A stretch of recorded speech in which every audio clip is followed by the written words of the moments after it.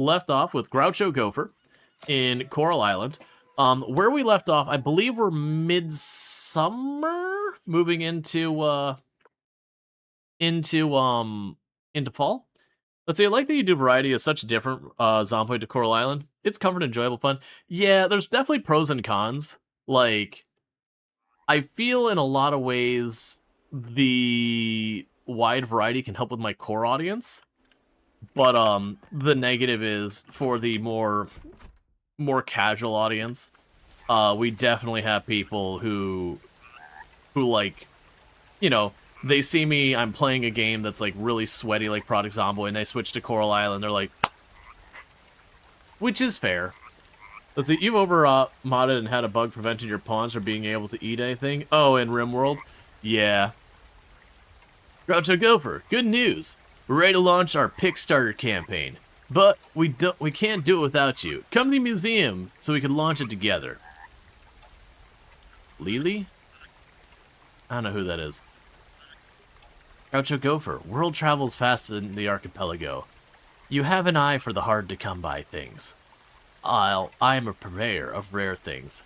The Lighthouse, Tuesday, Thursdays, and Friday, after sundown. Discreet business only. Oh, it's the smuggler. It's a character who shows up, and they'll have stuff like artifacts and all that they'll sell you. For a heck of a lot of money. It's mostly things that gives you another possibility for some of like the rare things you go to look for like the offerings in museum and all that. That you have just another option to get those. It's got our bananas and all those things. Those aren't ready yet. Okay, so we're looking to sell 8 more bronze quality fruit or better. Yeah, so 8. So 1, 2, 3, 4, 5, 6, 7, 8. So that should finish the objective for Sam. We'll go ahead and sell some Karacha.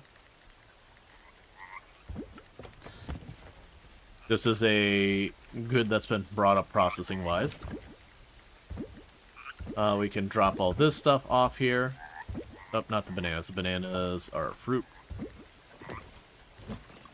Because last stream we did start organizing things. So I do think we're not going to bother holding on to any of the no-star quality stuff here. We're just going to sell that. All the rest of it we'll slowly make into artisan goods. Because the artisan goods are a multiplier on the value, and I'm not going to have the capacity to do everything I've got. So we definitely don't want to waste it on stuff that's not going to... Like, basically I want something that's got more value so that when we process it, I get more value out of it. Okay, so you got some hot pepper juice. Just have yourself a swig of hot pepper. Go ahead and... Oh, that's the mayo thing. Get some more Karacha going. Get some more juice going. Alright, and where we left off, we're on the silver cavern. The ice cavern, whatever, water cavern. We were doing in the mines, and we were up to the silver section, the silver kelp section of the underwater area. Oh, how much area do I have available? I want to keep plants growing there as much as possible. Maybe the juice is meant to be used for dressing or something? Maybe. It could also just be some, like, health thing. Alright, so this is for the museum expansion.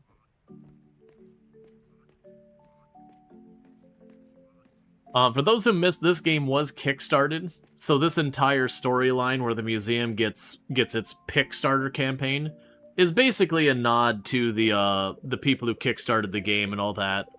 And all that going for it. So, like, I really enjoy this story arc because it kind of, you know, is a thank you out to the community who supported making the game possible and all that stuff. Hey, Groucho Gopher. Good to see you here. We're just waiting for Scott. Once he arrives, we'll finally launch the Kickstarter campaign. This is a really bad habit of his.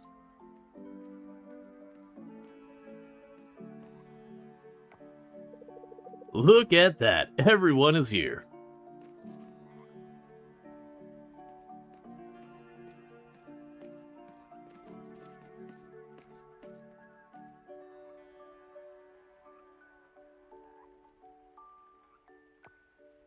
Well, almost everyone.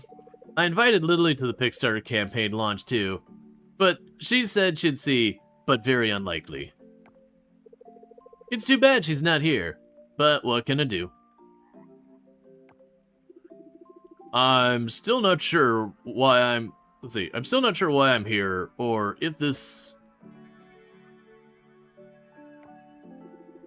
What did you call it? Pig starter? Pick starter, Mayor. Right. Pig starter.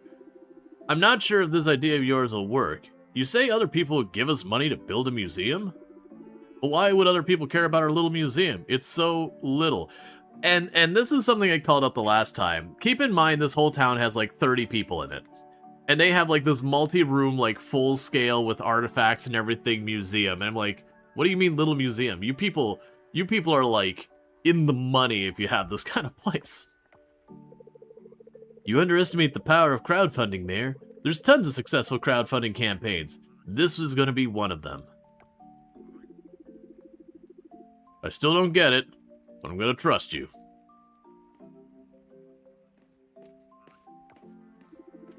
It is okay to trust him, right? Yes, Mayor. I personally looked over everything, and I've done my research. It should be fairly risk-free for us. We're already on our way to building an expanded museum, but if this campaign is successful, we can make it even better than the original plan. Could be a nod of being unsure if Kickstarter was going to work out.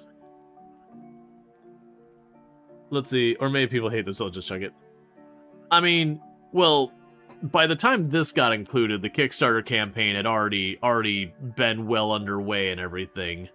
Like, they had already realized they were going to have enough money to at least make the game, let alone all the stretch goals they've got funded for.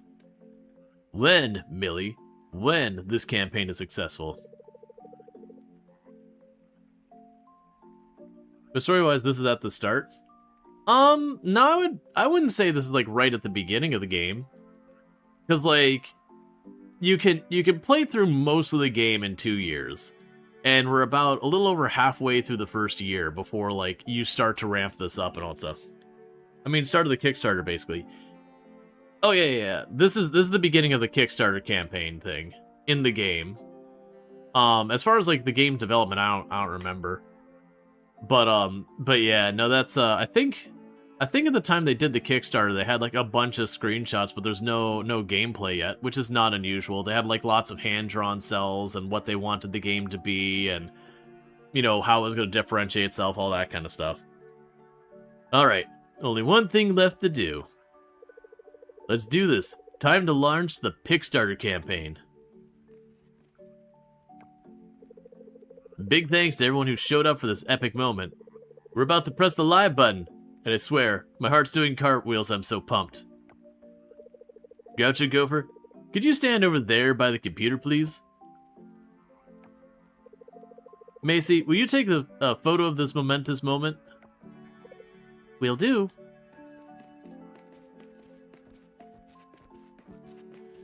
And I'll fill in what led up to this after the scene's over, so I'm not skipping dialogue. Okay, everyone, huddle up. And 3, 2, 1, smile.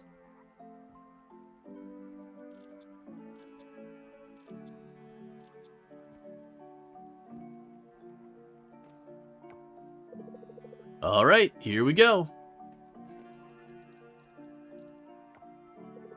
Boom, we did it. Campaign is officially live. 1 week from now, we'll see where we stand. You've been a big help, Groucho Gopher. Just remember, we're always happy to accept more museum donations, so keep them coming. Alright, so to give you a backstory of what's been going on in Coral Island, like the lead up to where we're at. So basically, this is like a little touristy town. It's in vaguely like kind of in the Philippines kind of area. They don't ever specify where in the world, but oh, I have a mastery point. I forgot about that. Double kelp. All right. But basically the idea what happens is you've got this tourist island, it's got its beaches and all that kind of stuff. But there's an oil spill. And the oil spill makes its way to the beaches here, and you know, touristy towns don't do very well when they depend on beaches and all that when they're all covered in oil. So what's eventually happened is caused this town to kind of fall into hard times that they had to kind of gut their museum and sell the artifacts to make ends meet and that kind of stuff. We can pop our coppers over here. The heritage sites, like for the local traditions and all that, have fallen into disrepair and gotten contaminated and all that sort of thing. And you're basically trying to bring the town back from the brink type deal.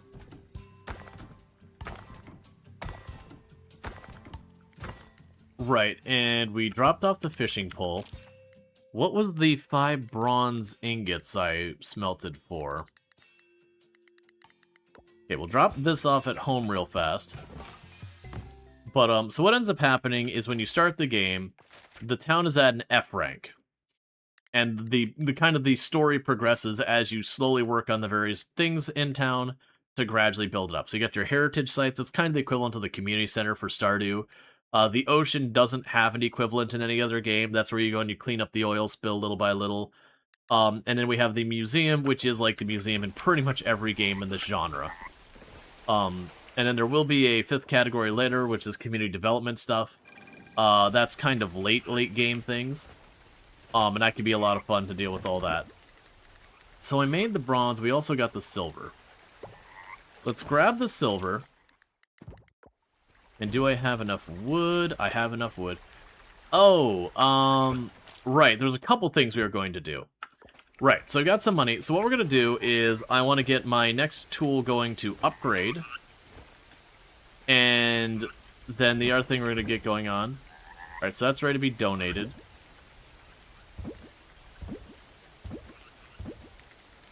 Okay, so we got 3 more things to drop off there. Okay, so we can go real quick and get the, Okay, so this not made the museum available yet. So we can go ahead and that'll take care of the bronze thing. We've got our museum stuff dropped off. We can get the scythe dropped off at the blacksmith to upgrade it to silver rank. Eventually we'll start getting duplicates of a bunch of these artifacts. When that happens, so donating more stuff at the museum. When we do get the duplicates, I can start using those to enchant my tools. And the enchantments do stuff like increase the chances of them not using stamina, or increase the odds that you get a rare drop from it, and yada yada yada. So let's get this sorted. So upgrade our tools. The scythe. Yep. And then the bronze ingots were for, I wanted to drop by and get our animals going. And I forgot there's this goddess blessing thing.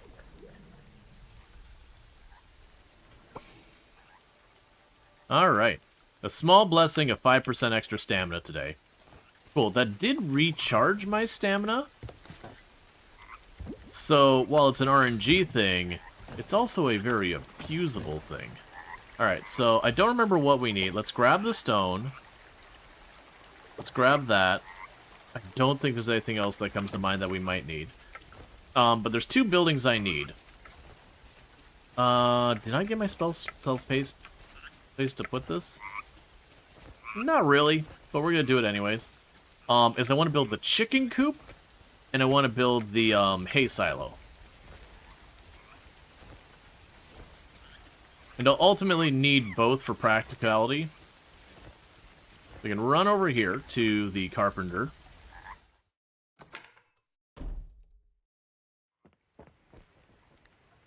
Okay, so the carpenter Okay, so you needed fiber. So I don't have what I need for that. And you needed resin and stone and scrap. Okay, so we either need resin, stone, and scrap, or fiber. Let's start with the coop, because I can get the fiber super easy. And then we just need... We've already got the resin, I'm pretty sure. We'll just need to get more stone. That'll be easy enough, because we're going to end up going to the mine. Because my scythe is currently being upgraded, so I can't go to the ocean and do anything worthwhile. So I've got the fiber. Okay, so that should let me get the chicken coop real fast. And we can get that going. And thank you, DG, for the 30 stream streak. I do appreciate that. Do hope you've been enjoying the stream. We can go over here and get the chicken coop built. And one of the reasons I'm not super worried if we build it in the place and go, oh wait, I want it someplace different. You can actually move the buildings. I want to say the cost is pretty minor. Alright, so we got the chicken coop. Technically, I could also get the barn, but let's start with the chicken coop. I also believe you can build it over a lot of stuff and it'll just clear out the debris and all that. Let's put the chicken coop over here.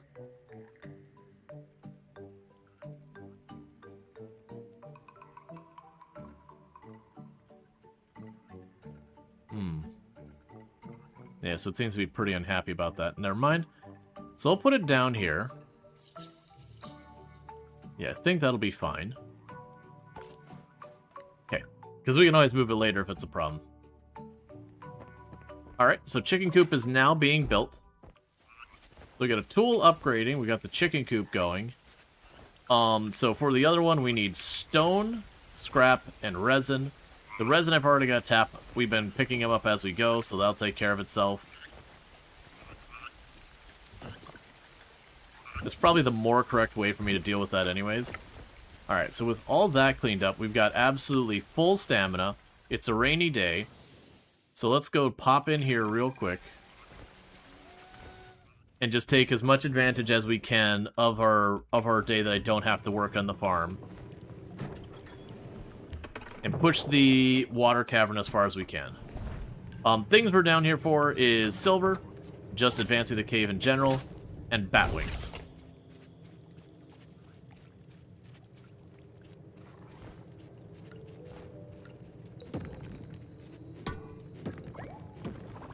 Hey, Alana, it's going pretty good. Can I get a shout out for Alana Rama, by the way? Another fantastic content creator. Fellow member of the Halcyon Frequency stream team, the stream team that I am on. Plays a whole mess of fun games over there, including games like RimWorld and other indie titles and all that good stuff. So someone I definitely recommend checking out and all that good stuff. Did I already have a hole? What am I doing? Wasting time is what I'm doing. There we go. It's good to have you. Alright, so I'm not seeing silver up there.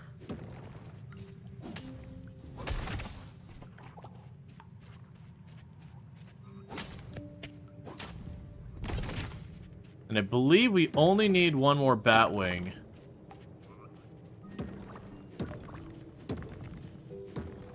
To get the monster parts offering thing done.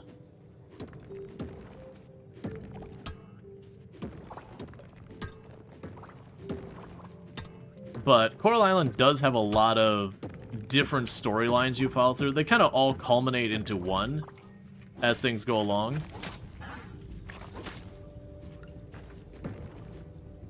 But it is those ones that early on, like, you've got the storyline of the giants, you've got the storyline around the museum, you've got the storyline of the ocean and the merfolk, and all that stuff. Okay, well, I want the silver. Maybe they got rid of the poison. It used to be when those wasps hit you, they'd give you a poison that'd take a bunch of ticks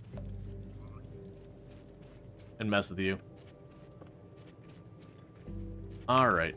So bear with me in a moment, I'll get you a shout out here real quick. Alright.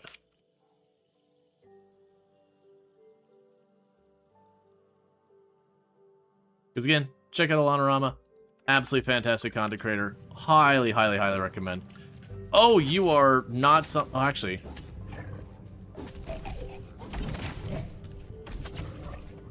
So that's interesting. Those are enemies we find way later.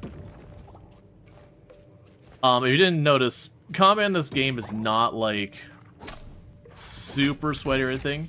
There's areas that you can get there a little bit tougher, but I wouldn't say the combat in this game is particularly difficult. You get some enemies that can do a lot of damage and all that you have to be a little bit careful of, but it's not to the degree at any point you're, like, have to, like, constantly dodge aside. There's no, like, major boss fights or anything like that. It's just not that kind of game.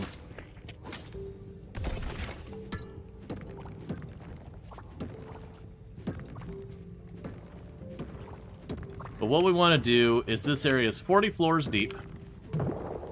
We want to try and get as far as we can. Rain days are good days to get a lot done. Oh.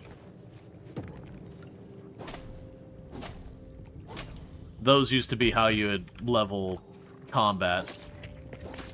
Because it used to be you got, like, no combat XP worth mentioning back when the game first launched. So those things would spawn a bunch of little slimes, so you just run circles around 2 or 3 of them. And let them slowly spawn little enemies and just keep killing the spawned enemies and using stuff that would make the enemies spawn faster and all that. Luckily we don't have to do that garbage anymore. 'Cause that was just a grind when that existed that way.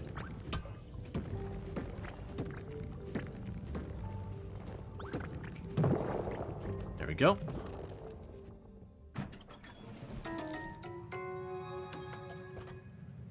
Here we go a little bit deeper.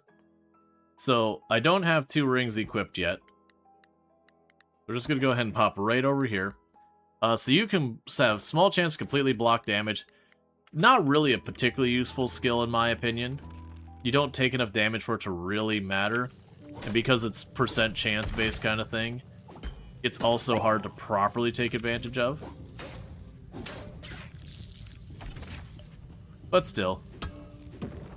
If I got an open equipment slot, nothing else to put there, give me a wing.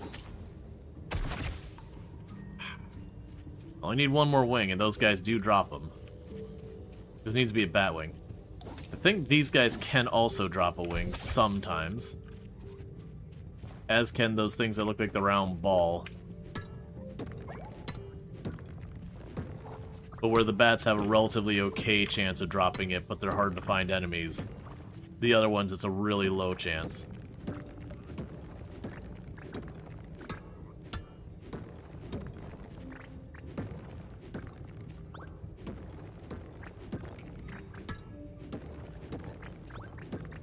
And this is one of those games that, if you don't enjoy this part, you can actually turn the enemies to be passive if you want. You can also go in here if you don't like enjoy this style of mining. You can collect materials outside of here and just make bombs. And just like they explode the area. You can also make the ladders down to just bypass stuff as well. Okay, we got a koi fish out of that. Sure.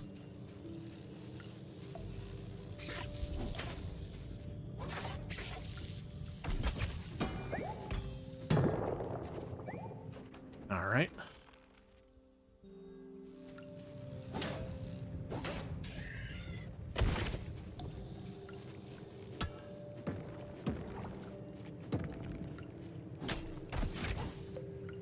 So on the plus side, it looks like we're going to knock out a good 10 floors at the rate we're going today. We got wheat seeds. Okay. Because I'm not going to have enough time to knock out another 5 after this.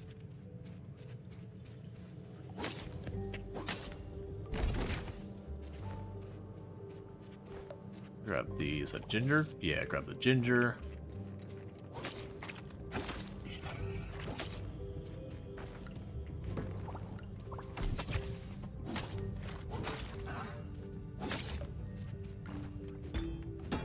Because we have to be home by something like 1.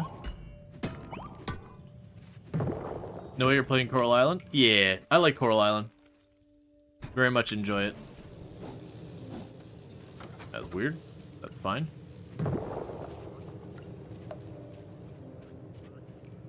Just grabbing some last little bit of silver. Did they drop a new update? They dropped an update in December, update 1.2b. So it's not the one that makes the kids able to grow up to be teenagers and all that yet. That got kind of delayed.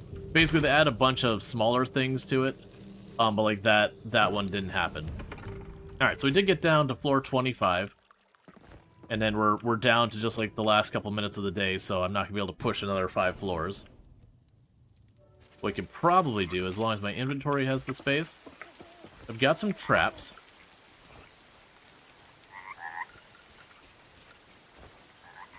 Just run around and empty out the traps.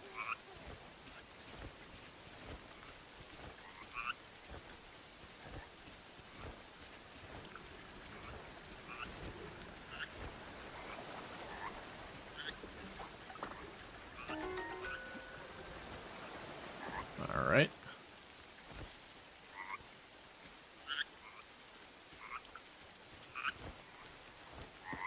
That way, with this being a rain day, there's a chance I could catch stuff overnight.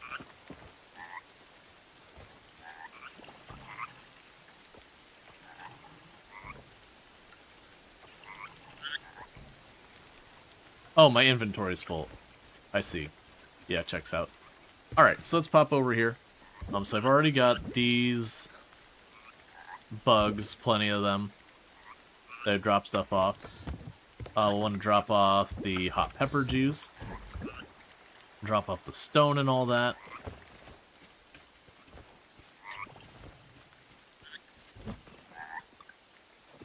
We have the monster stuff goes in here.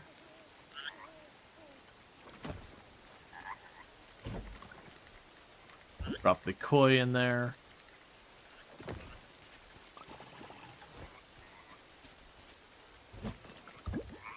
Drop off the hibiscus.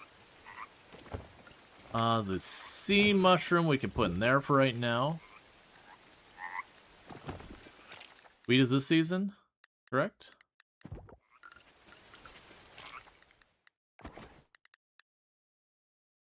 Yep, so let's go ahead and chuck the wheat we got there.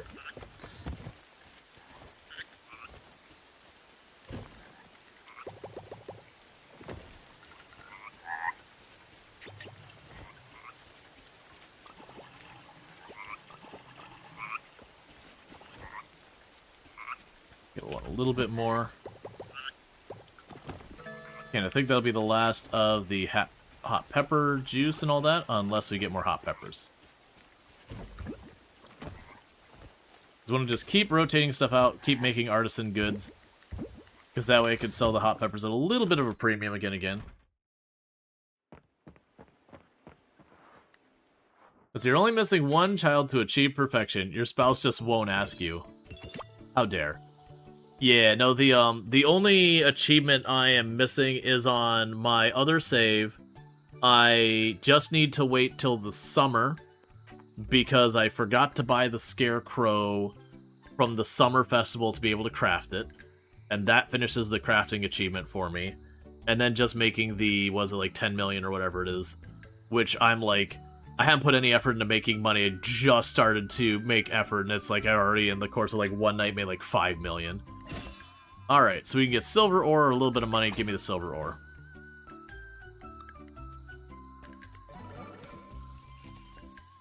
Okay. And, yep, so all of that gave me a cash out of over 5,000 bucks.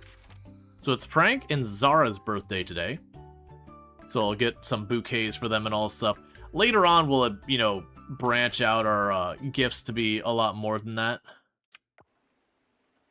Okay, the bronze fishing pole is finished upgrading.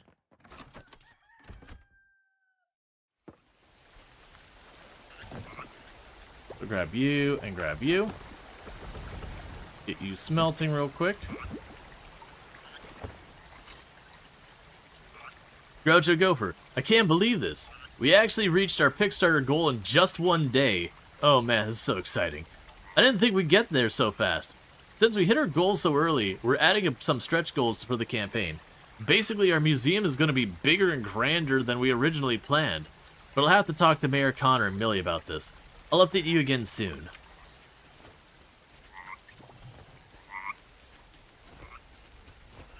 Alright, we'll drop off the Karacha. And luckily we got a second rain day in a row. So sadly, because my scythe is out upgrading, we gotta pick this by hand.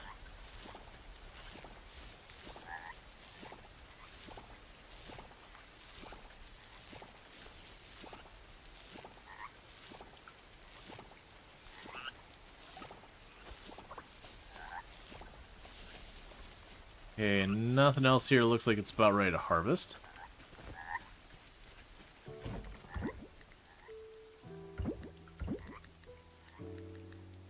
Okay, I'll take the regular quality ones and we'll just sell those.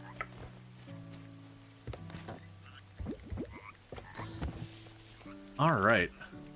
What's up, and say happy to see you streaming this game again. What's the schedule going to be like for it? So you can join the stream. So, I don't usually keep a particularly strict schedule about like when I'm going to be playing any specific game. I kind of just go with it as we go with it. I do stream almost every day from 7 p.m. EST till 4 a.m. EST. There's a very good chance I'll be playing a decent amount of this in the immediate future, but like as far as like how much and all that, I mean a lot of that depends on viewership. Like, if I stream this and, like, the numbers are just real bad for me, it kind of forces my hand to do other things. So, it's one of those ones that, like, there's that. Alright. You have a good one, Lenny. Thank you again for tuning in. Yeah, that's all fine. Alright. Yeah, no, I've expressed that's kind of a bummer this game doesn't have more of a following than it does. I think very genuinely where Humble pushed them to get it out early and everything, which we kind of only know after the fact now. It's not verified by them. But, you know, reading between the lines of that, it definitely feels like what's happened. And unfortunately, as a result, where it could have done way better, that just really killed it at the early stages, being in, a little bit of a rocky start. Okay, so we've got Frank and Zara. So Frank will probably be by the bar. No, Frank is in the community center, and Zara is over by her boat. Yeah. It's one of the things I feel like more and more games are making a mistake. This isn't me accusing this game of it, because like I said, the reading between the lines is that Humble Publishing kind of forced them to put the game out before it was ready. Because Humble Publishing was trying to shut itself down. But like, you have a lot of games that release in early access and then they get shocked by the negative feedback when their game is very unstable. And there's a lot of people maybe it's like, oh, but you know, it's early access. It's like, right, but you spent $30. Early access or not, you spent $30. Did you get that money's worth? I feel like people's tolerance of some of those bugs in a lot of ways, you end up with some people are very forgiving about it, and some people are very absolutely unforgiving about it because they're just kind of tired of, like, every game being a buggy mess on release. And not, like, little bugs either, like, the game is just unpolished. So it always gets to me. It was a surprise out of nowhere with Nintendo players especially. Yeah. The game itself is such a good concept of mechanics. Yeah, nowadays this game is in great shape. Like, nowadays I wouldn't say have any reservation. Like, the game is feature complete. There's not no bugs, but they're pretty minor. The worst I've seen is you can get the occasional crash where the game locks up, which can suck if you're at the end of the day and you lose the day and you have to redo it. That's not fun. But that's kind of what we got left, and it's not super often. And it tends to be more of a problem if you have, like, tons and tons and tons and tons and tons of automation set up. I found it is when it starts getting kind of weird and pokey and dodgy. But yeah, no, definitely I have really bad early access fatigue. It's one of the reasons why when an early access game drops, usually I'll do one stream of it, maybe two if I'm really, really liking it, but I won't come back around until it's mostly release ready. Or it's like Project Zomboid, where like Build 41, if that was the last update we ever got, that was a complete game. Project Zomboid should not have the early access tag anymore, and I stand by that. And the excuse is like, hey, but the game's changing. That's like, cool. So's Warframe. So's No Man's Sky. This Path of Exile basically changes the formula like every league. change is not enough to justify early access. I have an expectation with early access. Alright, so let's get the bouquet to Frank. Thank you for the birthday gift. Okay. Yeah, it happens sometimes, but you're fully automated. Yeah, that's kind of what I got. It's like, I had no problems until I started, like, really automating. And then it's like, okay, this is where we're getting to the point where there be demons. Okay, so we're getting $1,000 from Sam for all that. We just have to wait for that. We don't have a papaya tree yet, so we'll flag the next quest. You want 5 Jasper. F off, Suki. Or wait, was that Suki or was that... That's Suki, right? Yeah, F off, Suki. 5 Jasper. Yeah, I'd like a winning lottery ticket, too. 5 Jasper. Oh, she's down here.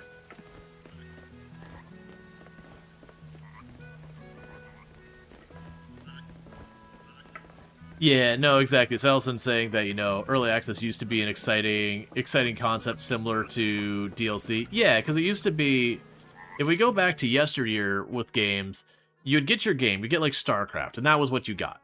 What you got in the tin, that's what you got. You weren't getting updates, not really. Like, so you bought the game, and that was what it got. So if it had bugs, congratulations, they're there forever.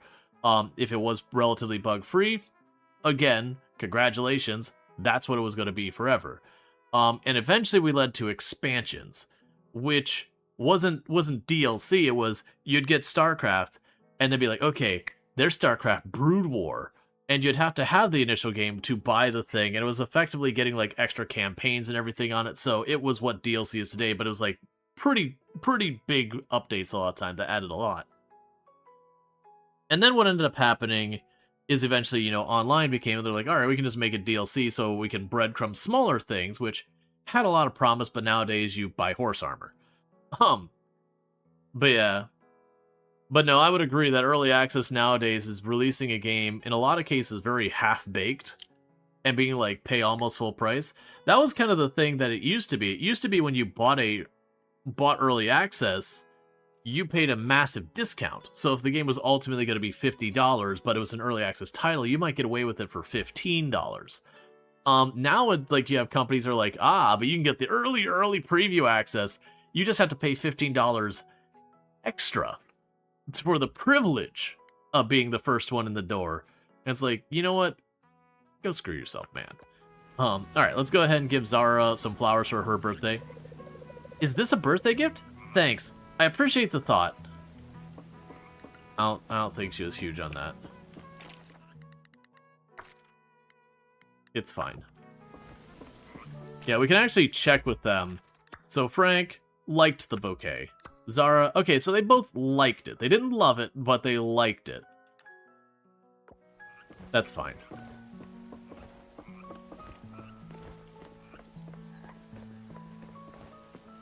It should be you cannot set early access unless you have full release within 12 months. If you don't make that, you're removed from Steam platforms, black marked for it. Ow! Ow, jellyfish sting, it hurts so bad. I'm serious, guys. I might faint. Wait. I know this one. I saw, Paul and Ann showed. You need to, pee on it? Ew. It must be done, it must be done. I'll take one for the team and do it. But...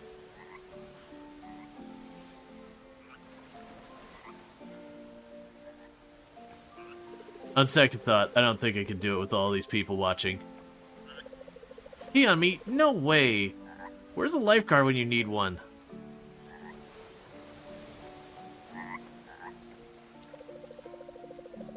No need to get your trunks in the twist. Forget the pee myth.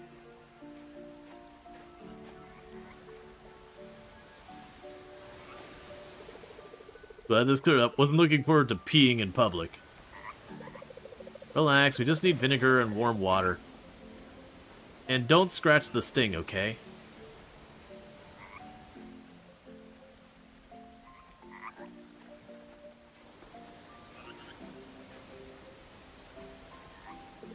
There's use a bottle of vinegar. That should help.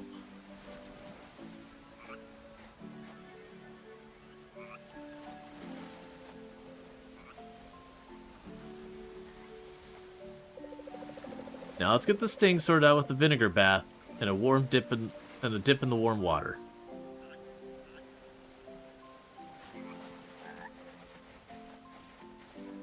Yeah, so there's actually I don't remember, there was a change that that Steam put out. It's fairly recently, so just like the last year or two.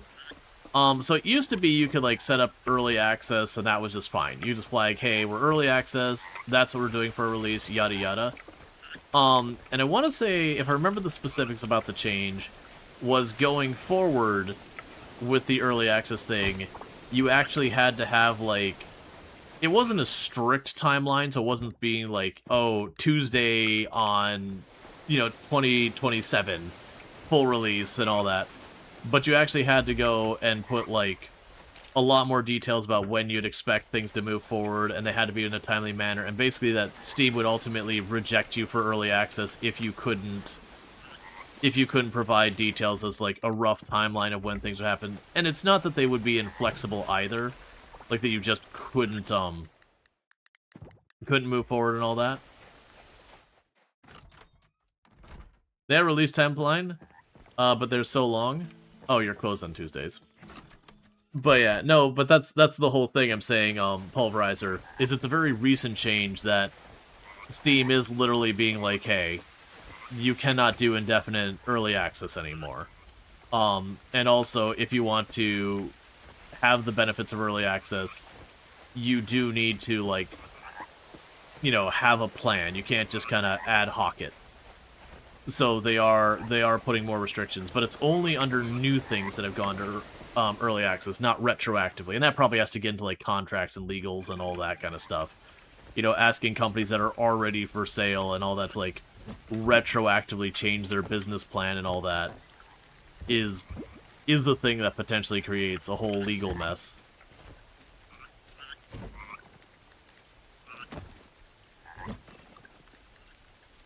Yeah. Because absolutely I'm on the same page of like Product Zomboid isn't early access anymore. It shouldn't be. You've got a fully stable build that is basically a full release game. And yeah, they got the unstable build and it's a bit of a mess. But that's fine. Right.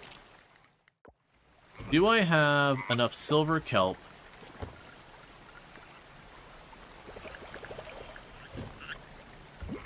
And get that going. That's not enough of the bronze kelp. Okay. So let's go back to the cave while we still have time today.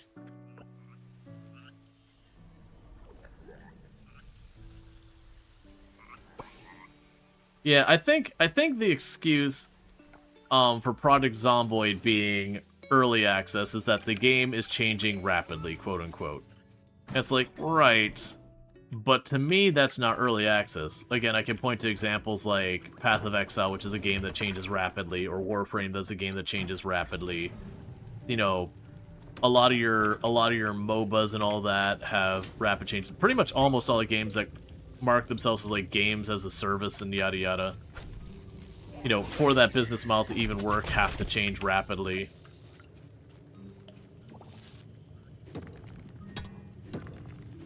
But I'm under the impression that Steam is trying to put a lot more restrictions on what you can do early access. There's also been, and again, I don't remember exactly where this landed, because it was a thing they proposed, I don't know what the actual end result was. But going forward with a bunch of games that get released in early access, if, like, the developers, where they set these landmarks and all that, if they cancel features and stuff like that, that they would potentially be on the hook for prorated refunds, that kind of thing, to try and mitigate some of the things where people do like a really good job presenting a product that's effectively vaporware. Oh no, this is not one of the ones with a pre-existing hold. There we go. There's a couple floors where you drop down and there's a hole to the next floor just already there.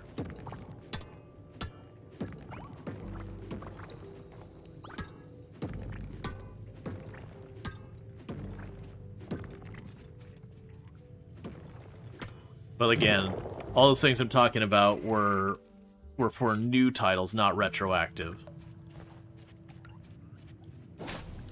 So stuff like Project Zomboid still being marked as early access despite it being effectively a full release game at this stage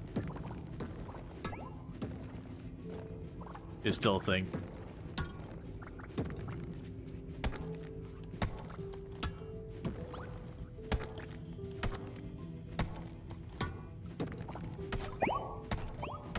But yeah, no, I'd love for Steam to kind of, you know, push those things. Basically being like, hey, for early access, you do have to have a rough timeline. And again, you can adjust it. But, like, it's something that if you're going to delay the timeline, you kind of have to go and, like, reach out to Steam and be like, hey, this is when we told you we're going to do a thing. Cool. It's been bumped back to this new date, and as long as it's reasonable, like, Steam will be like, okay. And that's fine. But if it's going to be something tremendous, like, say I go, oh, I'm going to have a 1-year dev cycle from initial release to full release, and you go, okay, well, now it's going to be 4 years. At that stage, because of how much of a shift it is from your initial promise, that there would be some amount of people being able to, like, refund the game, that kind of stuff, because you've promised the stars and then didn't deliver, or again, if you cut features. But it sounds like ultimately they're trying to move to a way for the consumer end of things when you get kind of okey-doked by one of these not-so-good early access titles where they never do see through the whole thing, or they kind of half-butt it deals. You would have a recourse of, you know, getting your money back, that kind of thing. Because there is an abuse of that going on the platform. And that does ultimately hurt Steam.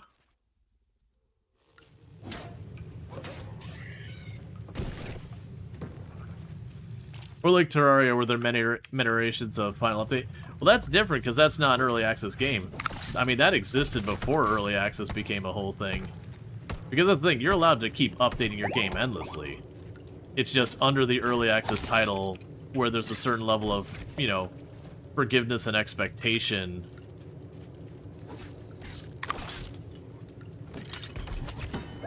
You know, it's basically, you can only ride that time so much.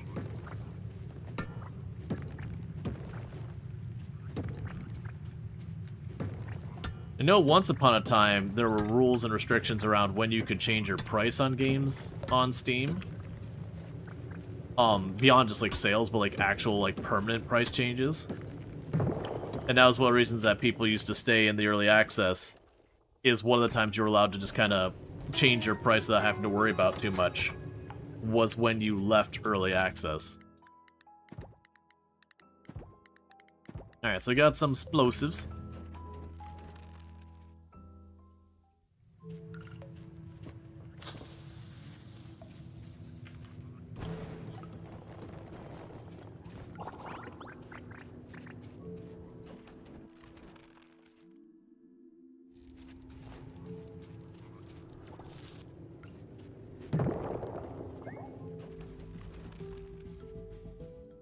Nice, and things go really quickly.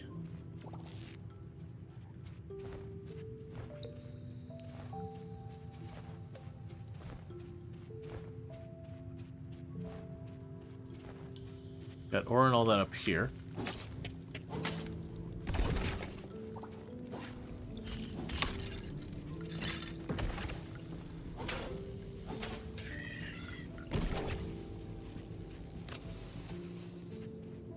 Okay. Hey, Indians, thank you for the 130 stream streak. Really do appreciate it. Means a heck of a lot. One thing to note about the explosives, unless it changed, those bonuses that give you, like, a slightly better chance of getting rare loot and that kind of stuff, those don't apply to your bombs. There's the Batwing we needed.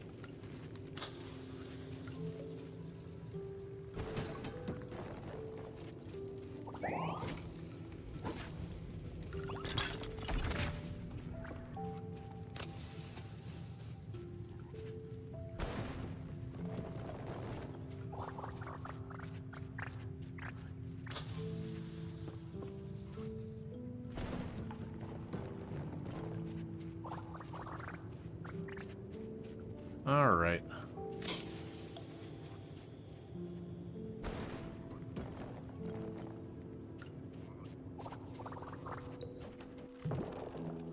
Okay, so we're going to try and rush this.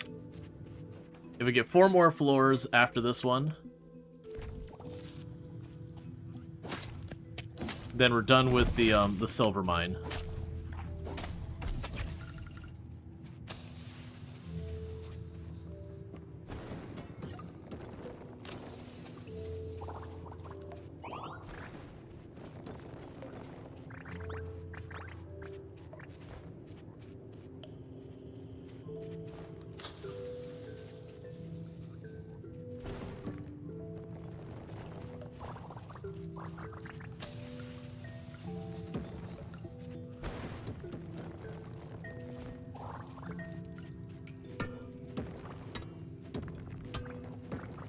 Well, that's not encouraging.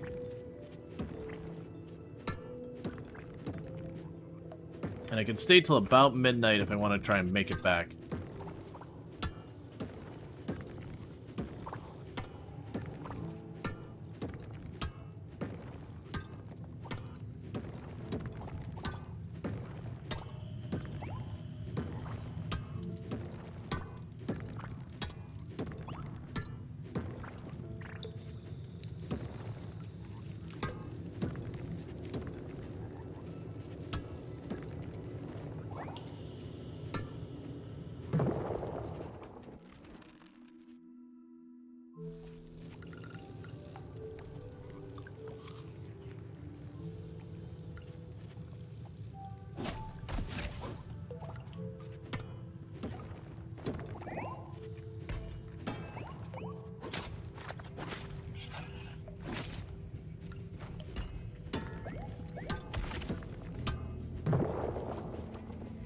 Okay.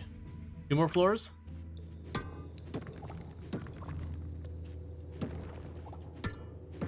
We're pretty close to time.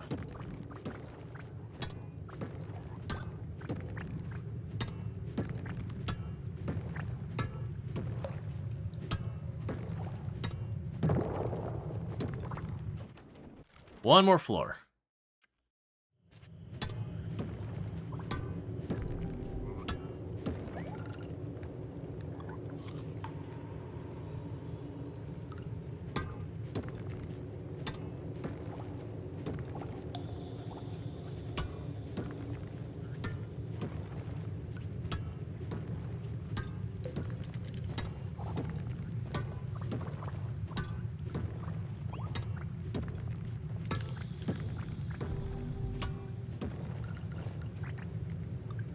Come on.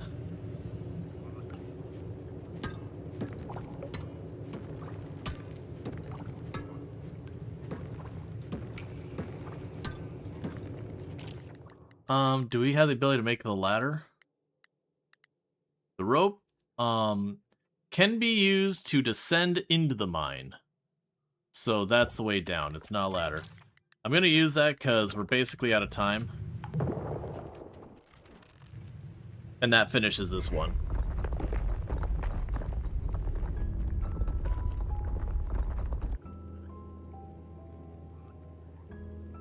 My day's going good. Thank you for asking.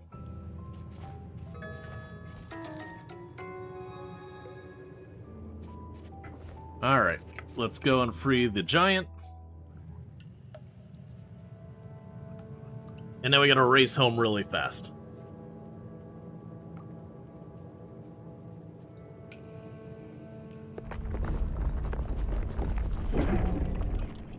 I just break everything I touch. It's just what happens. That's just like touch break. It's like, no, you've doomed us all. That was the stabilizing gem. Did it again, human. The cursed tablet you have broken. Free water giant is now. See, we shall above.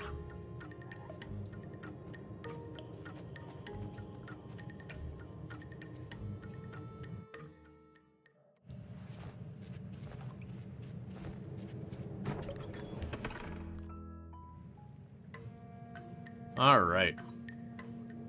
That also means we can now put 2 enchants on our weapons and all that. Free at last is gong.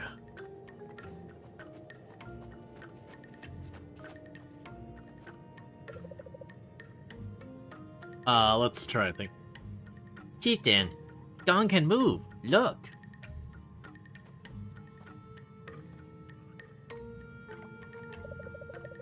Chieftain, trouble. Gong came with all here, then bright light, then Gong, and all stuck. Chieftain, where others? Grog is back in village. Gru is...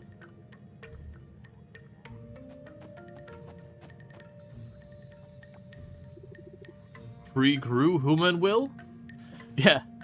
It's like, you've gone through and you've rescued, it's like, nah, I've rescued the other two.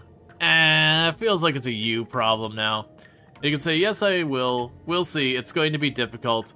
No, I don't really feel like it. And I'm sure no matter which you choose, it continues on. It's, you know, the illusion of choice. But, that's like in a lot of these games, you can sit there and be like, choose all like the negative things, like, no, and the game will still force it on you. Of course I will. Human, I thank. Not just Gru, Chieftain. There.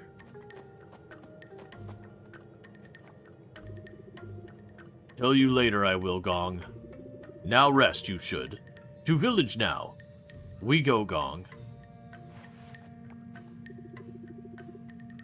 Thank you again, Human. Goom Goom. Thank you, Human. Goom Goom.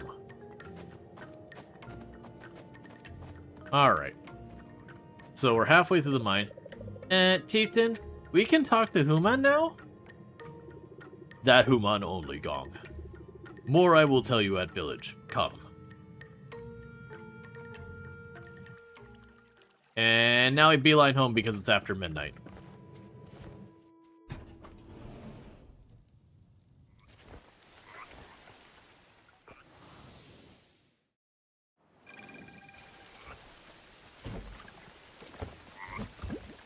Here, dropped all that off. Dropped off the sea mushrooms. Drop off the butterfly. There's a summer forageable. There's that one.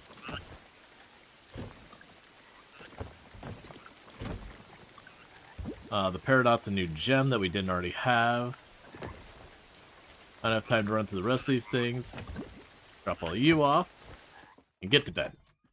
Alright, so the good news is I do have some of the silver essence going. We gained a level in mining. So we can now craft better explosives.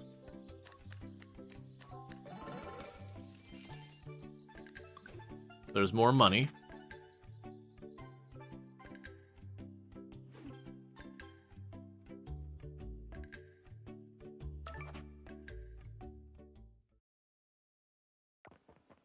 Okay, so Scythe is upgraded.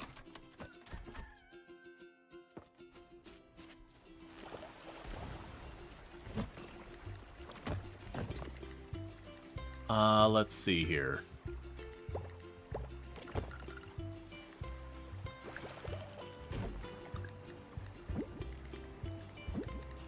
So I've got the 5 silver bars. I also have silver kelp.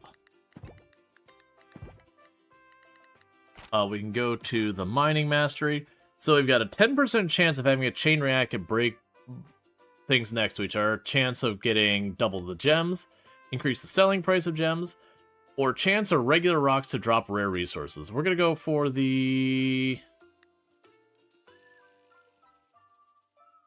That's his better quality. Go for the double gems. Because we can use those for enchanting and a bunch of other stuff. Well, the only recipe we unlocked was the explosives. That's fine. So let's worry about doing the harvesting here in a minute.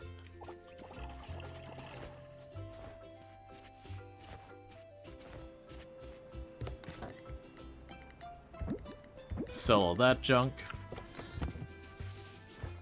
And how are you doing? Okay, so you're now available for livestock. What we'll do while we wait for the blacksmith to open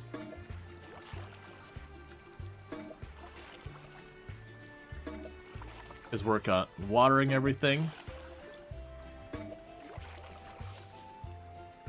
So I got spoiled with some rainy days there. Unfortunately, that weather has passed.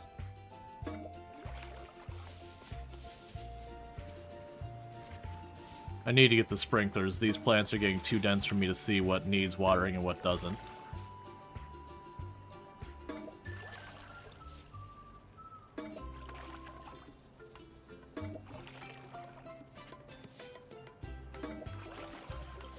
Alright.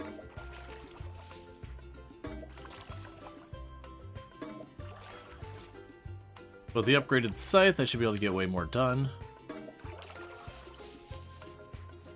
So it looks like this row is next.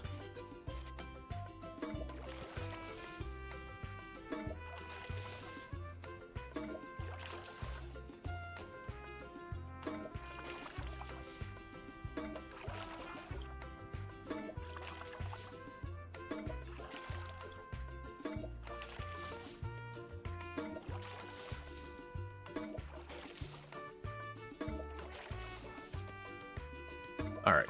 So the improved scythe should be able to get the underwater stuff done faster. And that'll help a lot. In addition to that, with the improved scythe, like, we'll be able to get, like, more of the kelp quicker, too, which will also be helpful. Got too many things positioned in ways that aren't easy to get around.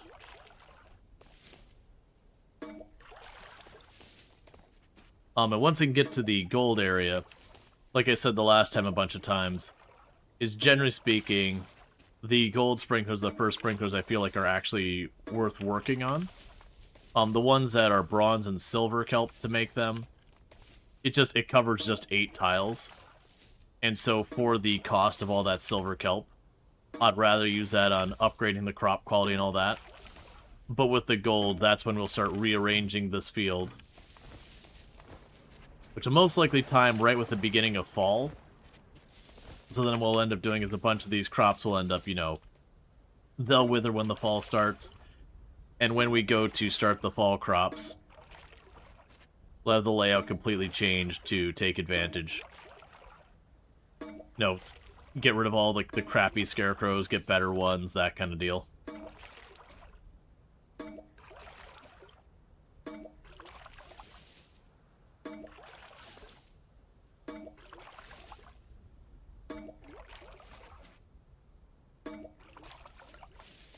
Alright, so let's top off our water.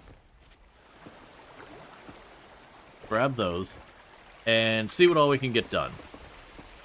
So we're going to pop by the blacksmith. We might also... So we'll get stuff upgraded at the blacksmith. We'll try and get the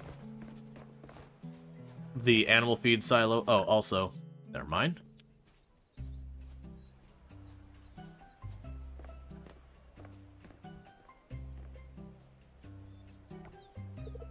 Hey there, just the person I was hoping to see. Good morning.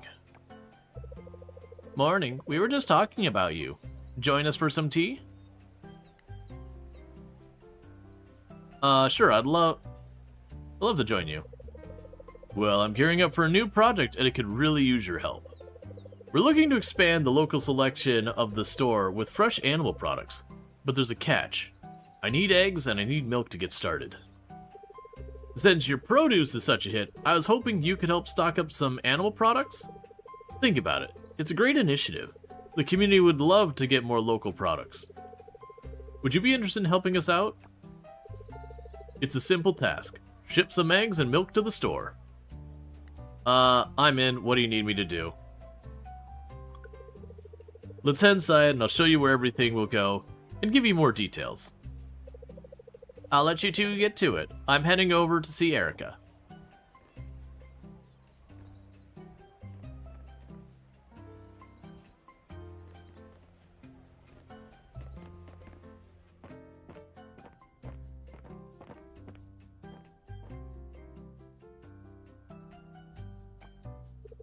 As you can see, there's already a space for the new products.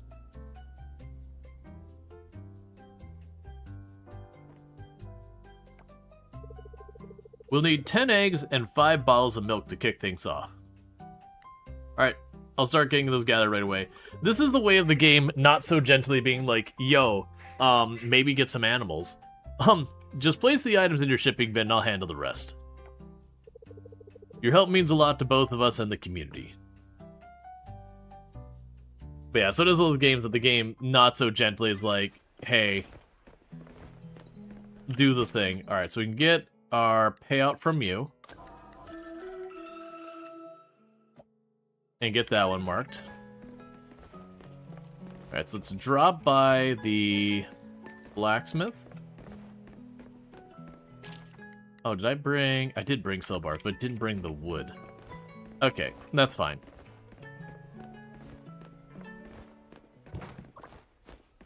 So you have to bring some wood with me, because we are going to need to have that for upgrading more tools. Alright, so let's process the gems, or geodes.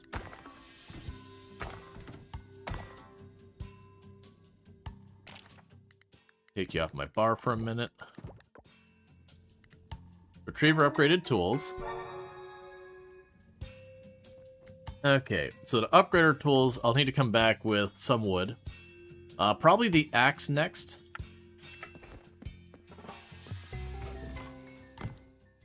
Because as much as I'd love to upgrade the watering can, I need the watering can right now, so I can't give it up. Right, and we have the Goddess Blessing thing. I mentioned a few times that I kind of like this Goddess Blessing thing. Be an extra chance for double. I feel like that's kind of their way. So Stardew Valley has the idea of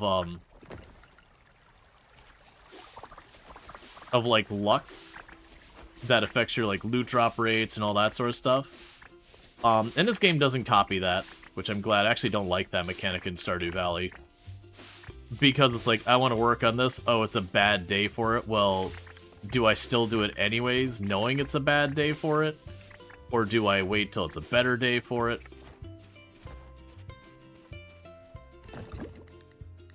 So it's been one of the mechanics I've not been a huge fan of. Okay, get the lower quality ones. Drop those off.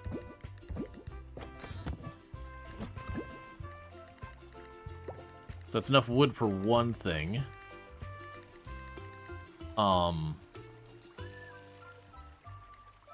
That's fine. We'll use the wood for upgrading the tool, and then we'll use the silver kelp for... Sorry, we'll use the silver kelp for,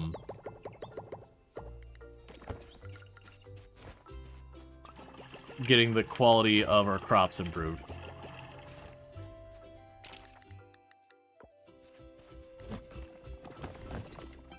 Getting our 20 wood before handing the axe over. That's not a bad idea. Those are duplicates, that's not, so we can drop those off at the museum here in a minute. Yeah, let's knock down a tree or two real fast. I don't have a lot of time before stuff will start closing.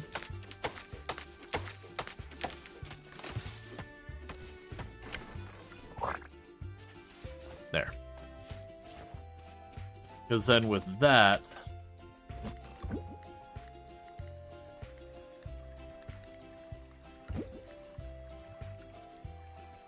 We'll see what we're doing with this. Alright, regardless, let's go to the blacksmith. Let's get the axe starting to upgrade.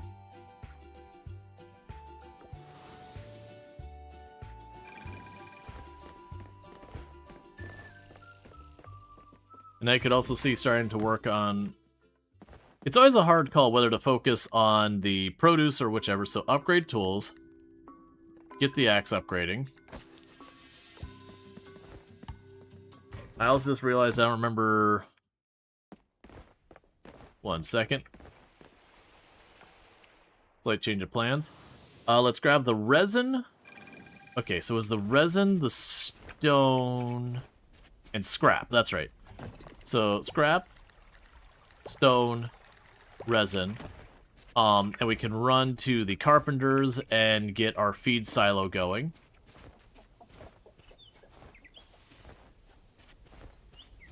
So we can get the chickens started.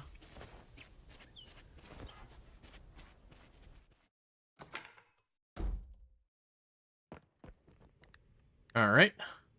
Oh yeah, here it is. Edit farm buildings. So you can move the building and all that. You can upgrade it, a whole bunch of stuff. You can get rid of it. You can redesign it as well. So if you don't like the style, you can change the style to be a different one. I'm not gonna do that right now, but just showing that that is an option. So we need the silo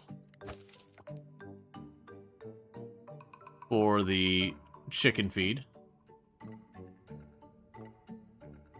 That'll work. Alright. So that's what I need for the basics for the animals. And now let's pop right over here.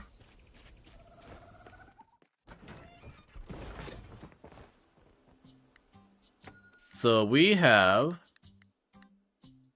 the temperature machine. I won't need that yet. Yeah, the milk pail and all that. We won't need any of this stuff, and we can go and get hay. So, animals. Oh, right. We can name the animals. And last time we did that after viewer names.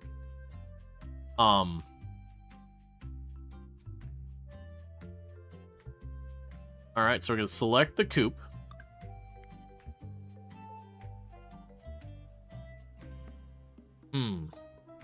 How do I want to go about name? I think I just want to give them names. I don't think I want to go through the whole, like, creating the poll and all that. Or not the whole poll. So you're going to be Beaker. You'll want a second chicken.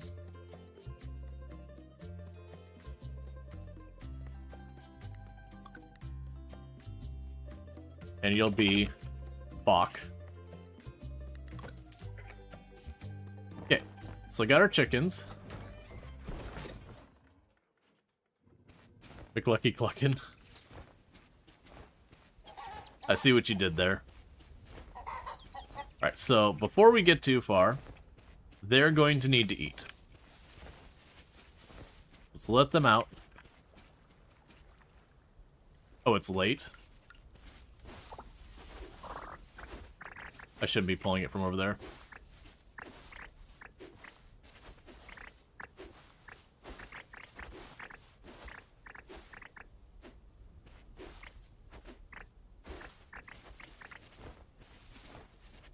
All right.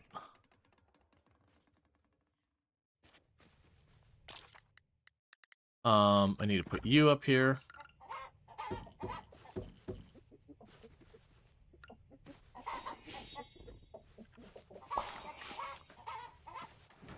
So we got them all pet. We got all that taken care of.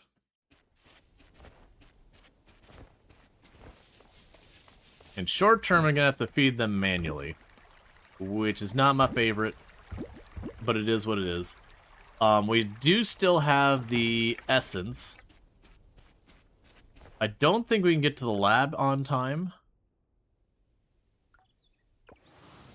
but we might be able to pop down here and get the fishing pole or the net upgraded.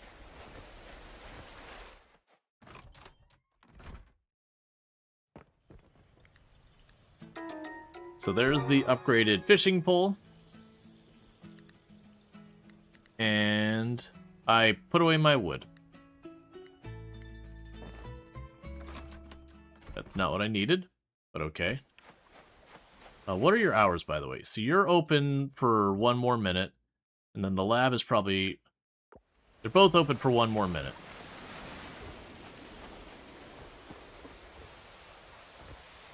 I'm going to try and run to the lab. I don't think we're going to make it in time, but I'm going to try. Yeah, I don't think we're going to make it. I don't think we're going to be close to making it in time, because I got to get into the building and to the counter to the... Oh? You'd be right on the fence of making it. Come on, get to the counter.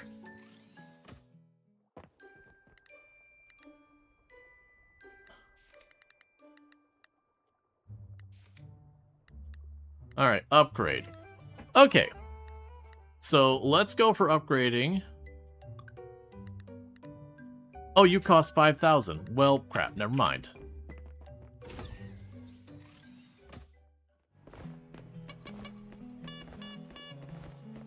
Oh, right, they drop by the pier, which means there'll be stuff left at the pier for me, potentially. Let's grab the stuff from the traps while we're here. Since it's too late to do anything at the other places. It's fine, we can just run around and do that the next in-game day. Get more stuff upgrading.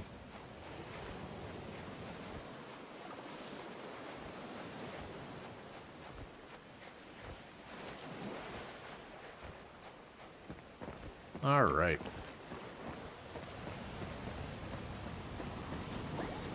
And they left me glass and trash in the donation bin. Thanks, man.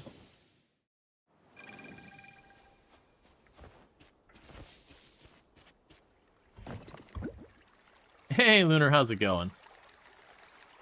There's the hot pepper stuff. Those are bugs I don't need. Oh, wait, that's not all where I wanted to put any of that. Okay.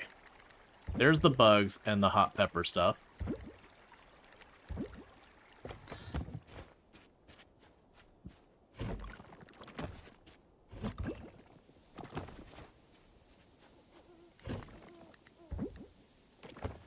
Okay. I'm pretty sure we cannot fast travel to the museum yet.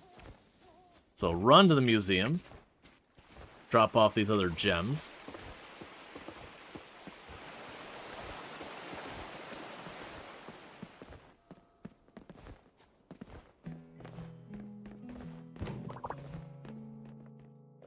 Yeah, so we kind of lost most of the day to not doing this in a quartz. I can't donate the quartz? What? Oh, I've already done the quartz before. Okay. So then we can take the other quartz and we can potentially ship it. But yeah, so I'm gonna get the eggs sorted relatively soon. In order to do the milk, I'm gonna have to build the other,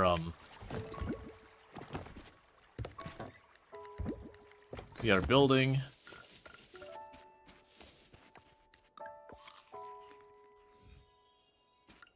We can do it in the meantime. I don't have the axe. I was gonna say, in the meantime, I could clean up my property, and that'd be a good use of time.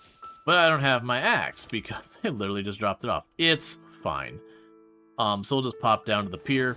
We'll do a little bit of the underwater clearing since there's not gonna be enough time for me to do 5 levels in the mine.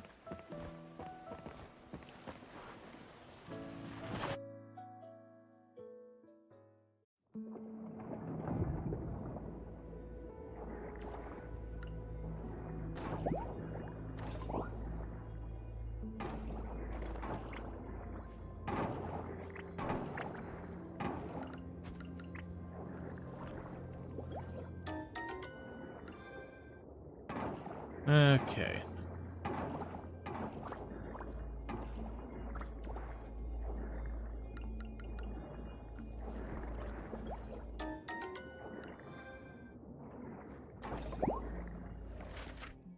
Okay, there is one more still here.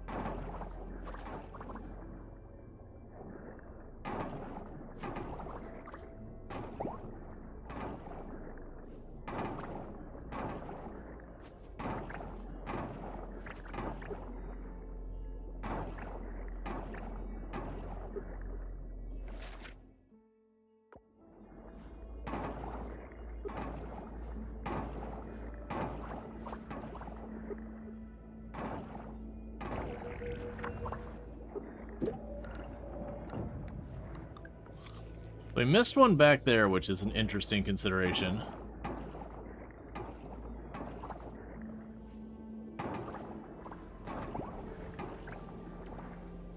We're still getting more and more stuff.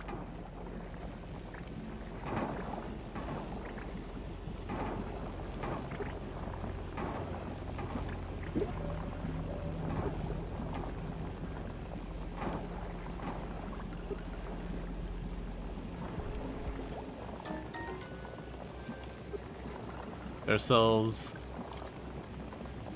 another critter.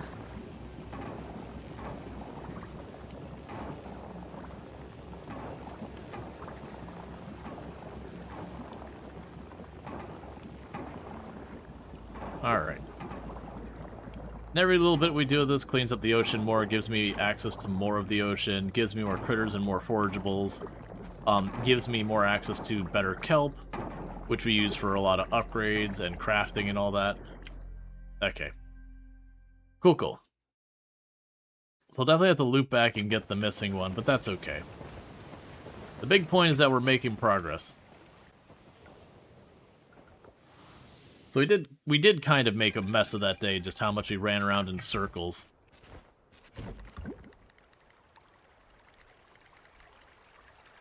Alright. For right now, I'll toss that in there as well. To figure out what we're going to do with that on the other side. We can toss you away.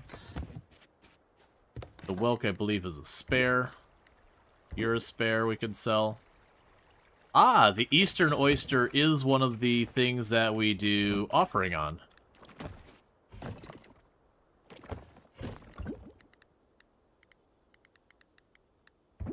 So we'll want to get a second one of those, and then we can offer the other. Drop you in. Oh, and we got to spare one of the tiger tails, so we can drop one off at the museum. Let's do that real quick. Beeline the museum, drop off the tiger tail seahorse. Because all that stuff is advancing the city rank just a little by little. And a lot of these ones where we go into an area and then we, you know, suddenly get 5, 10 new things because we've gotten to a new area, that'll die down as we start getting all the easy to get a hold of ones. Alright.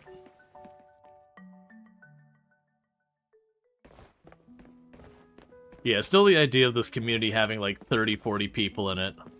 And yet you look at like how bougie every one of these houses are, the community center, the fact that they have their own museum that's like, you know, a full-on aquarium and everything. And they're like, but we can make it bigger. It's like, what do you realistically think your population can sustain here? Like, there's 30 of you. Alright, so Sam's a little bit more of a friend.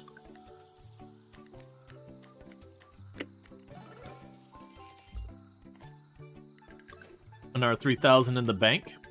So then I can choose tomorrow if I run over to the lab and I drop a bunch of our silver essence to make it so all of our crops going forward are worth a little bit more. Or, alternatively, I go in and get my tools upgrade a little bit more. Groucho Gopher, I can't believe it. People are still donating. Millie and I talked about it, and we want to honor the backers. We'll have a new room in the museum with the names of all the contributors engraved on the walls and statues for the higher level backers. We're calling it the Founders Hall. We want this to be a grand memento of the people who've helped us get to this point. Exciting things are happening, Groucho Gopher.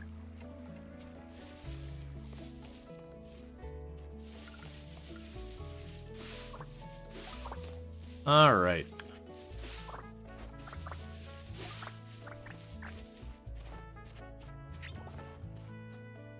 So we can go ahead and sell you, sell the crap tier ones. Get more resin. Yeah, I remember the first time I played this, I genuinely spent the entire spring just clearing the field. Like, just getting everything cleared up. Which is fine, it's not a bad use of time. But, like, so many other projects just kind of fell way behind because just everything was going towards that. Okay, and we already offered everything that need. Yeah, we already finished all that stuff. Meanwhile, I need more stuff for there. Let's start grabbing the okra.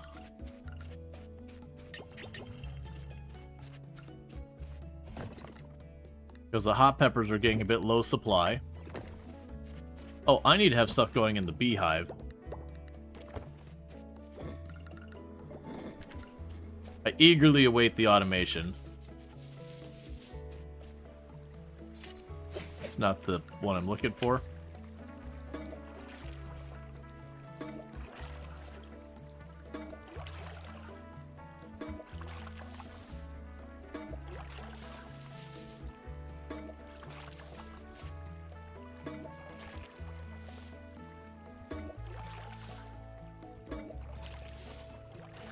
All right.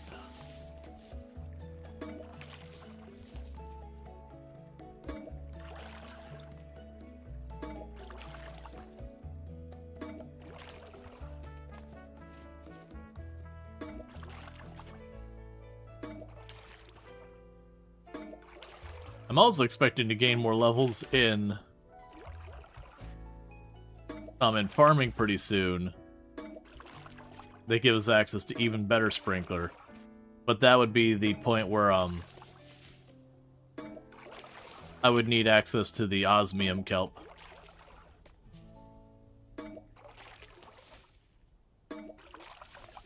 But the intention here is in the fall, we are going to be setting this whole thing up to be able to use the big sprinkler. So even if I don't have them quite yet, like all set up, I'll put the gaps where the sprinklers would go.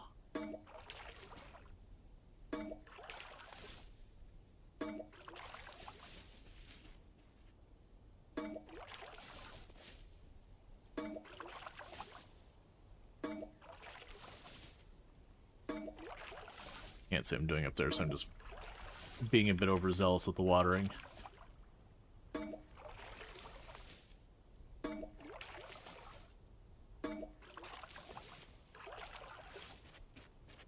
All right.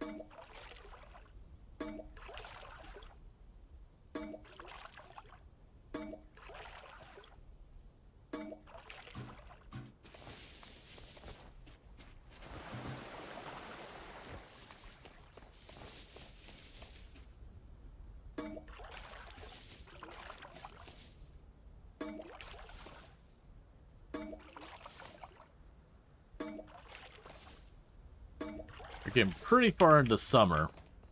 We're about 2/3 the way through summer. A little over that.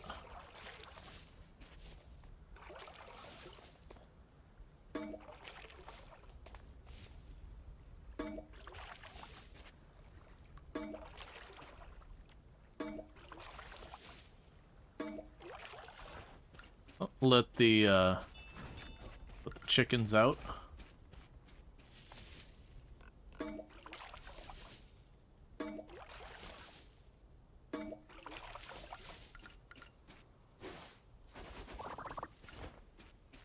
Get some hay so I can... Beaker is looking cranky.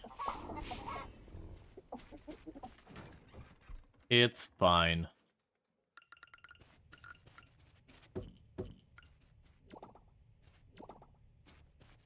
Alright, so we got our first 2 eggs. And we can offer and ship them. Alright, so what we're going to go ahead and do is I'm going to ship one. I can take the other and offer it.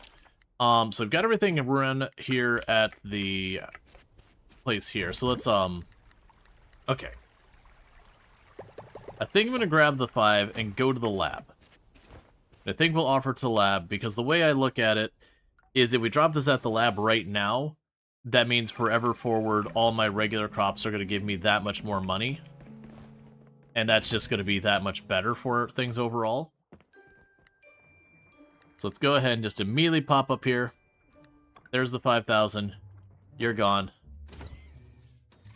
And that, you know, forever forth will give us a bit more money. Now I can run up here to pop the one copper thing we got. And it will teleport up to the temple. Drop off the egg.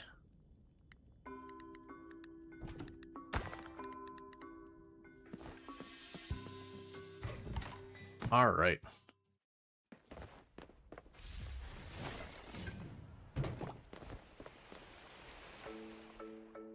And I've once again forgot to do the Goss's Blessing.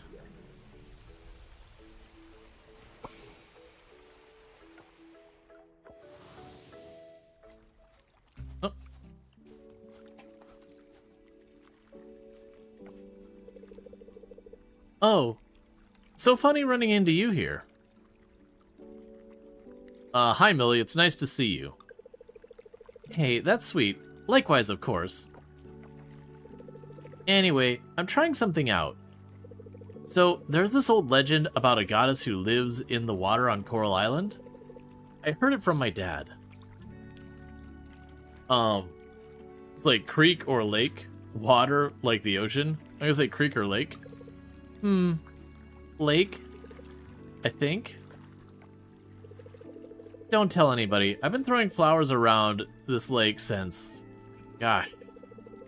Yeah, I've done it a bunch of different spots. Still nothing. I know it's silly, but all the fairy tales are kinda silly, right? Anyways, I thought I'd throw some flowers in next time. What did you throw in before? Well, I didn't know if it'd actually work, and I didn't want to waste flowers. I tested the idea by throwing in some grass. I thought it might work, but it didn't. But don't worry, I started with flowers today. Maybe that's what it takes to summon the goddess? What do you think? My character's like, what on earth are you talking about? I hope I didn't make the goddess mad by giving her grass.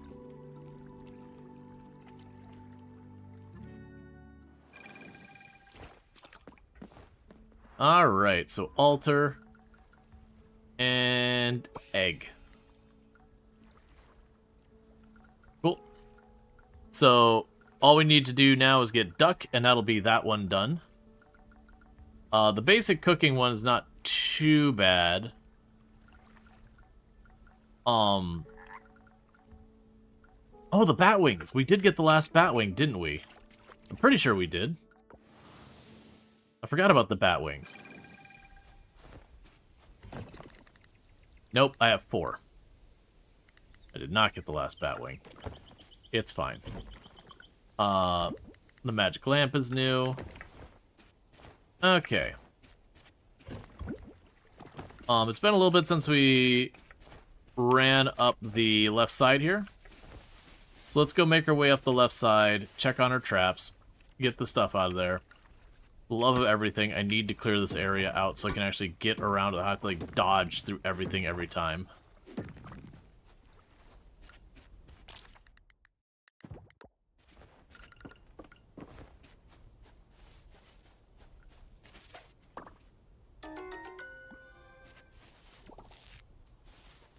That water crest over there? It is.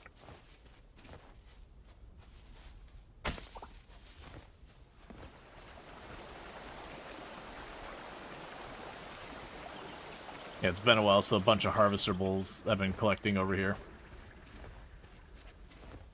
It's also a thing that, like, once in a while you end up going through and just trying to clear up a bunch of these other things, too.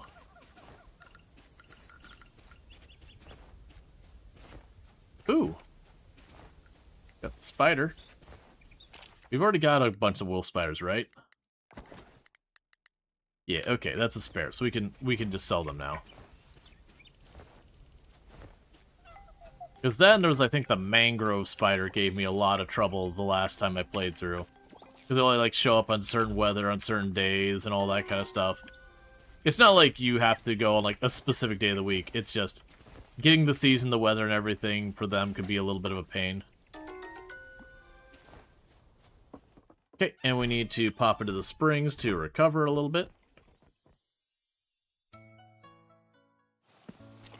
We don't need to, but I don't want to waste all my food on that.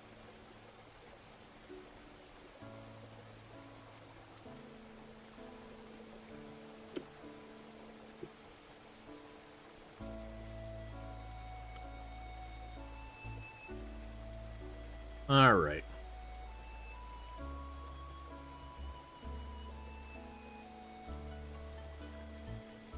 And we're definitely going to want to work on some of our fishing eventually. I've not been doing good about that. Hey, Cliche, how's it going? Good to have you. But yeah, you're probably noticing with all the levels we're gaining on stuff.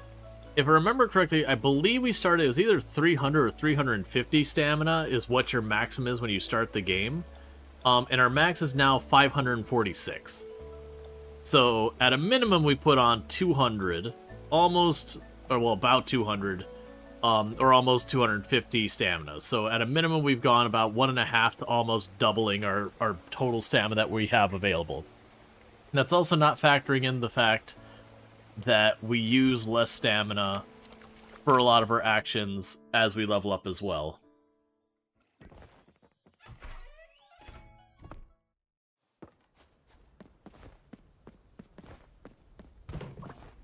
Let's cut through the middle here. Snag a shallot or two on the way by.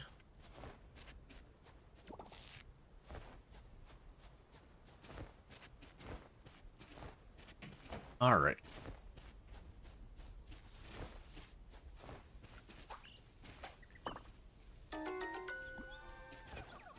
Okay, so we can drop off all of this stuff, the cell / at the house, that nonsense.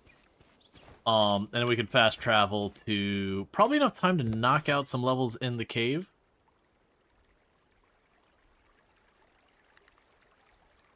Alright. Yeah, those are all duplicates, so we can ditch the bugs. Ditch the stone. And the rest will all be forageables for the season. Cool. Alright, let's pop up to... I'm waffling between going for the cave and going for the ocean. I think I'm going to go for the ocean. Because, like, we can go for the cave to start getting the gold, to get ready to be able to upgrade our tools in our level. I just realized I still have the crickets. Or that. Or I can go for the gold for the kelp. The gold for the kelp gets me the sprinklers. So one will make me more efficient at just the work we're already doing. One lets me automate. And I think the automation will be the bigger benefit.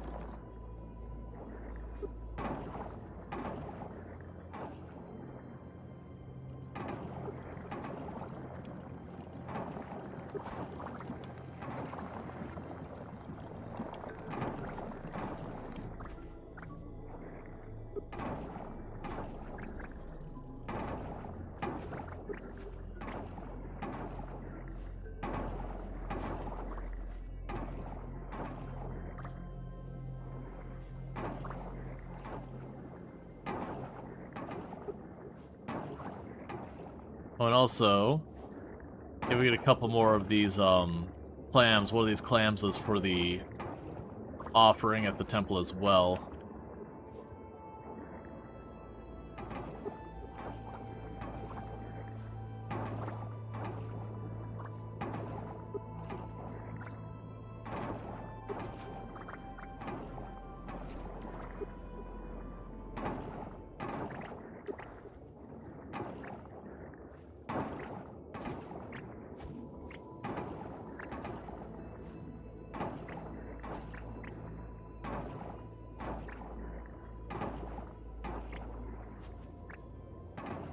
Alright.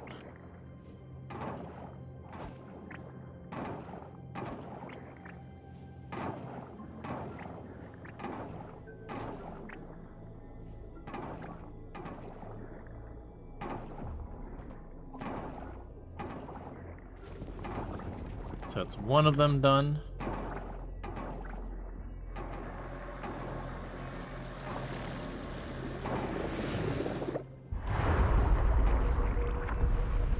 There's another one to go.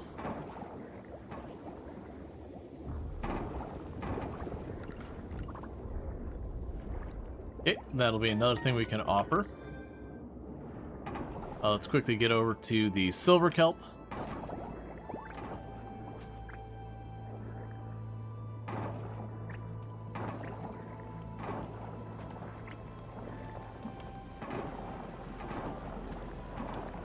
All right.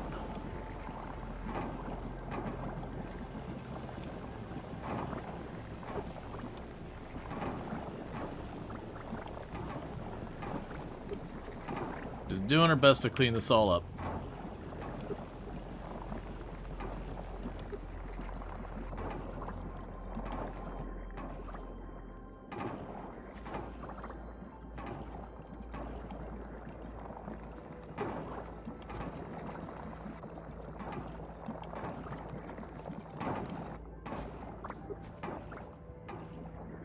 So I want to say there's like 4 of those altar things nearby here.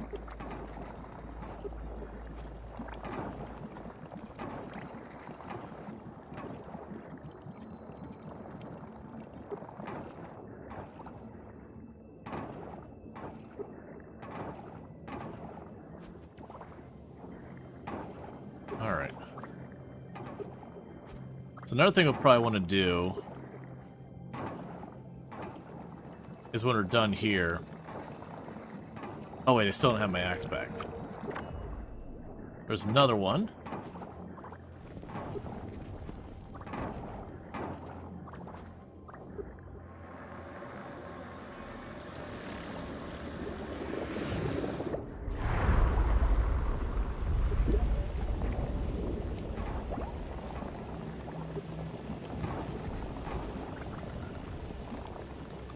It's a little late for me to be using that, but just keep burning that energy as fast as we can. I can break some rocks at the farm or something like that. Okay, so we got 2 more done, and we found the 3rd one.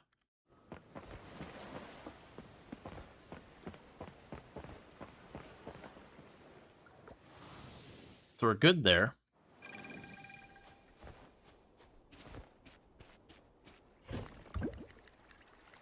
Okay, so we've got all this. We are going to want to sell the bugs. Those are spares.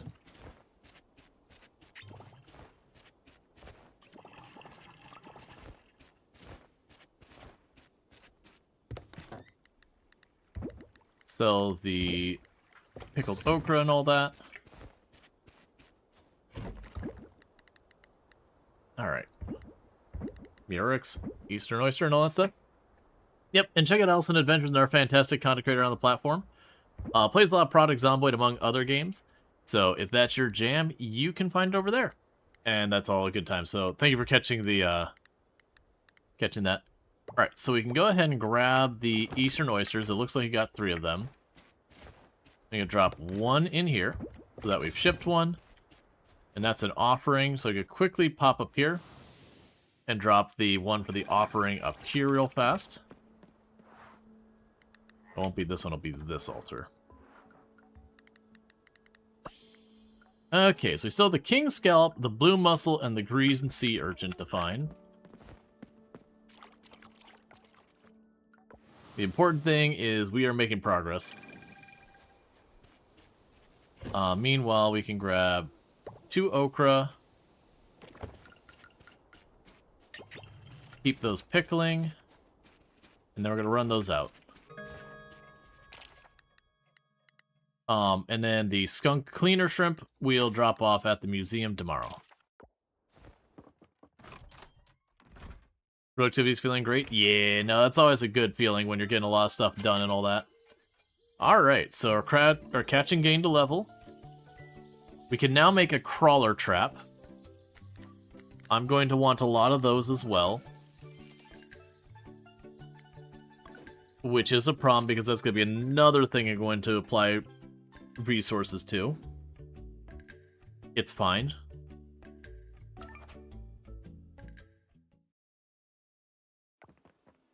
Okay, so the axe is ready for upgrading. Alright, silver... Crawler trap is silver bars and seaweed. Okay. So before we get too far, let's make sure we've got silver bars going.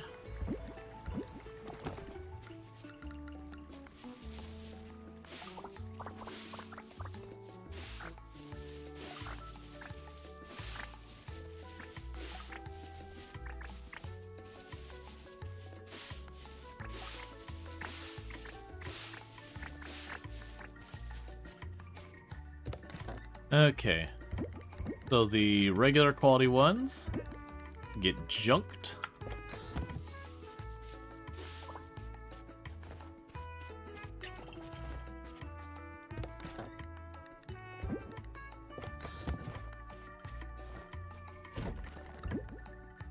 And then the rest of the stall gets stashed.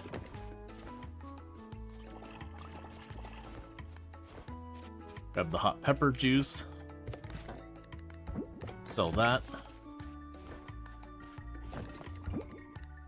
Okay. So let's see what we've got piling up here. That'd be a good one for chucking stuff in. We got a bunch of blueberries. Let's start making some blueberry juice.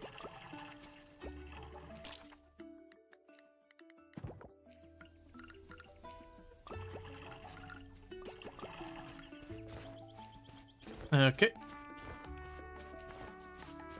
There's the resin.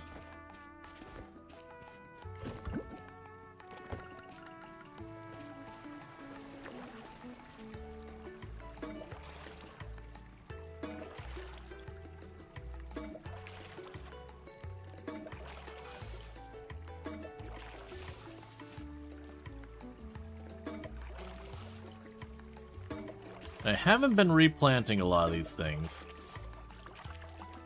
I probably should to some degree.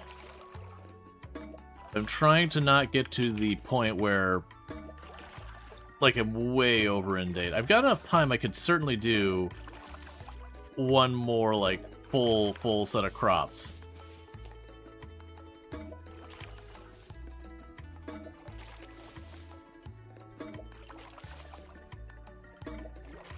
I'm trying to keep things moving forward in the ocean, and then focus more on, like, getting it so that ultimately, when fall comes around, I've got the ability to just dump down a whole bunch of sprinklers and a whole bunch of that, so I'm kind of free from the amount of time I'm spending right now just watering the crops every single day.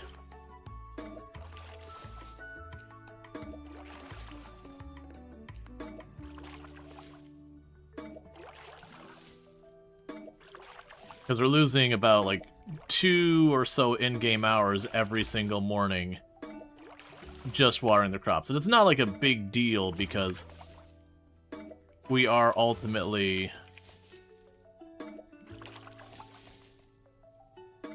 making a bunch of money off of it.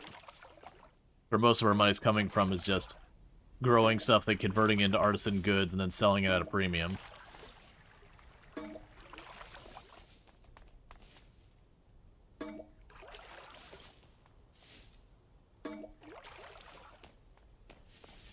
Make sure we let the chickens out.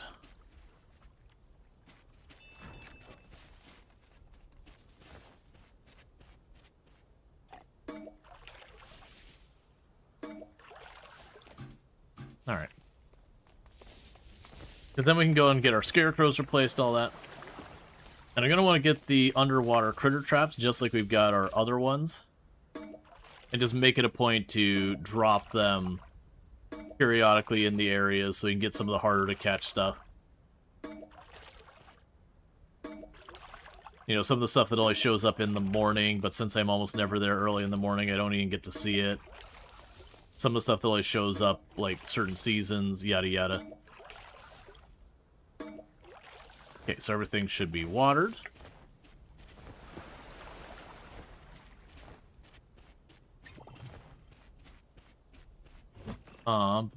Let's grab 2 more okra.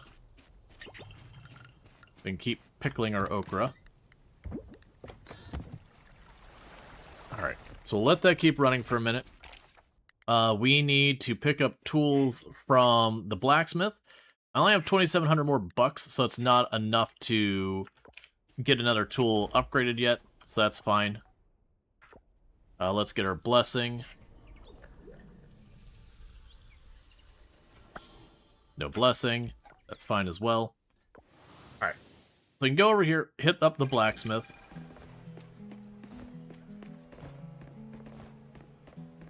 Do that. Drop by the museum. Then we can top off our stamina at the hot springs real quick. And by then we should hopefully have the silver smelted.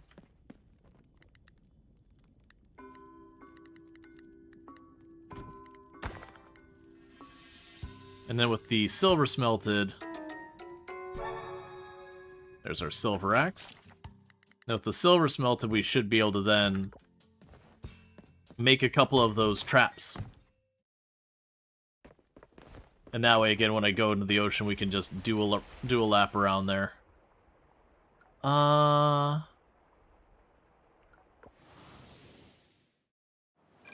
Considering the order of operations here is all.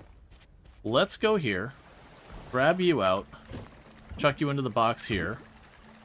Not you. Grab the silver ore and that. Pop it off.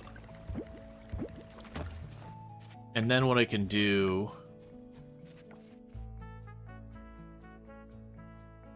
there's not really good... I was trying to decide which route I wanted to take, but because I don't have the fast travel for the hot springs or the museum, it's kind of no matter what, I'm going to end up running across something. So, it is what it is. I believe that'll come alive when the museum construction ends, which is like after a week of so the Kickstarter thing. There's the shrimp dropped off. So let's have to run on foot up here real quick. We'll hit up the museum. Or the... They're up here. I could, like, probably just eat stuff to make this work, which isn't the worst use. But I'd rather not. Because I do know when you're trying to go certain areas, like, trying to push, like, really deep in them, it's good to have, like, the Jamo and just, like, really, really kind of send it. Or, like, where you're at the situation, your stamina's getting real low, and you're, like, right there about to hit the next 5th level on the mine. Having a couple things to eat to get yourself across the finish line is always good.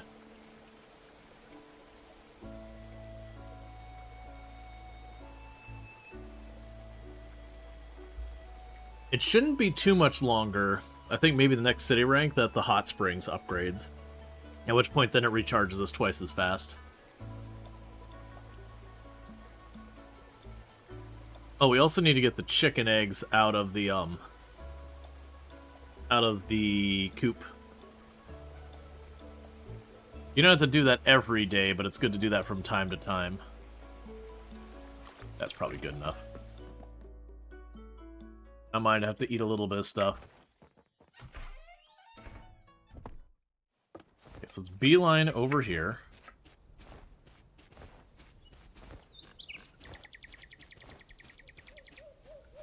I got plenty of the Luna butterflies. That's not the right spot. Over here.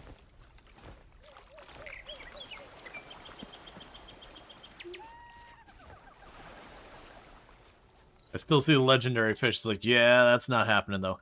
Alright, let's go down here. We can drop off that forageable. Zip on over here. So I managed to get enough for 4 traps. That's not bad. Except it needs seaweed. That's fine. We can get the seaweed underwater. What was the last thing I was going to grab? There's something I was going to grab before we headed out.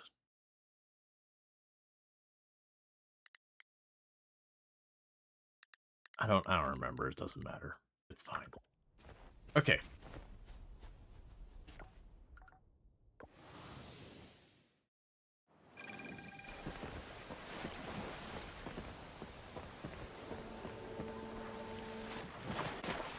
None of these are like urgent things where, you know what, I'm pretty sure I missed people's birthday the other day. Is it someone's birthday today? Is not.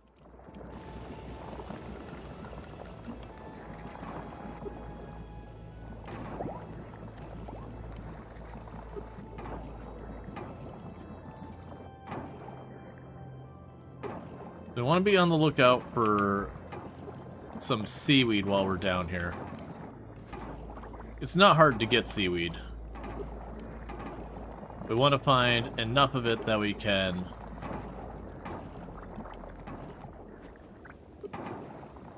put down the 4 traps we've got materials for.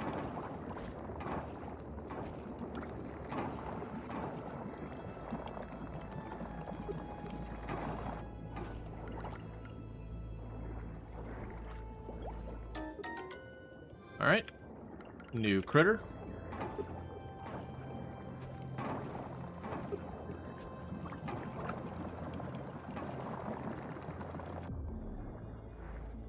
Okay, so that's another one done. So that'll finish that one.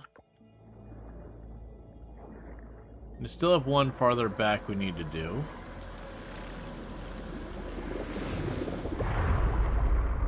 So before we go too far, let me go back and catch this one.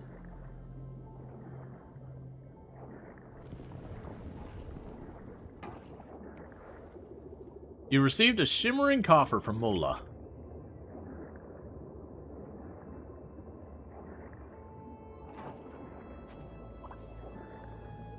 There's a little bit of seaweed.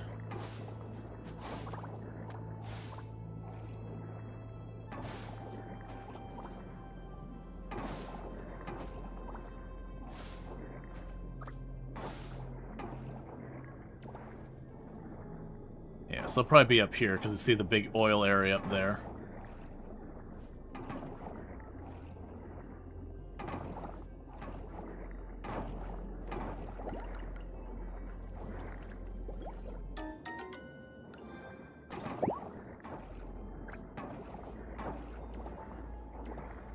Alright. Plus this path is blocked off, even though we've opened up everything past it.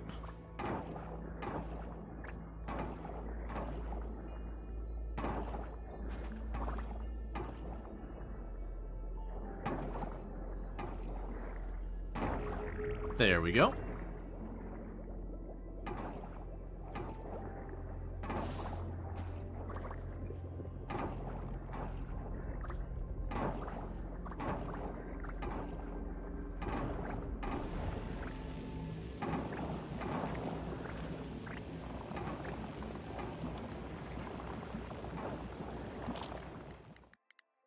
Alright, so we still need more seaweed to do anything.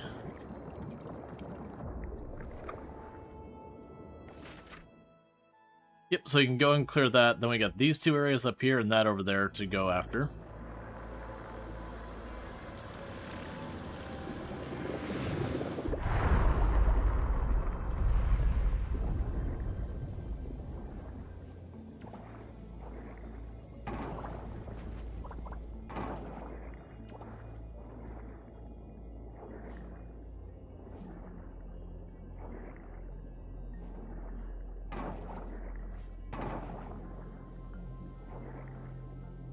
Alright.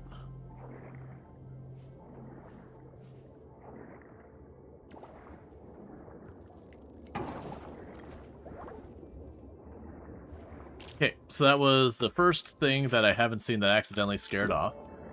Let's drop the anchor. I think it was a calico lobster.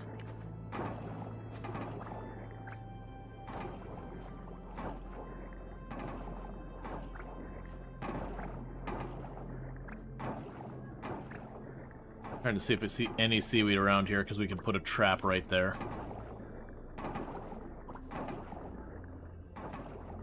Because usually find like really big areas of the seaweed and it makes it really easy to get some, but with all the trash here, I'm gonna leave the whelk alone. I've got tons of those.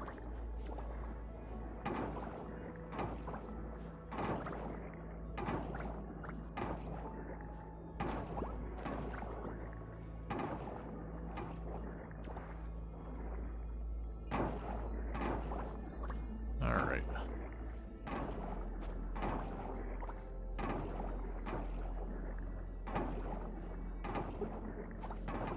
Right now I'm mostly just kind of turning to where I can get a good hit that hits a bunch of the trash at one time. Kind of going by the volume strategy.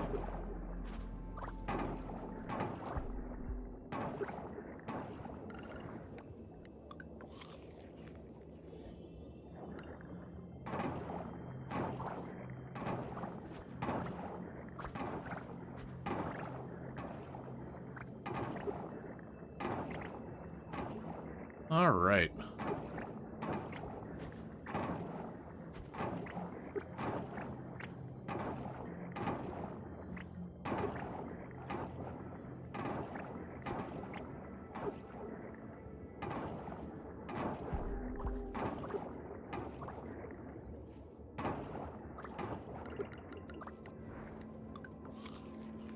Managed to do the whole orbit. There's like 3 or 4 of these things. Didn't find a single other stuff. It's fine. So sadly, not much luck on the seaweed front. I needed 5 and I got 3. But that's okay. It's just something to work on. We'll keep processing the silver. That just means I'll make more traps as able. I mentioned before, I fully do not expect to get the critters, the fish, or the bugs in the first year. Because the only way I think you realistically do that is if you're pulling like the wiki up and trying to go your way. Even then, it'd be super hard because of stuff like the ridiculously hard fish and everything. This is very much not like Stardew Valley where you're not realistically going to be able to knock out things in the first year. Okay, so none of those are the offered ones. That's fine. I've already had several whelks, so we can just chuck you in there.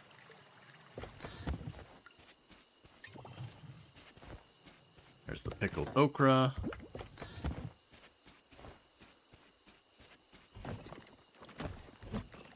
So grab another okra, chuck it in.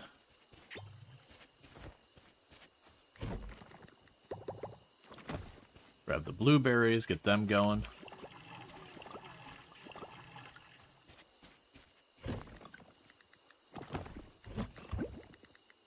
Okay, and drop off the new shells. Alright, so we're getting to the point that the shells, if I've got other tiers of them that are not the regular ones, we're going to just sell those. Not the sea salt, though. We use a lot of that. Actually, the murex we use for a lot of stuff, too, so hold on to that. Ooh, I remember some of these are used for things. I was going to say, some of those are used for stuff. Oh, the common starfish, that's a critter. You should be here. Or not here, you should be there. I've got you here. Oh, you're duplicates, let's get you out of there. You could sell those ones. The seaweed, I'm going to just leave in here as a crafting material. And we can drop off the ones there. Alright. Oh, the thing I was going to do earlier was to get the eggs out of the coop. That's fine. Missing a day, they'll just kind of stack up multiple rounds of the eggs, if I remember correctly. Oh, I should have refilled the silver. It's fine, too.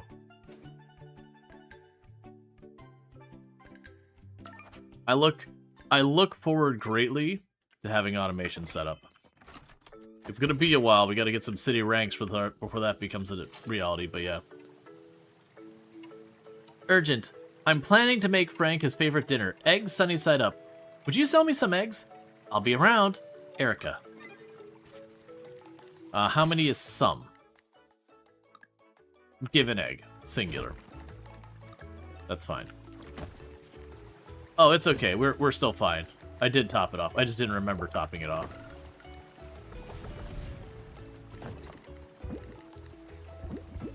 Alright, so we're doing good on the silver.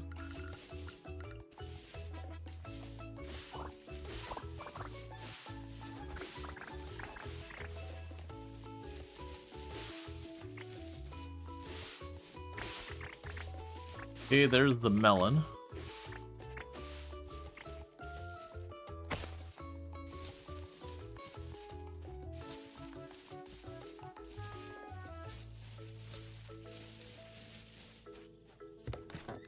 Okay. We'll ship the regular melon and the regular peppers, and everything else is of a higher quality.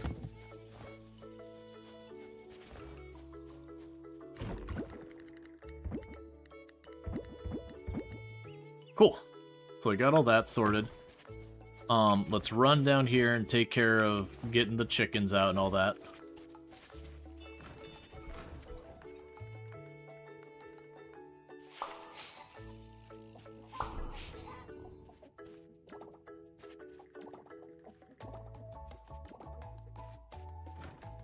So I've got all that.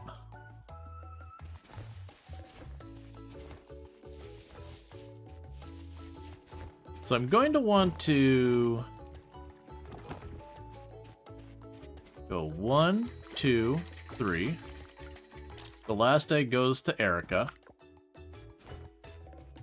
Hey, little, how's it going? So I'll need a bunch of our stuff here, so you can drop off all that. So I need an okra, I need a sunflower, and I need the blueberries. 1, 2, 3. Okra and a sunflower. Now, also we'll sell the maple syrup.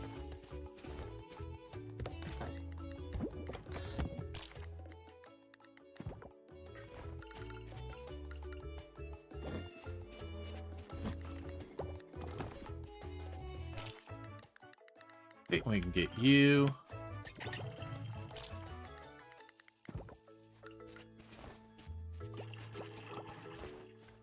Cool. And let's get these crops watered.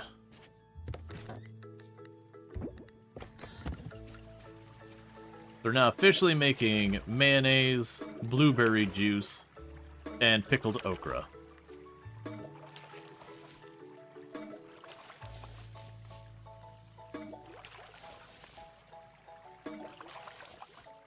Which actually sounds like stuff people would legitimately do on farms so far as crops to handle.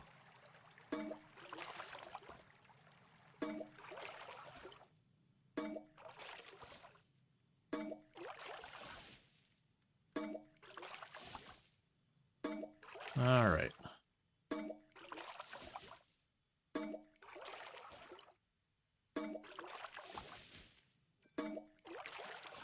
Not the angle I wanted.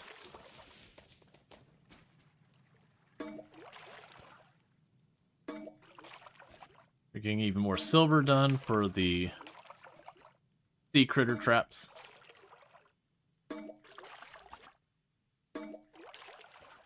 I believe after we do the sea critter traps, the next thing we're going to end up having is the flying critter traps. So once we have that, like, I technically don't even need the net anymore. I could just cover the whole map with traps and just do a circle around to grab everything until we have them all.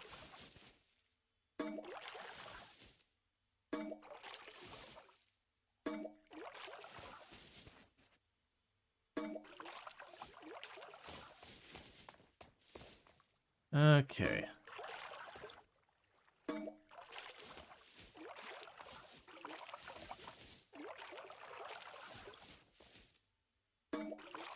So as you can see, the farm is kind of starting to wind down for the season. We still have 8 days left, so we still have a lot of time. I'm just expending too much of my energy on this versus any of the other tasks, so I'm kind of letting it wind down. Some of these crops, like the corn and all that, they'll just keep producing to the end of the season. I believe the hot peppers also grow in fall, so those will carry through. So that will reduce how much income I'm making per day, but it'll free me up to get more tasks done. Alright, silver and this. That'll be all the silver process, I got plenty of that. Okay, so the next stop is I got a bunch of coppers for the blacksmith. Is Erica's over here, so I can give Erica the egg she wants for Frank.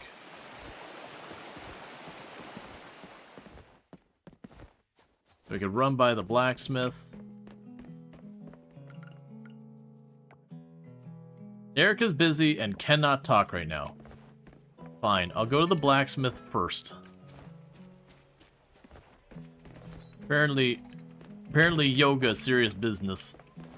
You cannot interrupt yoga. It's just right out.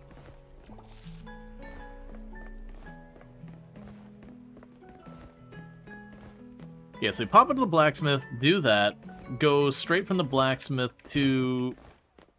Cool. Straight from the blacksmith over to the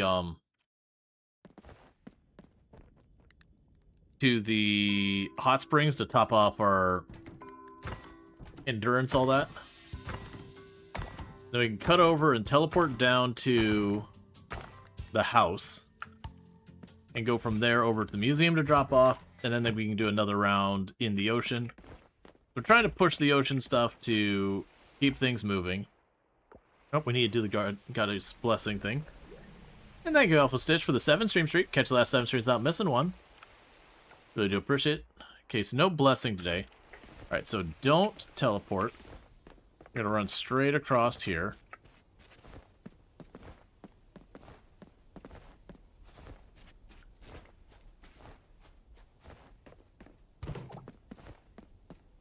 Yeah, we've already got all those bugs.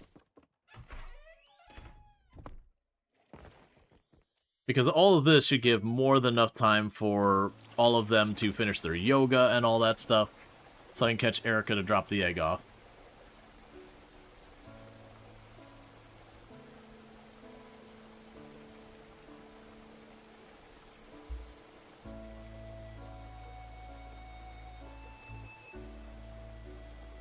As far as the shipping of the eggs, once we start getting to the point where we're getting like silver and gold quality eggs and all that kind of stuff and all that, I do want to make sure I hold on to like a couple of the little stuff. I think we have to sell like a little mayo and a little egg and all that stuff for the ship everything. I'm probably not going to sweat that achievement. I've already done that achievement on the other save that used to be my on-stream save till we played through everything, and then I ground out almost all the achievements after stream. Okay. That should be plenty. We're at almost 500 stamina.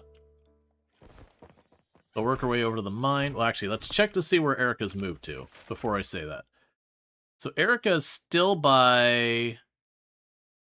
Erica's chilling by the museum. Let's just walk down there. I was going to fast travel back home, but I think what we'll do is we'll beeline down to the museum area.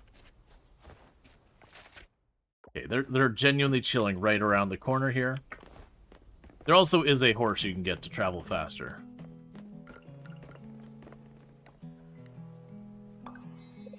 Thank you.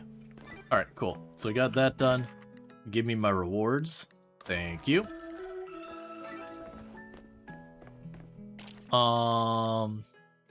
And I don't know which of those I do and don't already have duplicates of. Because part of the reason I want to keep the duplicates is when it comes down to later when I need everything, we can use the slime thing to clone items. And we'll want to save those to clone a bunch of them. There's the sundial, the ancient thing, that, the globe. I remember that globe being one of the ones that gave me a big headache trying to get a hold of it last time too, so I'm happy to see that. Alright, so, we got a magic lamp to donate. As far as the rest of this goes, drop off the fish there. Drop off the trash here.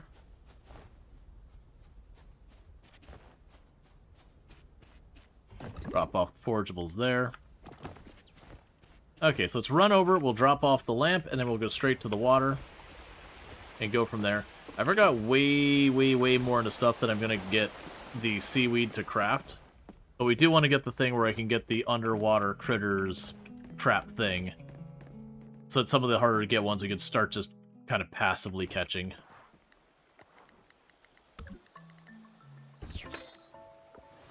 Alright. A step closer to ranking up. Let's go get down to diving. And we do have enough money. If I wanted to upgrade another tool, we probably could. I'll leave those right now.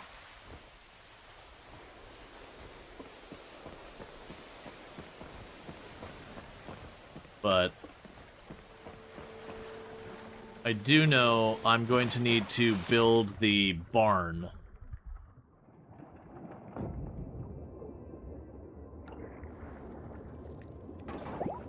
Oh, it's a whelk. You can just run off, man.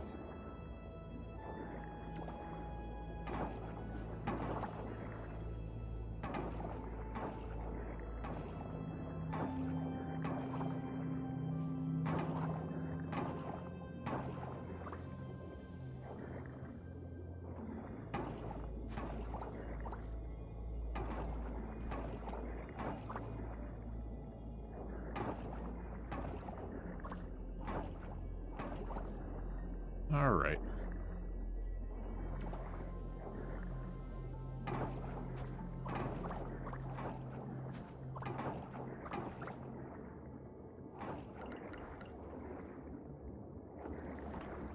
Okay, hermit crab.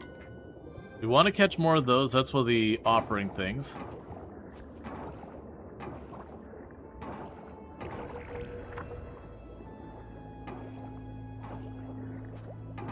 So finding a bunch of, like, getting 2 or 3 of those would be good, because then we can get in the museum, we can get the temple sorted.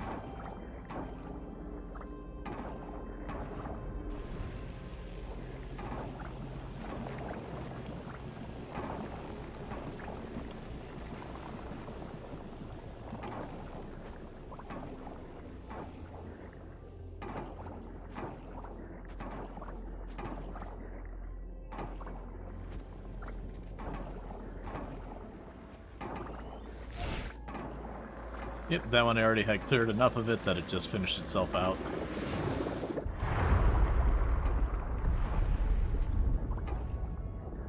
Alright, so we got that spot cleared. There's still 2 more in this general area.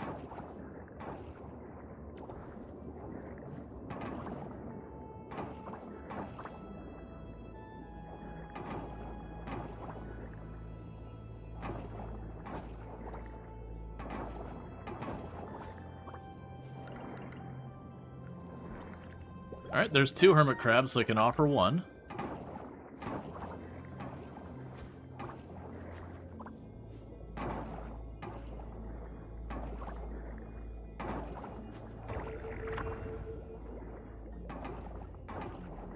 Considering I basically have cleaned this whole area just about, those 2 should finish themselves easy.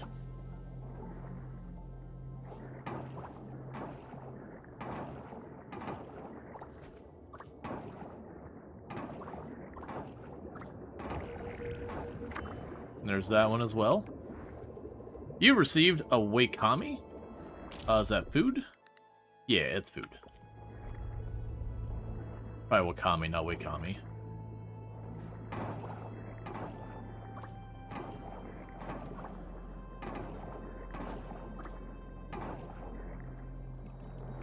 Okay, so we've got that one's about to finish.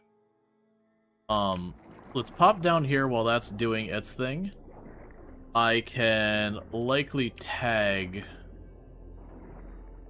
this entrance here. Oh. I guess it only becomes available after I finish clearing the area. That's fine. Makes sense. Yes, let's go up here. So it just cleared that area. That's 3 more we've knocked out this run.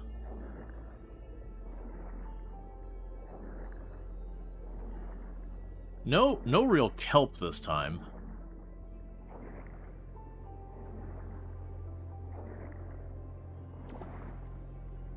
Okay, and the actual things are up here. We'll drop the anchor here.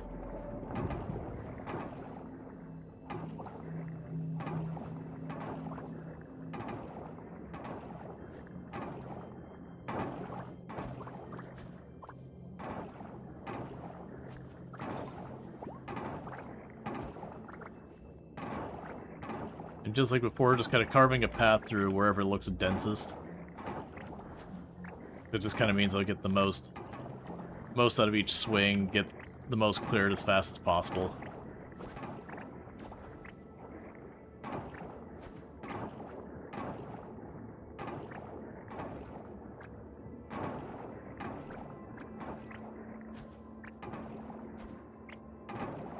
All right.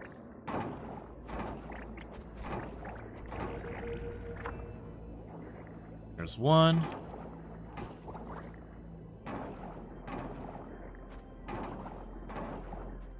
Okay, and time's up. They basically got 3 done and 1 started in the course of the 1 day, so that's good. Because I want to say, like, the whole map has only, like, maybe 70 or 100 of those things through the whole thing. So let's go ahead and take the mayonnaise, take the okra. We do have 2 hermit crabs. We'll grab you, drop all of you off. Let's quickly pop up to do the offering of one of the 2 hermit crabs. So that'll be another one. Not you, it's you, I think. Alright. So that leaves the sexy shrimp and the sunflower sea stars, the only things left for the critters down there. So as you can see, we're doing jack all with the fish up here. The insects are actually doing relatively okay. I believe these 2 are a different season. I think the tiger beetle's actually this season, and I've just missed it this whole time. I don't know which ones are when. So we might be missing those. But that's okay. If it happens, it happens.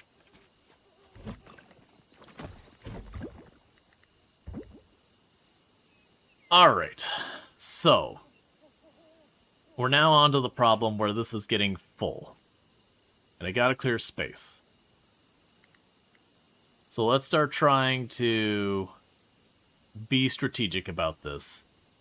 So the cockles, I've got a bunch of them, so drop that in there. And that's fine. We can go to our sea critters there, add you into that. So get you out of here.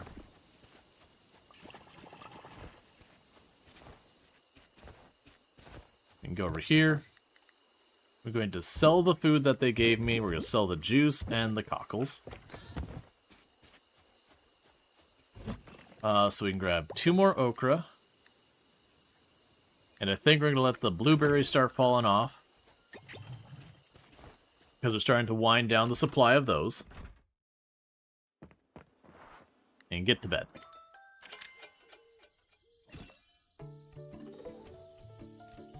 Alright, farming just gained another level. Made herself a couple more thousand. And it's Dinda's birthday. So we should be able to go in here and make some flowers for Dinda, get her squared away. We probably have the money, but not the wood and all that to make the barn to start pursuing the cows. So what I want to do today is, since we're going to be dropping by Dinda's... Alright, first, actually... Okay, so we're going to drop by Dinda's later today.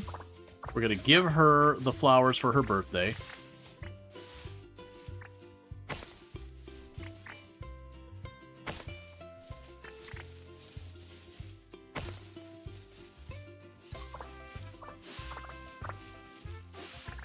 And all that stuff.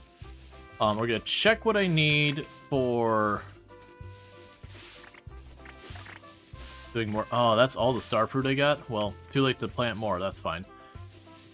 Oh, inventory is full, so I'm going to need to drop stuff. Okay. So, like we've been doing, anything that's regular quality or less, gone. Other than the tree fruit. The tree fruit, let's keep all the tree fruit for right now, because I'm not going to get a whole lot of that right now. And that's going to be a thing. So what fruit? We were missing a bell pepper.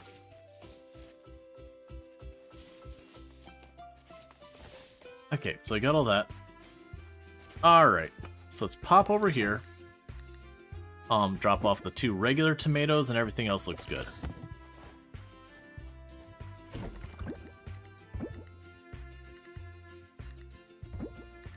One, 2, 3, 4, 5, 6.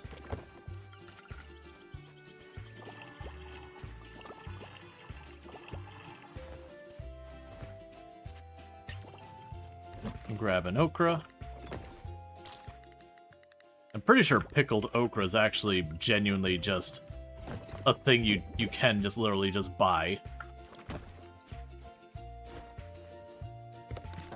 Okay, drop off you and those. So the thing I wanted to check.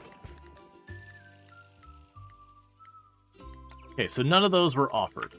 That's all I wanted to check. And any of these... Okay. So it looks like we're good with all that. Keep grabbing the resin. We'll end up needing a lot of that.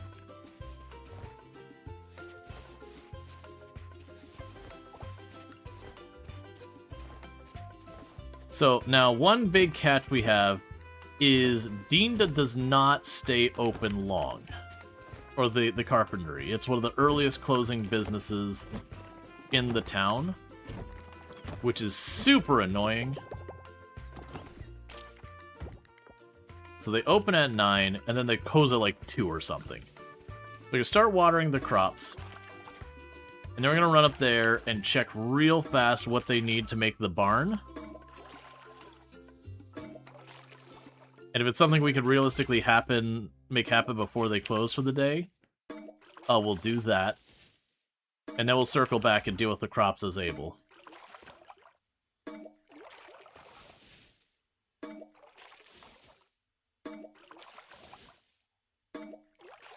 Okay, so let's go run over there really quickly, because it should be open. Because we can get the cows and all that going as well.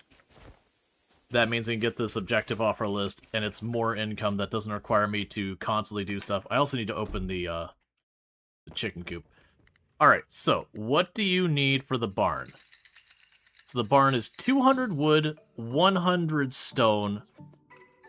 The 200 wood's going to be the big one. Meanwhile... Is this my birthday gift? Wow, thank you so much. I love this. Cool. Alright, so... I'll have to check on the bronze. Let's get the bronze in first, because that's just literally a timer. I can't do much about it. So let's make sure we get our 5 bronze bars made. I should have plenty of bronze laying around, it just needs to be smelted.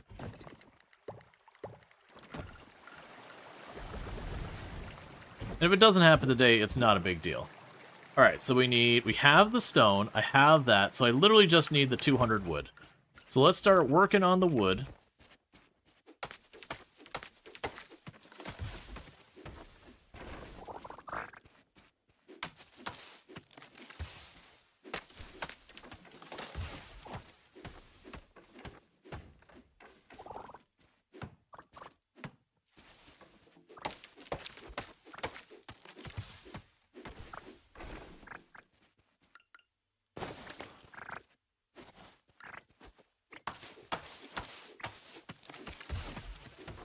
So one thing we should probably do before we get way over in here, let's move the wood around so I can watch its progress. Let's let you out.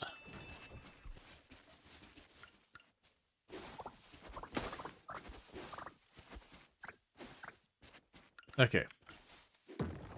Making sure I also have enough room to place it.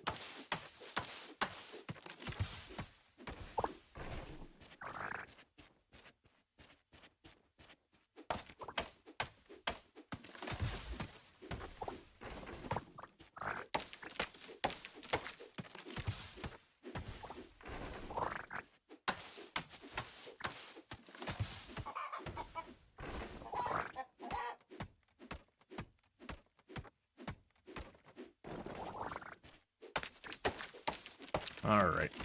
150.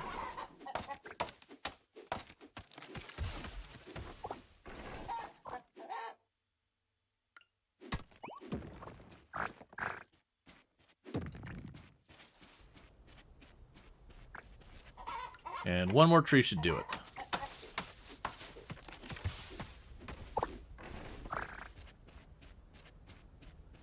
Okay, so let's go pet the chickens and grab the eggs real quick. And obviously we're going to want to clear this whole place up to be way less of an absolute train wreck disaster as soon as we can. Alright.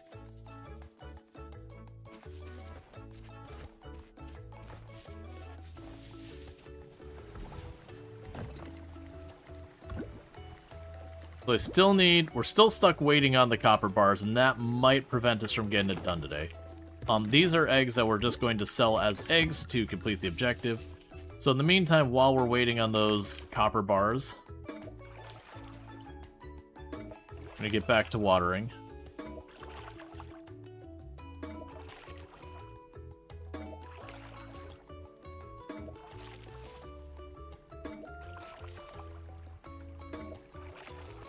Alright.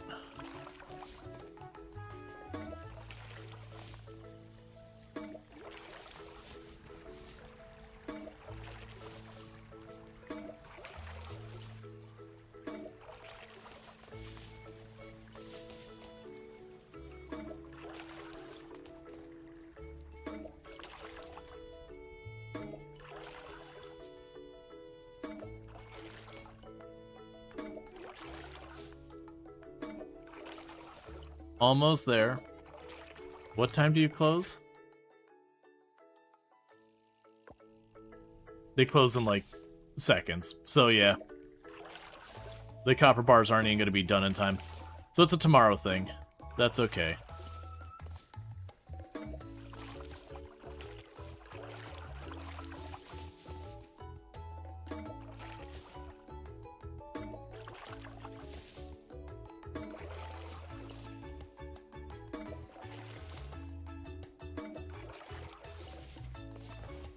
Top off the water. Yeah, because it's already closed now and we're still waiting on that last ingot. It's okay. But that does mean we'll be able to get the cows tomorrow. Probably be able to feed them and everything too. And then one of the next investments we're going to have to do is the cows and the chickens and all that. When you get into fall and winter, you need a heater or they get upset, which means they'll produce worse produce. Okay, so we got that. We can go ahead and get the next round of bronze going as well.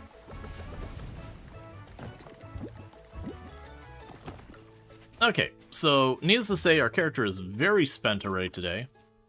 So let's pop by the blacksmith, do the whole... Actually, wait, blacksmith's probably closed today, isn't it? Is it Sunday? Blacksmith's closed today, so we're not going to go by the blacksmith. We are going to run up here and pop into... rest at the hot springs. And they'll either push the ocean or the mine. It's probably going to be the ocean just because of timing, and I really, really want to make sure I'm able to start putting up the big sprinklers, you know, the moment we get into fall. So that when I do my crop crossover where all the summer crops die, that we can get the whole gridded out, so we can just, you know, do scarecrow, like sprinkler, sprinkler, sprinkler, sprinkler, and then just plant everything there, and it's just plant and harvest.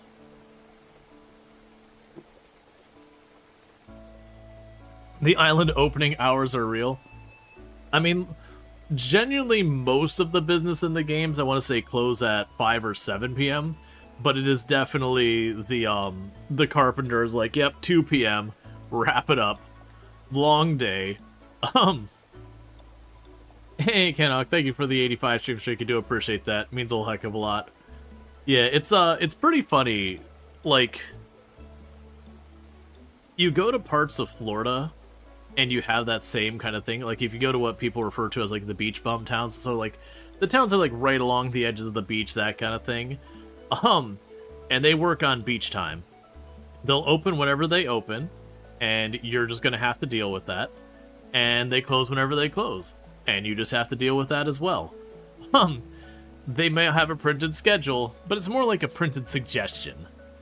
So you'll have like a lot of places won't open till like noon or a little after. You'll even have places that like they'll just not open today because they just don't feel like it.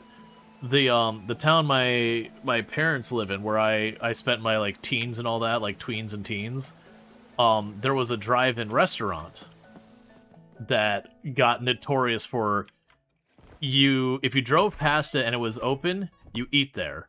Because you never know when it's going to open again. Because the owners, like, they didn't want to, like, shop out to have a staff that wasn't with it, just, like, you know, within the family or whatever. And so just kind of one of those things that, you know, it would close 3 months out of the year while the owners went on, like, a long vacation or whatever, and that's just the way it was.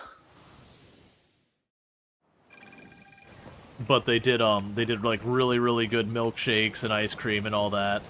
It's kind of a cool vibe with the whole like drive-in restaurant where you just drive right up and they bring the food out to your car and all that. So it's a cool place, but it was just not a place you never planned to go there because you'd just always be disappointed because they wouldn't be open. They did eventually close, but they did last years and years and years operating like that. Somehow.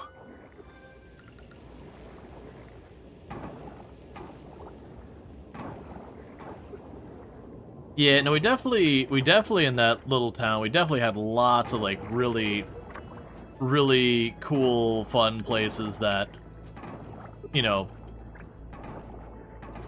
as you had like all the franchise chains kind of just muscled them out. Because they could take advantage of like economies of scale and all that.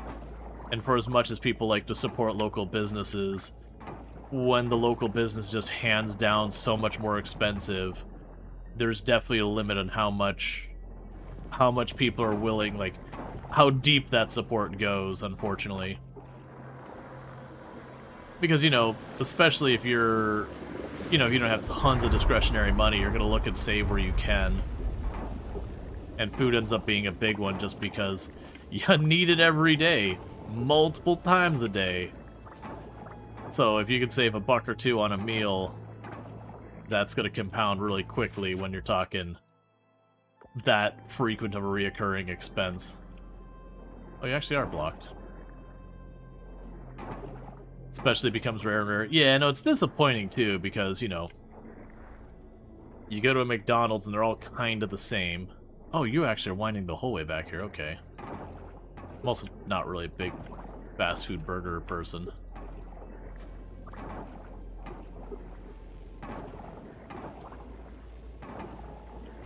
Especially nowadays. It's interesting that nowadays so much is changing about that, too. Like, nowadays a lot of those, like, mom and pop shops are actually doing quite a bit better. Simply by the nature of, you look at places like McDonald's and Burger King, and those that, you know, used to always be perceived as, like, it was fast and it was dirt cheap. But nowadays you go and you go to get, like, just a burger at a fast food place, and it's like $8, $9. Like, well, hell, I could just go to, like, the sit-down restaurant for $8, $9 and get a burger, and the quality is substantially better. So, like, there's zero savings to be had there.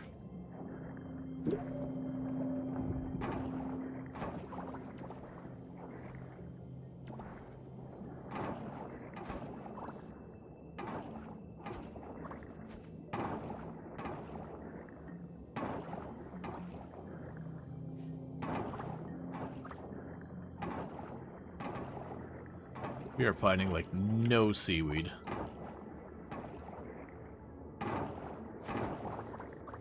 I probably just need to circle back to some places I've already cleared. There's not all the trash in the way for the seaweed to spawn.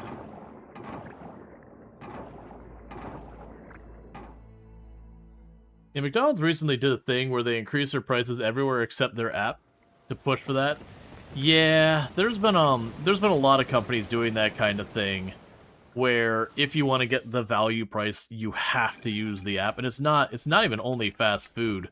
Like, you look at theme parks, they're doing the same kind of thing, where if you use their app, you get to kind of like cut ahead of the line, as well as on top of that, I'm pretty sure I actually have another spare of that. You know, on top of that, like, a lot of times they'll offer discounts and all that. And it's a way to save money on labor by, like, taking all the human being out of the middle of it. And then just, you know, you walk up, you kind of wave your phone, all that. I actually don't have a huge objection with, like, the app kind of thing for doing that type stuff. It is annoying that it kind of is forced on you, rather than being more optional. Like, some of the places you go, the lines get very unreasonable very quickly if you're not doing that. Alright. Okay. Just slowly trying to clear out the, not as good ones. But But that's becoming more and more common of just a way of, like, kind of offloading all of the ordering process, you know, from being with people to, you kind of do your self-service. Like I said, I'm not super opposed to that as a general thing. Because, like, I know there was a lot of pushback when they added the little kiosk at a lot of restaurants that when, you know, you can pay for your stuff and leave using the kiosk and all that. And I know a lot of people's like, oh, well, they're gonna just reduce the staff and all that, and that's definitely a bad side of it. But at the same time, I'm also like, do you know what's really nice though? I finish my food and just stick my card in the side and I can leave. So, like, it is one of those things. I don't want to order through the kiosk. I want to go through, like, the waitress, waiter, and all that kind of stuff, and, you know, sit down and have them, like, helping out with that. But definitely, like, the ending part of the meal, when I'm ready to leave, the number of times I've been stuck sitting there for 15 minutes, you know, 10, 15 minutes, because, you know, the poor waitress or waiter is just, you know, the restaurant's understaffed, and so they're just trying their best, and you're just like, you know, I really gotta go. So being able to just go, like, pop, and you're out is pretty nice. You don't mind, it feels a bit too forced. And noticing that instant gratification culture is growing while patience is waning, 'tis rough. Yeah, that's definitely a negative I've seen in a lot of cases, because that's always been an issue, but it's definitely escalated. Like, we've talked about, you know, the retail nightmares where you walk over and you go to put down one thing on the shelf, and then the person behind you is all miffed because you didn't instantly put down the heavy thing you were carrying to help them. You're like, I literally had to walk 10 more feet and put it down. You had to wait less than 30 seconds. It's not a big deal. Like, I do not miss dealing with customer service. People suck. Alright, so season's ending in 7 days. That's kind of our goal, is to be to the gold kelp by then. Alright. Groucho Gopher, where it's official, the campaign is closed, and we've reached 4 times our original goal. It's blowing my mind. I'm running out of words to describe how I feel. We'll start construction on the Founders Hall as soon as possible, and we'll have an opening party and everything. I'll come get you the day of the grand opening. Okay. Okay, luckily I did have more starfruit. I thought I had just the 5. I was like, well, I wanted more than that. So the good news is we got a rain day, so this is a day to get a lot done. So we've already got our crops picked up. Let's drop off the ones that aren't higher quality and just sell them.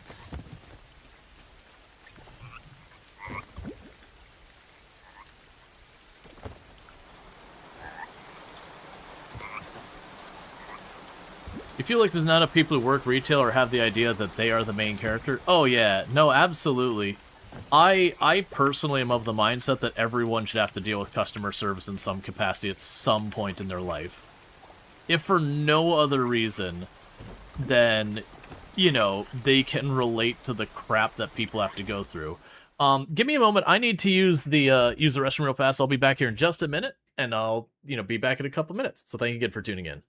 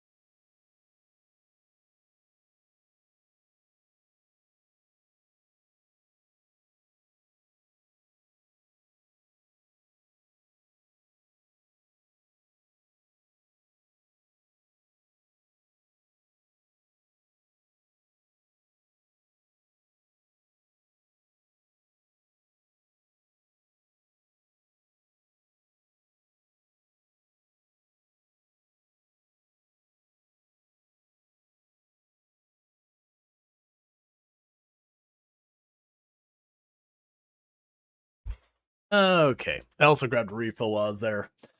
Um, I think your first job should be in a restaurant or retail, something service based. Would make every person appreciate the kind. Yeah, no, like genuinely, it's a thing that would never fly. I would love it to be a normal thing that you go through your school, you get done with high school, and instead of immediately going off to your career or college or whatever, that there's kind of like a forced sabbatical of sorts where you kind of dip your toes in a bunch of different jobs. And I think that would be good for a number of reasons. You'd make sure at least a bunch of them were like service jobs of some capacity. Because if one thing, just being in that situation and experiencing that, I feel like would do a lot so far as a person who walks in and is just an absolute a-hole to the poor person working behind the counter and all that. And it just like get people to be a little bit more like, oh hey, I understand how much that job sucks. That it's not their fault my food is a little slow or a little cold or whatever. Like the person here at the counter, none of that is their doing. So like me being an ass to them isn't doing anything for anybody. Like literally all I'm doing is ruining someone else's day. And so I think that would be good. I also think it'd be good in the sense that half the time you'll go through school and you'll be like, I want to be an engineer. An engineer sounds like a great job. And then you start doing some engineering stuff in college and go, wow, I am not, this is not for me. Like, this is just not a job I enjoy. But now you're in your college degree, you've got money involved, or you go, I want to be an electrician, so you get an apprenticeship. And then you go, wow, this is really a bad fit for me. I am not happy with this. Because that's a very common thing that happens. Like when you're 18, 19 years old, you don't have a damn clue what you want to do in the future. Very few people go to that age and they're like, this is it, and stick to it. Almost always you get into it, and then when you start working, kind of get the reality of what the work is. It's not that you don't find work you don't, you love or whatever. Like that comes, but usually it's like you do one or two things and then you find the thing you're like, that's the one. That's what I can be happy working at. And it'd be really nice to have like, okay, here's a job where you're going to deal with customer service. Here's a job where you're going to deal with like something vaguely medical. Obviously, we don't want untrained 18-year-olds doing surgery or anything. But maybe it'd be like a nurse's assistant kind of thing, like very, very basic first aid training kind of stuff. Because that'd also be good just to have basic first aid training. You know, you might go over here and go, okay, well, you're going to deal with a very data heavy job. Okay, here's a job where you're going to be a creative job or whatever. And just give you a little bit of time and all that. And there's logistic reasons why that'd be a very difficult thing that would never happen. But I feel like that would help out in kind of two different ways. Of one, giving people a lot more appreciation, because it's really easy when you're on the outside of a job to think the job is much easier than it really is. Jobs are always, I mean, not only jobs, like jobs and tasks are always harder than they appear at the surface. One thing we could do is we could throw some hay in there while we wait for everything to open. Because you don't see like all the nuance and complexity and all that kind of stuff that is what makes the job hard. Or like the thankless nature of it and yada yada, the bureaucracy, whatever it is.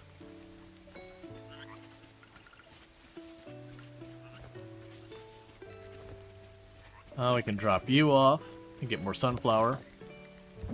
But I think, like, I would have loved having that kind of a thing when I was getting out of school. Because I had worked, like, I'd worked bag boy at the grocery store, had worked some, like, tourist stuff, retail, all that kind of stuff back then. But it was just definitely one of those things. Alright, so we don't want to toss more blueberries. Not yet. We'll let those start burning out. I'd done a bunch of that work.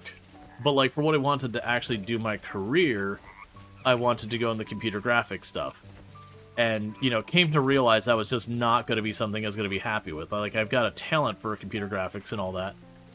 But I just didn't enjoy doing it as work as opposed to doing it as a hobby. And then pivoted from that to, like, the IT technical software dev side. Which, I've basically done a full career in that at this point. And all that.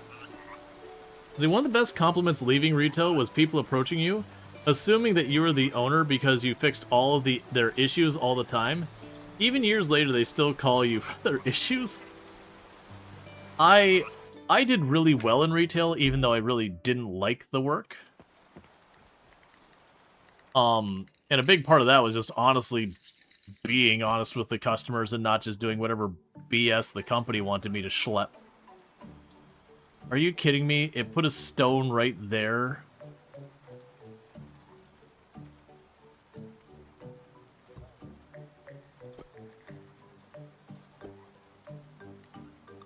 Alright, give me a moment. I gotta go down there. I gotta move one stone out of the way so I can fit it.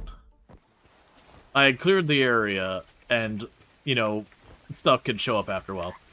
But yeah, no, I just did really well because I would actually talk to people about what they're trying to accomplish and make their suggestions, because I was selling tools. Versus a lot of the other people in the department, you know, company says you gotta push the credit card.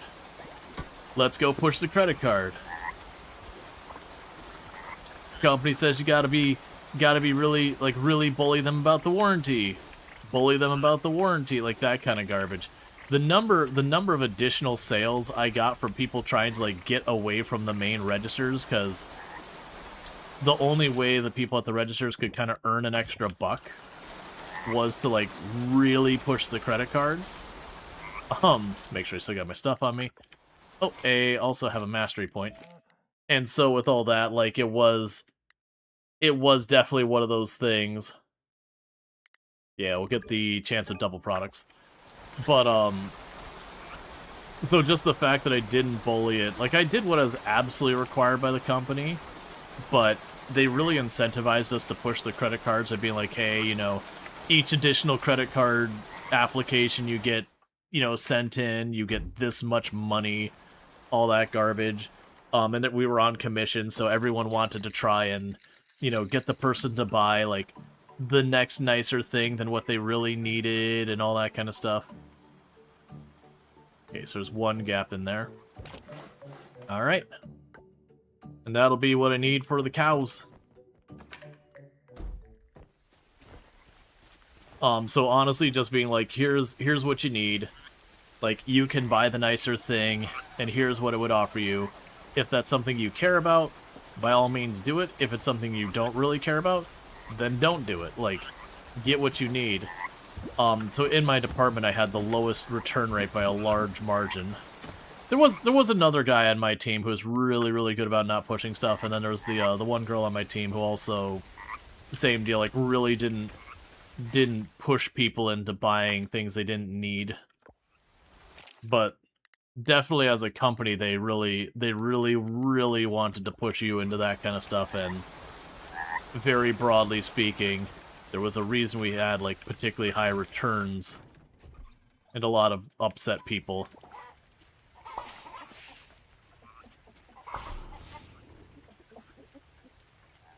Bach is looking okay. The idea that you pick up an egg off the floor and now you have 2 eggs, it's like just a weird one. Okay, drop those 2 in there.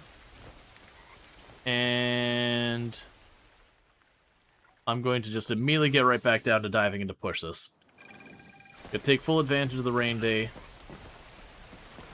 We're gonna see if we can't push for that gold kelp for the sprinklers before fall arrives.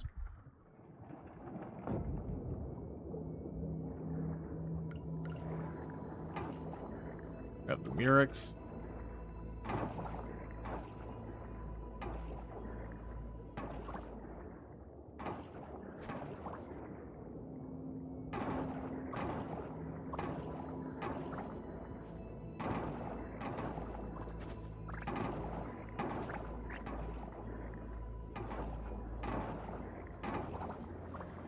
Is there anything you'd say is surprising, like cooking legendary in the fish?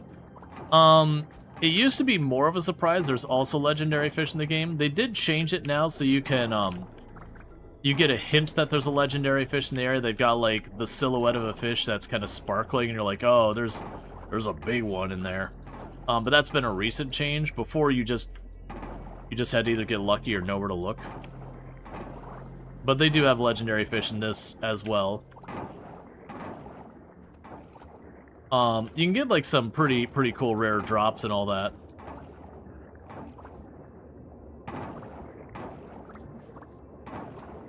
And it is pretty much like Stardew when it comes to you hook a legendary fish before you're ready for it.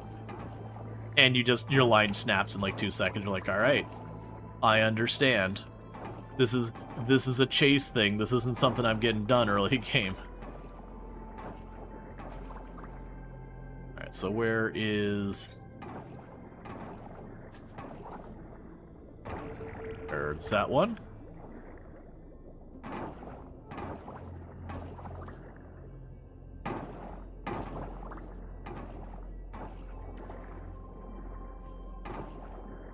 Yeah, I could probably get a bunch of seaweed by circling back to the areas we've already been.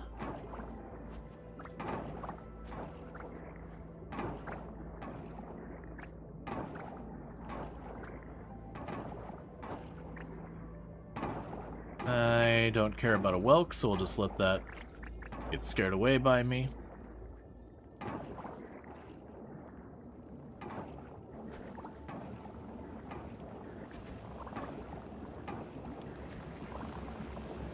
Let's clear you so you can keep going.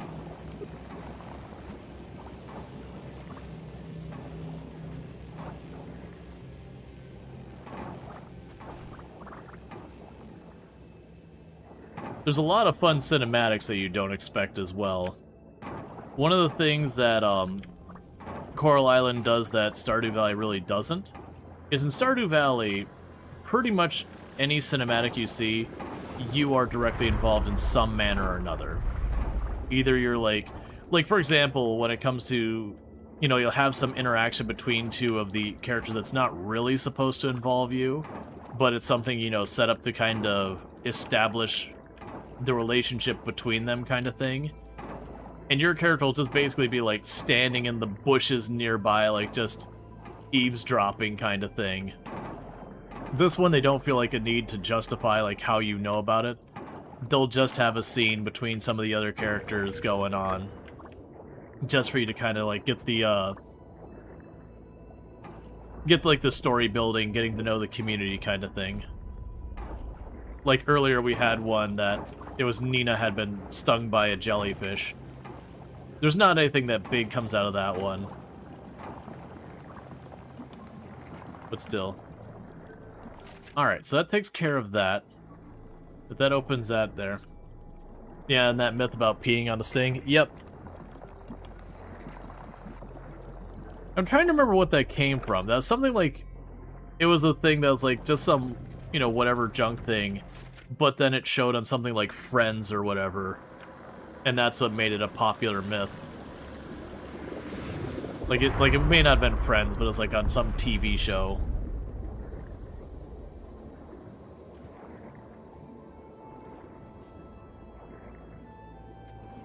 That's one of the fun ones I like to bring up is if you actually look at how can openers are used. We see these days like a lot of people when they open the can, they'll put like the blade to the top of the can, and that's actually not how can openers are generally designed to work. Nowadays they have them that they're a bit better designed to be able to put up with that, but the blade's actually supposed to go in the side of the can, and then like the rest of it rides around the top of it. Like, and you can even look up the patent for a can opener, and it'll show that design, like that's supposed to sit on top of it. But it was just a thing that when can openers were kind of first becoming a thing, like that style, you know, it got shown on television, and the person, you know, put the blade to the top, and it kind of just became the way that people did it, because that's the way they saw it used.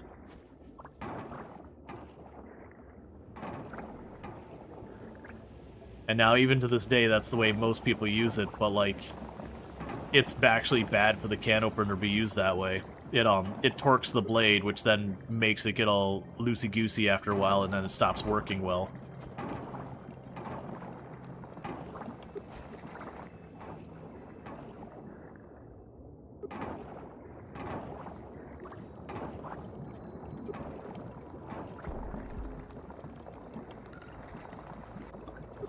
Alright.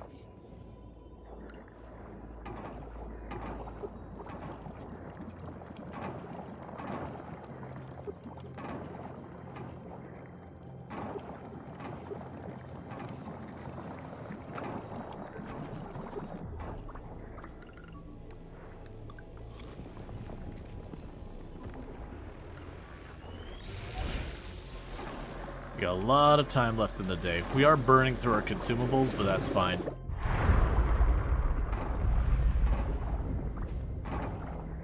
No point in having consumables if you don't consume them.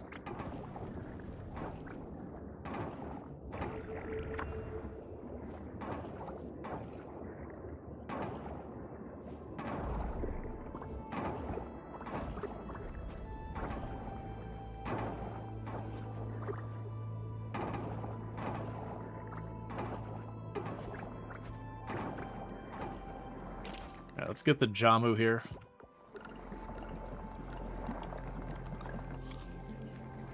The Jamu work extremely well, but they're a lot harder to get a hold of. You can get a crafting recipe for it, but it requires both ginseng and ginger, neither of which is particularly easy to come by.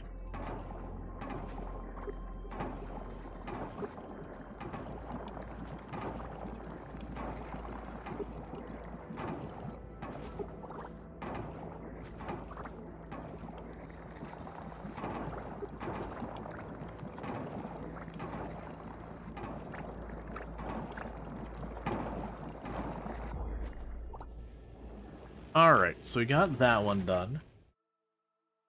So we've got ones on the top right over there. And those will be the last two. And then after that, we have a little bit of cinematic kind of nonsense that's going to happen.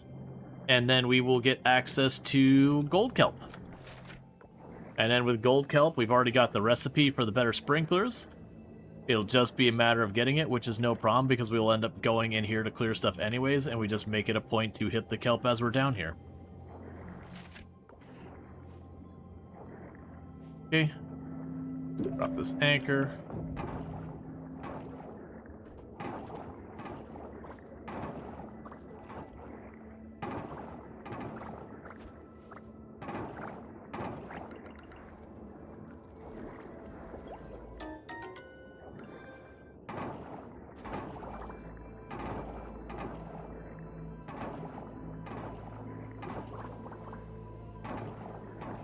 Alright. And then once we do that, we're going to be hopping between going to the mines to continue progressing / upgrading our tools. And popping down here to get the gold kelp for building the sprinklers to expand the farm. Because once I've got that, it's literally, we just plant stuff and we harvest it. It'll take care of the watering and all that. Alright.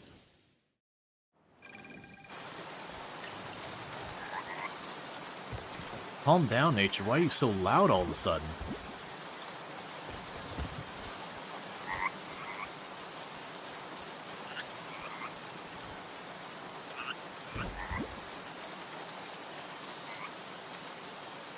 It hit that time of night and the froggos are like, this is our territory. We're going to use deafening amounts of noise to quash any resistance. Right, so we...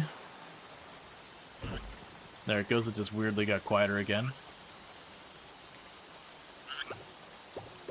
Agree, all belongs to Frog. Yep.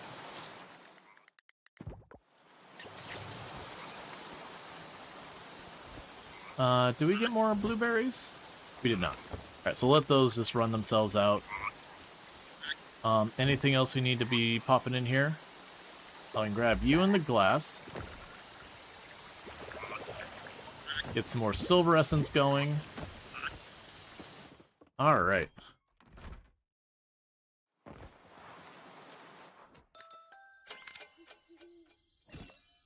Diving leveled up. Love to see it.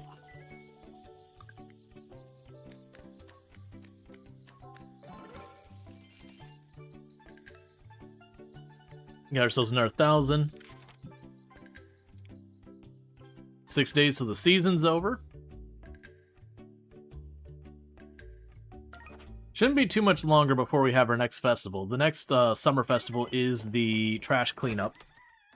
It's basically like a summer field day kind of whatever. And that summer field day kind of whatever, you know, festival is just like you clean up the trash on the beach as well as do other AR games. Groucho Gopher, I'll have to admit, I'm writing you with an agenda today. While shooting a video the other day, I spotted several animals stumbling on a large log behind my house. They fell and got hurt. I hate to be a bother, but could you break up the log? I don't have the right tool, and I'll need help on this.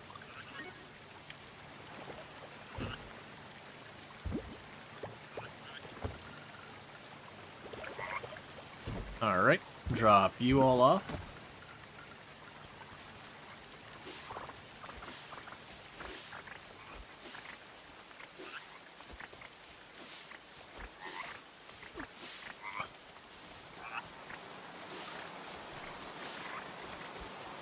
Get the okra.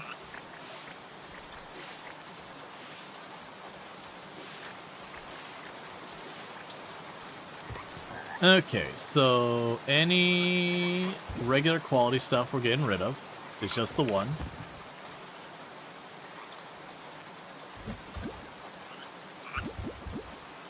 The 1, 2.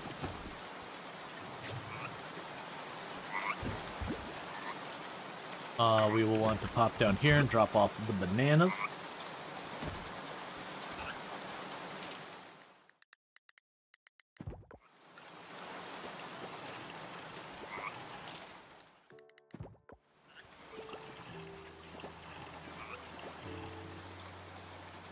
Come on. You can do it. There we go. So I got a bunch more blueberry juice. And some more Karacha. Okay, so Paul wants me to break up a rock by his house, and Paul lives right up here. I also want to drop by the blacksmith to go and do that. It'll probably be too early for me to do blacksmith stuff, so we can go and beeline up here.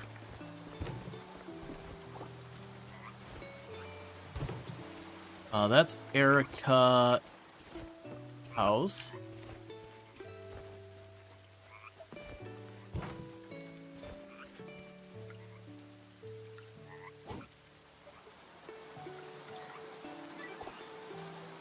Oh. Alright, talk to Paul. Yes, they don't open till 9. What recipe did we get? Oh, we got the crafting. Low-key, of the boxes in the game, I actually like the scrap box design the most. Like, the stone chest is fine, the wood chest is fine, but the scrap box, even though it's supposed to be, like, sort of a, you know, kind of plasticky, concrete-y kind of material, I do like the scrap material look. It's just budget marble, that's all. It's discount marble. Alright, so we gotta wait a moment for... Actually, is Paul even home? Yeah. So just gotta wait for them to be open so we can talk to Paul, turn in the quest, run down to the blacksmith, all that. If I'd known it was gonna rain 2 days in a row, I would have, upgraded my watering can. It's fine.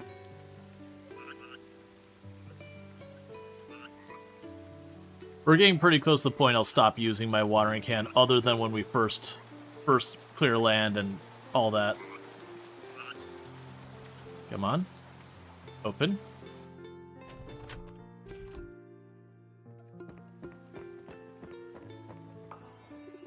Thank you.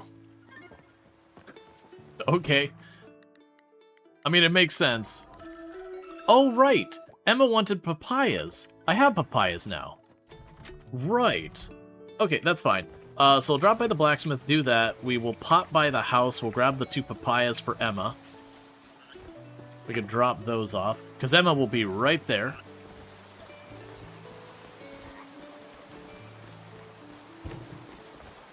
We can fast travel that pretty easily.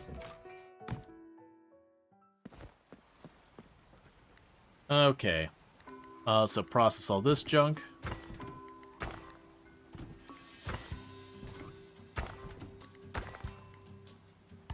Oh, wait, there's a whole stack more of those.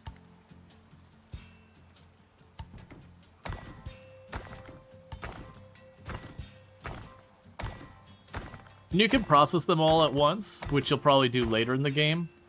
Early in the game, I like processing them one by one.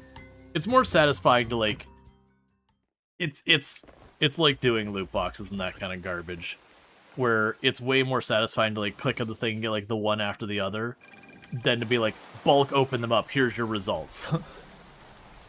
And no blessing today. Alright, so we've already got plenty of those, so get rid of the bug. We've already done plenty of those and those, so get rid of those. We can pop over here and drop you all off. Grab you and drop you all off.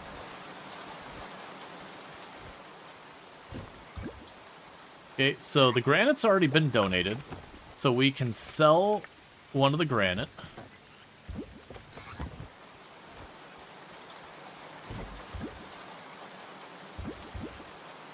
Alright.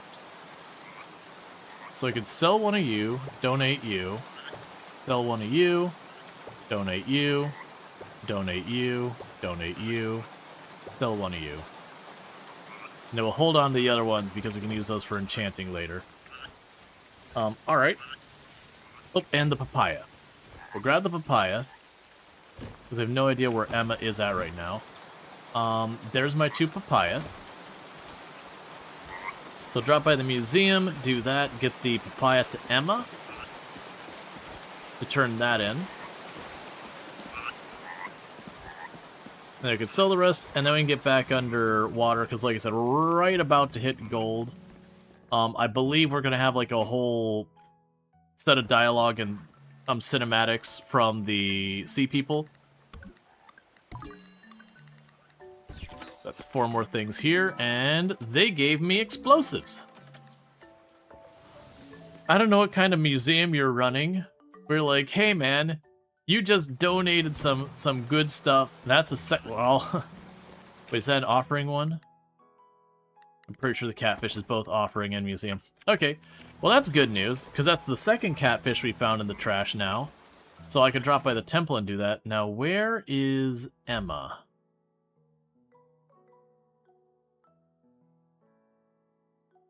Are you at your... You're not at your food truck. Are you home? You are home. That's actually kind of inconvenient for me. So we could fast travel from here. Up there. We can give Emma her papaya. Then we could run over, drop off the catfish.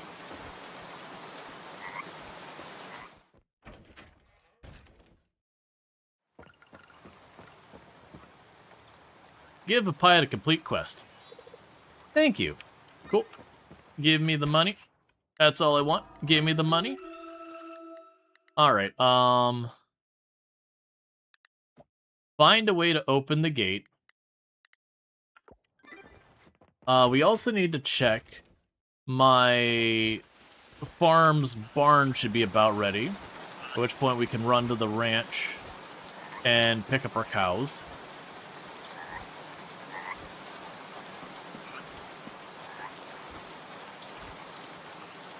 What was it bringing up here again? The catfish, that'll be here. There you go. Ah, a silver quality koi is what I need for that. Cool.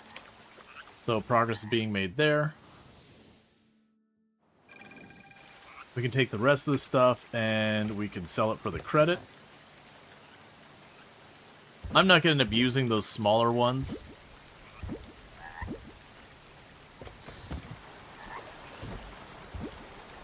Okay, so what else were we going to do?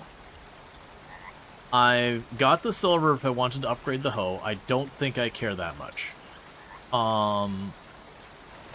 We have also got the silver essence. Oh. I apparently missed a couple of hot peppers.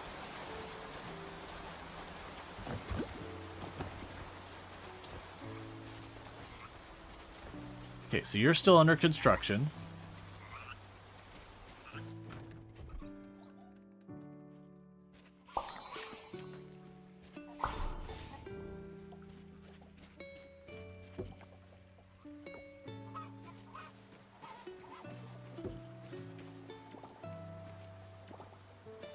Alright, we got a bronze quality egg. So the bronze quality egg will take the time to make that into mail. And then the regular quality egg, you're getting chucked in there.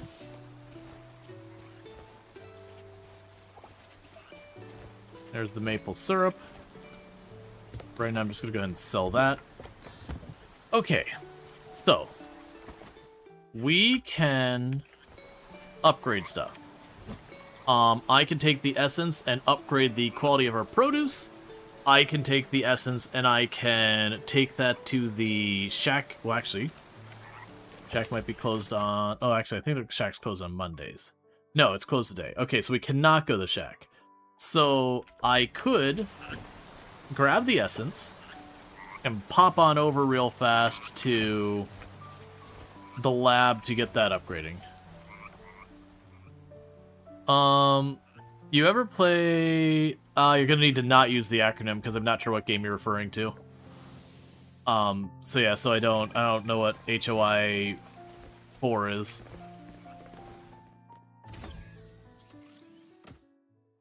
Hearts of Iron? No, I have not. Alright, and for 5,000, we'll now be getting a bit better quality produce from all of our, like, not the full-on trees, but like those middle ground bush tree kind of things that we got. Alright. So drop you off. Meanwhile, grab the silver kelp and all that. I have a feeling I'm going to need a lot of silver. Okay. Married yet? We have not gotten married yet. We actually haven't had the vote to figure out who we're even romancing. That's probably something I should set up. Because if we go to the eligible ones, so if I do a vote on Twitch, I can only choose between 5 people. Now, of them, the ones that are going to be a no is Eva, because we've already romanced her on a past run. Yuri, we already romanced in a past run, so those ones won't be considered. And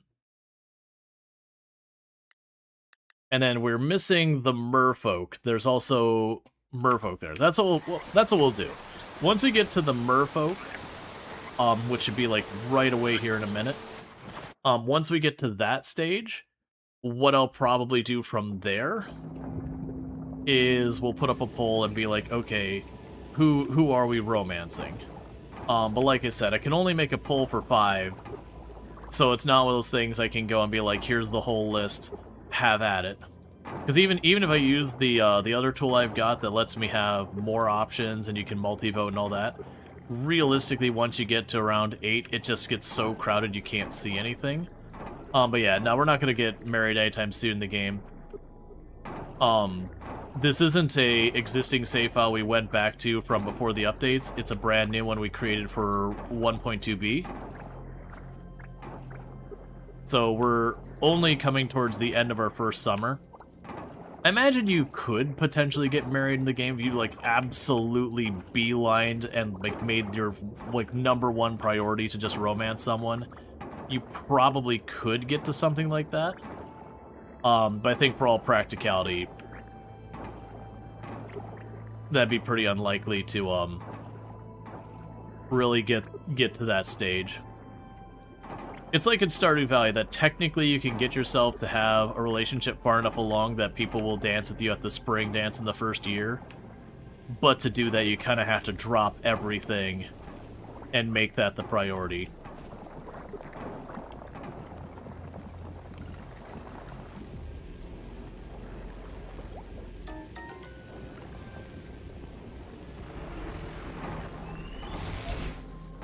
All right.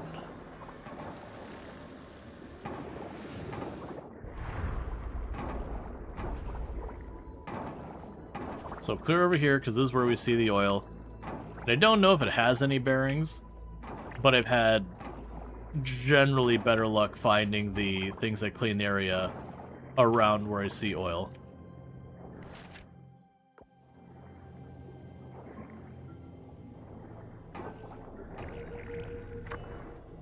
Case in point.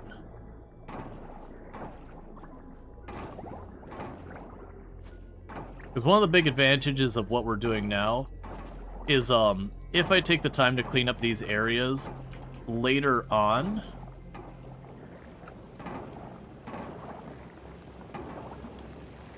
when I'm like, oh, I need silver kelp, instead of having this whole big clear up thing that takes forever, you just go to the area that the silver kelp spawns, and you just kind of go through it. And you can usually pretty quickly find a couple of big areas of silver kelp to continue what you're working on.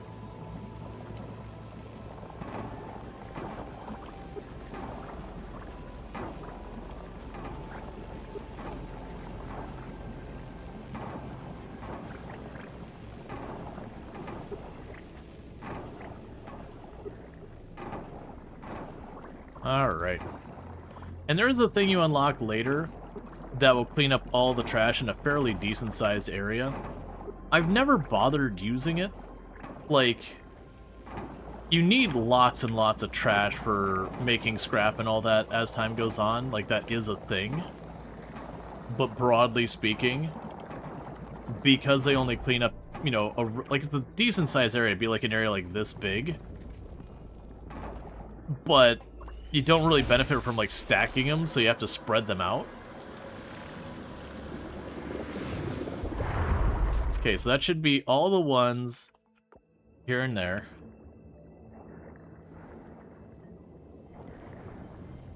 Alright.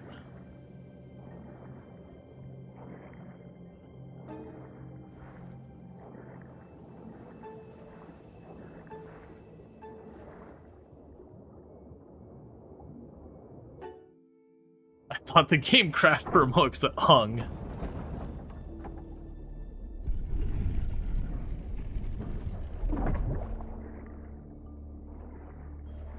It's very nice of them to have the combination to their front door on their front door.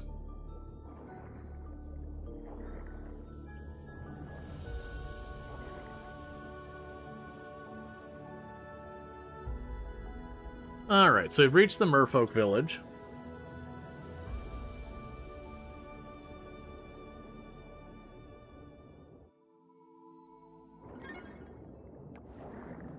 Heal the ocean. Yep. Oh, also, claim my reward. Thank you. Grab the next quest.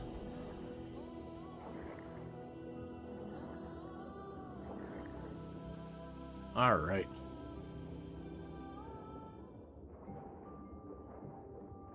And we're about to hit an ad, so I'm gonna go ahead and just wait for a minute before we begin the next dialogue, because this is kind of a big thing. But yeah, so it is one of those things with this game that there are way so many romanceable characters, something like 32 or something like that. There's like 3 or 4 of the merfolk you can romance. There's a whole bunch of people on land you can romance. All sorts of different things. I was gonna joke, but hello there. Yeah. But it's just one of those things that, like, there's a wide cast that you can consider. Of the people I'm considering putting on the poll, as kind of not like the troll one, but like your abrasive character, I'm thinking about putting Leah on there. Because she's like the fashion lady, but she's kind of this game's equivalent to, oh, what's-her-face from Stardew Valley? The one I'm like, you just never date her because she's awful. Which we did, because chat voted the last time on Stardew Valley. Because he was the last one left. The blonde one? Yeah, I'm blanking on her name all of a sudden. Haley, that's right, Haley. Because she walks up and she's just mean and rude to you. And like, even when she compliments you, half the time it's like a backhanded compliment. She's like, you'd be cute if you weren't like so poorly dressed. And you're like, dude, F you, Haley. It's like, can you just not say something nice? But Leah comes across as that kind of character. Granted, she's not as bad as Haley. Because, like, from what I found in Stardew is, even after you romance it, while you do have, like, these occasional, like, really nice moments with Haley, she's still very much pretty hostile to you the whole time, even after you've been married and have kids. You're like, man, Haley, you suck.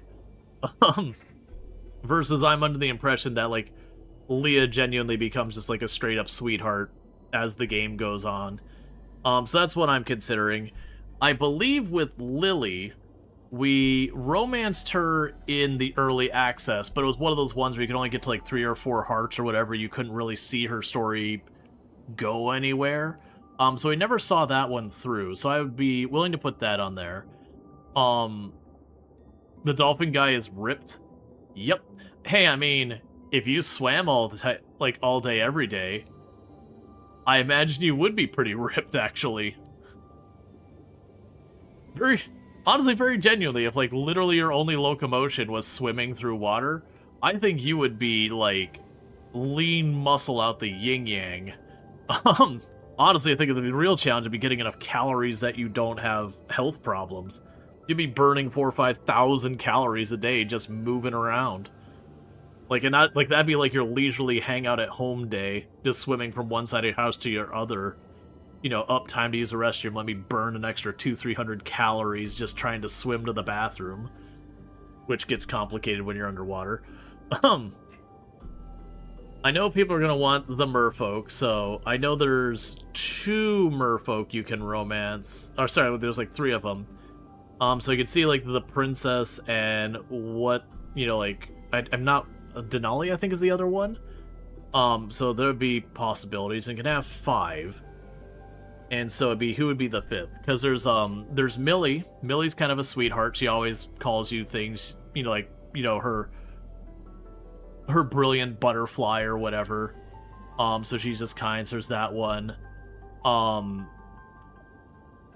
Was it Macy as the photographer? She always seemed like an interesting character. So yeah, that'd be kind of the thing. It's like figuring out who we want to put on the list. Have 5 of them. I feel like we'll only put one of the merfolk on there. And we'll go from there. Stop right there. Identify yourself, land dweller. We've also established that supposedly we can't speak their language normally. Like, they don't know that I can.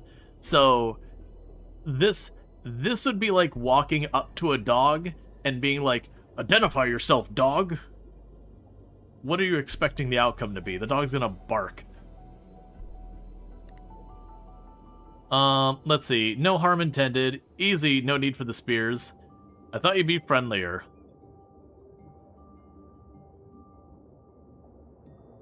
Let's see. I'm gonna go with no harm intended. No harm? Huh. A likely story. Land dwellers don't bring peace. Deno, call for backup. We'll keep an eye on this one. Got it. Oh dear, oh dear. Lower your spears, Samaru. Samaru, sir. This is the land dweller, a threat to the kingdom. Yes, sir. This one, however, speaks our language. Doesn't that make you curious? This one possesses something other land dwellers do not. We've met before, yes? Let's see. Yes, during a patrol with one other. Let's see, hard to forget your face. Just immediately laying it on thick. It's like, oh, it's so hard for me to forget you. Perhaps my memory's fuzzy? Yeah, we're gonna be flirty. Hard to forget your face. Oh, thank you. Sir, as you can observe, this land dweller has managed a full-blown chat with me. Intriguing, wouldn't you agree? Understood.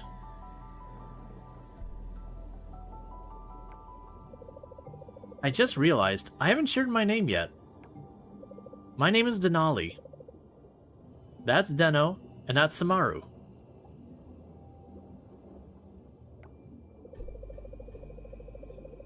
Groucho Gopher?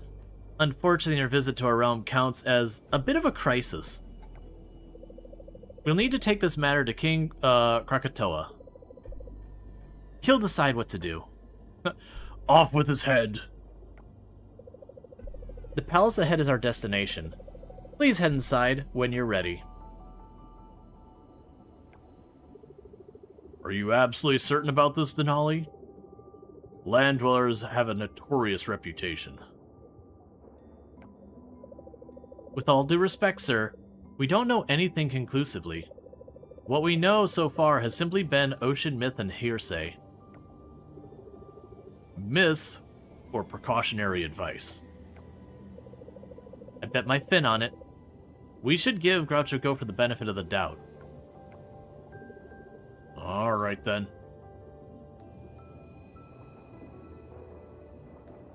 That's also a weird thing, like, bet my fin on it. That'd be like, I bet my leg I'm right. It's like, why would you, what? You're totally gonna shank the king and take over, right? Absolutely. Well, back to guarding, I suppose.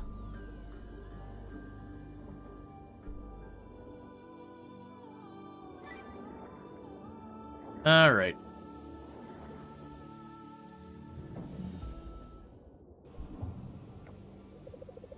Groucho Gopher, you've arrived. Allow me to introduce His Majesty, King Krakatoa.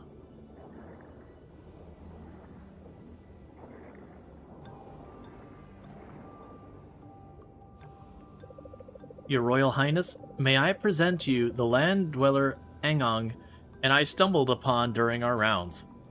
Let's see, we do say it'll cost an arm and a leg. This is true. We do say it'll cost an arm and a leg, but I don't think I've ever heard of someone saying, like, I would bet my leg on it. Oh, did I miss a lot of stream streaks? My apologies. So thank you for the 130 stream streak, the Ints, and thank you for the 7 stream streak, Alpha Stitch, and thank you for the 85 stream streak, Kanahawk. And if I did call those out twice, and I called those out twice, it's fine. This is the intriguing character that goes by the name Groucho Gopher. Groucho Gopher? Quite a peculiar handle, wouldn't you say? You claim this Groucho Gopher can converse in our tongue? Indeed. Seems like the tide has turned, sir. We engaged in a fluent conversation earlier. I must admit, this is new to me too, Your Royal Highness. Before you is the eminent King Krakatoa and the gracious Queen Nanda Devi. Nanda Devi. Nanda? Whatever. Psst. Groucho Gopher, it's your turn in the spotlight. And thank you for the 40 stream streak, Code Sage. I really do appreciate it. So thank you. So you do love catching up on what you're streaming? Yeah, no, I enjoy streaming a pretty big variety. Time for you to introduce yourself. Where's the one where you remain silent and give a confused look? We could say, it is truly a privilege to make your acquaintance, Your Royal Highness. I'm Groucho Gopher. My name is Groucho Gopher, Your Royal Highness. Didn't we already do intros? Do we really need to do an encore? I'm just gonna say my name is Groucho Gopher, Your Highness. We're gonna go for, like, the less formal. Never in my reign did I anticipate witnessing such a marvel. The land dweller here in the royal court, speaking our language. Wait. How can this be? I recommend caution. Should we not consider the implications of welcoming a land dweller into our kingdom? Legends of our kind are unsettling. Are we ready to risk the history repeating?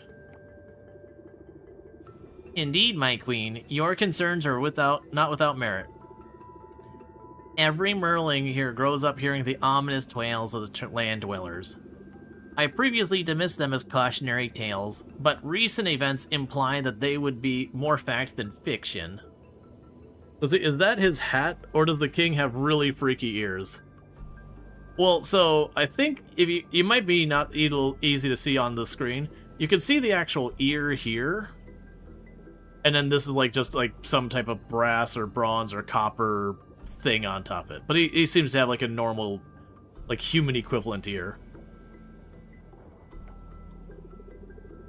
May Ocho contribute to the discussion, Your Majesty? We value your wisdom. Ocho could feel the coral tree clinging on to life, and with it, the survival of our kingdom. Oyo's visions reveal the land dweller to be key to our tree's revival. Whenever one of those coral mechanisms are activated in the shallow waters, we observe partial healing of the coral tree. but it's not yet enough. Why not allow our new two-legged friend to venture into the deep sea and activate more of the coral mechanisms? Casually granting access to the deep sea is a step too far. It's sacred. Can't we send one of our own to trigger these corals? We're not devoid of competence, Choyolo. Names are hard. The currents speak to me, Your Majesty. They speak this land dweller. The ocean has made its choice. I'm just its messenger, with no power to alter the future. This is outrageous. We're clueless about the origins of these coral mechanisms. We know nothing. I beg your forgiveness, Your Majesty. Indeed, my queen. The uncertainty and mystery surrounding all this leaves us vulnerable. Until we know more, it's simply too dangerous to align ourselves with the land dweller. My decision stands firm. The land dweller must be escorted out of our kingdom immediately. Your Royal Highness, if I... Father, please reconsider.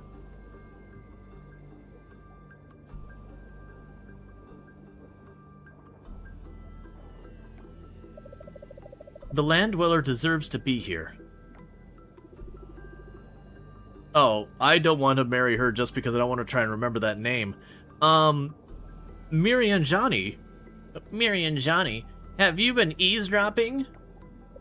Yes, for I am a princess in something that's vaguely Disney-esque, and therefore I must, fiercely be independent and eavesdrop and misconstrue things to create dramatic effect that ultimately will come around to the advantage of everyone after a great tragedy has occurred, such as a beloved character being hurt and or killed or going missing or otherwise traumatic event. And then it'll eventually turn around, oh, by the way, one of you is going to have to die, Mom and Dad, because Disney does not allow to have two parents survive anything.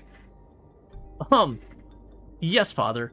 I will apologize for my rudeness later. But please, Father, you must let this land dweller stay.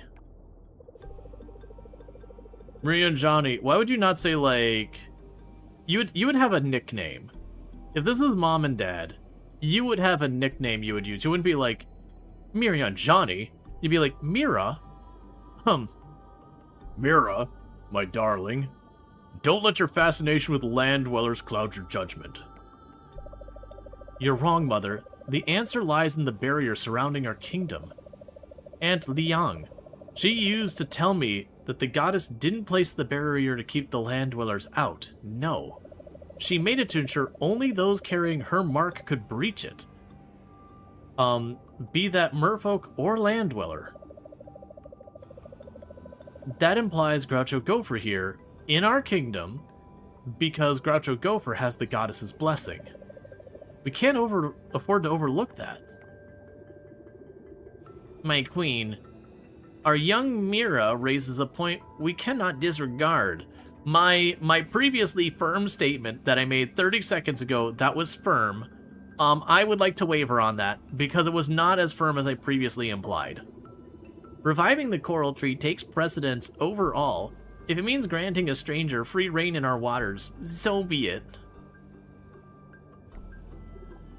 However, I will not let you run around as some sort of safeguard, Groucho Gopher.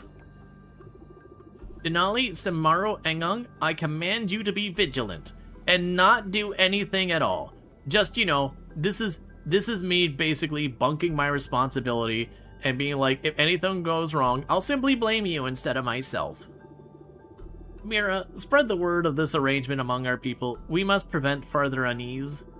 Interaction with the land dweller will be a privilege bestowed upon a select few.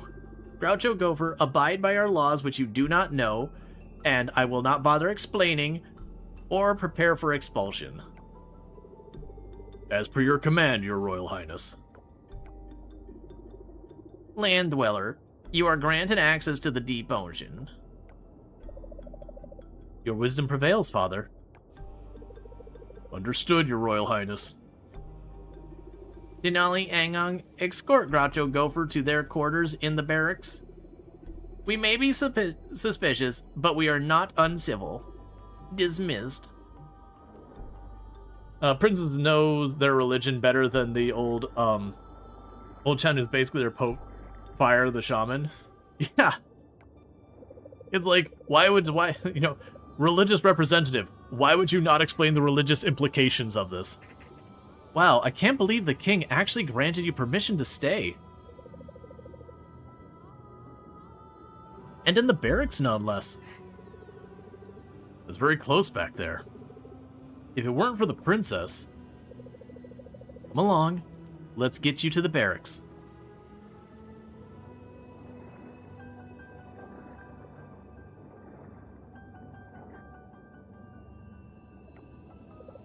Welcome. This is where the soldiers stay. We have many empty rooms now. Feel free to look around. This is where you'll stay. You can spend the night here or go back to land. It's up to you. You should visit Choi Oyo next. She's in the Oracle's building. One thing that strikes me is, imagine for a moment, you've got some really fancy diving gear and all that, but you are not an aquatic creature. You cannot breathe the water. The idea of like having this mask on and then just going to bed, where if that mask even gets loose, not even off, just loose, you drown? Maybe don't sleep underwater? Groucho Gopher. Greetings from Choi Oyo. The fates have chosen wisely in letting you stay in our kingdom. I request your presence in my chamber. There's a ritual that the spirits urge me to perform on behalf that will be worth your while. Ignore the barracks are empties. It's not like we mystically lost a whole army. It's like, don't worry, we're actually in a catastrophic die-off stage here where like everyone's dying because of the coral tree. It sounds like it'd be pretty chill, but no, actually it's incredibly traumatic. Like, people are just dropping dead everywhere. It's basically a plague. Oh, I'm not allowed to talk to them yet. Yeah, that's, in this stage, I can't introduce myself to most of the people. That's not a bug at this stage. There was a bug where you couldn't. But that's at this stage. We haven't actually earned their trust, so we're only allowed to talk to some people. Unwanted guest.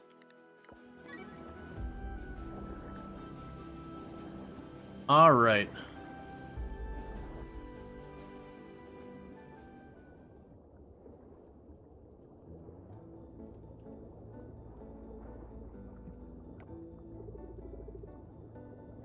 Your arrival is as ordained. You poor unfortunate soul. In pain. In need. Welcome to Choi Oyo's chambers, Groucho Gopher.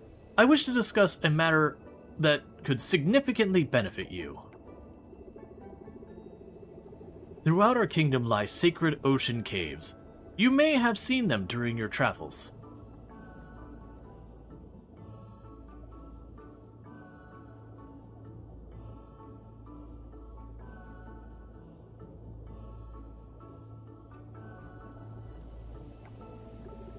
Regardless of what I'm going to tell you for the lore of these caves, these are the places that later on in the game, when you're like, man, I could really use more coffers and a lot of trash. And I mean a lot of trash.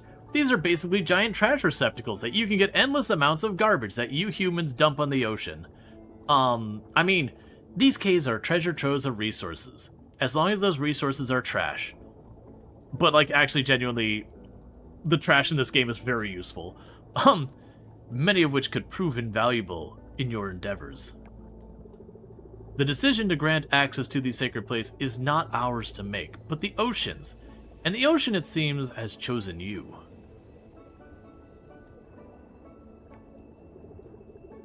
With the rhythm of the ocean in my steps and the humor of the dancing crab, I hereby grant you the right to explore these sacred caves.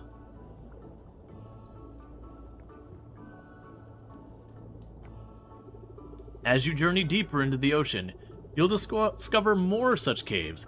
Use their resources wisely, and remember, exploration is key. Yeah, no, the cauldron's fine. It just happens to be a much thicker liquid than the water, and therefore sinks to the bottom. Taking a deep breath, you instantly wish you hadn't.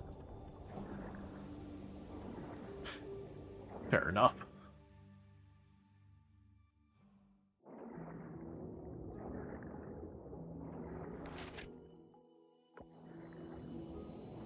All right.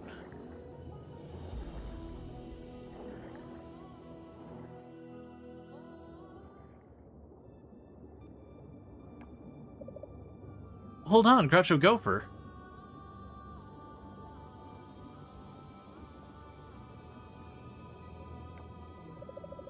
Just a moment of your time before you set off, please. I've seen the amazing things you land dwellers create. Really cool stuff. It gives me hope that there's some goodness in your world. Swimming with a fin is so tiring enough. Swimming with a fin is tiring enough. Can you traverse our waters with those, what are they called? Ah, feet. Nagalita, coast clear. Hurry up, bring it over here.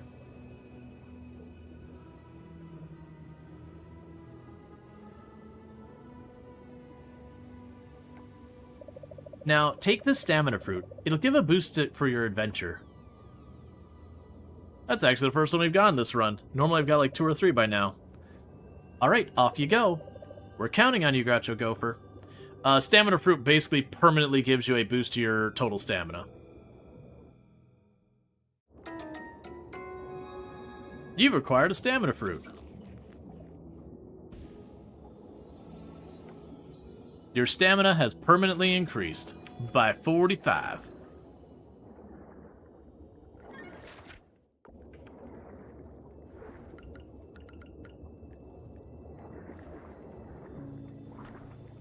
Alright, so we got the blue crab.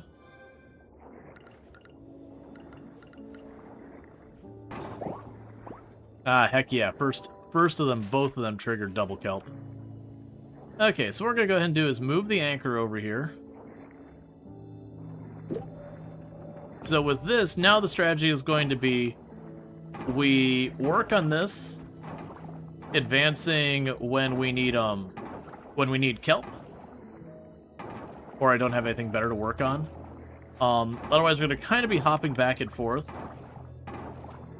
But the plan is to pop down here, at least for a little bit each day, to get the gold kelp. Because of the gold kelp, I can start building the big sprinklers, well, bigger sprinklers. We don't have the biggest sprinklers yet, nor will I be able to do those till we have osmium. But with this, we can start automating the watering side of our crops.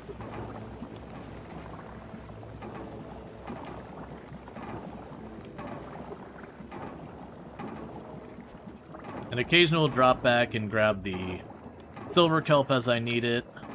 That kind of stuff.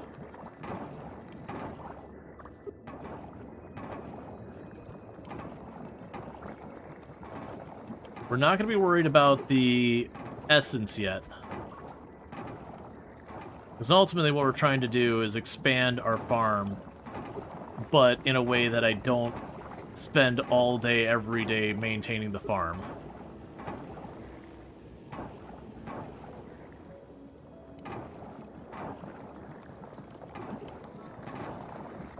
And this is also the point where I want to kind of actually take a proper amount of time to clear areas. Oh, wait, I just remembered. We no longer instantly leave the area. Give me the anchor, give me the anchor. I forgot, once we clear this place, since you have a place to stay underwater now, it no longer kicks you out at 11.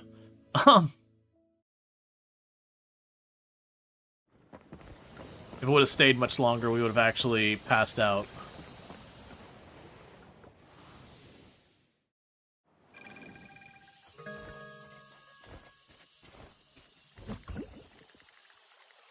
We can go to you. Drop off that. Go to you, drop off this. Grab the kelp. Or the essence, whatever.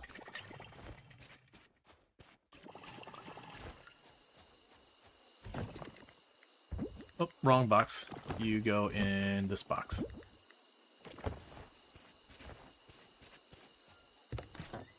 Alright. We got a marble coffer. Okay. That's a bit off topic. Do you have any interest or have you been following the Hightail development? I briefly saw people mention Hightail, but I haven't looked into it too much. So it's like not a lack of interest, I just don't know enough about it kind of thing. Yeah, so we also, because we got that much coral, like we cleared a lot of the sites today. We got 3 whole sites done and a bunch of artifacts dropped. So that was enough to get ourselves halfway through the next rank. I'll take the silver kelp. And we got our stamina fruit upgrade. So that boosted our stamina by 45. Emma likes us a little bit more because we did her errand where she wanted the papaya. And we got an extra 2,000 something bucks. So it's now Leah and Anne's birthday.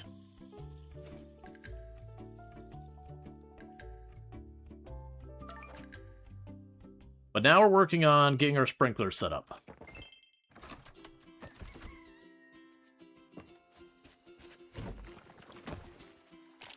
Okay, so let's see. We can make a sprinkler too.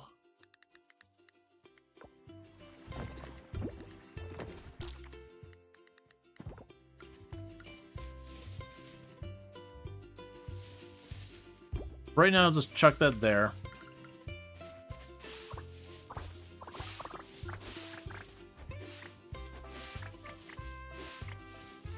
And we are reaching the end of the month.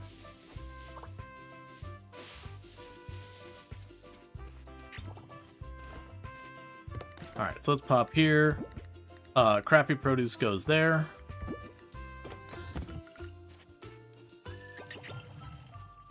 Drop off the okra. Put all that away. Grab the resin.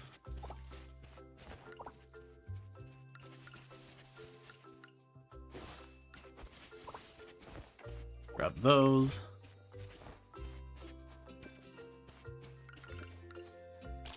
Okay, we'll need the blueberries.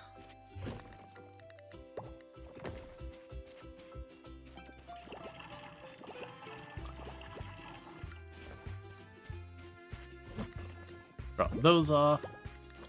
Grab the sunflowers. Okay, and we got a bunch of stuff to drop in here. So one thing we're going to want to try and do is the barn should probably be done. Dear devs, you need to be able to hire people in your game to do all the running around for me.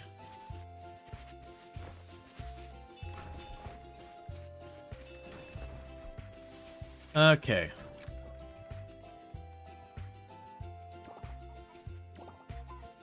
It is a thing that you get automation that makes it way less of an issue. But that comes with your city rank. Town rank, whatever. And like the petting of the animals, you can automate that. Because no one wants to actually interact with their pets and all that. Come on. That's just silly.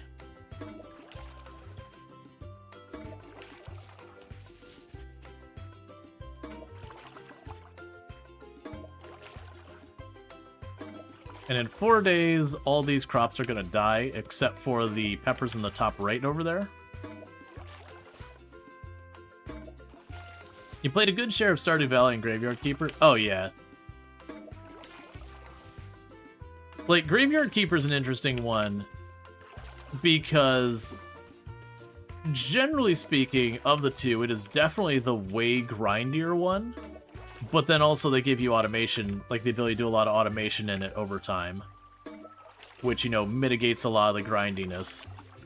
But yeah, like getting the earlier parts of Graveyard Keeper can get real tedious at times. I think it's an amazing game, by the way. It's very much one of the games I've very, very heavily enjoyed in the genre. Because it's just a very different take on the genre. It's also got a really good sense of humor.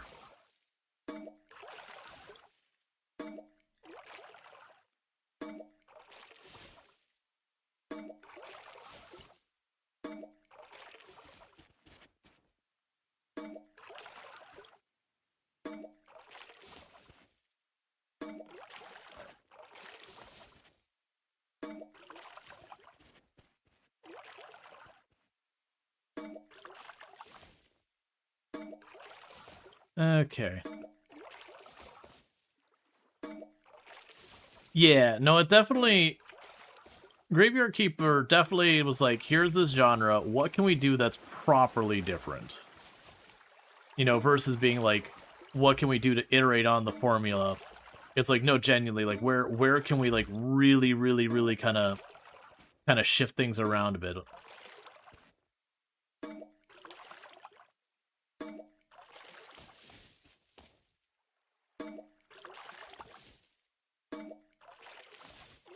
So Graveyard Keeper was rough in the beginning. You felt like you hit a wall and you just couldn't get past it for a bit. Yeah, no, that's what I was saying, like the grindy side. And some of it's not always particularly clear on what you should be doing. There's definitely that early game grind. And then, you know, you get a little bit later in, and that's when the automation takes off with the zombies and all that, where you can make the zombies do a lot of your work for you. But there's definitely kind of a middle spot there where you're past the very beginning, but not quite to the point of getting the art stuff. So we're going to want the milk pail. And animals. Oh, I could just get the ducks now. Oh. Okay.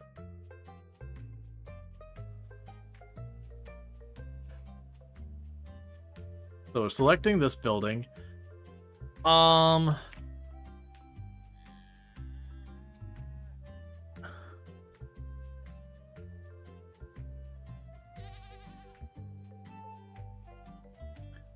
I'm trying to come up with some cow names to come out there, because I know there's always the one like beef and all that, but I want to lean more like on just Barnorama.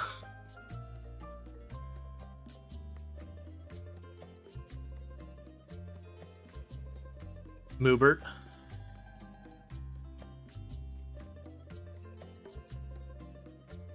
There's got to be some really good cow names out there. Like, Moobert is fine. I got the, Cows Are Us. Well, I feel like the barn would be named Cows Are Us versus the individual cow. Like, the barn Cows Are Us makes sense as a name.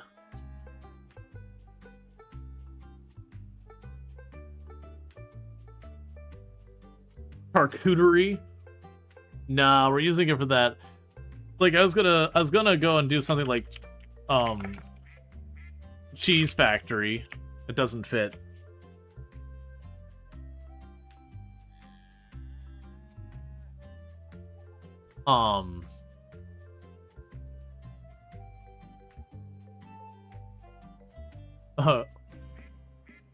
Augustan, your Tauren character.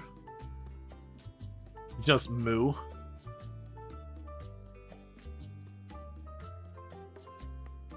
Milky Way.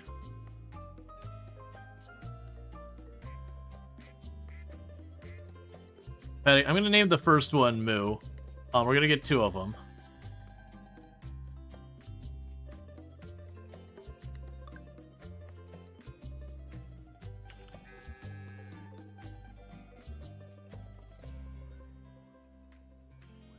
Just name one cheese.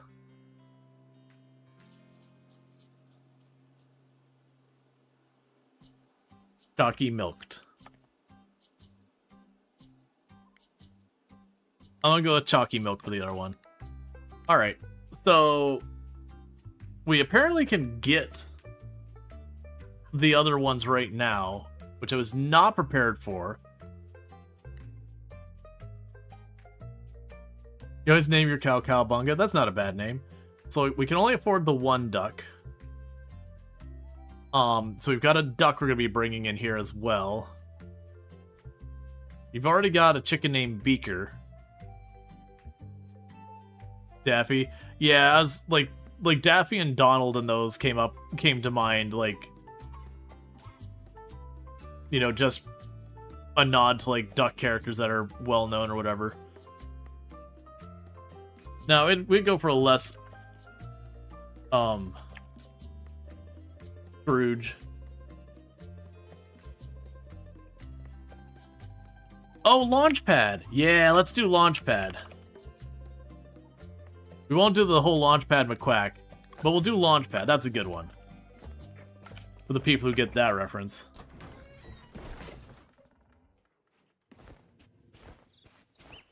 Alright. So that's good. That does mean we'll end up needing to get the rest there, so all of that's solid.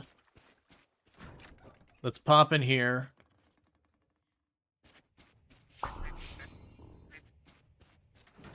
Alright, so that'll be all DuckTales. Yeah, because I was gonna make it Scrooge McDuck, but then it's like, oh wait, actually, Launchpad's a lot of fun. I think this has 6 spots.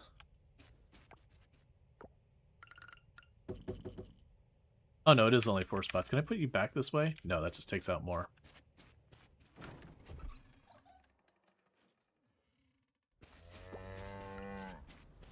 Alright.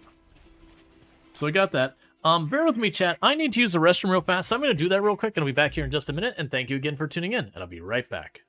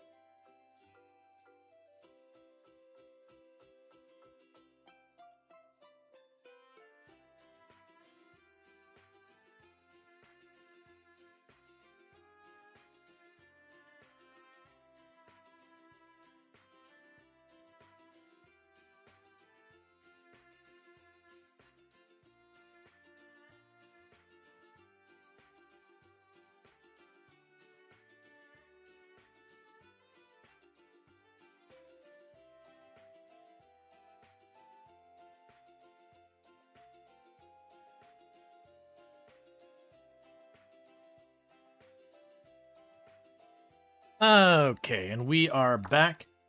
Yeah, so we met people. Yeah, so we got 3 more people we're able to date there. I'm pretty sure none of the others here are dateable, which I believe at that point... Oh, wait. Oh, it's Anne and Leah's birthday. All right, let's get that because I will forget to do that. So let's get their birthdays sorted. So... Bum...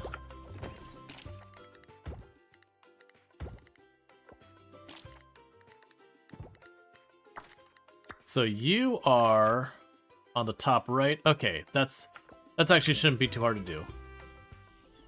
Let's check for a blessing. Gathering proficiency, small blessing. Okay. Yeah, so head over here.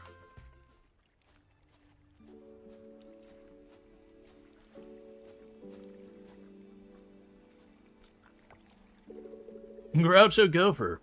Beautiful day at the lake, huh? Oh, sorry. Mom, this is Groucho Gopher. You two have met, right? Groucho Gopher is the new farmer at that lot. Yes, we've met. How do you do, dear?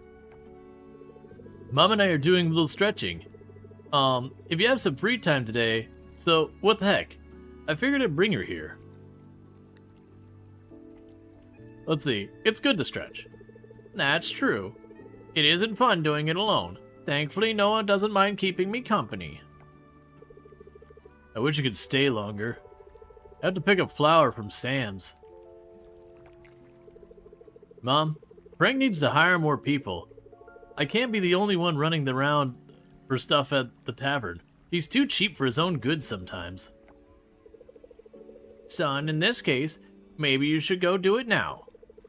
If it's making you anxious, I don't think you should put it off. But you'd be alone here, Mom. No, that's a bad idea. Alright then. So, I think 30 more minutes, and then then we head home? Yeah, Mom? Groucho Gopher, join us.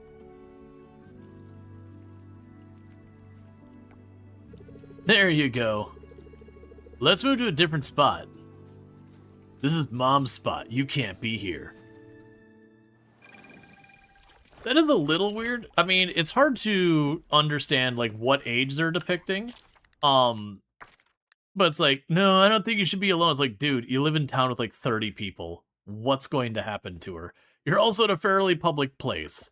Like, you know, whether your concern is that, like, someone's going to do something to her or she could trip and fall, like, regardless, there's people within earshot. It's a tiny little town of people who all know each other.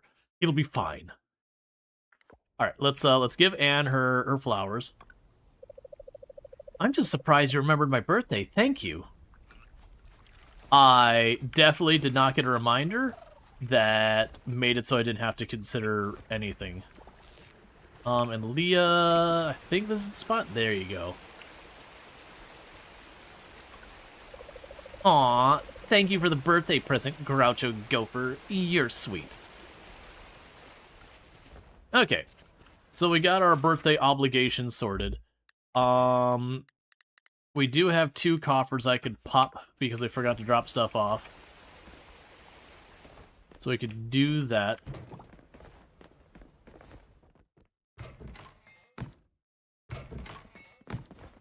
So next bit of money is going to be entirely on animal stuff.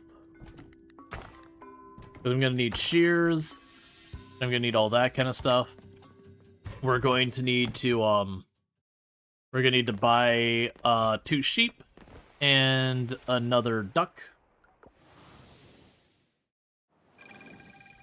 But in the meantime, what we want to focus on is getting enough of the... What do I actually need for that sprinkler? So it's silver and gold kelp. So we'll just need to focus on making sure we get enough gold kelp to keep building the sprinklers.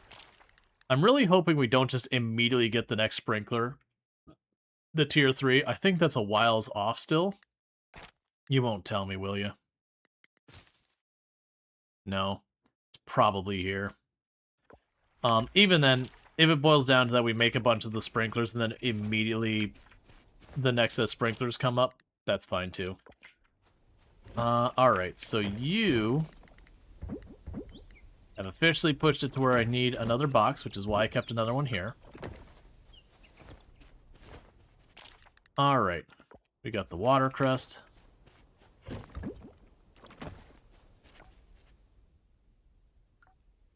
And we're going to jump right back down to where we were getting the gold quality stuff.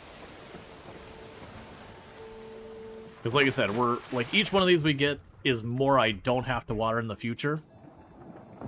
Ooh, sexy shrimp.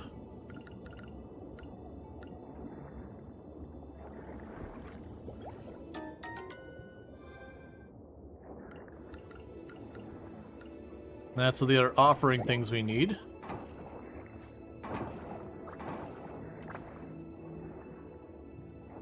Okay, so we can't go there. We got you open already. Oh, we need the seaweed.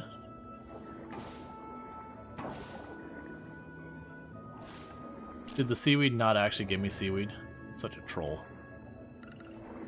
Second sexy shrimp.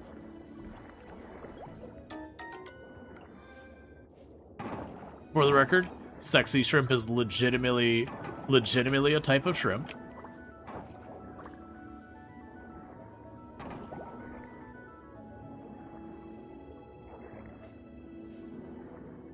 That's just what it's called.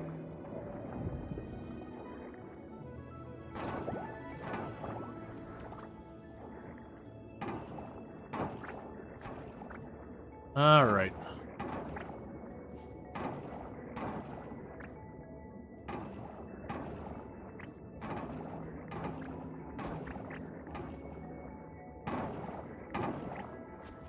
Yeah, so we're probably gonna miss all the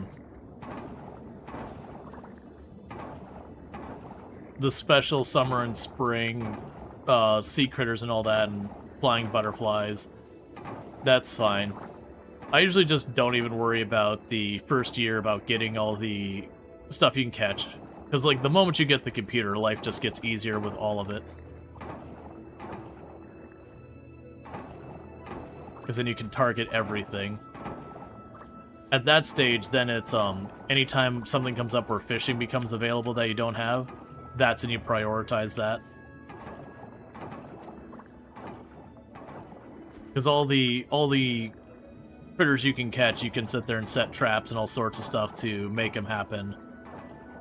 But fishing you have to do. They've added it where, like, you can go through the mine and find fish that way. Like, the odds of getting any specific fish are utterly rubbish. But I do think it has the entire loot table, maybe not legendaries or whatever. But enough if you just don't enjoy fishing, you can still progress.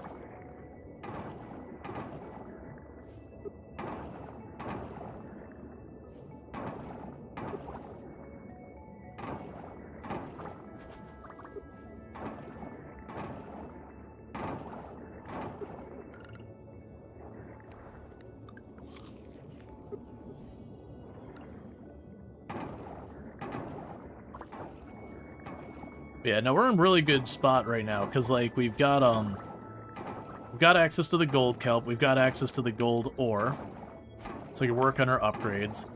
We've got the animals in place, except for the sheep, that's the one we're missing. So we work on all of that.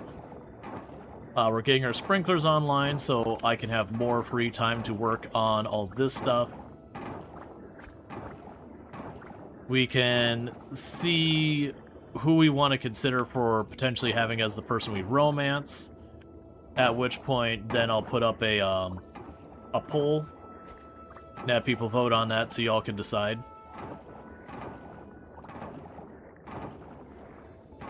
Like I said, I'm going to narrow it down to 5 so I can just do a poll on Twitch.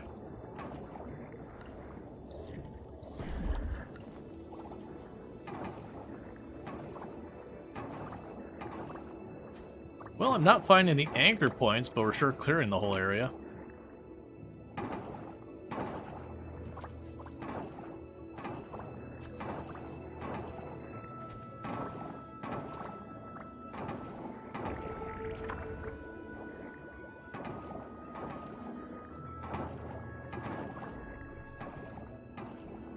Another one in here somewhere.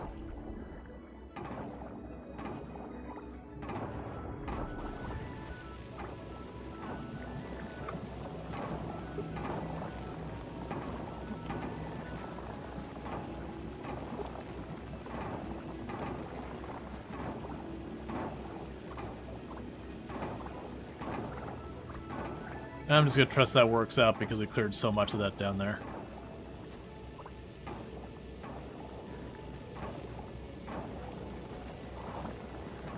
Some of these areas, they do some more interesting things in the sense that you'll have to clear one spot to get access to another area to clear the next spot. Like this one might actually be up there kind of thing.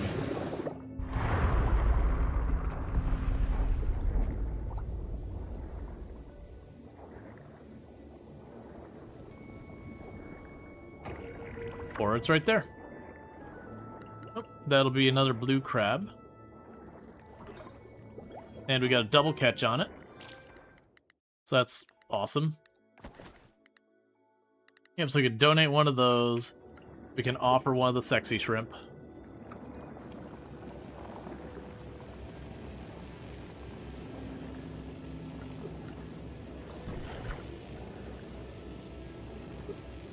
And I don't think we use a second Jamu.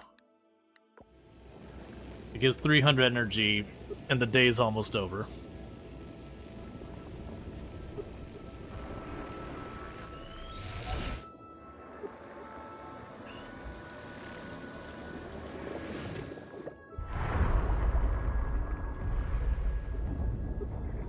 Okay, so this one opened, that one did not, so we gotta go left.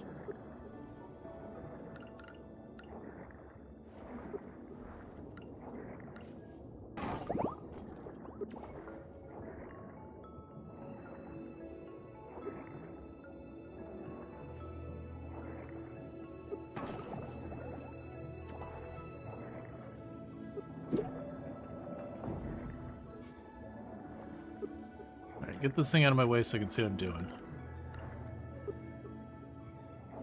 Oh, that's on the other side. That's fine.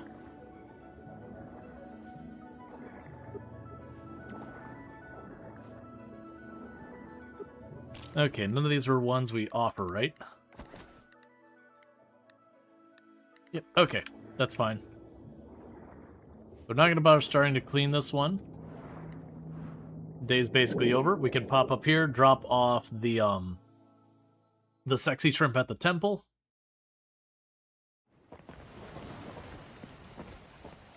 And then potentially run real fast over to the museum.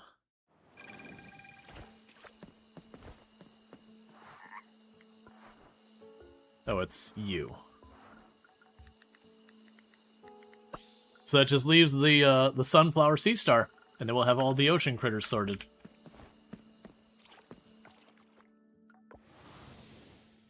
All right.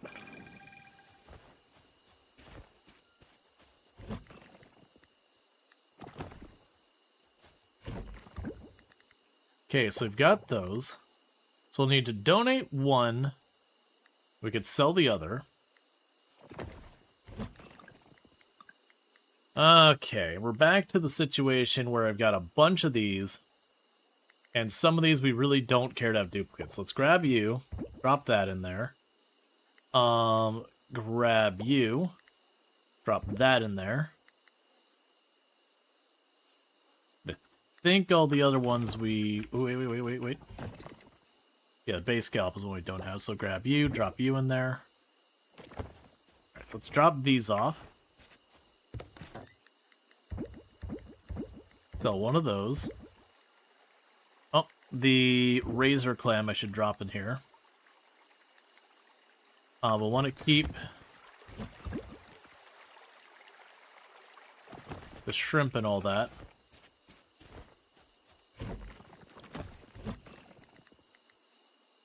So we want to keep the razor clam, so let's grab you and drop you in there. Drop the sexy shrimp in there.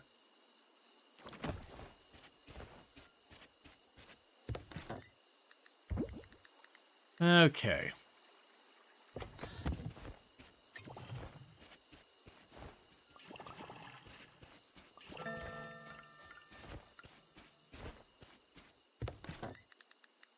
Drop these in here.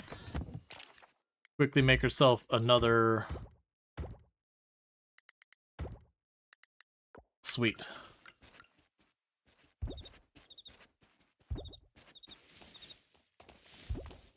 Can't really cover a lot of this because it's not well set up for any of this. That'll do for now. You'll need 2 okra. And 3 blueberries. Keep all these running over the night. Cool. So that should massively cut down the amount of watering I've got to do. And like I said, when we hit the fall, half that crop is going to die. It'll be just the hot peppers that stay around. And so with that, I should be able to just run on over. You know, even if I have to kill like one of my hot pepper plants to make room for the sprinkler, we'll do that. It'll rearrange stuff as well for the scarecrow to have room as well.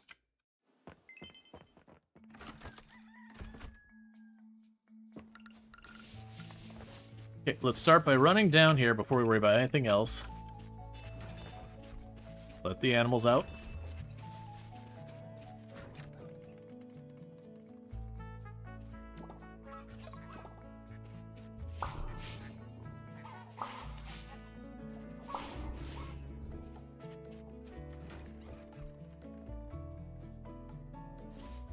Okay, and those are ready for milking.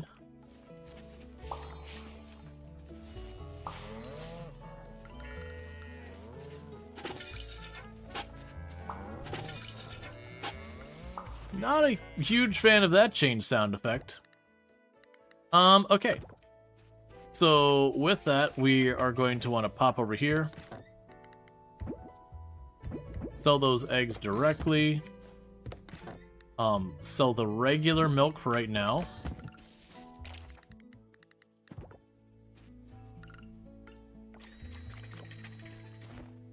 Alright, so we can't do anything else with the milk other than sell it for the moment. We will just sell the milk for the moment.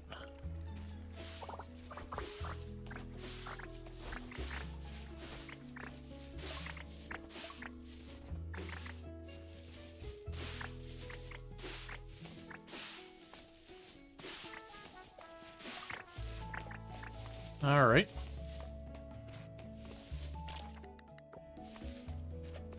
Drop off the poor quality stuff here.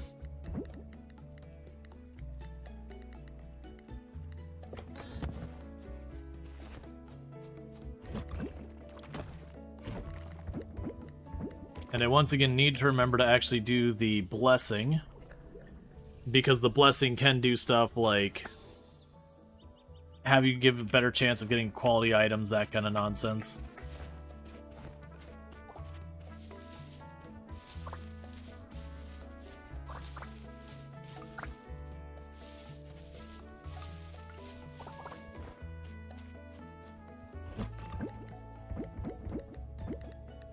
Okay, we've got all you figured out. That's fine there.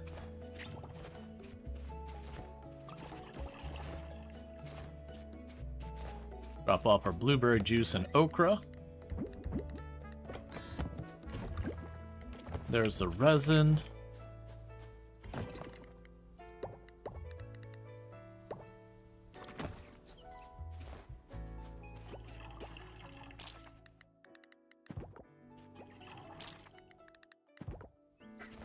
All right. And what we can do now is we can run up here. We can get the sheep. We can get the shears.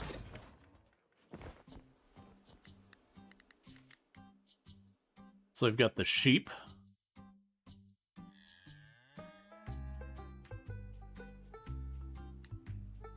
And this is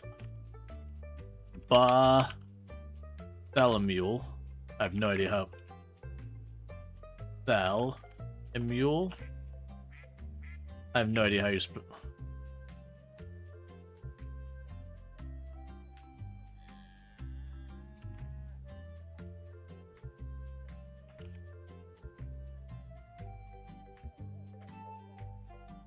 We'll try just a different name. It'll be Bartholomew, but it'll be, you know, exaggerating that. Or Barney.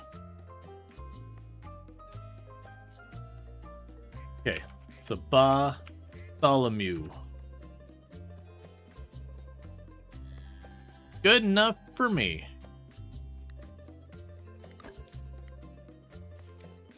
So that means I've got one of each of the animals you can have now. And we got the shears. So you still want to get one more sheep and one more duck. But for now, that does mean we have all the varieties of animals we can get until we upgrade the barn. And that does mean we'll have all of the things we need towards doing the temple offering for them. Let's pop in here.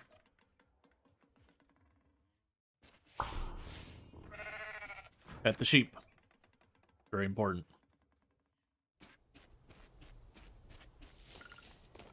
Okay, so now I still have crops I gotta water, but significantly fewer of them.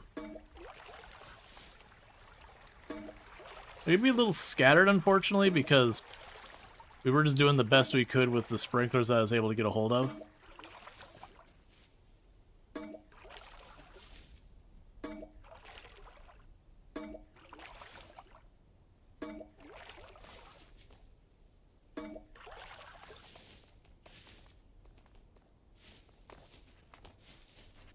Okay.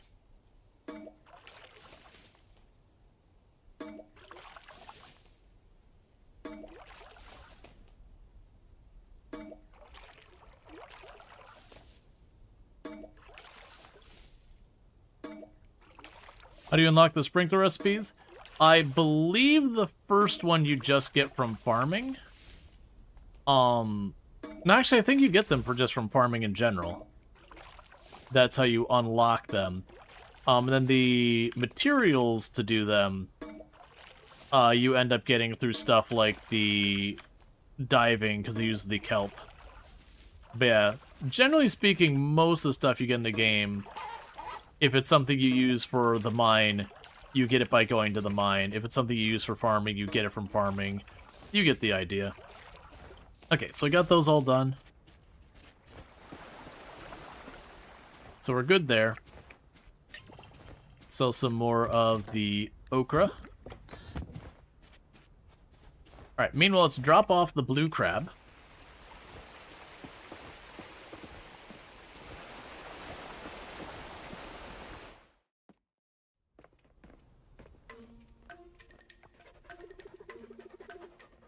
Look at you dancing up a storm with Taco. And Gong. Who? The little man dancing with me, look. Is that his new imaginary friend? I haven't heard him mention it before. Let's just go with it. Good to meet you, Gong. Thanks for playing with my son. Maybe we'll see you for lunch lunch later, okay, Gong? Come on, Archie, let's go home. Okay, Mom. Goodbye, Taco. Let's see. Come on, Taco. Bye, Gong. Bye, bestest friend Groucho Gopher.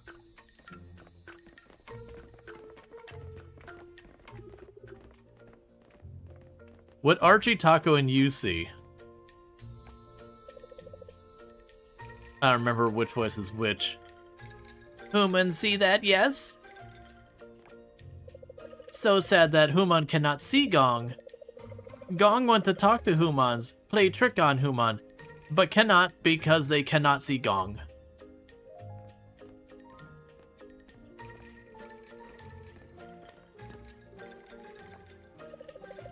Hey there, Groucho Gopher. Who are you talking to?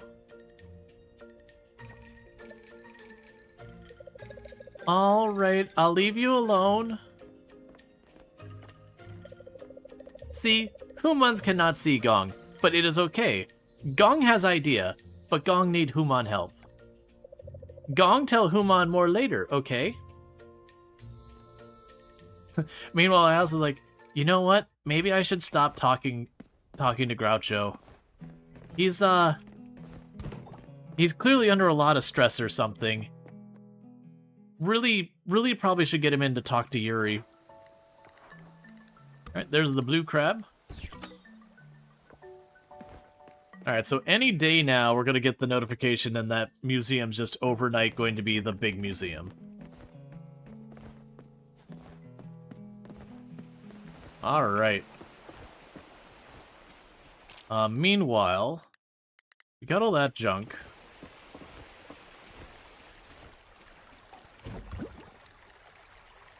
So, I have no money to my name to do anything else.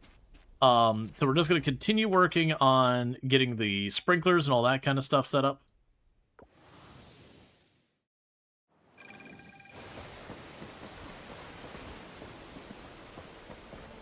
Because we got 3 more days to the end of the season. And the plan there is that, like, the moment we flip, it's just move everything around and we are just solid. Before we get into this too much, I'm going to vaguely clear in the direction the back where we came. Because I want to keep making sure to check for...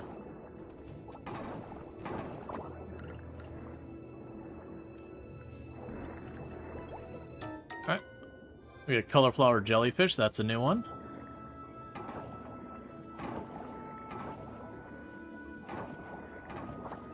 Because again, the motivation here is we're actually here for the kelp.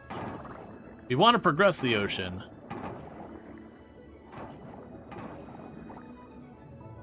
And grab the kombu.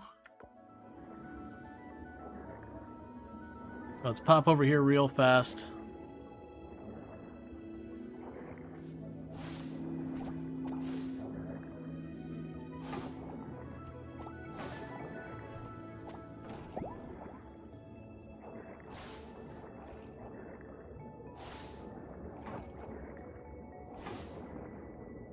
And that should be enough for us to make one of the water critter traps.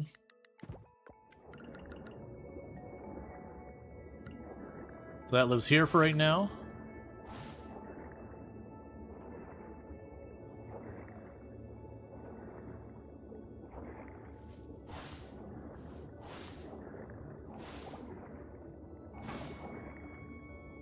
All right.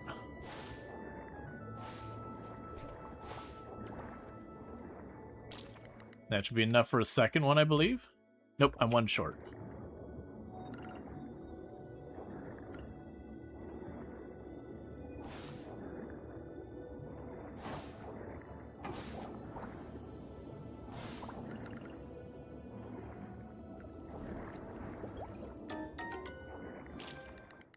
Okay, and now we can add a second trap. And now we'll start clearing our way back up here.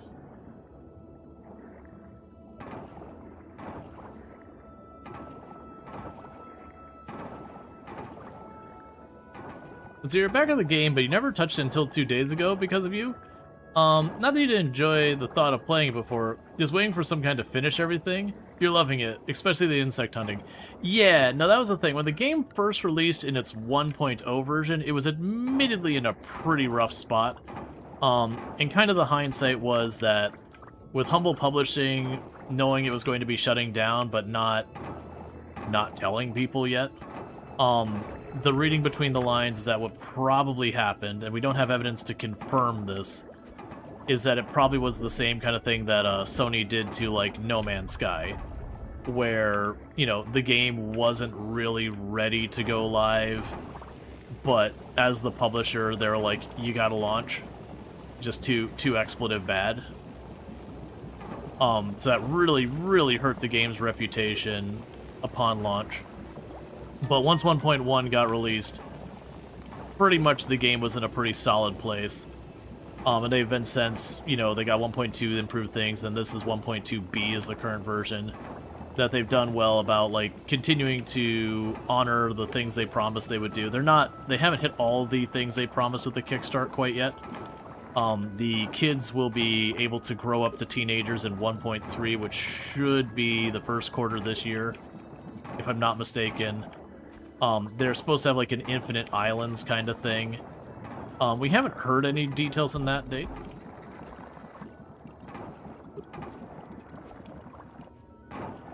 And thank you, Elizabeth, for the tier 1 sub. That's 15 months you've been subbed to the channel. I really do appreciate that. Means a whole heck of a lot that you continue to support the channel after all this time, so thank you. Yeah, so I'm really happy they did that. I think that's good about... One of the nice things about them having gone through the Kickstarter style is, even with what's happened and all that, because they already kind of got paid, basically, through the Kickstarting thing, even with that kind of stuff, they can still see their game through and all that. Which is really, really good to see. Because a lot of times when a publisher pulls an okie doke on a game dev studio like that, that's just it. You know, they burn the brand and there's no coming back from it.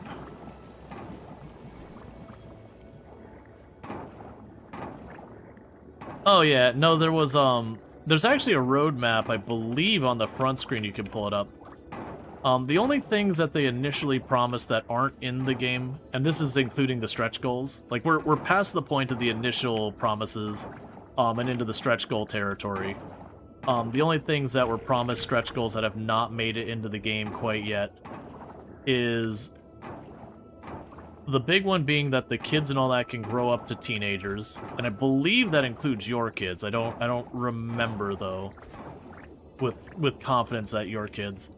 That's one thing, and then, like, the very last stretch goal was this thing that was infinite islands, that my understanding of it was along the lines that you would have these other, like, islands that you could go to. I don't know if they're procedurally generated or what, but, like, once you've explored this area, you can do more. Like, figuring that out, so we've got literally all 3 of these going.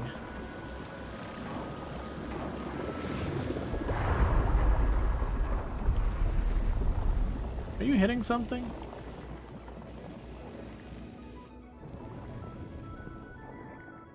You are.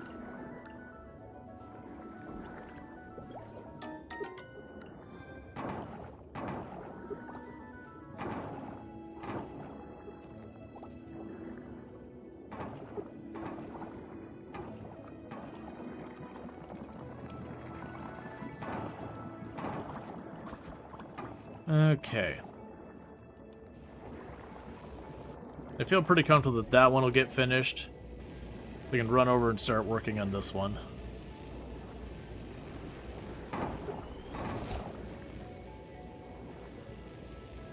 Let's grab the stuff here that we can grab. I don't think I want to use another Jamu.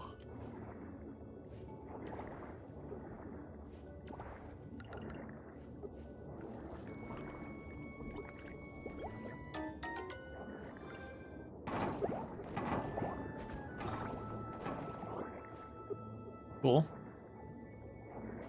You check the room at them? Really enjoying the game. Feels solid so far. Yeah, no, like I said, 1.1 was a bit on the rough side, which was very unfortunate. I do feel like the game would have had a much, much stronger following had the 1.1 been the release. But it was like we hadn't heard anything about them getting ready to release. And then suddenly, just out of nowhere, it's like, okay, it's coming out, you know, in X number of months. And it definitely felt like one of those things that, you know, someone like the publisher or some higher up was like, nope, you gotta roll it out. Like they hadn't blown any deadlines or anything like that. Like they hadn't promised it would be out by that point or anything like that.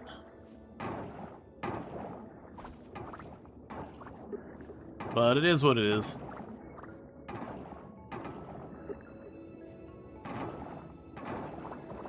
It just sucks because I don't think this game would have outsold Stardew Valley or anything, but I think it would have had a very, very stronger following, similar to like Stardew Valley, just not quite to that scope, had that not happened. So it could have released in a nice, fairly polished state. You know, still some bugs floating around, obviously, but much better than it ended up being. Okay. So go ahead and move up here. We need to get out of here soon because of time.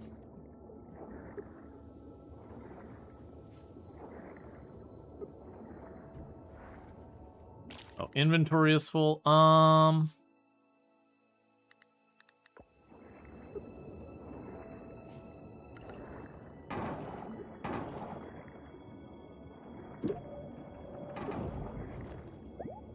Just gonna grab the last of the gold kelp. And then we need to get home.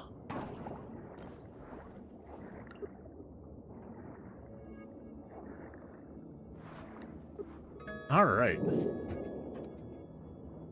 Yeah, it also feels like that's one of the problems you run into with a lot of Kickstarters is, you know, they get kickstarted, and even if they're upgrading and or updating and letting you know regularly and all these other things, you know, people just lose track of them kind of thing.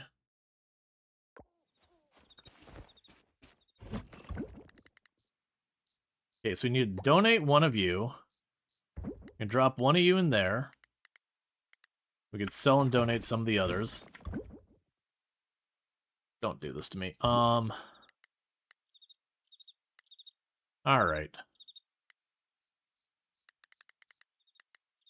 We'll come back to that.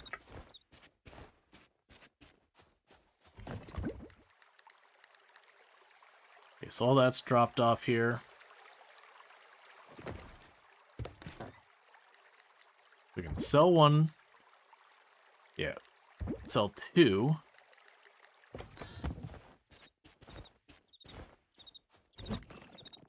Okay. So we can get rid of the two urchins. Drop you in there. We've got silver quality on the muscle. We'll drop you because silver quality is better here.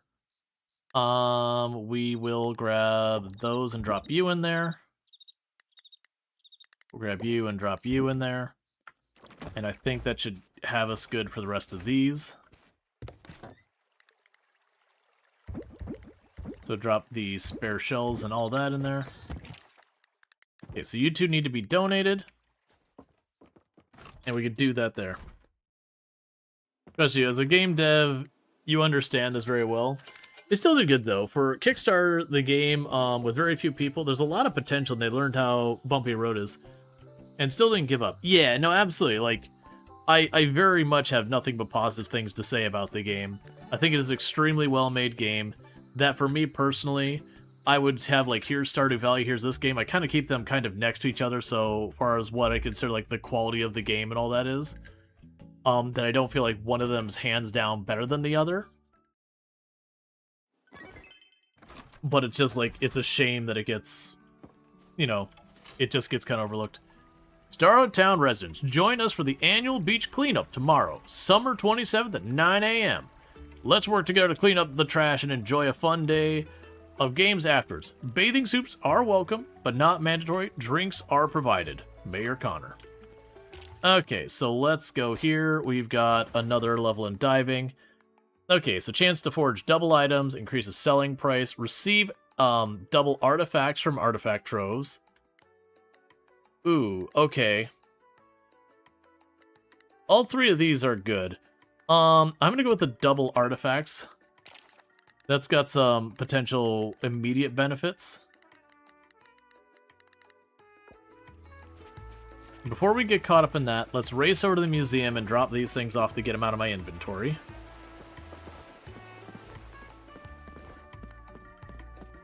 Surprised we haven't seen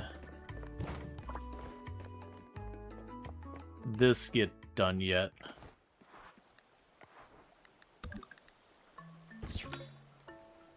Alright. 2 more critters for the museum.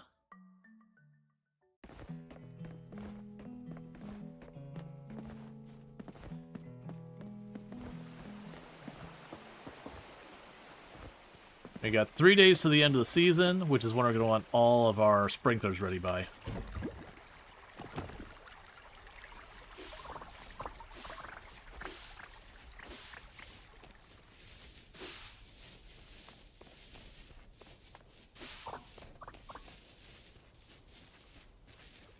Okay.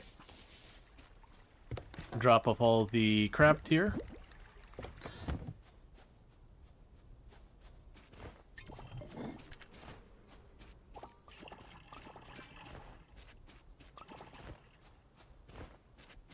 And drop off all that.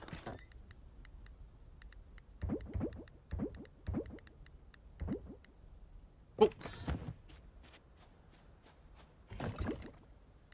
Let's grab okra.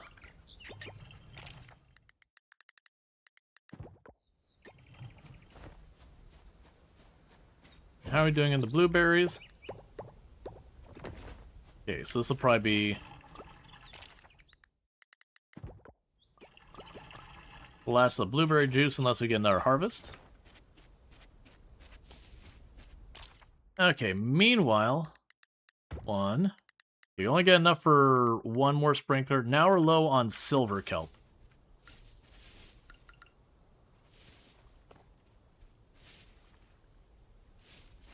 So yeah, so it looks like either way I'm going to have overlap happening here, which I am okay with. For now. Like, obviously I'm going to switch it up later so we don't have overlap. But this is existing crops that are giving me more and more goodies out of them.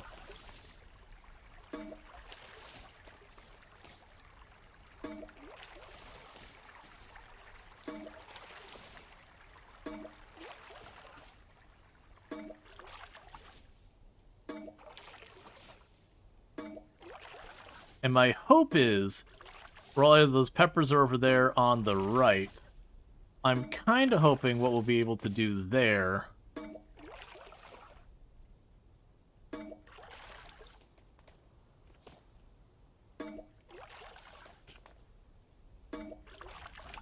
is that I'll be able to go in there and,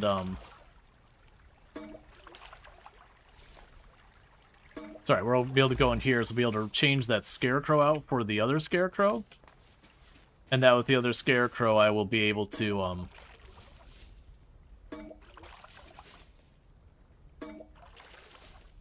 I'll be able to put the sprinkler right in the middle where that scarecrow is, so I can water all the pepper plants as they are without moving anything.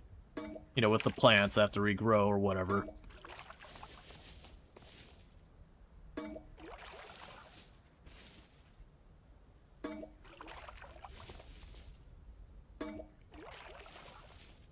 I think they're all watered. But yeah, so I can make that into there. Scarecrow goes down here somewhere.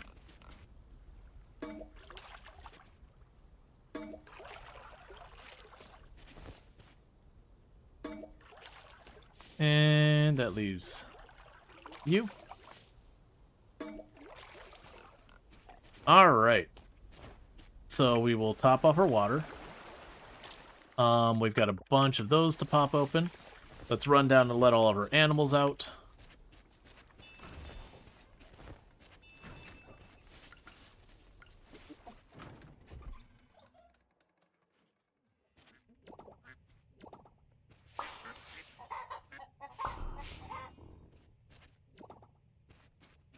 Okay.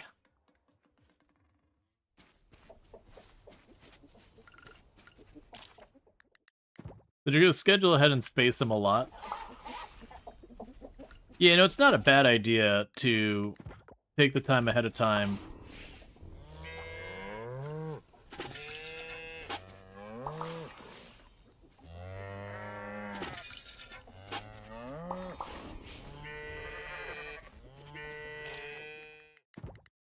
Alright, so we will want to make you into mayonnaise.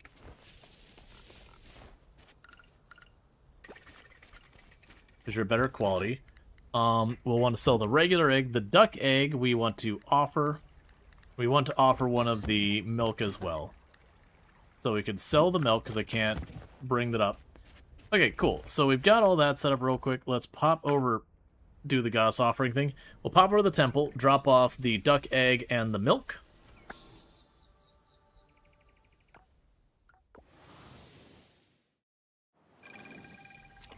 Because that'll get more of these goods going. So there's the duck egg. There's the milk. Yeah, we need the goats. I believe the goats require me to upgrade the barn to get the goats. We can pop back down here. Because what I'll want to do with this is I'll want to get a second duck.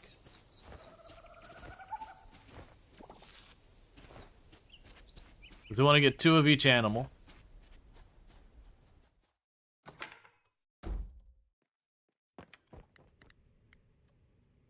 You're not where I do this. Let's check to see how much it costs to upgrade our building, since I happen to be standing here. So edit farm building.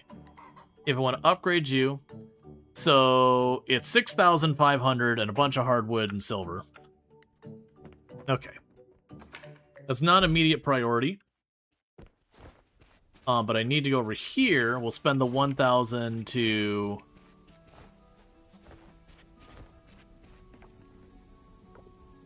You close at noon?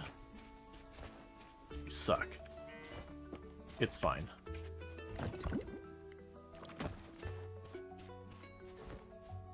We can get it tomorrow. But yeah, so we can go ahead and we can get, like, the duck and an extra sheep. Ooh, trash can shallots.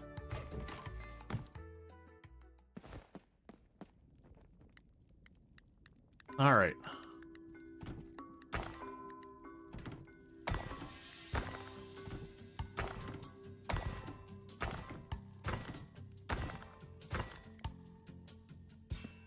Get all that sorted.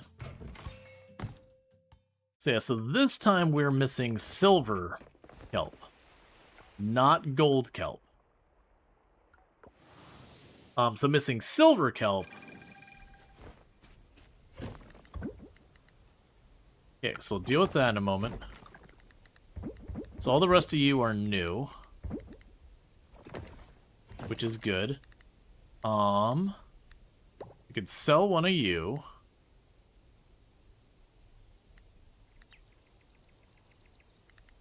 And we donate the axe.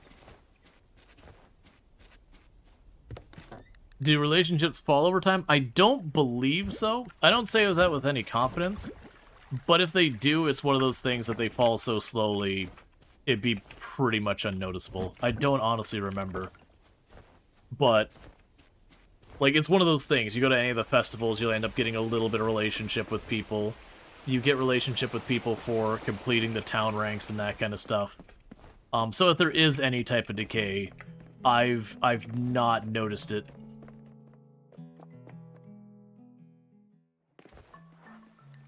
Okay, and drop off the axe.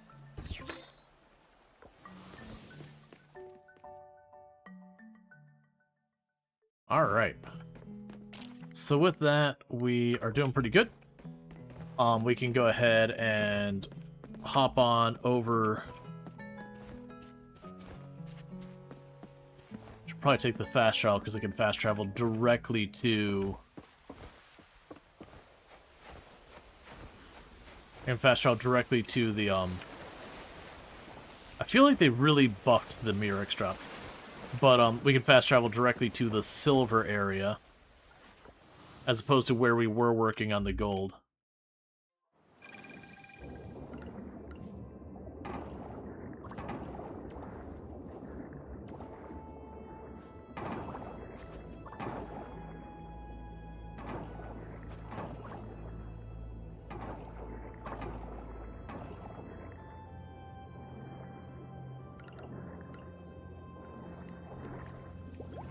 Okay, we got a Ruby Sea Dragon.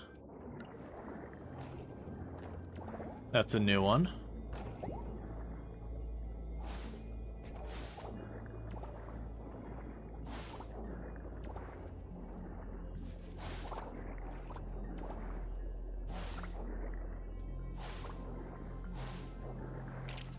Okay, and let's make ourselves another aquatic critter trap. I'm gonna put it there.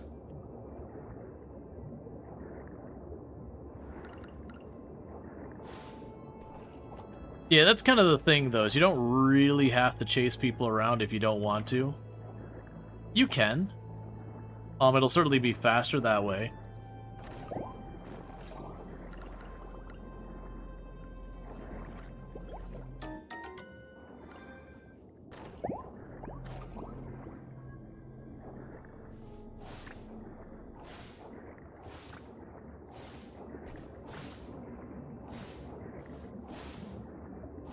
All right.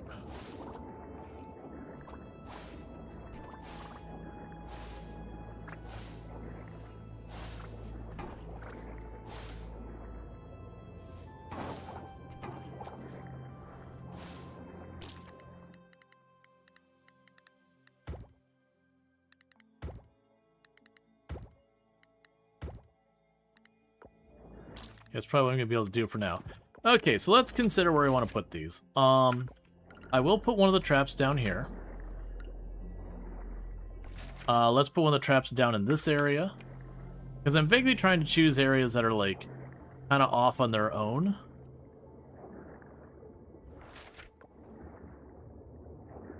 Because they tend to have some of the critters only spawn in certain parts.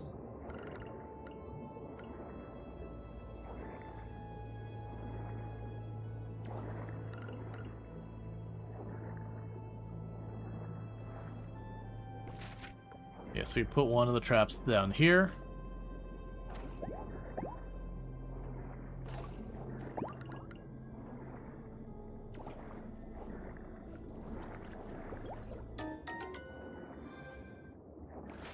Okay. Let's try going over there.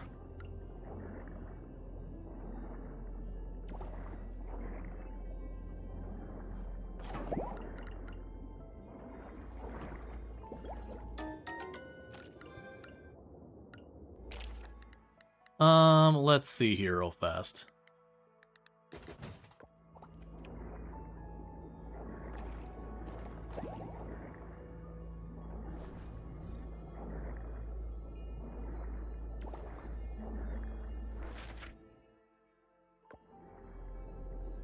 Okay.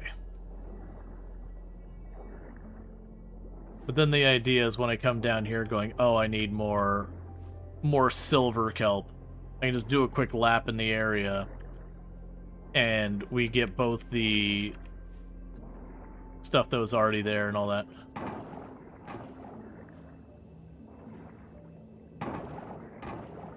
Alright, come on.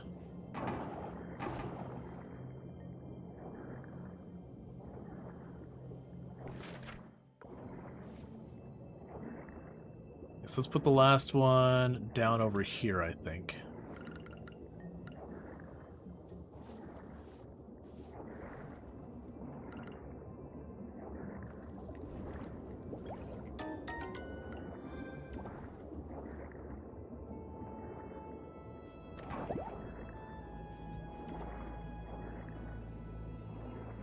Okay, we can grab the rest of this here.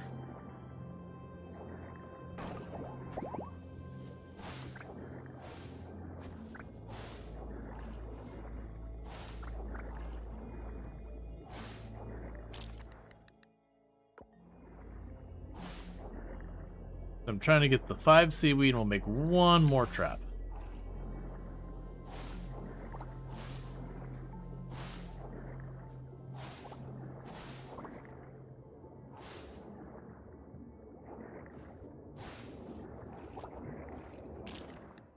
Alright, and that makes me able to make one more trap.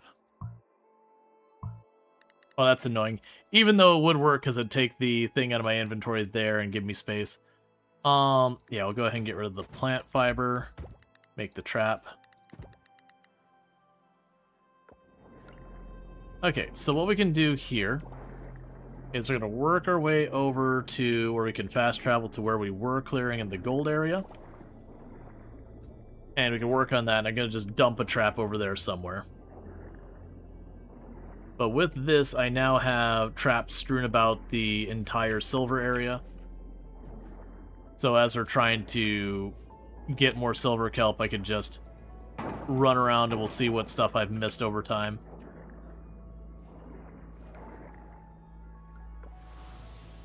Alright.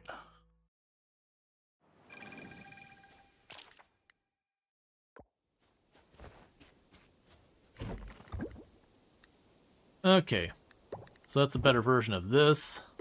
That's a better version of that. That's a better version of this. I didn't actually want the blueberry juice, but that's fine. We've already got our hermit crab up there. We can donate the hermit crab.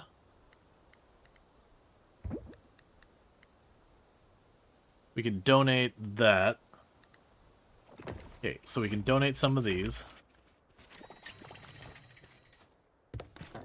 Alright, so sell one of you. Sell all those. Sell that. Sell this. Sell this. Sell this. Sell those. Oh, and sell you. We have way more kelp to be able to continue to make sprinklers. Those 3 need to be donated. So we'll do that, we'll run back down, and like I said, we'll go to the gold area, and we'll just get the trap set up. Chase people around, that's the worst one from Stardew for you missing. Yeah, I've mentioned a number of times that I've gotten used to the quality of life in this game. I remember going for that achievement in Stardew as well, where you sat there and you're like, you had to max out your friendship with everybody, and just like the scrambling around to try and, you know, learn everyone's paths and where they would be and all that garbage just to do it, you know, and not spend 1,000 years on it. And I enjoyed doing it. Like, it got pretty tedious after a while, but there was a certain feeling of accomplishment with it. But these days, it's like very much like, you know what I want to do? I'm looking for this person. Where's Yuri? Bam. Yuri's right there. Okay. I don't want to go and have to be like, okay, it's a Tuesday in the middle of the summer on a, you know, where is Yuri at this time of day?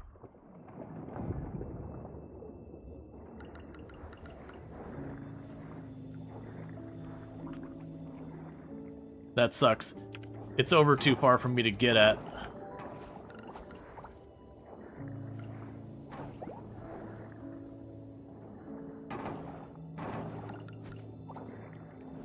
Got it. And it was a double catch. That was just a donate, right? Yep. Because there was, another starfish, that's the one I need.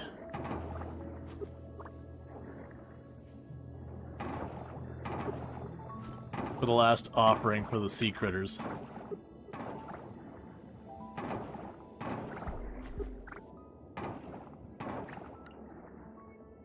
Okay, we're spent. We go drop that off at the museum. And that'll give me the next progression forward with the museum. There is apparently a bug in the game right now that if you hoard all the artifacts and all that kind of stuff, you can genuinely have it where you go to the museum and just drop like multiple like layers of just heaps and heaps of things at the museum all at one time. And skip all the way from it's something like D rank or whatever all the way to A rank and completely miss like 90% of the story of the game by the fact that you've just jumped so far ahead by hoarding. It's definitely one of those things you do to yourself. Alright, so you got dragon fruit thing. And dragon fruit's what seasons? Summer and fall. So I've already got dragon fruit planted. We can plant another one if there's space. The catch is those are going to be things that stay from season to season.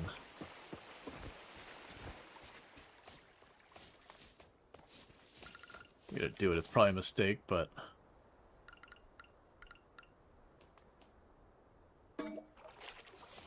worst case, if it's in a terrible position. Oh, it is about to be pass out time. Let's get to sleep. All right.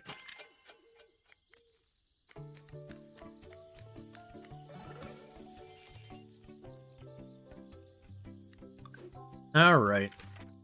So I reached the point that almost every day I'm routinely getting several $1,000s. It's not a ton of money, but it is just a routine thing.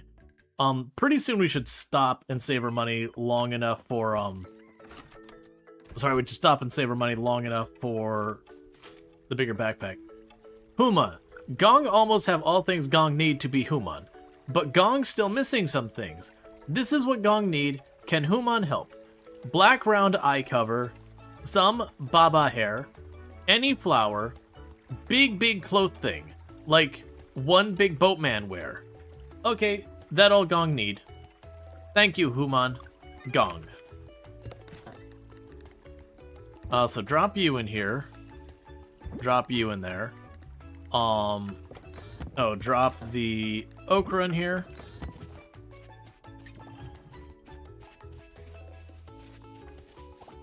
Drop all this. Let's deal with the animals real fast.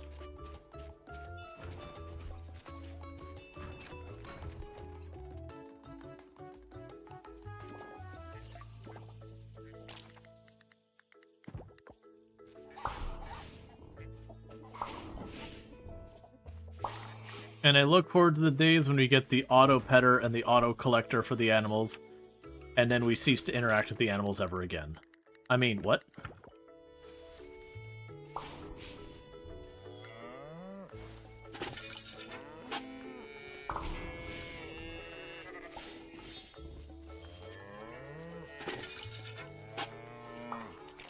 Okay, and grab the shears.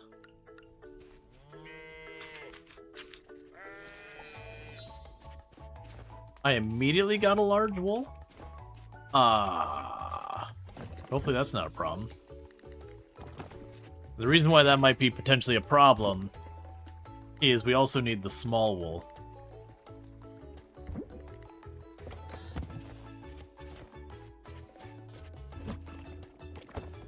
Okay. Okay, and drop you off, because you're a new critter for there. There's the forageables.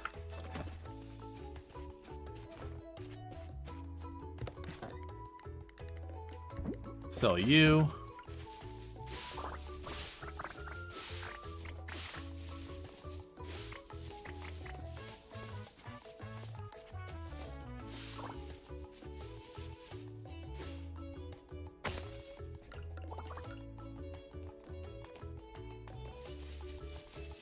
Okay.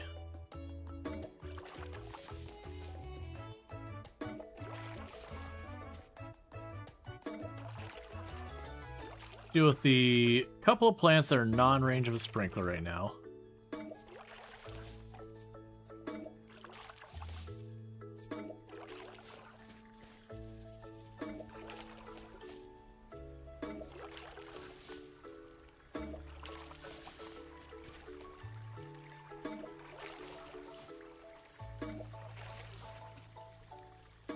Oh, you're in range of sprinkler?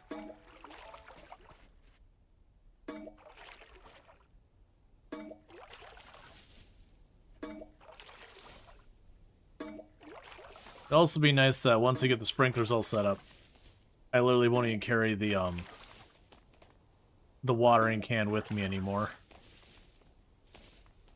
Can't really see where okay, I think that's where we left off watering those.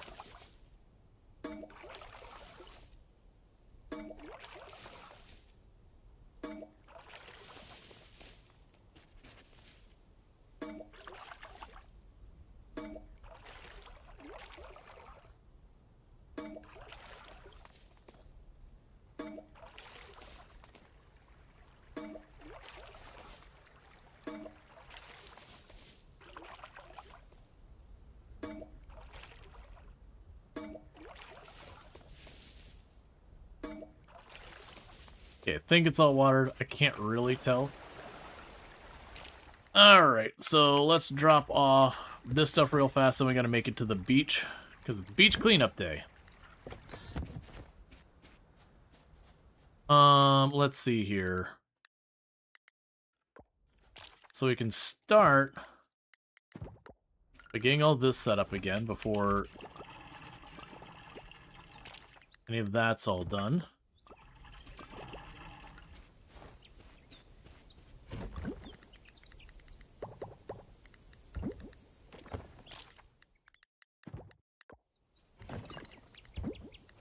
Okay, and drop you off. That's not the right place. Drop you off. Okay. Do the blessing. So we can drop off the wool real quick. And then it'll be time to go to the beach. Because then we have the festival. This one, I believe. We've got the wool here. That's interesting. It's got 2 of these marked. Oh! Okay, I didn't realize the juice went there. Okay, so I need to remember to come back with any pickled item. We've been making those this whole time, and I've just not even realized it. Yeah, so we just need to get a goat and all that. Alright, so... now, you'll notice the waypoint here for the beach is gone. That's just something they do when they're having a festival, is they will make the waypoint to the actual festival location not available. So that way you do have to, like, walk into the festival and, like, hit the little sign, because that's how they're activating that you're doing it. Start beach cleanup.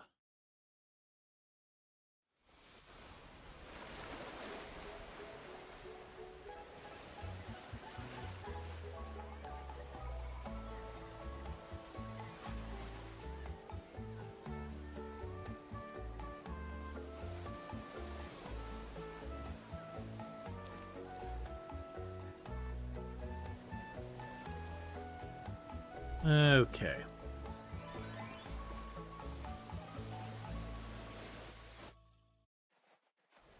Alright, before we get into the million dialogue, I'm going to use the restroom real fast. I know I've been using the restroom a decent amount. It's because I'm drinking entirely too many liquids.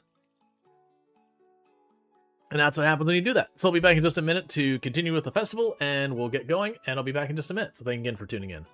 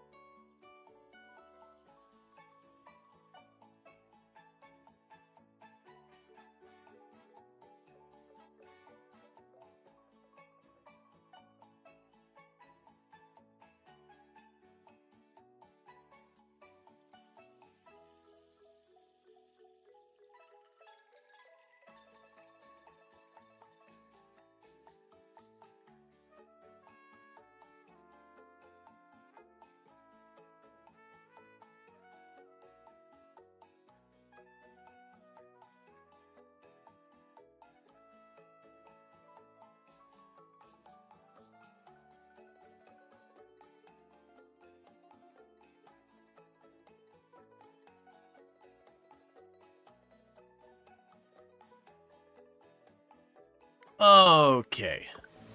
Alright, so we get to do a whole lot of dialogue. Low-key, my other save, the entire thing that's keeping me from my last two achievements, that scarecrow I didn't buy in that save, so I don't have it available, you know, right then and there. Is the one, and that's just making money. So my other save, I just basically have to advance the seasons for to buy that scarecrow here. Okay, let's actually check. So we've got... Yeah, there's the swimming race, the tug-of-war, the shop, and then that'll be like the main event. Okay, let's start doing the dialogue. It seems counterintuitive for Pufferfish Corp to be distributing those flyers, doesn't it? Shouldn't we be decreasing the trash, not adding to it? I can't wait to grow up so I can join the swimming contest. Bestest friend Groucho Gopher, who do you think will collect the most trash? Last year it was Mr. Pablo. He zoomed around so fast. It's so nice to be out. I don't want to go home. We'll talk to the mayor last, because things start to... Hey, Rihanna, take a picture of us with the cleanup banner. Let's show people we care. Oh, I forgot, you can buy the pufferfish, like, outfits and everything. And, like, fully pufferfish-ize your house. Including a pufferfish oil rig. It doesn't actually do anything, but you can put it on your farm to, you know, really sell that, we're pumping oil aesthetic.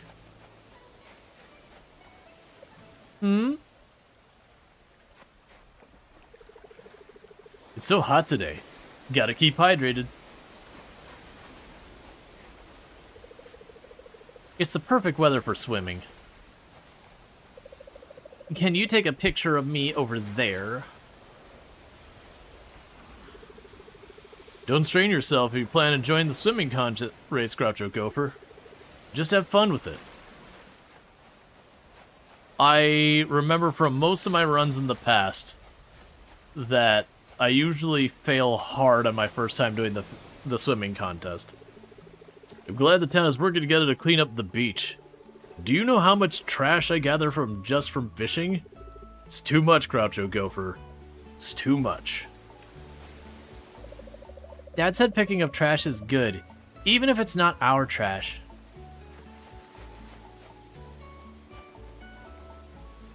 Is this rock climbable? Okay, that was weird. Since our inn is right by the beach, it's really important to me it's kept clean. That's why I always take part in the cleanup. You're feeling dizzy. Please stop and see one of the doctors right away. Will you be joining the race, Groucho Gopher? At the very least, it should be fun. Let's forget about pufferfish for now. I'm ready to pick up some trash.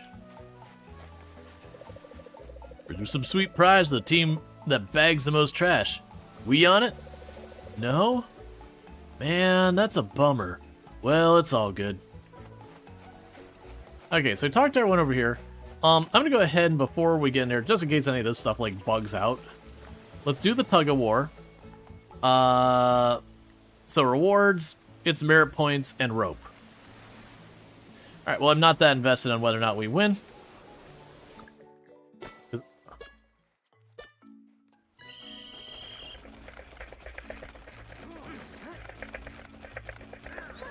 Die, spacebar. Die, spacebar.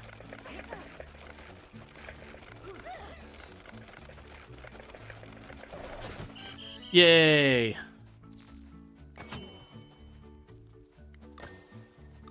That was... okay. That was easy. I thought there was multiple rounds to it.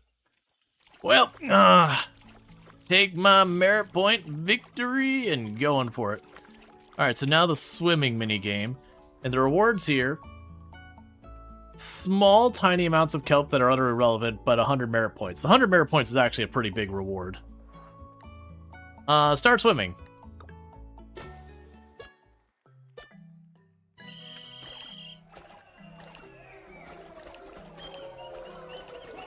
Oh, I see.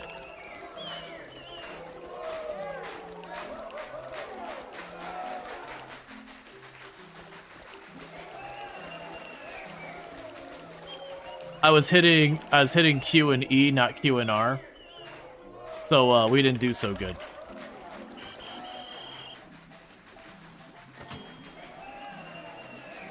And I'm assuming we don't get a second attempt. I'm assuming it's a one and done. I do that pretty much every time. My brain wants it to be Q and E, and it's Q and R, and it goes badly.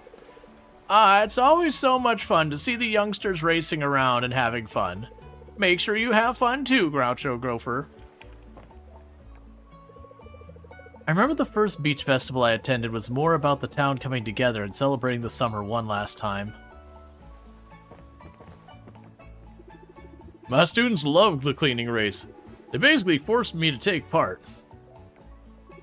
Honestly, I think I'm a bit too old for it. But they always get so excited when I join them. Days like these are why I choose to move out here. The sun is just beaming, isn't it? I was just telling my buddy Randy here about how we can sell tickets to these events. Make money from it, Having a relaxing day? Should have brought my hat. My head's getting a bit toasty. Scalp sunburn suck. Yeah, I'm pretty sure there's a one and done, but I'll check just in case it's not.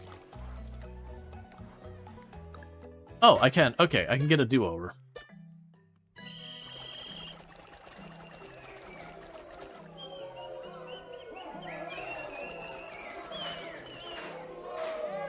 I have to stop for stamina, which is still making it a whole thing. I guess maybe I just need to pace it. It sucks that where it kicks you out is way over here. Alright, we'll do one more try, and then win or lose, we stop doing it.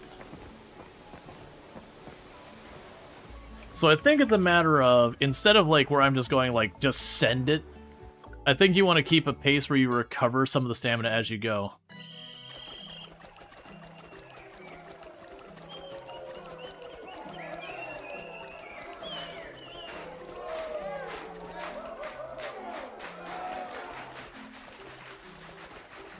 Nope, I don't know.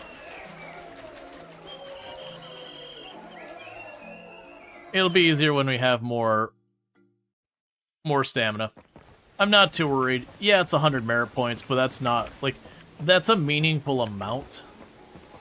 But you get merit points from a bunch of stuff, so it's also not that important.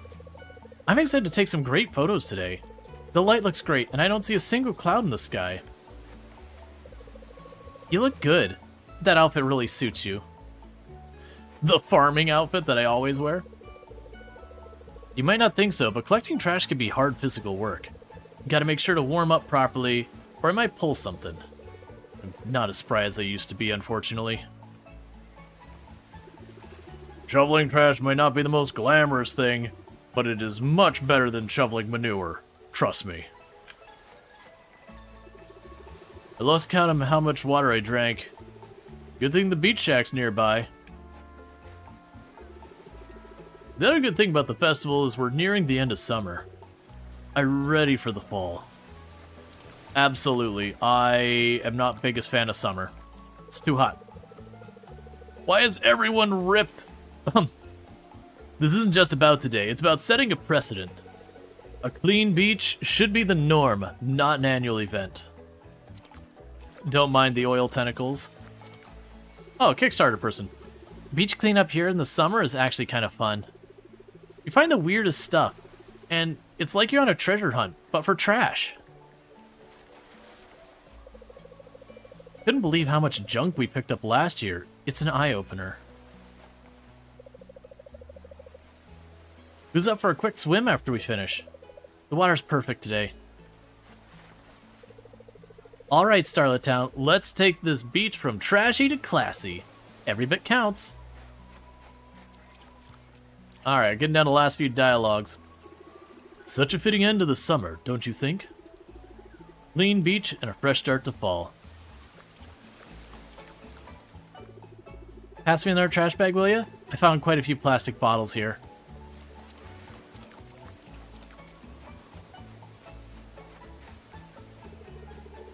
Just doing some stretching here, Groucho Gopher. So we talked to all them,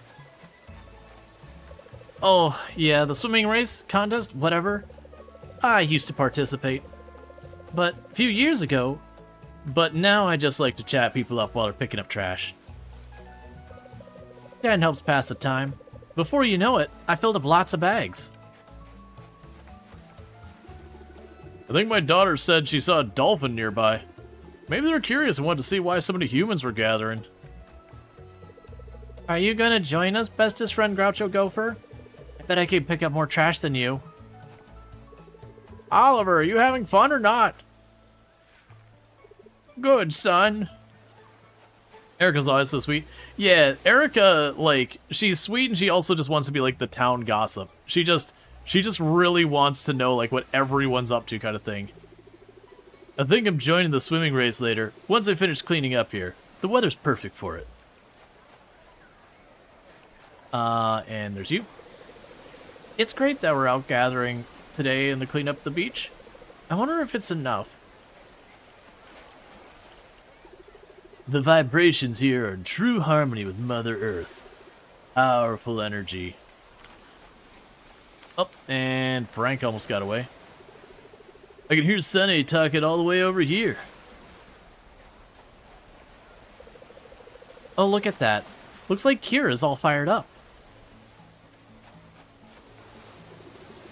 What are you doing here chatting? We got some cleaning to do, garden rake. Alright, is there anyone I'm missing? Ooh, I don't think I talked to Raphael. Everyone else I'm pretty sure I talked to. Oh, and Eleanor.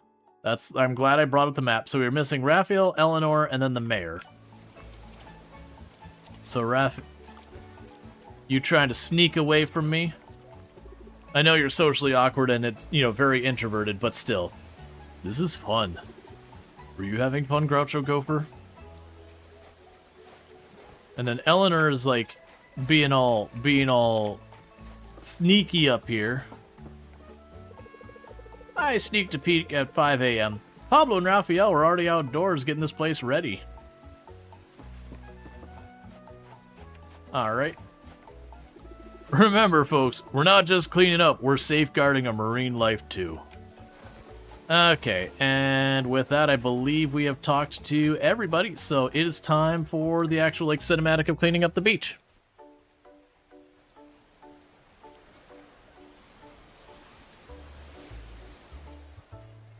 Oh yeah, that was, it's a meme on the channel where I was doing, I think it was the Lua, or the Spring Festival, and I was talking, I was voicing Raj or whatever, and my wife just walks up behind me and goes, Raj is hot. Good for Raj, and then walked away. She came in here basically to say goodnight. It was just Raj is really hot. It's yup, I'm dapper AF.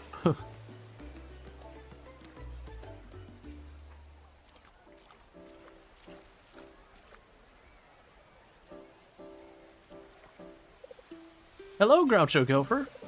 Thank you for helping us. This place is much cleaner now. Let's celebrate together with the other folks.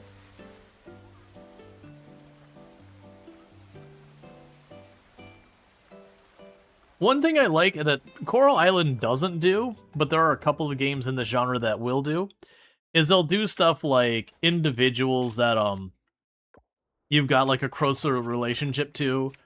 You'll have the end of the year festival or whatever. And that what ends up happening is if there's someone that you're way closer to, that they're the ones who show up to welcome you to the next thing or whatever. Or, if you have a couple people at max or whatever, that it is just kind of a thing that, there's that whole mechanic behind, who shows up and says hi or who's eligible. It's just kind of a cool thing when the games do that. So we did see that it wanted artisan goods of pickled stuff. I think that was this one? Yeah. So pickled stuff. So we got butter and mayonnaise. We'll get the mayonnaise the next time we do the eggs. And then dry scavengables. Did I get the thing for the scavengables? I feel like I should already have that, right? The dehydrator? Yeah, we should be using the dehydrator.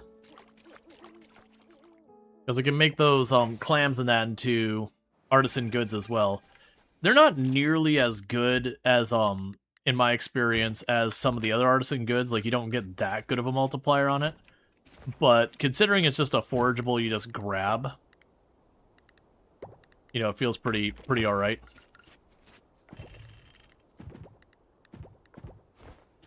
Let's grab all the, all these ones that we got duplicates of. I don't think you can do the Mirax. We can do the oysters. It's stuff like clams, oysters, seaweed, stuff like that. Yeah, I'm pretty sure the Mirax are just shells at this stage, so they don't do anything. Yeah. And I know we use those way later in the game. Alright, and I don't have any more duplicates here that I want to give out too much. Okay. We got the full thing there. Cool, so that'll give us the dried stuff.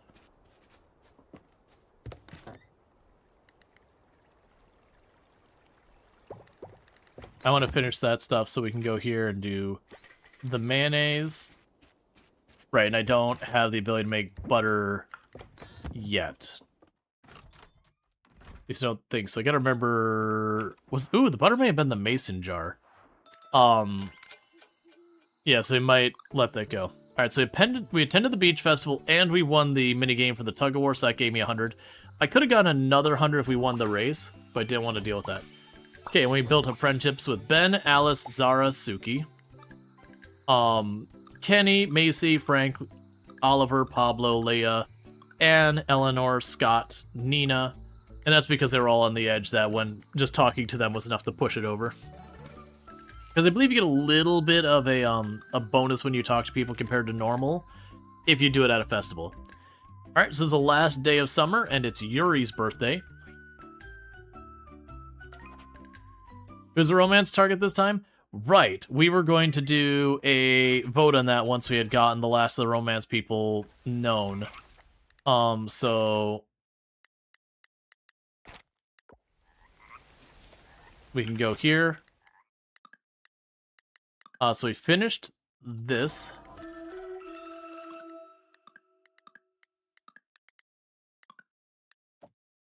And we need to go to the Giants build. Hello, delicious human. Yeah. That was a whole big thing. Hey, yeah, corn on the cob recipes enclosed with my favorite farmer. Not a grill master for nothing. Frank. Hi there. Remember you liked the minced jackfruit pie we made at the inn? Here's a recipe for it. Why don't you try making it yourself? And also, please stop coming by. We don't want you here.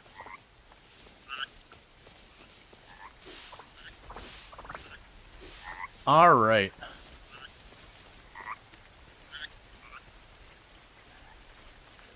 So grab the resin. Drop you off. Drop the regular quality pepper off. We need to drop these off. The artisan goods. Drop all of that off. Ooh, actually... none of those showing up for the offering. Okay. Go deal with the animals real fast.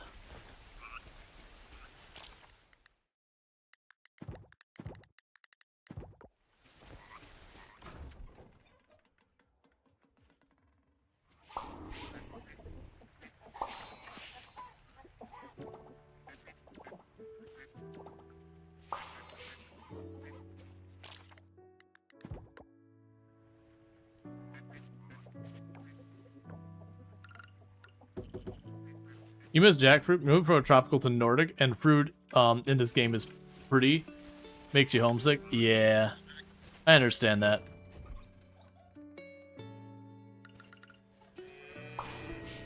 It's funny, because I kind of went, not to Nordic, but I kind of went the other direction of going from, you know, colder temperate climate to tropical climate.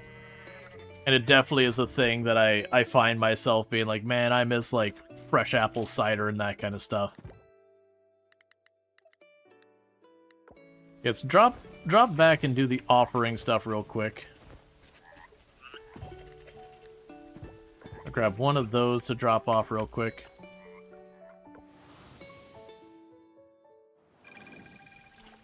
But, I want to get a poll going pretty soon for who we're going to end up romancing. Fun fact, in Sunnyside, if you have your inventory full of stuff, you try extracting stuff from global storage, it will dupe it. Of course it will.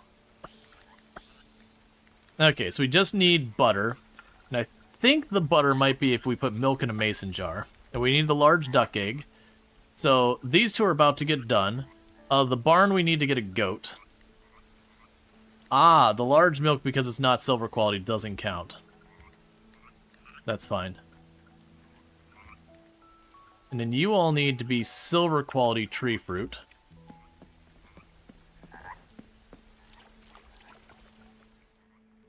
Oh, let's do this.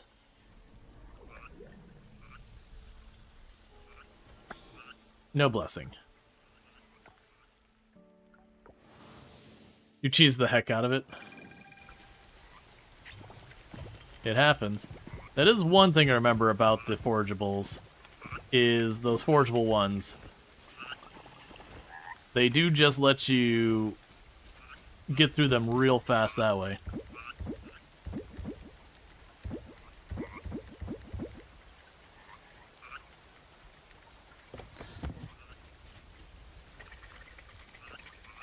Okay, we'll make a... Wait, did I already do... We already did the duck egg, right? Yeah, so we'll ship a regular old duck egg.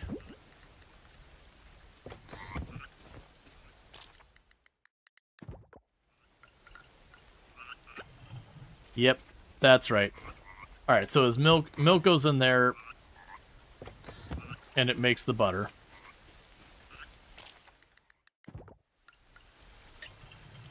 And I can't do one after the other.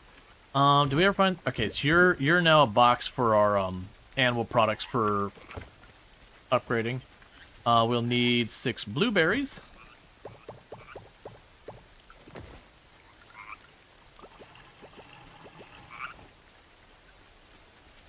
And we'll need 2 sunflowers.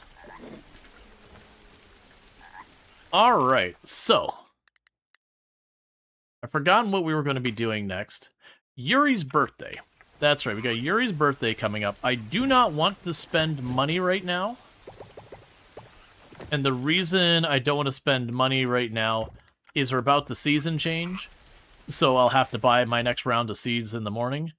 So Yuri is at home. So you can go say hi to Yuri.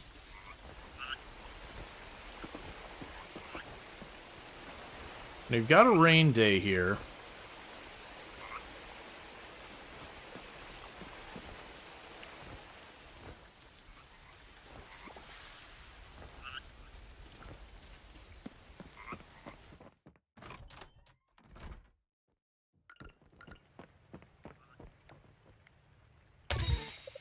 Oh. This isn't something I really want to get, especially not on my birthday. Okay. Yuri is not team bouquet of flowers. We've lost a heart with her. Okay. So she hates flowers. Note to self. No flowers for Yuri.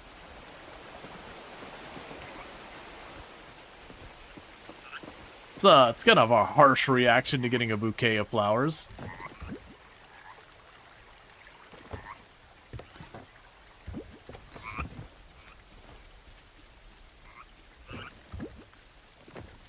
Okay, so, before we move on, I said we would go and come up with a list of 5. Here, have these so I can watch them die. So the thing we need to do is decide who we are going to consider options for romancing. So that I can put up a poll and all that for that.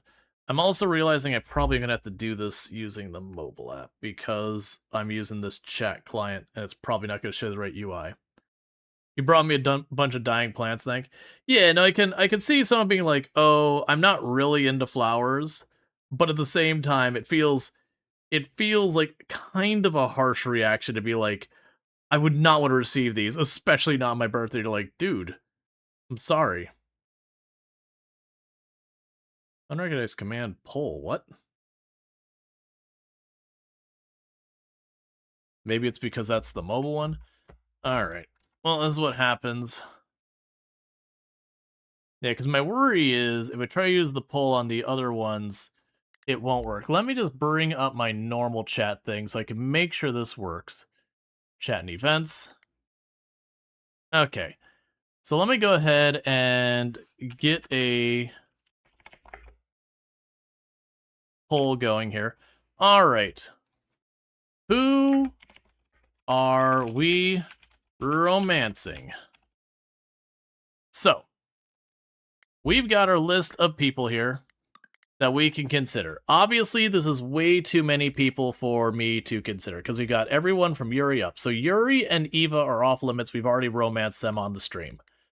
We do have the merfolk, and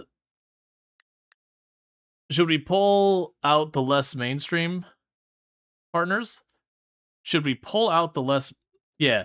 So what I'm planning on doing is I'm going to put a couple of names in here. So the first one is I definitely want to add Leah to this. Well, we romanced Yuri last time. So I want to do one of the merfolk as an option. So the question is, do we want to have the princess, who is basically Ariel from The Little Mermaid, or Denali, who is just I think I'm actually going to go with Denali. I'm just going to executive decision that that's the mermaid consideration. So that's the merfolk. We've got Leah as one option because I think she's the one who's very abrasive to begin with, so I'm curious to see how she compares with the other one. I'm gonna put Nina on there because Nina's a sweetheart, and Nina's probably one of those ones that almost everyone considers. Let's see here.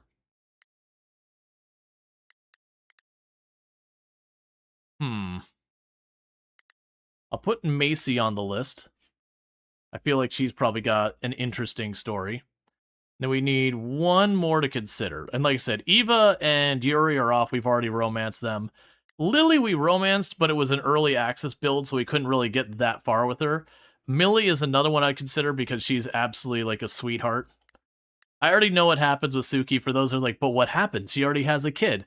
It's just the extra room that's, you know, like your partner's room or whatever. In her case, it becomes Valentina's room. But yeah, she just stays at the house. So she's fun because she's kind of like she does like the rocket stuff. She's into that kind of thing. So Aaliyah, Alice, Zara. Zara could be an interesting one. She's kind of like an explorer, adventurer, treasure hunter. Yeah, I'll put her on as the last one. So the names I'm considering is Leah, Denali, Nina, Macy, or Zara. So for those who don't know these characters, I'll give you like the 2 seconds on each character. So here's Leah. Basically she comes from like a nice home so far as like wealth or whatever. But she, you know, she's like into clothing design and that kind of stuff. Has like kind of family issues or whatever, but she is very abrasive to you when you first meet. But I understand she's supposed to actually warm up pretty well, and not like Haley where she's still kind of awful, but like with moments of sweet stuff, she's supposed to actually become pretty decent. And even with her being mean, she's nowhere as bad as Haley. She's more just like, oh, why would I bother you with you, versus Haley, who's like actively hostile. Then you got Denali. She's just kind of she's one of the merfolk people that she's just kind of a mermaid. She doesn't really like, I don't know enough about her actually, versus the princess who's basically Ariel. So that's Denali's the second one. Nina comes from like a really wealthy background where she's well educated. Has like this really ritzy house on the area that's like the abandoned house and all that stuff. Um, but she's like a sweetheart in that she's like one of the few people who just like openly compliments you just to do it. So like people like her because she's just very nice. Macy is a photographer who has a pet lobster, Steven. I don't really know what goes past most of that, but there's that. And then we have Zara, and Zara is kind of like a treasure hunter. Zara is Laura Croft. Zara is just vaguely treasure hunter. So yeah. And that's kind of what we got. So I'll go ahead and I'll get that poll. I'll make that a 10-minute poll so y'all can take your time with it. So the poll is up. If you don't see it, refresh your browser. And whoever wins, that's who we're romancing this playthrough. And let's see. We want to save her money because in one day the season changes. I've got lots of resources for making more sprinklers. So what I think we will do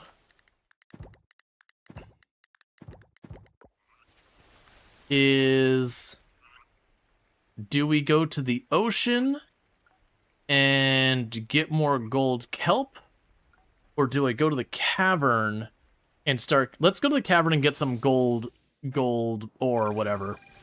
Let's go that route. Ooh, so we got a split. So far, it looks like Zara is leading. I'll actually take that. Denali is now leading. So it's kind of neck and neck between Zara and Denali. Leah and Macy getting a little pity there, and Nina getting no love. Which I imagine anyone who's like watched people hate the game, I suspect Nina is probably one of the more romanced characters in the game. I'm imagining the most romanced characters in the game for male players is probably going to be the princess is like one of the top 5 just because mer people. I would imagine Lily's probably pretty high because, you know, computer programmer / gamer girl.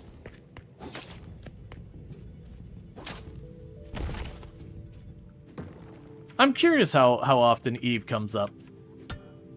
Because Eve's like a baker. She's one of the more like straightforward characters. I also imagine Alice comes up because she's kind of the girl next door, you know, childhood friend kind of thing. And I imagine there's a lot of people who romance Suki because they're just curious, like, mechanically how the game handles someone who already has a kid being your spouse.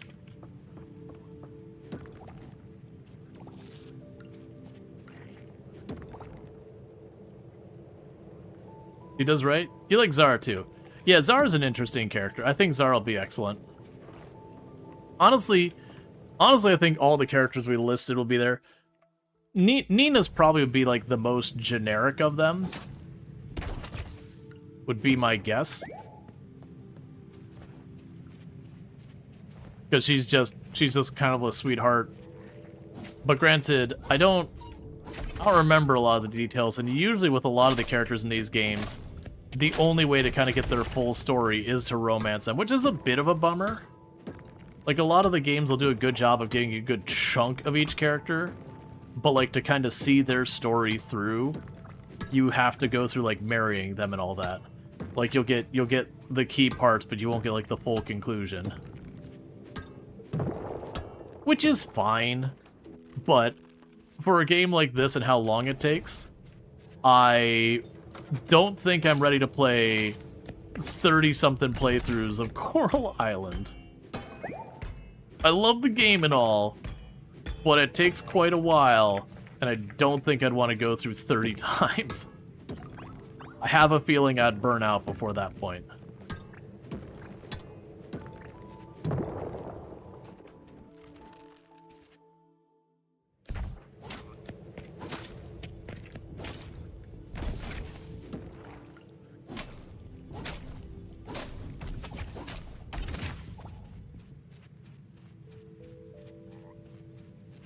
Okay, so we're still looking for one more Batwing.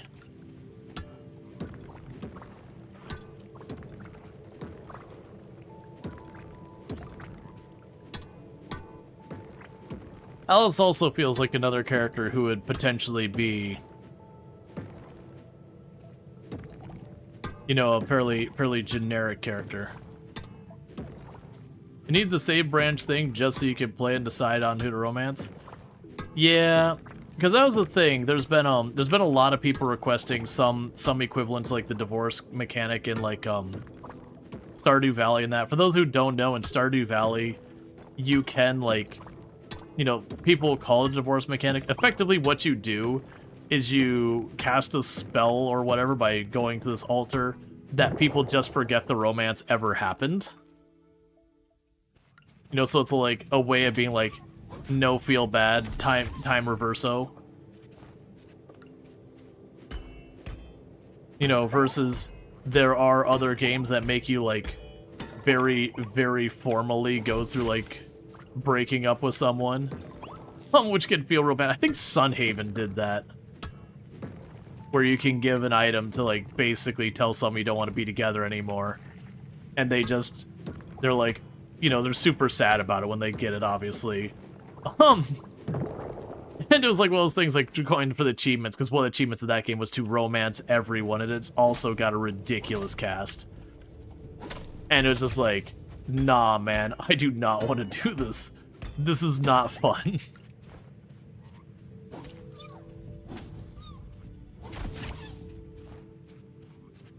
I like the way Stardew Valley does it, because you can kind of like, it's still messed up,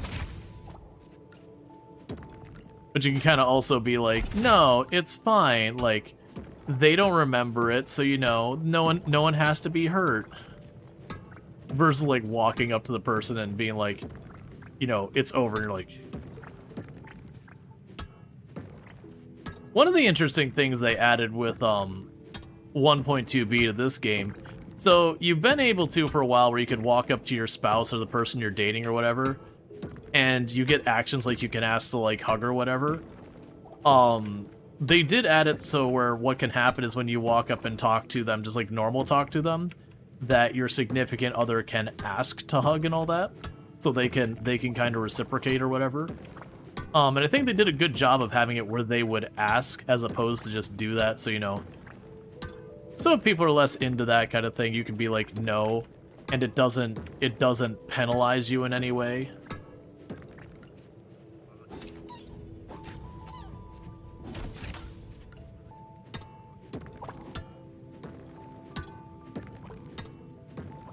You know, you don't have to get like stressful things like when you're playing, you know,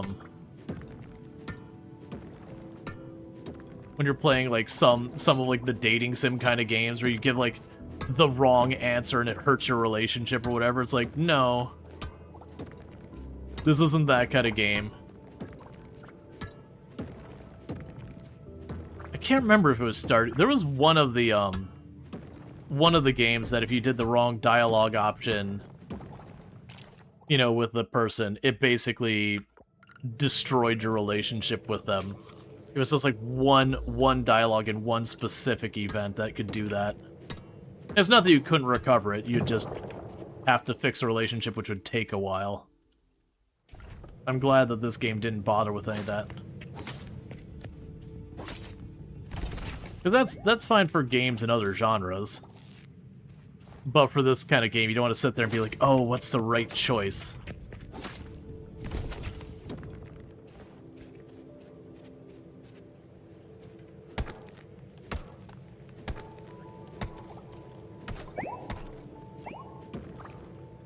Alright, we found another bug.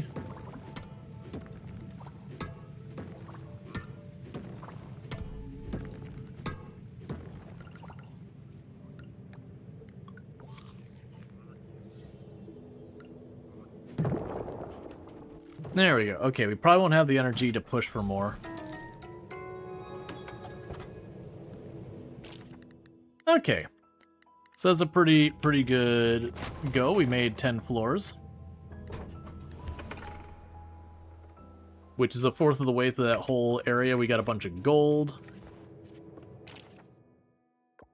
Yeah, I got enough for 10, well, not quite 10 gold bars. It's 9 gold bars.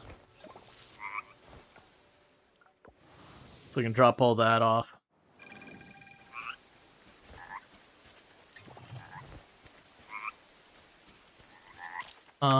Okay. So start by dropping off... Where are you at? The decoys. I don't ever want to use those.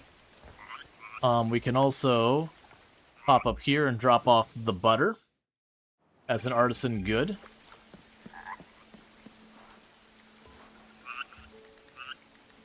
Cool. And that's the artisan goods done. And you have given me a keg. So yeah, so we're just waiting on the duck to give me a large egg, and that one's done. The cow just has to give me a better milk. And we need to get a goat. And you have, of course, tied Denali and Zara. Because that's just what chat do.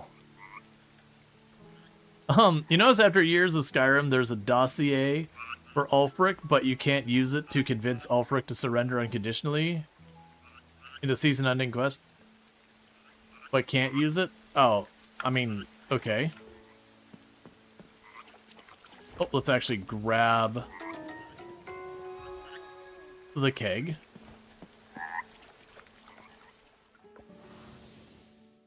Yeah, I think I'll probably pursue Zara then.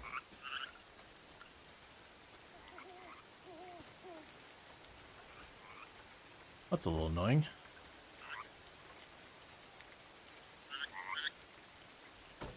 That's fine. Alright.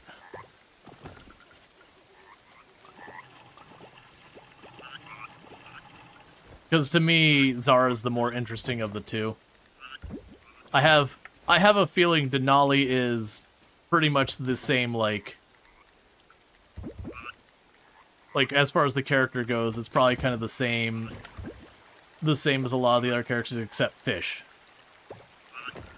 So it's like your generic, generic kind of like, what's the word I'm looking for? MS2-1, it was a tie between Denali and Zara, and I've said I'm probably just going to go with Zara then.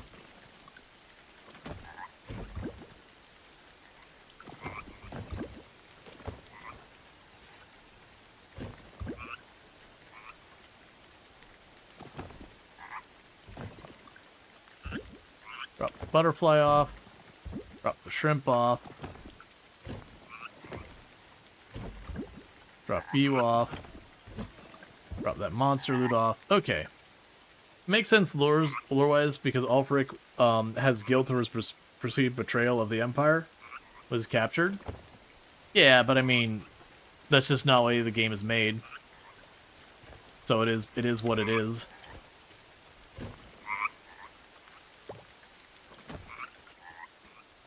Make a little butter. Okay, so we got some wildflowers. Or, not wildflowers, wild seeds. Is there anything else we should get done before we're through here? Let's pop down here and just hit the traps.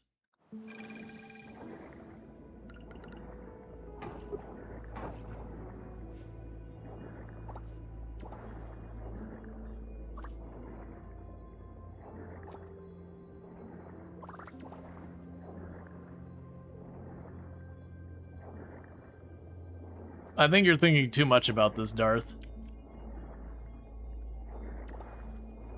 It's a video game. It's also the Bethesda title, which means none of your choices really matter.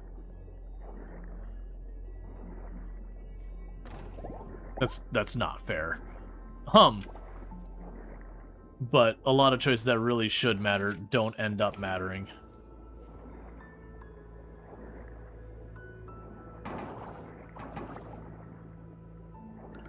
Bethesda's notorious for the illusion of choice.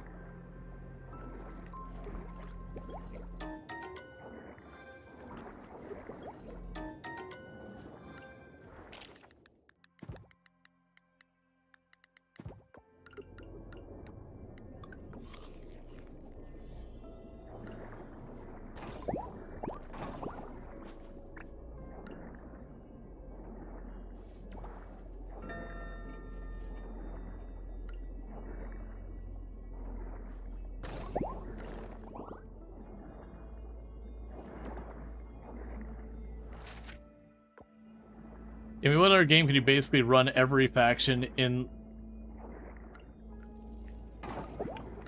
Let's see. You can basically run every faction lore-wise.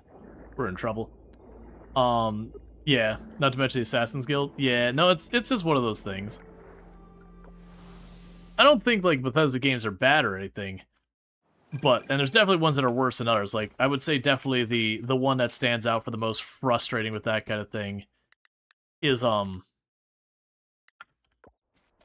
when you play Fallout 4 and, like, literally none of your answers mean anything. You say yes, it's like, okay, that's yes. You say sarcastic yes, that's also yes. You say no, well, that's yes, but reluctantly. You say dismissive yes, it's still yes. And, like, Fallout 4 is infuriating for that.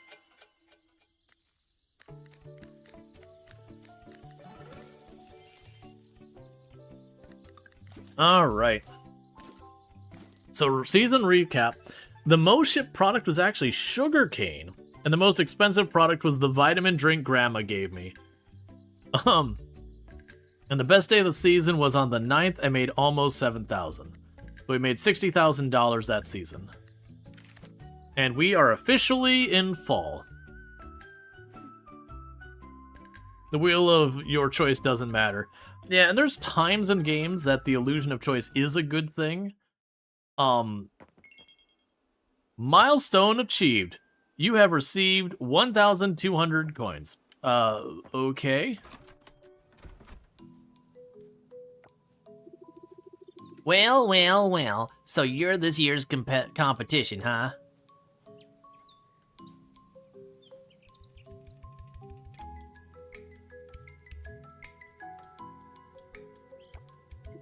Not that I'm worried or anything.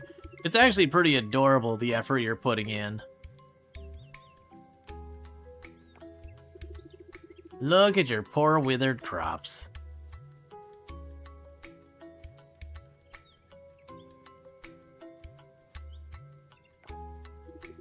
If this is all I'm up against, I basically already won this thing.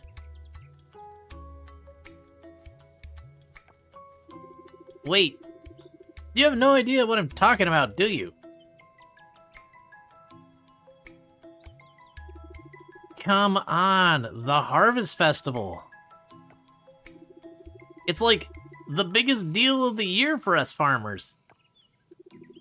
Beluga Bay and Starlet Town go head to head, and this hotshot farmer, Jeff Smith, judges the stuff we show off.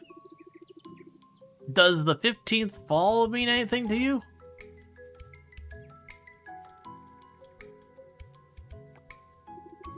Honestly, you're kind of a pain sometimes.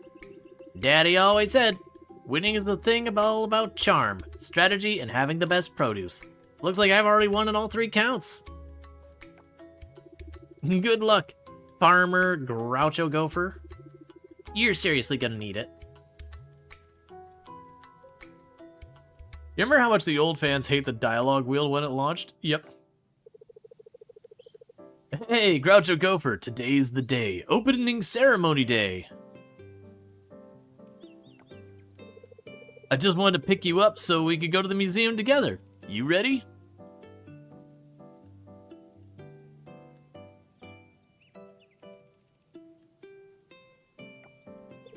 Oh no, I forgot something at home. You know what? Why don't you go ahead and I'll see you at the museum. Gotta rush, Groucho Gopher. See you at the museum.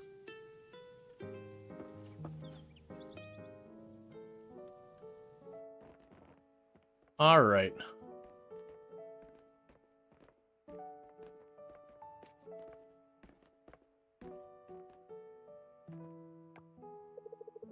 Groucho Gopher, have you seen Scott? He's late. He's supposed to start the ceremony.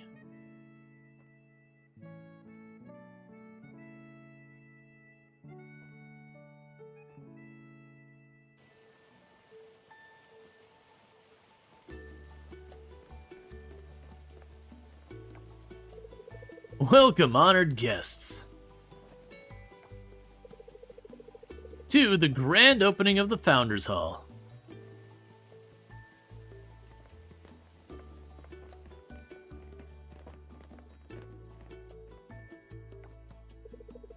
We want to thank you all for coming to the grand opening. This year's museum is truly a collaboration between everyone here and even those that are not present. We all would like to extend our gratitude to all the backers who are here today and who believed in us enough to contribute to the building of our museum. This room, this Founders Hall, is the least we can do. Now, enough blathering from me. Time for us to finally officially open the Founders Hall. Mayor Connor, would you like to do the honor?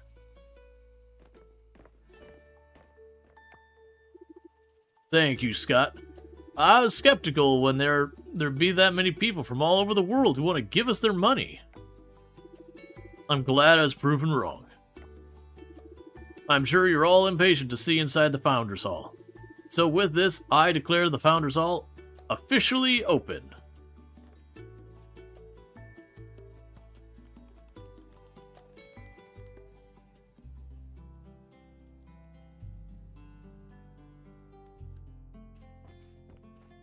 Yeah, and for those who actually go in here, this is actually for like all the Kickstarter people. So you had like your different tiers. So like the lowest tier Kickstarter just got your name on the plaque in the middle.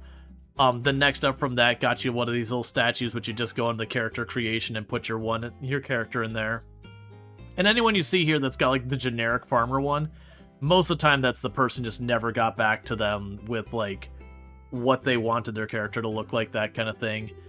And then there's like much higher tier where you get like an NPC in the game that is yours. So like a lot of these people that the models are around here, you can see them in town as tourists, and those are even higher Kickstarters. I think then there's like 3 like really shiny statues in the back for like the biggest ones. But this was a Kickstarted game, and this is their way of kind of celebrating, nodding, whatever you want to go with. Wow, that's me! So that's what I look like from the back, huh? Dang, it's even more magnificent in real life.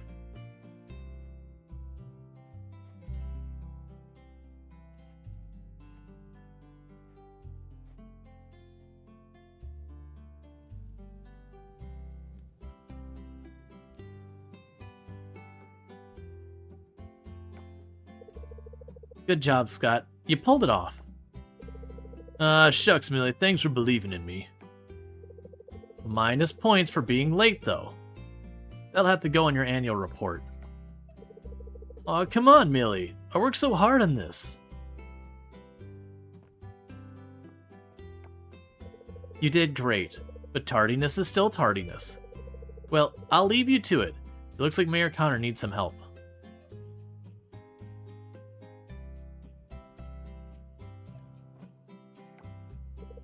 You did good, Scott.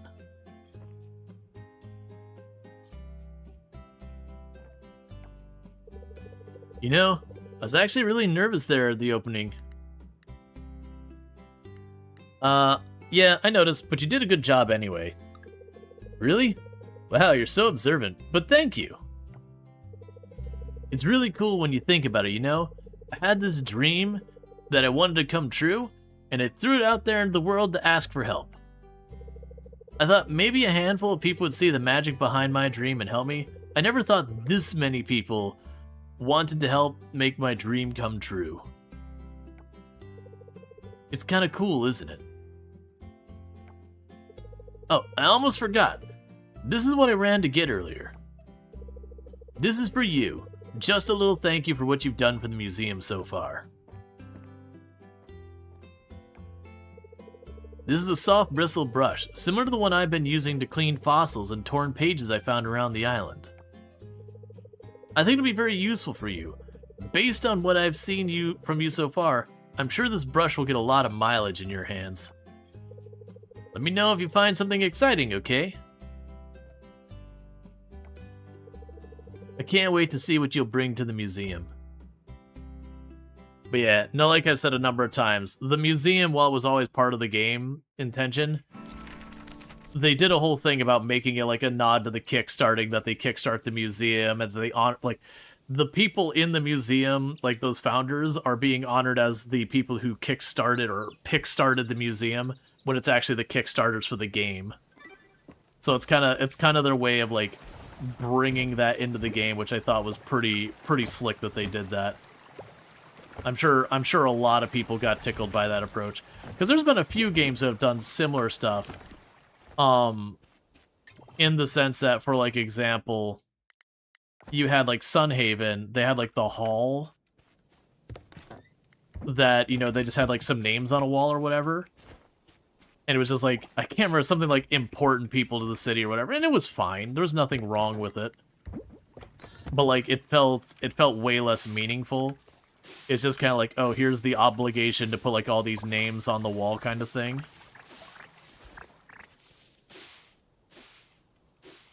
Versus this very much feels like they took the time to properly write it into the story and all that.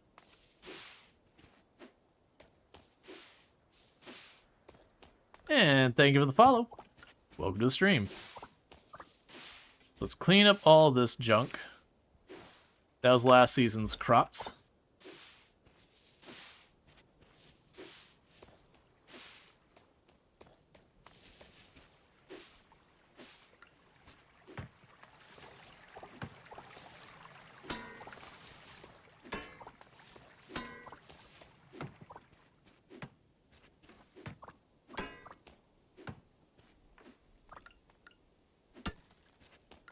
We're picking up all the sprinklers, the scarecrows, all that kind of stuff.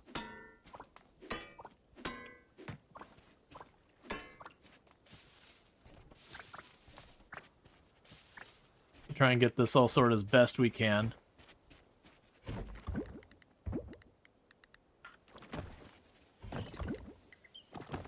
Alright. Drop off the plain hot peppers. Okay, so we're going to take the crappy scarecrows. Those go in the garbage. They're done. The sprinkler ones, which are the really crappy ones that we've had before, those are gone too. Alright, so let's grab you.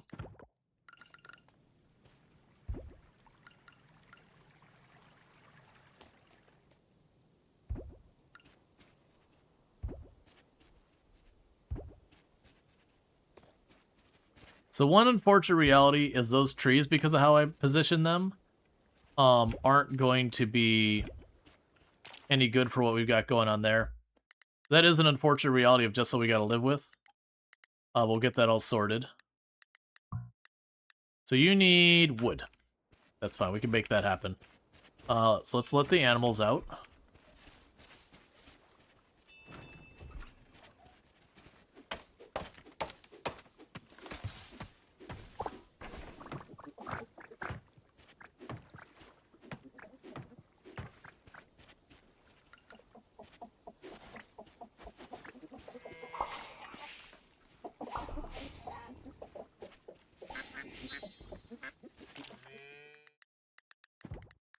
Get our bucket and all that.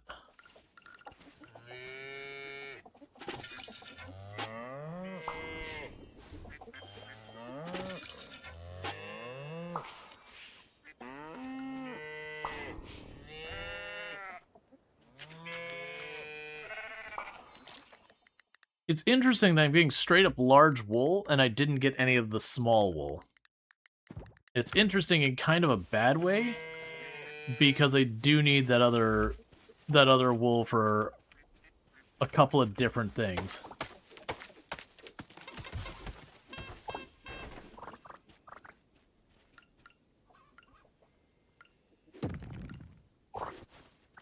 Let's see, you pretty much stop backing games on Kickstarter after you backed Critter Crops, and they were looking for content creators who tunneled on huge streams. I ignored you. You felt so hurt. Yeah, I can't speak for that one, but that is kind of a thing that you've definitely had people who've handled a lot of that stuff better and worse.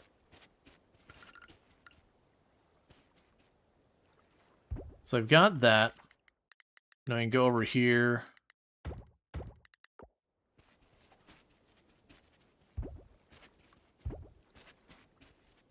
Do we want to do them side by side this way? Or do we...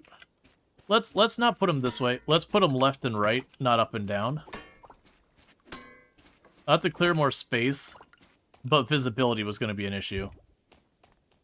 Yeah, it'll be better anyways, because that'll help a little bit with the watering those trees and all that. Okay, so with that, we've got the basics here. Let's chuck this in there. Oh, interesting. Did I not offer the large wool? It's fine, I can chuck you in there.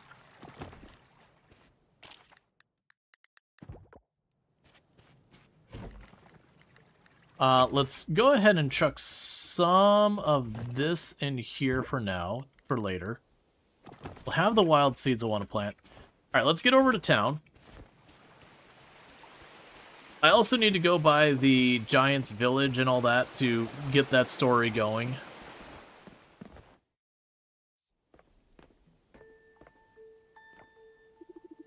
Thank you all for coming to today's town meeting.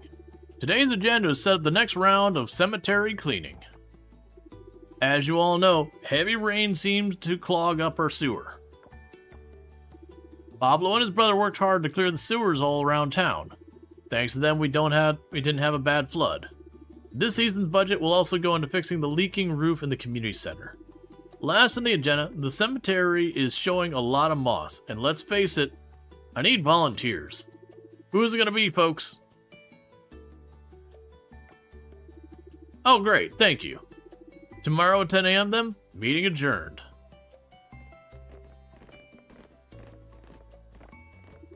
Pablo, don't leave yet.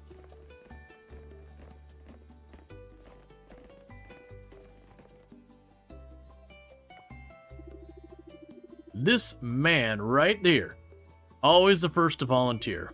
What a fine young man. Here you go, son. Some of my fish soup. I made plenty. Thanks, Mayor. I'm just trying to contribute. I have nothing but time. You have to forgive me for not giving more. Look at you, dear. So humble.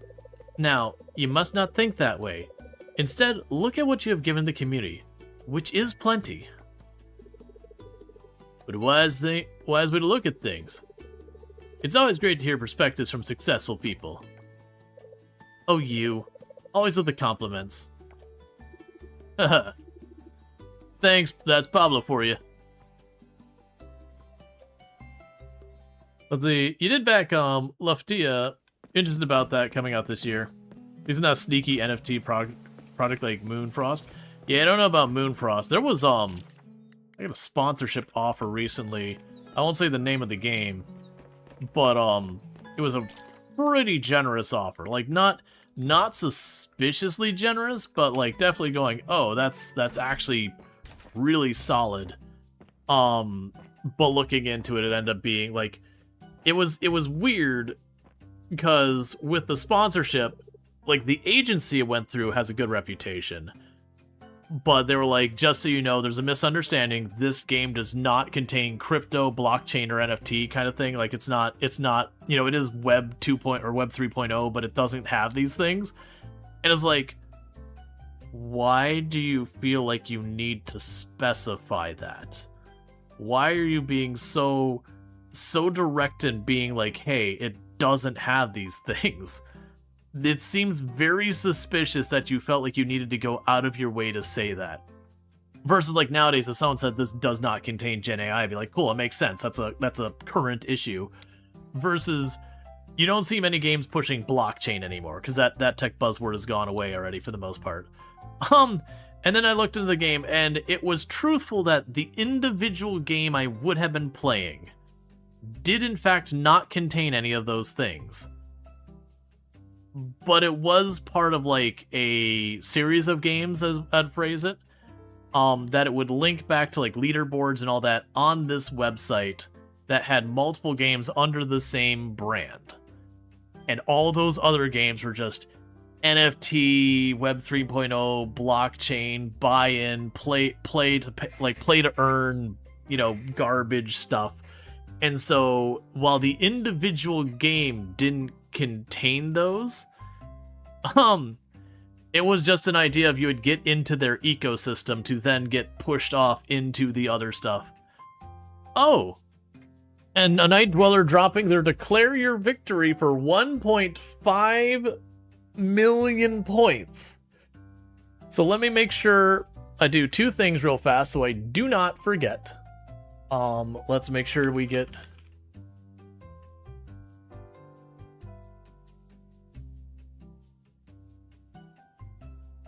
Oh, if you're on the Discord, I'll give you the role. It might be under a different name, but I've also got a list here that I keep for all that. Here it is. Where's my pencil? Because there's more I want to do with the people who win Twitch down the road, like, you know, there's like credits at the end of the stream, like give them a special spot in the credits that they always show, or, you know, maybe on the away screen show something like that. If they want, like, I'll have it be one of those things that, like, if people are like, hey, I don't want my name there, I don't have a problem not showing it. There it is. Alright, so with that, we got a Night Dweller.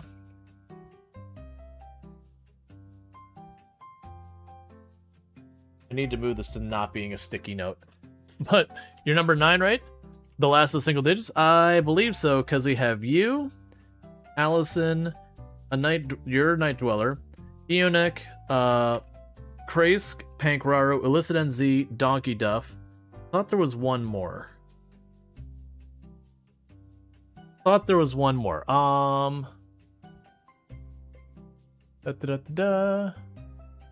Burning Sun. No, I already mentioned Burning Sun. Oh, Jaguar. Yeah. Yeah, White Jaguar. So I don't have White Jaguar on here.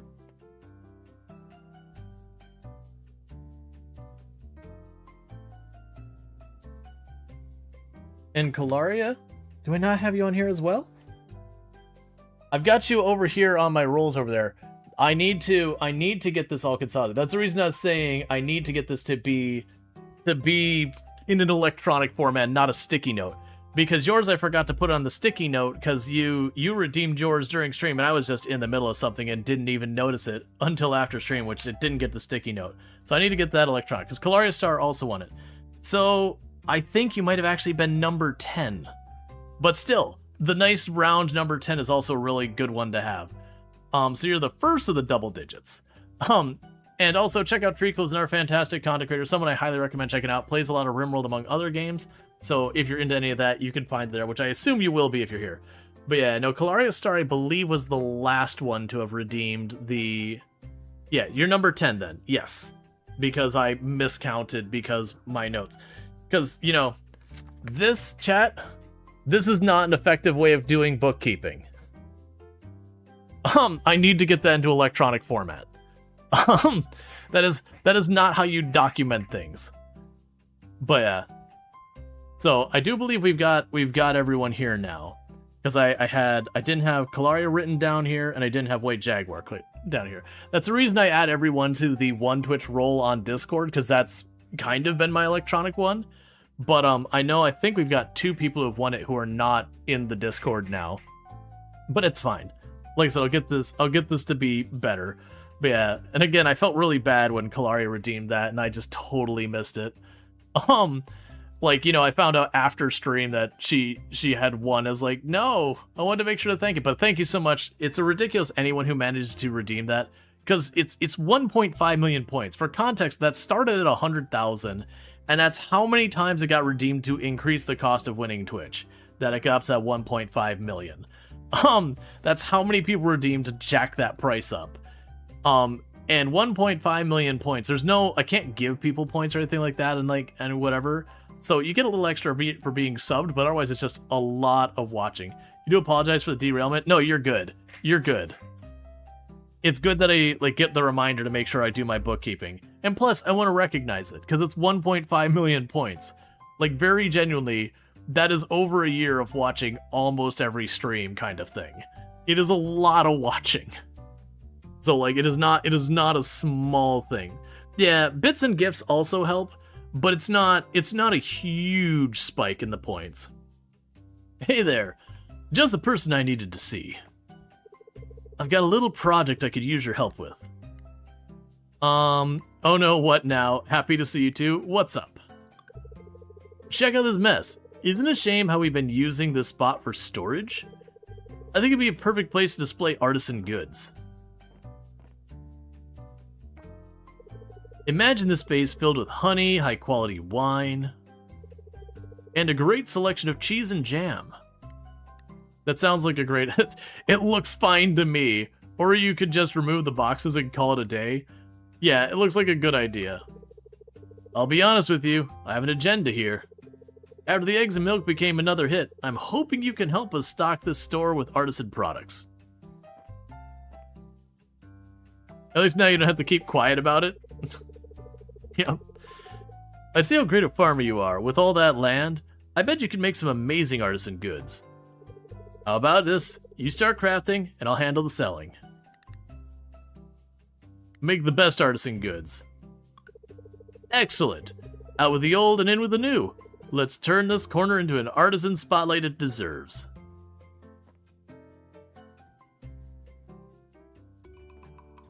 Oh, need more dial. And then he said, "Where's the other sock?" I don't follow. And then he said, "Where's the other sock?" That's the punchline. Oh, it's very funny. You don't think it's funny? Guess you had to be there. Yeah, chat would have raised it to 2 million to be able to redeem it, if they knew. Oh, you'd be surprised. Like, it takes a lot for one person to push the points up. But yeah, no, definitely did it. Guess you had to be there. I'm sorry, Ben. I don't think it was funny. I don't even think the punchline was a punchline at all. There's no sense of punch there. What? What do you mean? The punchline was totally there. You want to hear it again? I don't think you got the joke. No, thank you. Please, I have a store to run.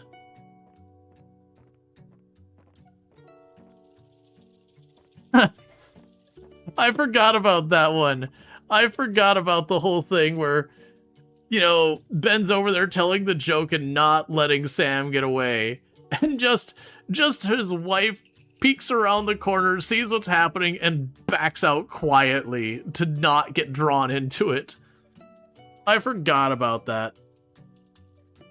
You're kind of free to try to get it to 2 million. Yep. Oi, Groucho Gopher. And Groucho, you want to hear a joke? Sam's like, please, no.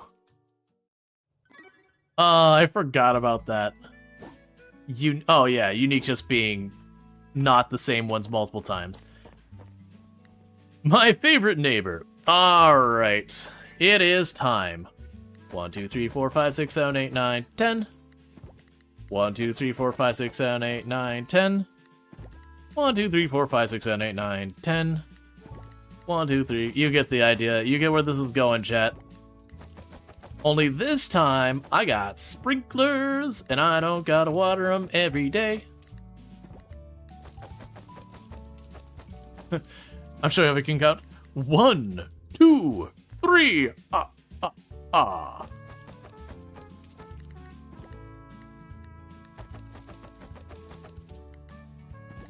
Okay, summer, fall, summer, fall, summer, fall. Wait. Where's my fall, winter? Maybe I have to rank up the town again? Alright.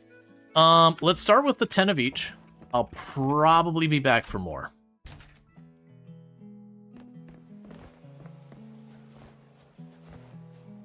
You don't even need to count. Yeah, I've done that a couple of times. Or like 1, 2, 3, 4, 5. It's like you're just seeing the number tick up. You're like, oh right.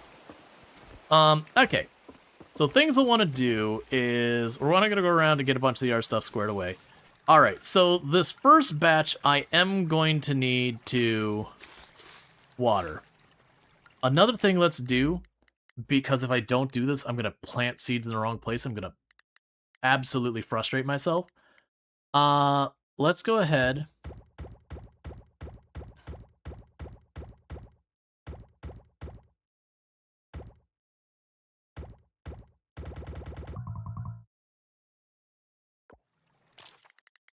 Alright. And I probably shouldn't... Alright, let's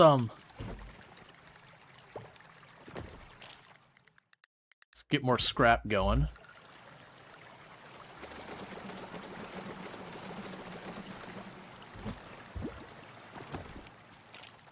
Okay, so what we're going to do here is, so this tile here is actually between the sprinklers, if we highlight that. I did that on purpose to line up with the other stuff. You cannot use this item here. Why? Oh, they changed it.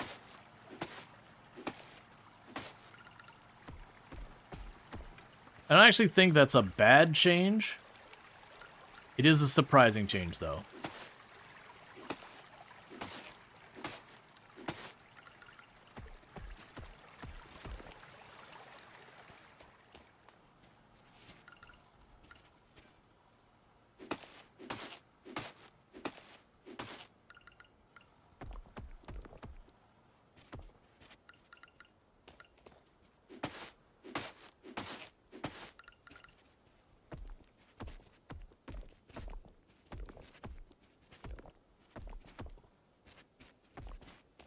Okay.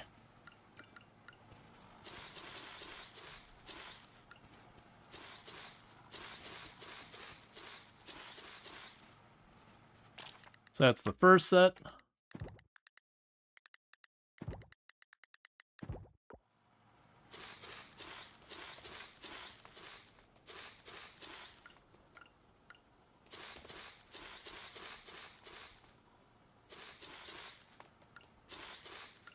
I also do not expect to stand at all of a chance with the Harvest Festival the first year. It takes a whole, like, there's actually tools you can get that'll show you how you're going to do in the Harvest Festival before it comes up. I don't use them, but the idea is you need to have goods that are both high value and high variety. And if you take the time to, like, hoard stuff at the beginning, you can make it work. I have not. So I'm not going to have enough time to try and get some, like, really high-quality crops and all that. Yeah, so the one bummer with what we've got set up here is, unfortunately, because of where I planted these two trees, they are positioned where I will have to water those two trees each time. We can grab you and grab you.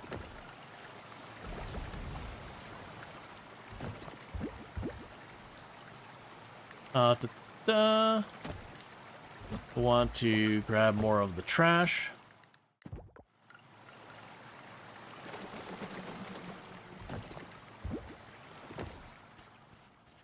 All right.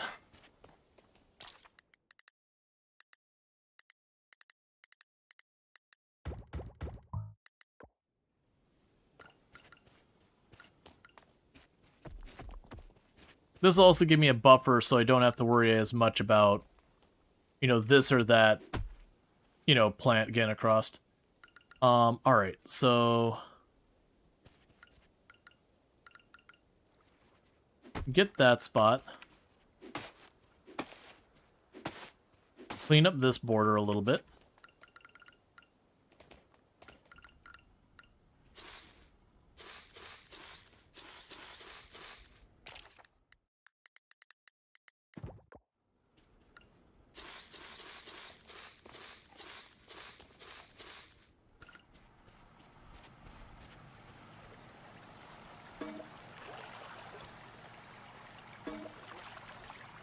Like I said, once we do this round of watering, only when I add brand new areas do I have to water them.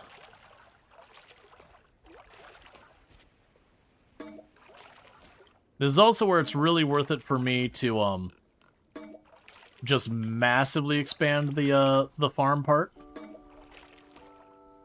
Just because of the fact that I don't have to worry about watering them, so as I can get more sprinklers online,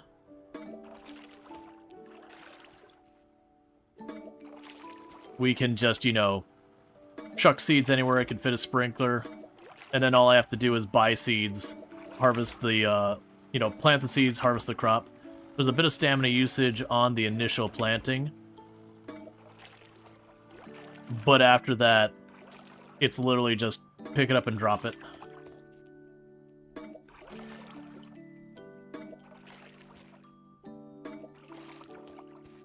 Alright, I think we got all our crops watered for right now.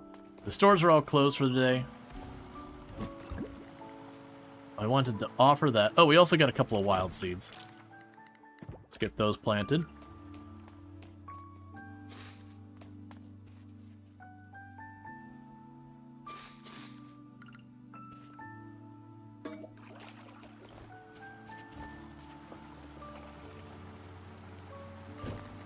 Alright, so one thing we're going to be doing is feeding our salvage machine, because I need lots of scrap.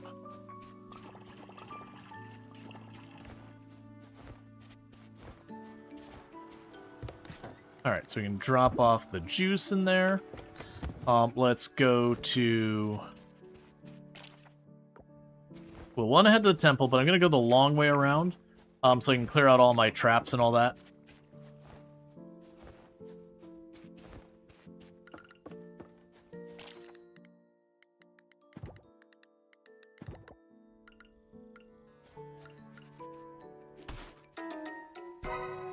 Torn page. They actually have those implemented? I forgot they got those implemented.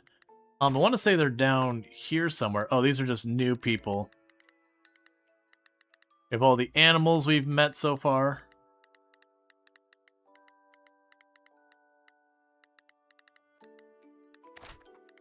Yeah, so you got the torn pages got added to this. Pablo's diary. I miss spending time with my brother. He's always cooped up inside these days.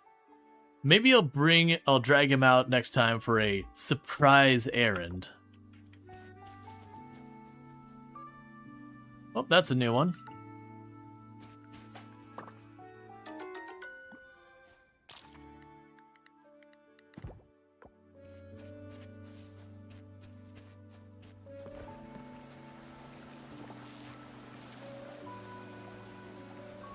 And we found a fig. Oh, right, I need to go to the Giants area. Because we had another thing for over here. Human, here! Human, here! Goom, goom, Human, come, come!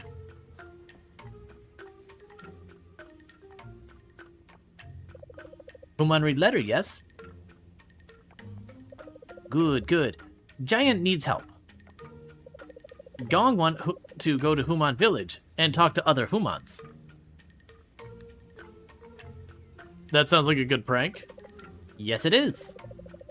It is very fun and good trick. Very fun. Gong can go to village, easy. But if humans cannot see Gong, there is no point. So Gong come up with plan.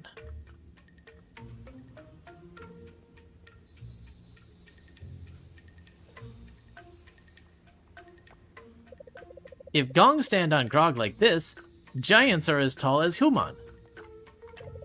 Then Gong and Grog can go to Human village. Gong and Grog will talk to Human, play with Human, and be Human. But there is still one problem. Human still cannot see giants. So Human, help us? Sure, what can I do? Easy. Giant need Human to get stuff from Human village for us. If Human can get daisy flower, eye cover, baba hair, and Human clothes, Gong can make Gong and Grog look Human. Gong and other stuff have other stuff already, but this stuff Gong cannot get. Please help.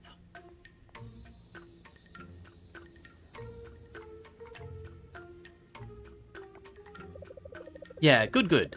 Gong and Grong wait for Human to help. It's probably how 3 kobolds of the trench coat got started. Yeah, there's like, we just wanted to, we wanted to look like them. Alright, so you want me to bring artisan goods, so we'll get that flipped over there. Yeah, so basically they have a bunch of stuff so they can like dress up in a disguise. And then that disguise will, you know, allow them to sneak about the village. Well, not sneak about, walk around the village. And since the clothing is visible, they'll be visible by proxy since they'll be wearing it. Okay.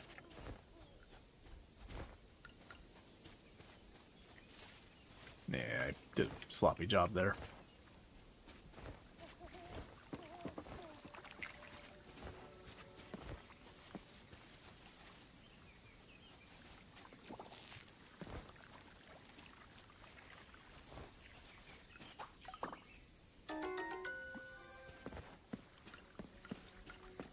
Okay, so pretty soon I'll need to find more for energy. We don't want to burn a Jamu on this.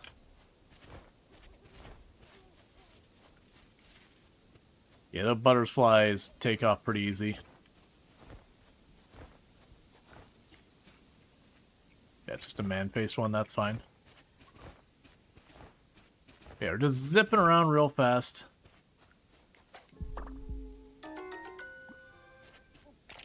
Okay. Let's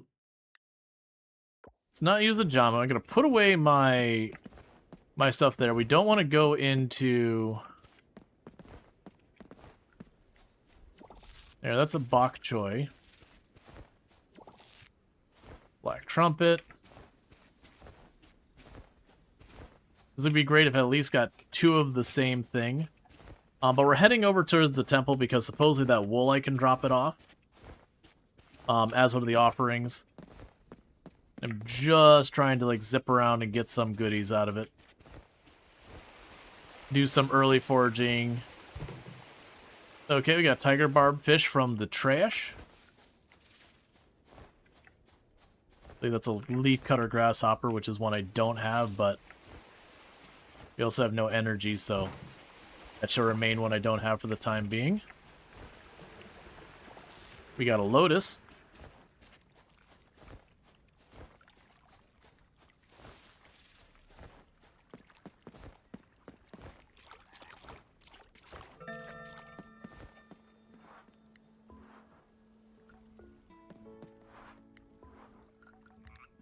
Okay, so fall stuff. There's the fig and the black trumpet. So we have the orchid, pumpkin, and rice of at least bronze quality. All 3 of those are harvestable stuff. There we go. Barn animals. Oh, interesting. They made it so the large wool can count for the small wool as well. I think that's a good change because otherwise you basically have to neglect your animals until they get sad enough that they'll give you like the lower one. So I think that's a nice way of working around it. Because that was always one of the weird ones you'd run into with those situations of going, okay, well it's time for me to, you know, make my animals go out in the rain and be miserable and all that. Okay, so that's donated. Okay, so striped one we can drop off for sale. Because that's a spare. Those are all spares. We'll want to donate one of those. It's too late for me to do that this in-game night. So that's a land bug, so I'll drop that here. That's a fish I don't have, so I'll chuck it there. We want to go to our 3rd chest here, because this will be our foraging chest for the fall. So there's our fall foraging we've got so far.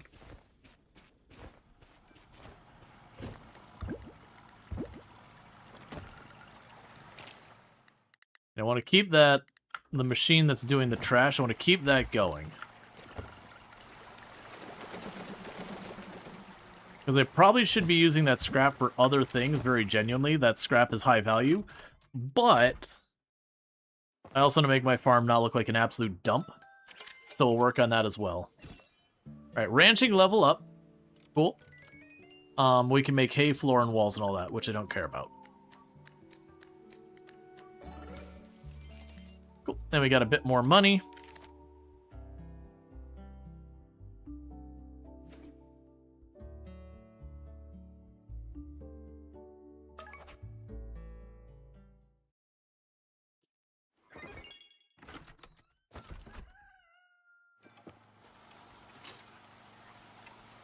You are Groucho Gopher. It's been a while since we've heard from you, sweetheart. We miss you so much.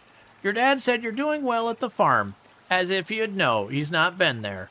It's great news, and we're very proud of you. We baked you some cookies yesterday. I hope they're still good. P.S. Ashley and the kittens are all healthy. We ended up naming one of them Sandal because he always sleeps right next to my sandals. Your grandpa and I are very happy. Busy grandparents again. Love, Grandma. Alright, claim the cookies. Groucho Gopher. Meet me at the beach west of the diving spot tomorrow evening. See you at 6 p.m. And thank you for the cookies, Grandma. I'm selling them immediately.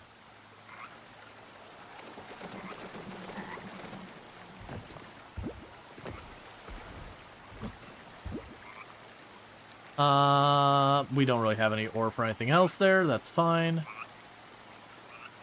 I'll worry about the rest later. Okay, so it is raining today, which is very convenient. Meanwhile, I'm going to go ahead and say craft.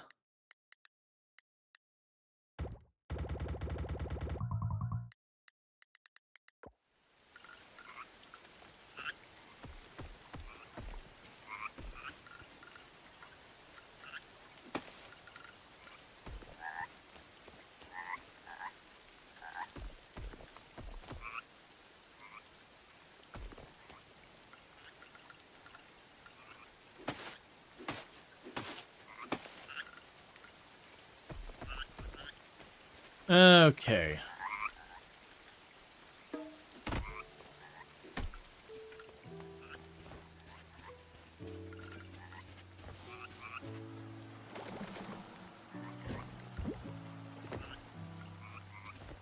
So we can go over here and start cleaning all this up.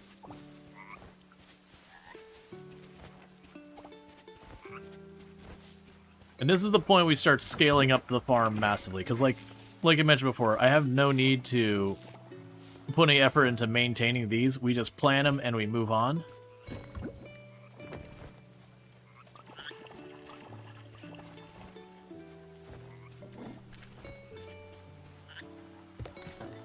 So one thing I do need to make happen is let's make one more box here and start trying to set aside some things.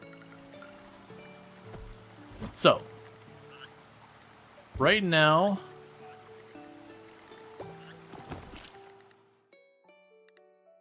why can I not see the price?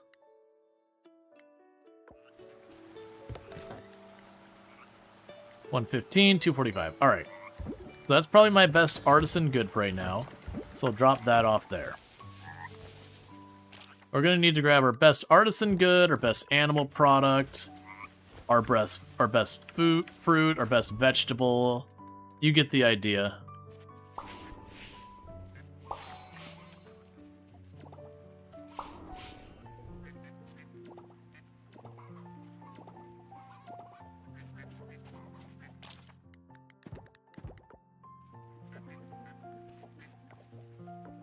I also appreciate you used to have to go to each spot.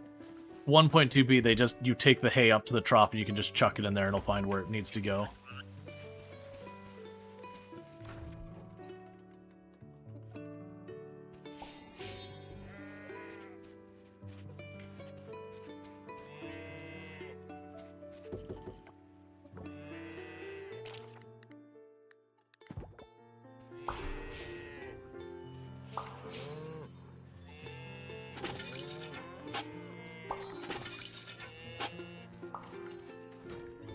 Okay. So that large milk is another thing I need. So for right now, let's go check on these.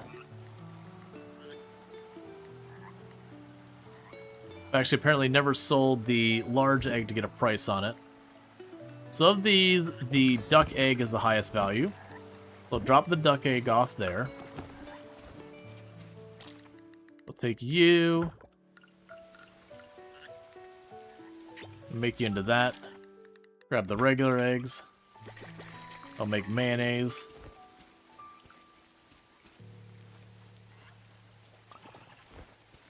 I got a silver blueberry juice.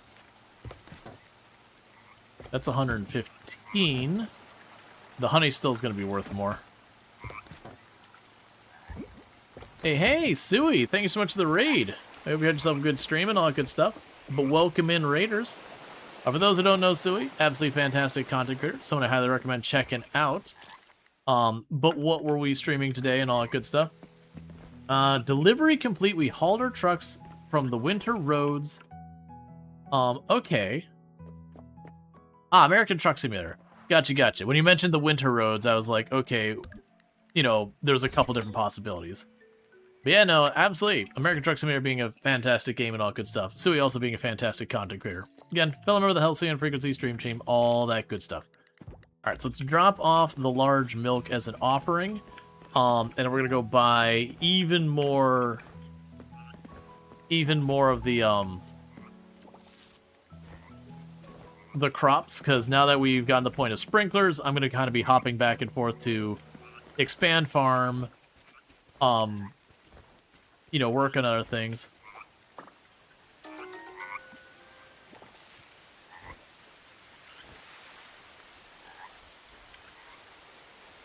And thank you, Duckweed, for the tier 1 sub. I really do appreciate that. That it'd be your very first month subbing. So thank you so much for that support. It means a whole heck of a lot. And I really do appreciate it, so thank you so much for that. We can go here and dig you up. Oh, our very first fossil node. I didn't realize. Oh, right. We did unlock the fossil nodes just now. Well, that's going to be a whole thing. Alright, so let's get that all sorted.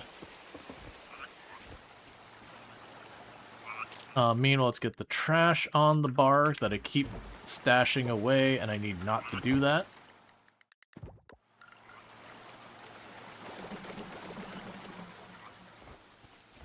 Okay. The mantis. Yeah, I've already dealt with the mantis and the beetle. We can drop the lotus in this box with the junip, because those are forageables for this season. We'll need to deal with the fossil node at the lab. We can pop over to the ground bug place. We can drop off you for when I have more of them. Sell those. Those are spares. And we can pop up here to the temple. Drop off the silver quality large milk.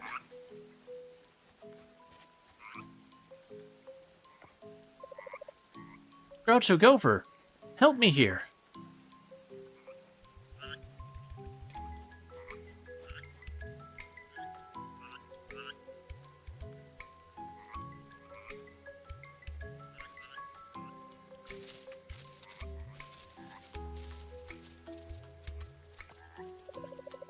It seems like she's feeling much better now. What? Did you hurt that animal? Harsh. What happened? I saw her running with a limp, and thought I saw blood in her leg through my window. Thank you for your help, Groucho Gopher. Well, I should head inside. Don't stand in the rain too long, okay? See you later, Groucho Gopher. Alright, for everyone popping in here, I am Rual Storge. I do play a variety of games here on Twitch, and today we're playing some Coral Island, but I do play a pretty wide range of games. I don't remember what I bring here. There we go. Pretty wide range of games. A lot of like RimWorld, Product Zomboid, stuff like that. So this is a little outside the norm, but I think it's an absolutely wonderful game that I very much enjoy. I think I actually have another spot down here we can get stuff. That's a fly. I don't care about a fly. But yeah, so running around trying to collect a bunch of stuff since we just changed seasons. Oh, I did manage to catch it. Cool. That's a new one for us. Yeah, just trying to get all my traps cleared, because those will, have a bunch of stuff left in them. I should have a trap down here. Oh, do I have that one? I don't know if I do. Okay, it's just Dragonfly. We've already got that one. There's a couple of them that look very similar, and every season change, a lot of what you can see changes as well. Alright, so errands. You would like milk. You would like 5 milk in 2 days. I'll accept it, but I don't think we can do that.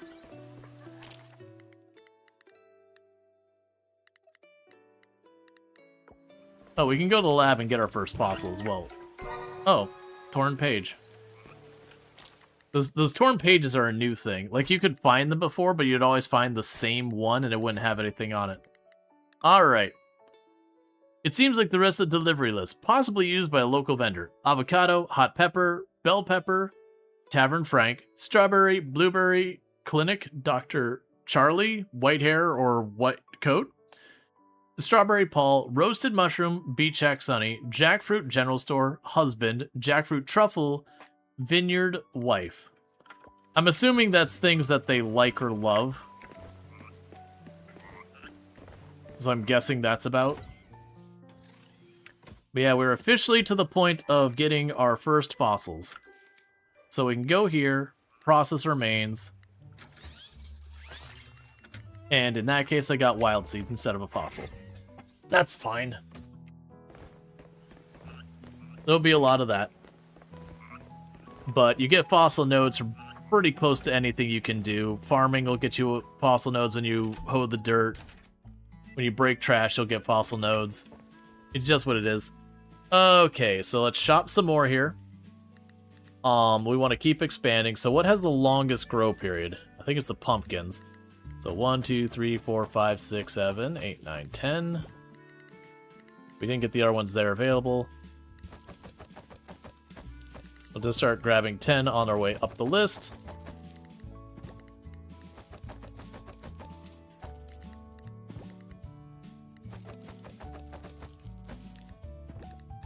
And the plan's straightforward. We just keep expanding the farm, and anytime I don't have the materials for a sprinkler or whatever, we drop down to the underwater area and start clearing to get materials for more sprinklers. It's too late now, but what we can also probably do tomorrow is we've been meaning to pick up another duck and all that. We can take a second to do that. Oh, we didn't, I got a trap on the beach still, don't I? There's one over here. Cool, that's the second one, so I can drop that off at the temple. And I believe there's another trap over here. Cool, we got ourselves a Black Widow, just like you want.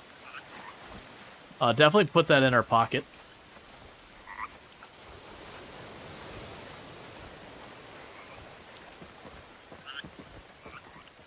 Okay, so let's pop up here, drop off the caterpillar.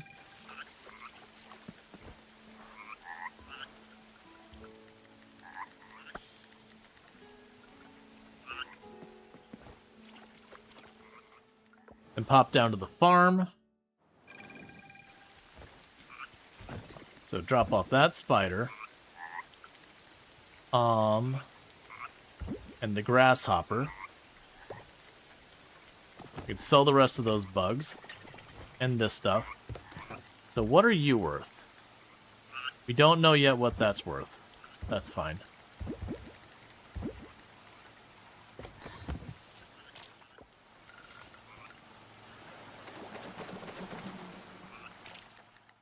Okay. Let's grab the pumpkin and the wild seeds.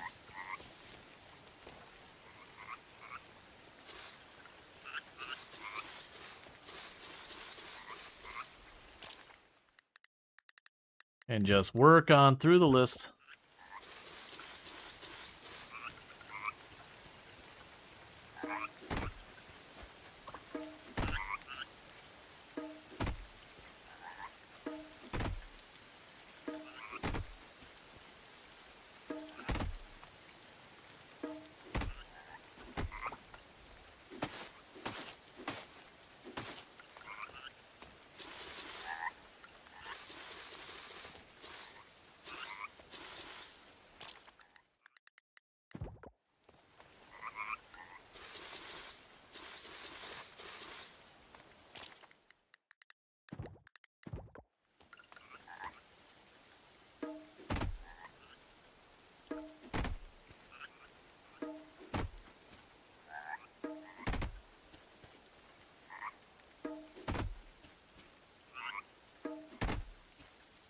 All right.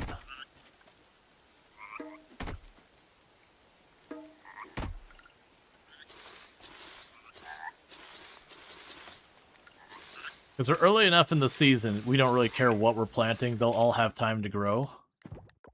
Some of the stuff like the cranberries that get multiple production and all that, we probably want to get down as early as we can. But it's not the end of the world otherwise. Oh, here. Go up here. We will want...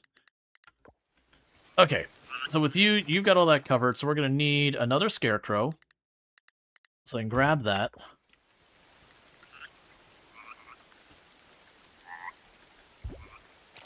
And we'll want more sprinklers. Okay, so for another sprinkler, I'll need more scrap.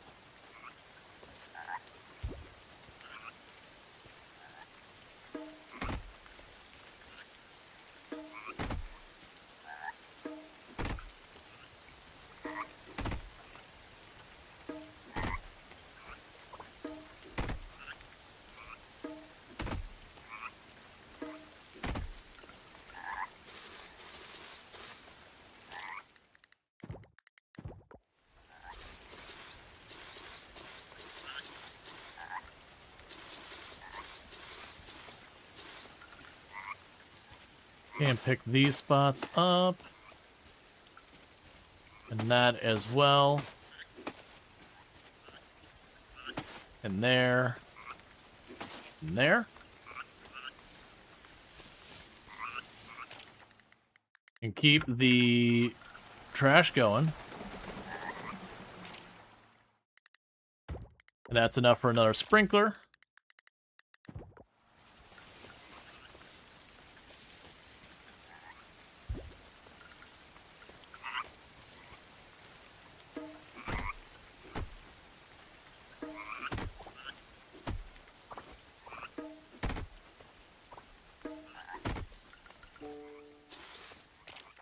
Okay.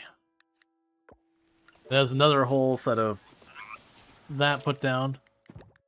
So like I said, we gotta keep the trash going because that's gonna be where a lot of this material comes from. That's fine. We're not leaving ourselves a whole lot of time to work on our things. That's okay. So let's go down here. We did leave down here in the silver area. We did leave some traps. Let's try and go through real fast to check on those.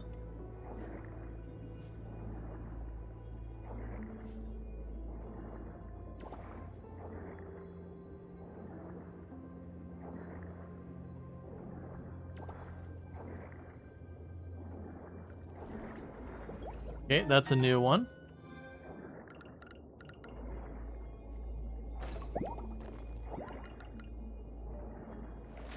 Yeah, we didn't go up there.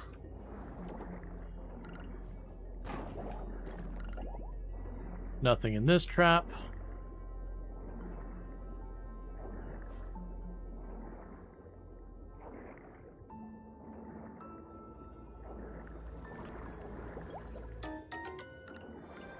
Okay, that's a second one. So that means I can drop that off at the museum.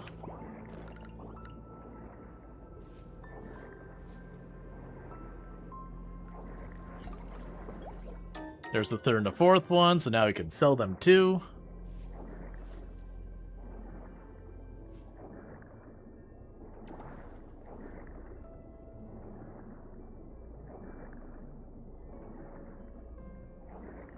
And it should have one more over to the right. And then we'd want to go up to the gold area.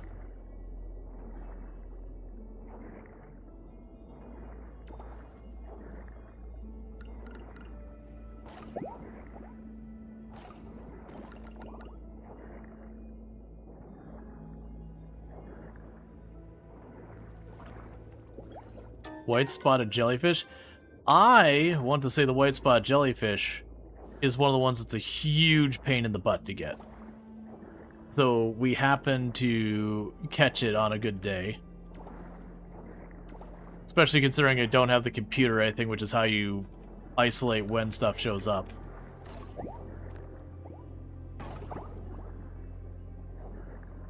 Okay, we've already got a couple of those. And we got two of them, so we can drop that off in the museum as well.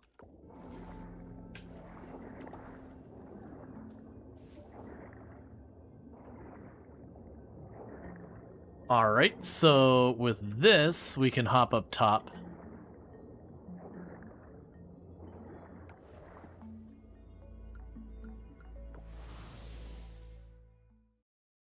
I don't really have time for the gold. Let's just go ahead and go to the museum. We can drop off the blue one there. And the seahorse that we got multiple of. Okay, so we got multiple both of these, so we can drop them both off. Cool.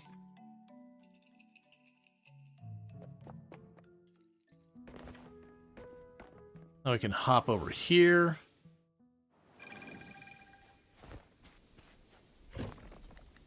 So drop one of you in there, drop one of you in there. We can sell the rest of the seahorses. So you, seahorses. Ooh, we got a really good Murex. Okay, drop out the Murex. Let's see here. So grab the not as good Eastern Oyster. We got a better purple urchin already. We got a better zebra clam. Why are you saving one of each? You'll have quests and all that that'll ask you for stuff. And it's just easier to not have to worry about it. If you just happen to have them, like, stashed. There's also, like, an achievement for selling one of everything, that kind of deal. I've already got the achievement on the save file, so I'm not really worried about it. But it is good to have that. We can go ahead and make that into some essence. Because I've got plenty of sparing. Okay, and we've got spares of this. Plus there's items that you can duplicate a lot of stuff in the game. Like within the game, not like exploit, but mechanically you're designed to be able to duplicate it. So I've got like the slime, I forget what it's called, it's like the slime cloning thing or whatever. So that ends up being a big one. And all that, and it can be a very helpful thing to just have those. So like the artifacts, for example, you can clone them and use those for enchants and all that, as well as a bunch of other things. So it's good to have spares so you can drop the more valuable ones in to start duplicating them for enchants. The bugs you get a terrarium, you can kind of duplicate them if you wanted more of them. I probably don't need to be hoarding them, but you know. There's all that.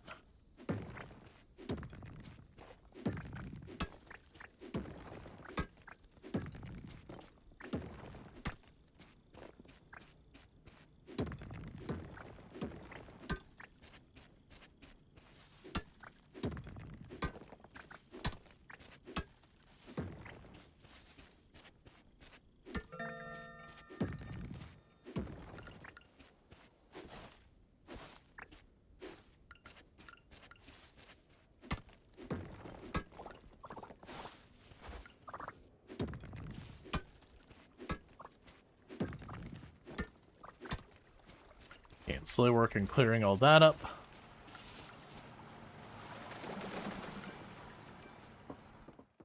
Alright.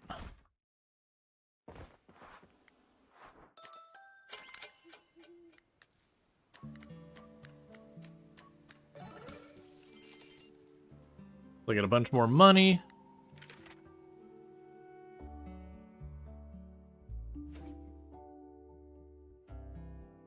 Right, we also said we were going to pursue Zara romantically. So for that, I should start getting that process going, which will be figuring out something that Zara likes, and then burying her alive in it. 'Cause that's how you romance people in this thing. You find something they like, and then you do not let them ever be without that thing. You know, completely burying them up their eyeballs in it. And you could usually drop off. It's something like 2 a week or whatever on it.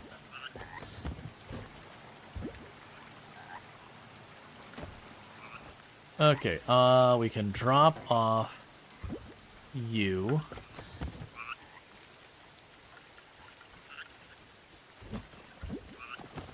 Okay, none of those are running, so let's get that fixed. So looking at this, what do I have the most of?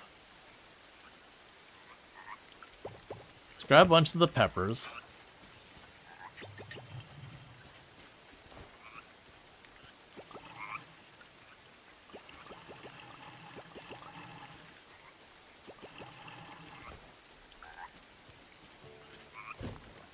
Okay, so most likely my most valuable crop might be... Ooh, do I think the star fruit?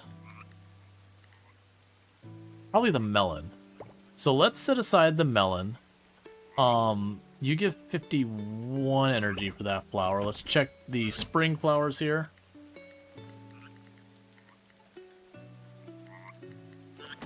Oh, what's the gold one there? So 66 versus 75. Alright. Because again, I think we want to get all these. So there's a fruit, a flower. We can get a vegetable. The cauliflower is probably my most valuable vegetable. We'll sit that aside for right now. So we have vegetable, flower, fruit, animal product, artisan product. And I think we could have like fish or, you know, jewel or whatever for the last category. I can't remember how many different spots we have. But I'm going to try to set aside a bunch of those things. So let's start by going and picking up the eggs from the ground. That's fine.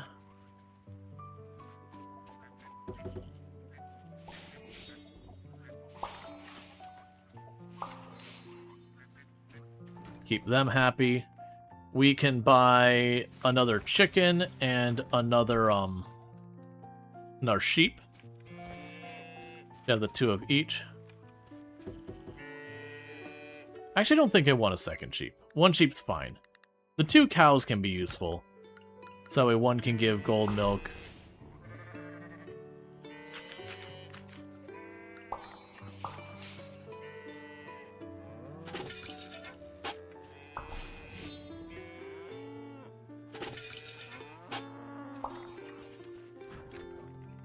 Okay.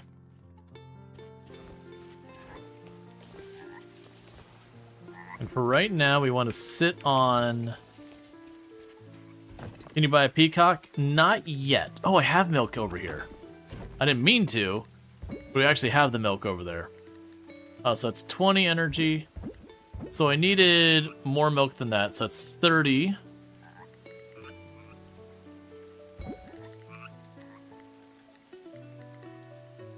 So most likely that large milk is probably worth more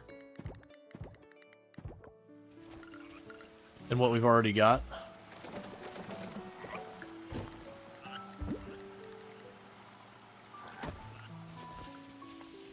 Okay, so we've got all that.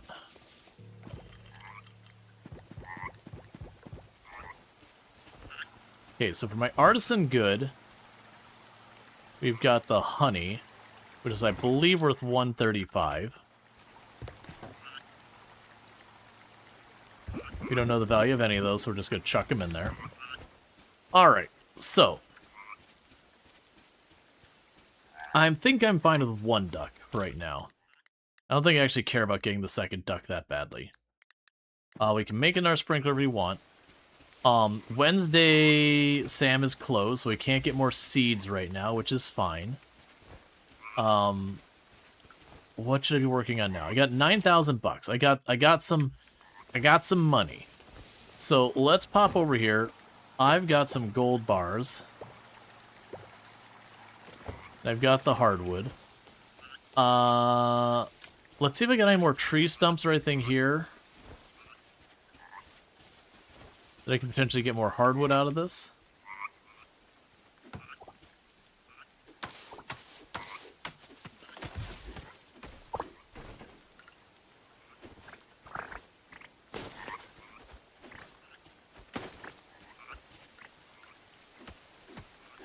I don't know if I need 10 or 20.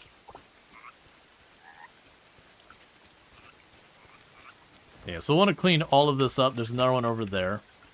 We will want to clean all of this up.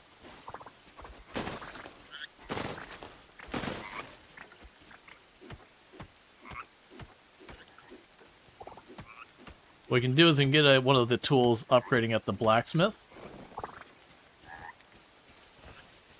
Alright.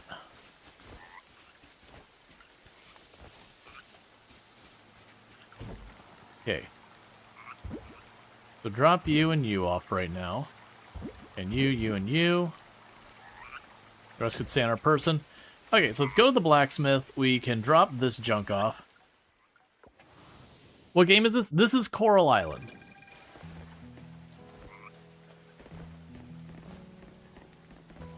So let's get to the blacksmith, get that nonsense done. Getting a lot of rain days. I am not upset about it either. We are not very close to that spot, but okay.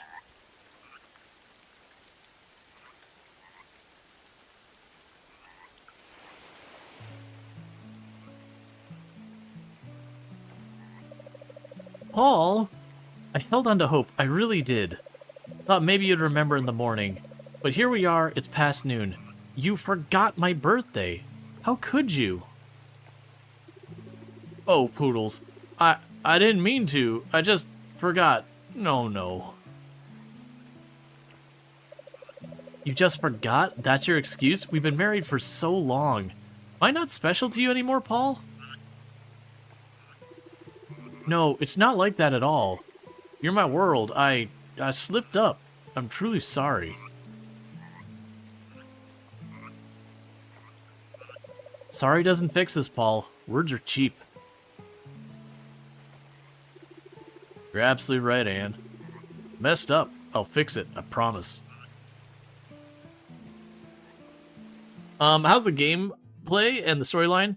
If you like Stardew Valley, it's very similar gameplay-wise to Stardew Valley. It kind of takes the idea and expands on it. So, like, you do have the museum and the equivalents and all that, but they have an entire thing about, like, cleaning the ocean, because the setup for this game is instead of, like, you know, Stardew Valley where the big box store is showing up. In this one, there's an oil company that's caused an oil spill, and this is a tourist town that's, you know, got its beaches or whatever. It's kind of like a tropical paradise. So, you know, obviously having a bunch of oil spill on your beach, kind of bad for a tourist town. And so they have the aspect of trying to fix the town, you know, get this oil spill out of here. You know, they had to sell everything from their museum to get through the crisis that is the oil spill, so you have to, like, replenish the museum. They have what they call their heritage sites. It's effectively the equivalent of Stardew Valley's community center. But one of the things that really differentiates it is you clean up the oil spill. You go to the bottom of the ocean, there's merfolk and everything, and you're cleaning up the oil spill, and there's some magic mysticism kind of thing going on around that. But it's pretty much like someone took Stardew Valley and Animal Crossing and all that and said, yes, and then there's a bunch of other stuff they've added to the game as well. So it's got kind of like a whole extra layer that Stardew Valley doesn't. And that's not a criticism against Stardew Valley. This came afterwards. They had a chance to add more to this game. But it's kind of a different take with an expansion on that. All right, so we can go a couple different ways with this. Oh, you're 10,000? You suck. Okay, hang on. I mean, it makes sense that it's 10,000, but also it's 10,000. You suck. Do I have any quests I have not turned in? You want 5 milk for 1,000. Hold up. Do I have 5 milk? Even if I was going to keep the other ones. There's 4 milk. Do I have another unit of milk somewhere? Did I try and sell one? I did not. Is it in the artisan goods? Alright, well I can't use that to get away. Oh, that's not the right box. It just means I deal with it tomorrow is what it means. And I want to deal with it tomorrow, I want it today, but you know, it is what it is. Alright, so we can donate that to the museum. Check the cows. We already did the cows this morning. So we've already got the milk for the cows today. They only produce once per day.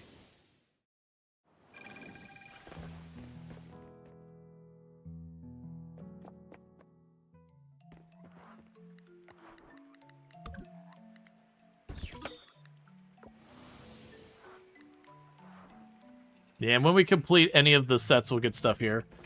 Yeah, so we're about $800 short. Which I do think we'll just save up for it. That's cool. That's fine. It was bound to happen. It's not the end of the world. It just means I do it tomorrow instead of today. It's also probably fair that we hold off on it as well. Can't sell it straight to the store. Store's not open today. That's what saying a Sam's not open on Wednesdays. Like, technically, what I could do is I could technically go and start fishing and catching fish, but I probably don't have that kind of time left in the day. I could also catch bugs and run it down and sell it to them down there. But regardless, with all those cases, it's fine. We just do it tomorrow. All that means is we're going to hop down here.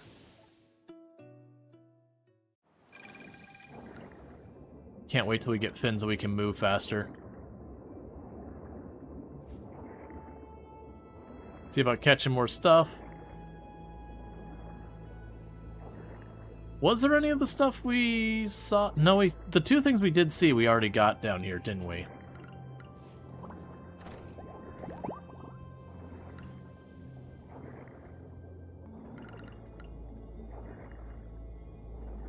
Yeah, these traps aren't going to be reset yet. I'll go and cut down this way just because it's kind of the same distance whether you go down or to the right. So just in the off chance that something else is down here.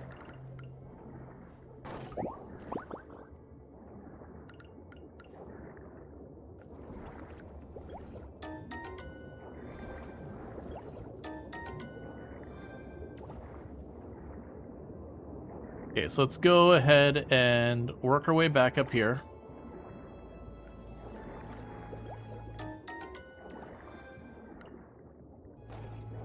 And we'll just go for the gold kelp. Well, I mean, do we do the gold kelp or do we go for the mine? Change of plan. Let's go for the mine. Because we can teleport straight to the mine from here. Whereas for the other area, I've got to go up, go to the entrance, and then come back down using the anchor. No, you couldn't possibly swim over it. That's madness speaking. It's in the way. You can very plainly see it's in the way. You wouldn't want to swim over stuff, like you want to swim along the bottom. That's where the good stuff is.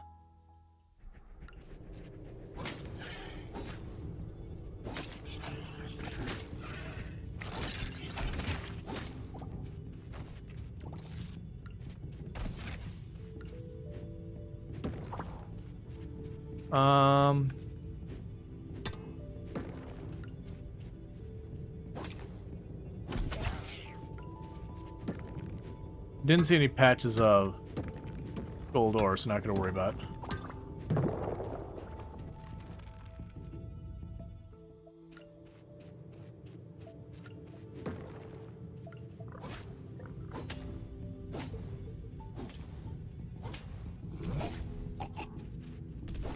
Forget, you actually hit pretty hard.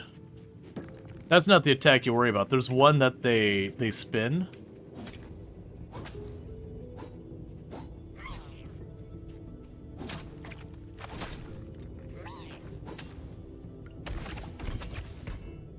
And the attack that they spin, they'll hit you like 4 or 5 times in a couple of in a second or two.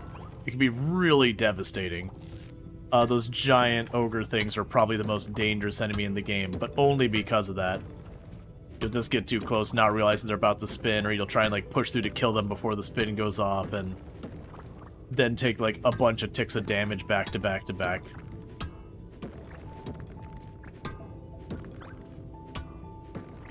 Because if we can get through this cave, then I'll have access to all the ore types. And we can just work on upgrading all of our tools to the max, and then there's a bunch of things that use the various bars and ore to craft. So then anytime we're short, we can just go to the appropriate caves and deal with it.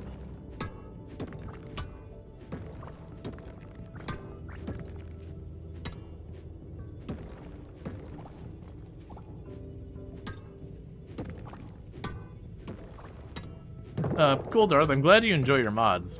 It's still, you know, like always, it's not really something that means one thing to me one way or the other. I'm glad you enjoy it, just, you know.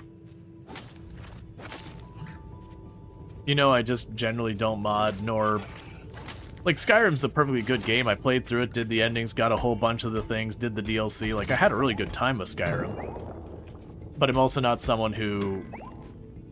Like, when people reference, like, what did you think about this character? Like, man, I don't remember who that is.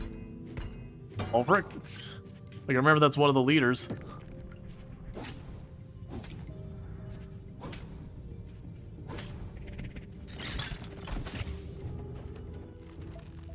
Alright, bear with me, chat. We just went to an ad break, and I gotta use the restroom, so I'm gonna do that really quick, and I'll be back here in just a couple minutes, and thank you again for tuning in.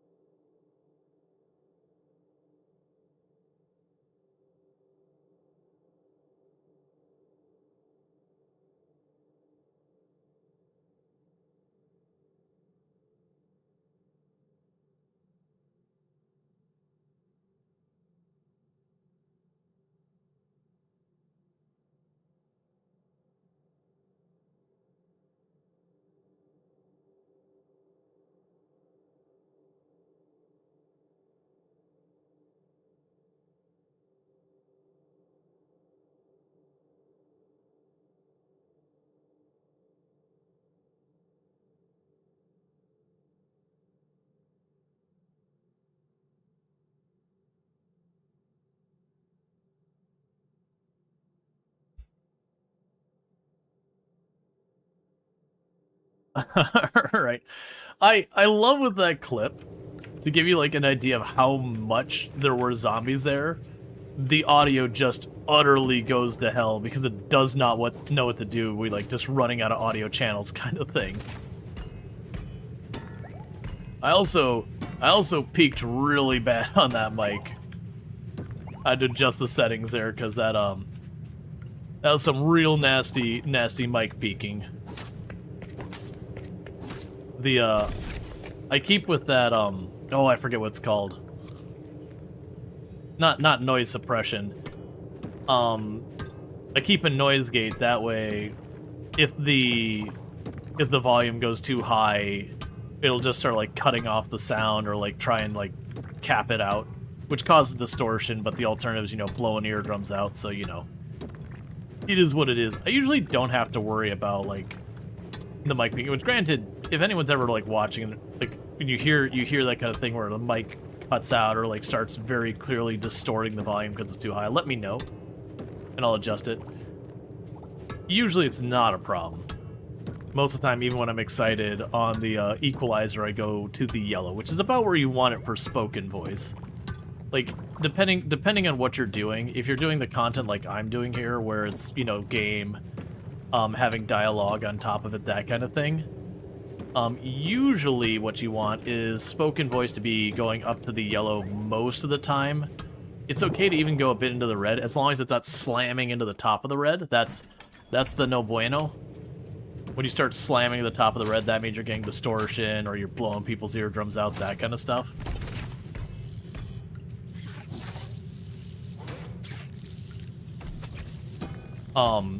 And then stuff like background music, you probably want to stay in the green, not quite get to red, because at that point you'll start competing between you and that. Is that Lotus? Okay.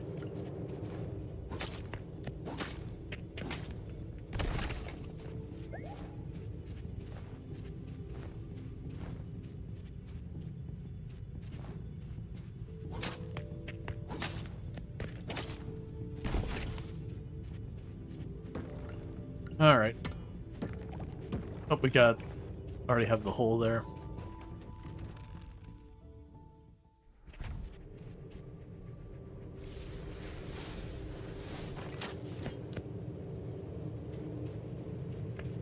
Well, that's interesting. I guess it's a stun. I just knew it hit hard.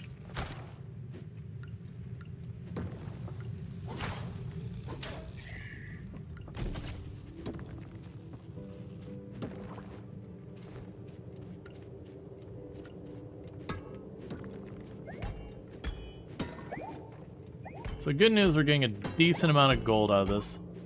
We did get 5 floors deeper. I don't imagine we're going to be able to get the next 5 floors, though. Not unless we get lucky in one of these ones where you go, like, back-to-back floors. I probably should get the ropes. We are not on passive, by the way. It's just some of the enemies don't seem to care unless you mine, like, right on top of them.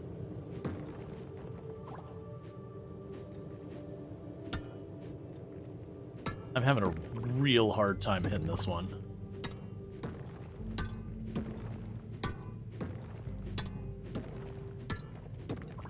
That I definitely want. We can throw those away.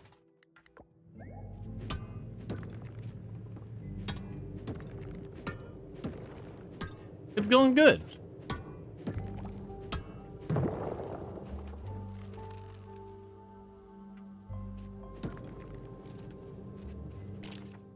Let's see, another thing. We got plenty of trash. We're gonna have to get out of here because of time.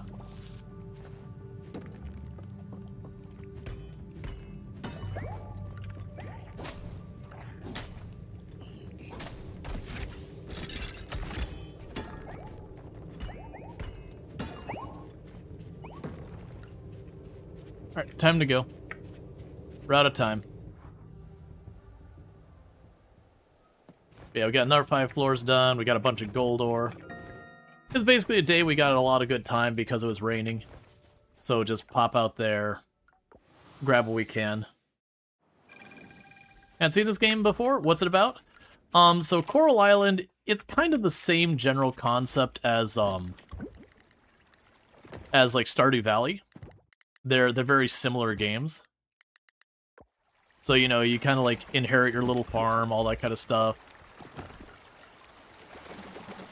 It does take the model and expand on it, though, so it does a good job of differentiating itself. Early game, it's kind of not the best of differentiating itself. But once you get going, there's like a whole thing where you go under the ocean and do a bunch of stuff with that. So rice, we'll want to get that planted.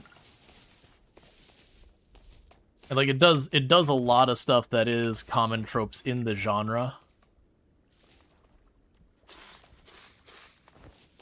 Alright, we need to go to sleep. We're about to pass out. Looks nice? Yeah, no, it's really good. Like, the difference in this one is the story, instead of, like, the big box stores moving into town, basically there's an oil company that was operating on a nearby island, caused an oil spill, trashes the local environment, and you're a tourist town, so that kind of F's the town, you know, the town's economy, because people don't want to go, you know, to oil-covered beaches for some reason. I can't imagine why. But basically he puts the town in dire straits and all that. You know, and of course you show up and start fixing everything. Oh, you're trolling me. I didn't have enough stuff in there. Alright, so it's Raphael's and Eleanor's birthday, so want to get them stuff.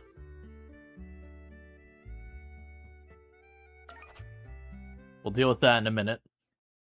I could sell stuff directly to Sam to... Oh, actually, or we could just finish a quest, which will give me a payout. So there's 2,000 from Sam. Alright, you want 5 containers of milk today. Let's see. Traps last longer, nobody cares. Selling monster loot, nobody cares. Recover a portion of your lost health when attacking an enemy, so that's leech. Let's go for the crit to just kill enemies faster. And we unlocked a bunch of things I'm probably not gonna make.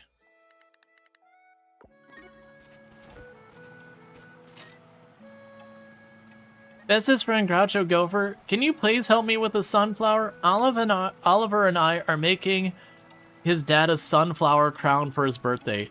The problem is, we don't have any sunflowers. Can you deliver it to me before the 26th, okay?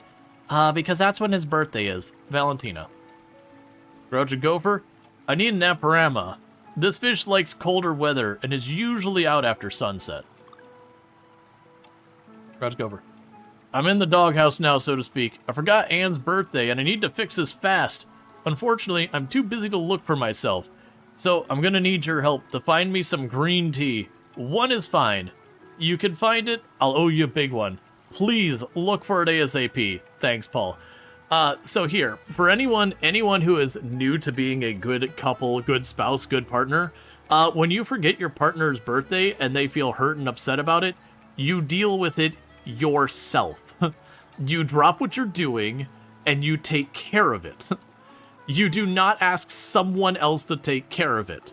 This is how you get yourself even farther in the doghouse when it doesn't fall through and you have to explain why you have continued to fail. I also think it's a little much Anne's reaction here. Like, very, very legitimately being like, hey, I forgot, is fair. You probably should take corrective action still. But the fact that she's like, do you not find me special anymore? It's like, hold up. Hold the F up. Calm down. We're all adults. We're all doing that kind of stuff. Like, maybe you're overreacting just a little bit. Ooh, the pickled bell peppers might be better than what we had here. What do we have for artisan good here? Oh, honey. So that's 135. I'm gonna hold on to that one just in case it's more. Actually, hold the heck up. We can solve this. We can solve a cut. Well, actually, we'll sell that just to get the price from town. Are you an artisan good? What are you worth? You're considered an artisan good. What is a maple syrup worth? 200. So what you're telling me is honey's out, maple syrup's in. Done and done.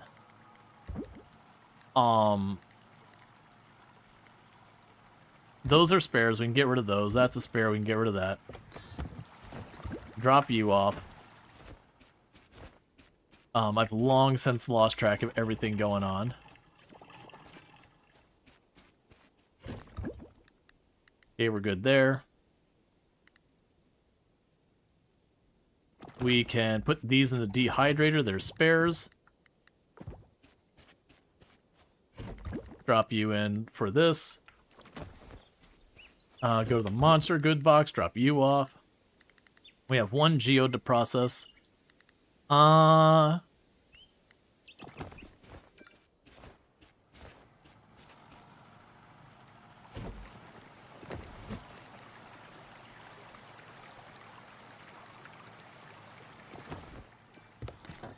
That's fine. We'll sell the bell pepper juice.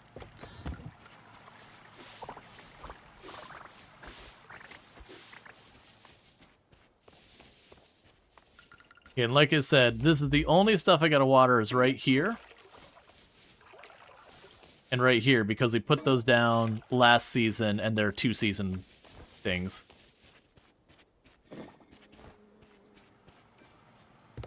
So sell the sunflower honey. Oh, the sunflower honey is $2.45. Alright, we'll hold up. The maple syrup has already been dethroned. There you go.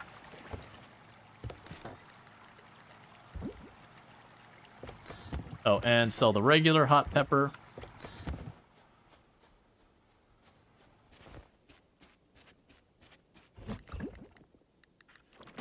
Okay, so we want to upgrade our pickaxe. So let's grab the 5 there. And the hardwood. So that'll be for our pickaxe upgrade. Can you move trees in this game? Yes, eventually. I do not have the thing to do it yet, but you can get a thing from the giants that will let you just straight up lift up a tree and relocate it. So for that, which is for the fair, there is a variety bonus. So I want different varieties. There are giants. Yes, they're smaller than you. Don't worry about it.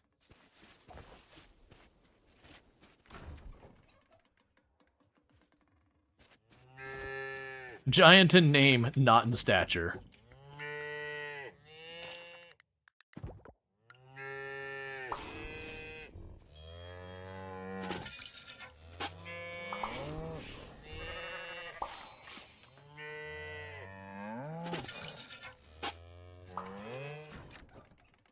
Okay. And let them out.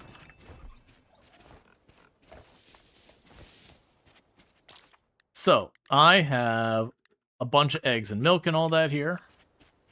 So right now we will go over to this box. Chuck you in here. Okay. So I do have... Yes, that's 5 milk. And hopefully that counts. Because if it doesn't let me do it because they're different stacks, then we just don't get it. That's fine.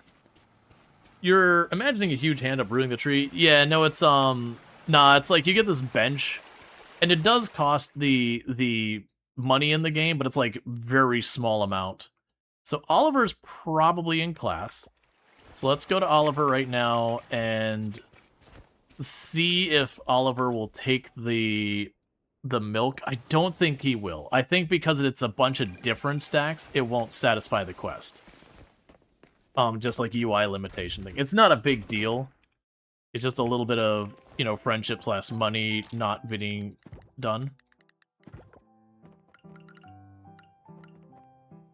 Give quest item. Yep. Thank you. Oh, okay, that did count. Did it take all 5? Awesome, that didn't used to work. So you want me to get an Amperama, you want a sunflower, you want a green tea, and we got that. Alright, so... You want to see how bad Paul is at being a good husband? We can just go down to the coffee shop and just get a green tea. We can just buy it at the store. Like you don't even need to do anything. It's just there. So he's like, I need you to help me. I need you to get this for me. It's just right there. You can just buy it right there. There's no anything else. Upgrade tools. So we're gonna upgrade the pickaxe. $10,000 gone.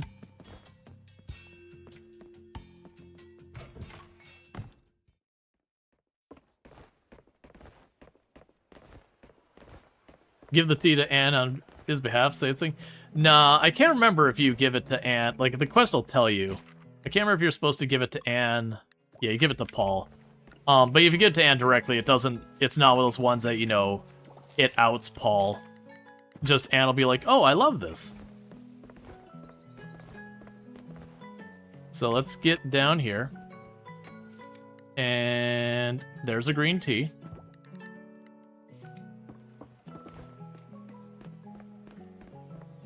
Especially considering Paul literally walks by.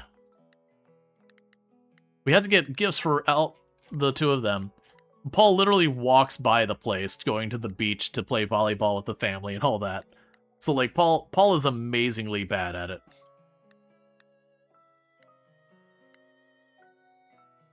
Alright, Paul, how am I just looking over you again and again? There you are. So you are up hanging out by the school. There's so many people in this game? Uh-huh. That's not even the full list you just saw there. Okay. 1, 2, 3, 4, 5, 6, 7, 8, 9, 10.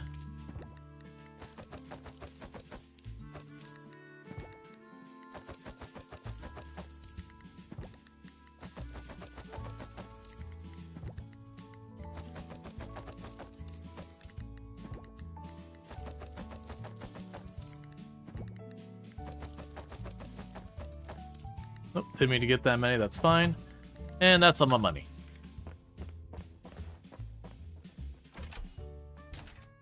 Yep, no, there's a whole separate list for the merfolk.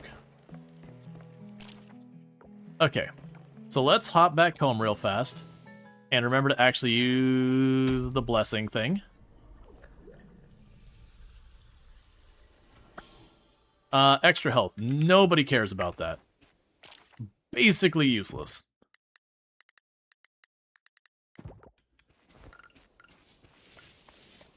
Alright.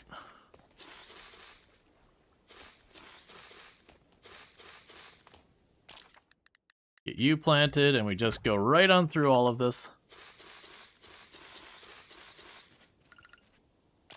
Alright, so craft. There's 2 more sprinklers.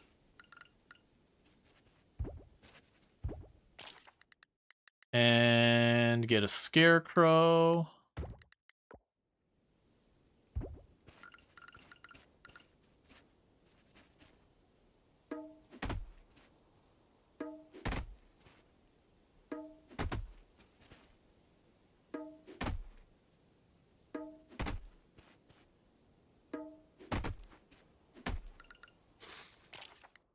Grab the next ones.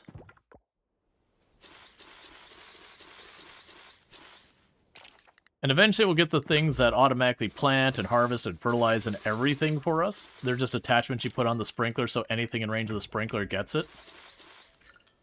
And that's when you get to the point where you just kind of set up an area and you're just like, alright, that's the field. When do you come by to, like, maintain it? Nah, man. Just once every couple of seasons, I go through and I restock the seeds and empty it out whenever I want the money. Or I need, like, more stuff to make artisan goods out of. So you can get pretty far into automation this. You can't fully automate it. You still have to restock the seeds yourself. But it can hold a couple, like it's got like 8 or so slots worth of seeds you can fill it up with, so it can hold a lot.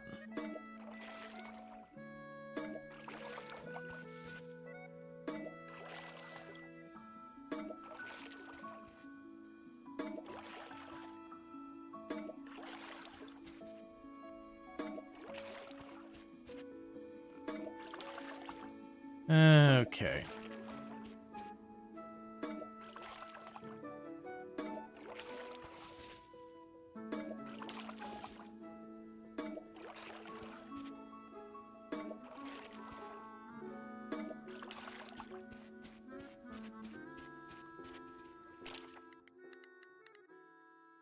So we need gold kelp for any more sprinklers.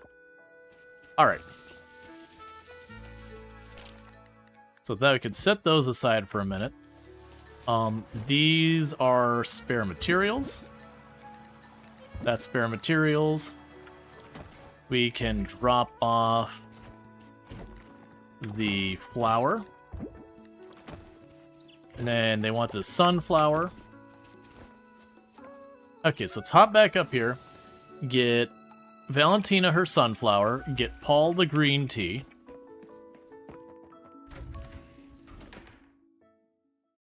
It was Valentina who wanted the sunflower, correct?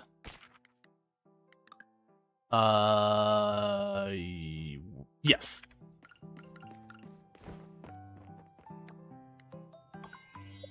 Thank you. All right. I appreciate... Oh, that one we didn't get paid. I was I appreciate how a lot of these quests, even the little kids, will be like, you know, they'll pay you like $1,000 for the milk or whatever, and you're like, what? Why is this child walking around with like a small fortune in their pocket? Why is this small child handing me their, you know, college trust fund, you know, to buy copious amounts of milk? I have questions. Groucho Gopher, you just saved my life. Thank you so much. I'll always remember this favor. If you need anything, please let me know. Alright, so we got him that. Cool, so you want an Amperam. I believe that spawns on the far left in the evenings. I can't remember if it's like you know, rainy days or whatever, I'm not going to worry about it. I don't care. So we're just going to tag another one.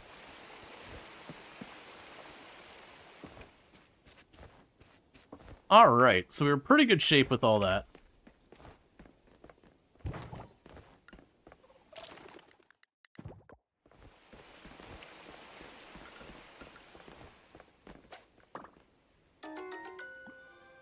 That's a new one.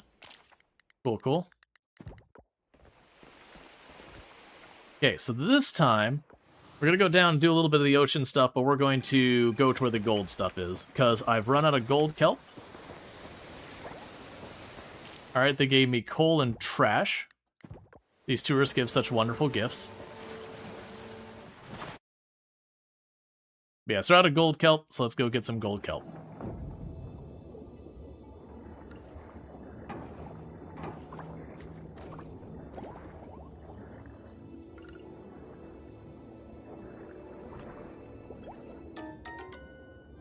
Okay, we got a giraffe seahorse. Before we get too caught up in this, let's do a quick little loop down here. Check for critters we want to catch. A Tola jellyfish, that's another new one for us.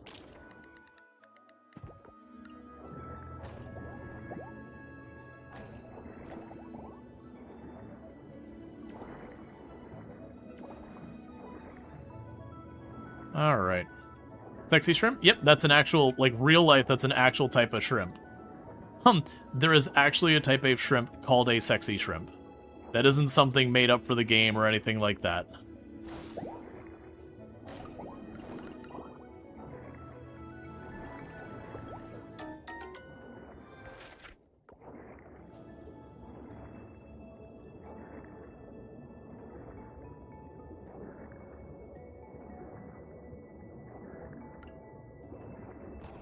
You afraid to Google that? No, that's honestly... That honestly is probably not that dangerous of a Google. Like, imagine if you go and you work your way down to the 3rd or 4th tab, you'll start seeing some cursed stuff. But, you know, you should never go to the 3rd or 4th tab of Google. It's not worth it. No matter how much you want to think it's worth it, it's definitely not worth it.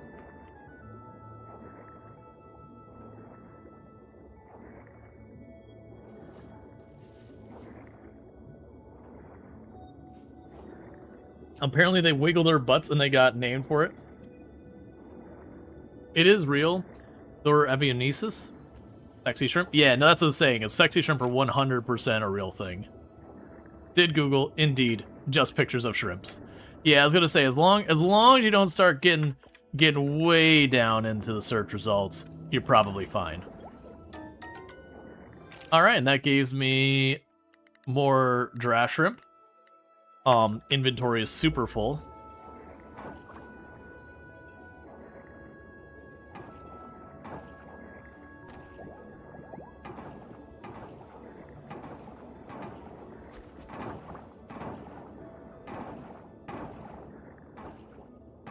Alright, so now we're working on cleaning up the oil over here.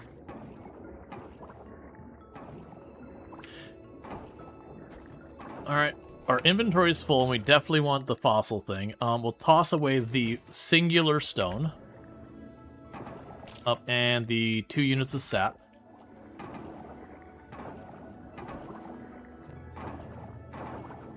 I also want the glass. The what? Well, no, we want the scrap. Sure, I'll get rid of the sea salt. We'll get plenty more of that. Alright, Luxray, you take it easy. Thank you again for tuning in.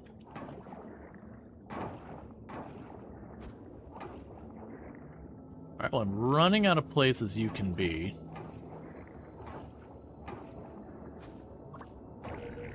And there you are. Let's get the Jamu up there, because I'm going to need a little boosty boost.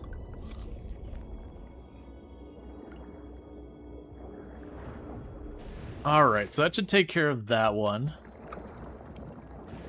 And these will start getting a little bit more complicated, the paths I'll need to take on some of these.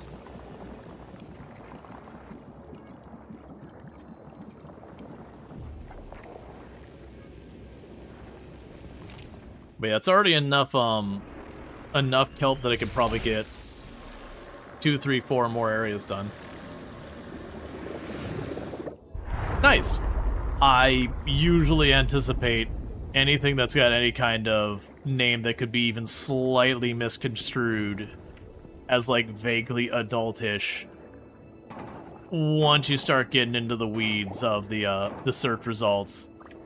Things progressively get more cursed.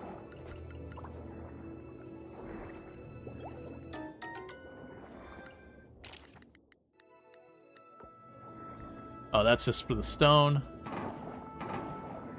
Let's move our anchor over here.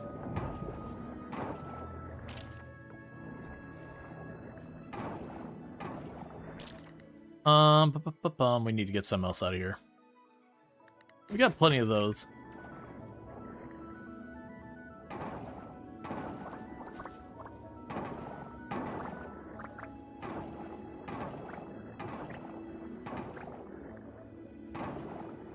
We'll vaguely just keep clearing up towards that golden kelp.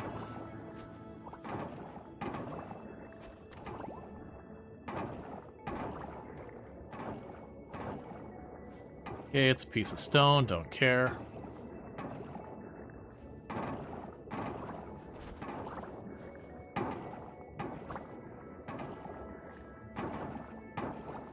All right.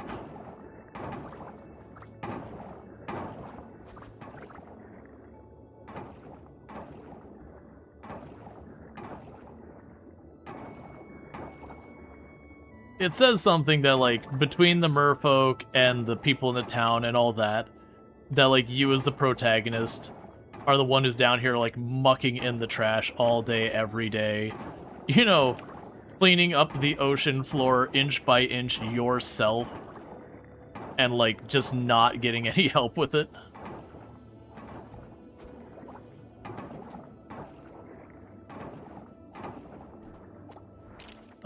In this case, I'll even chuck that in favor of this.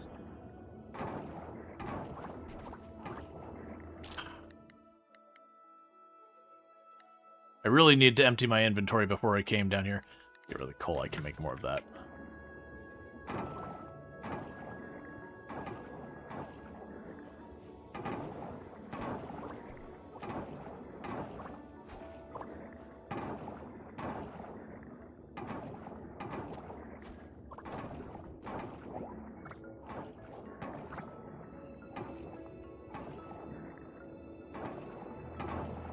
All right.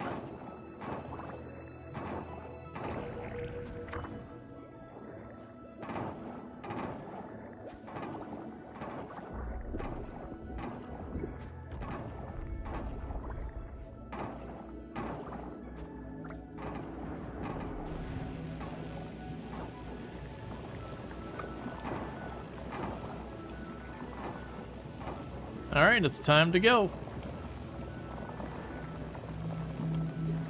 Okay.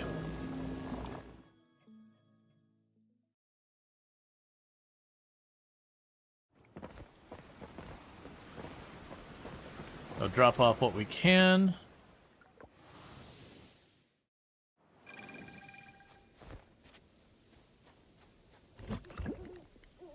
Okay, so we got those two.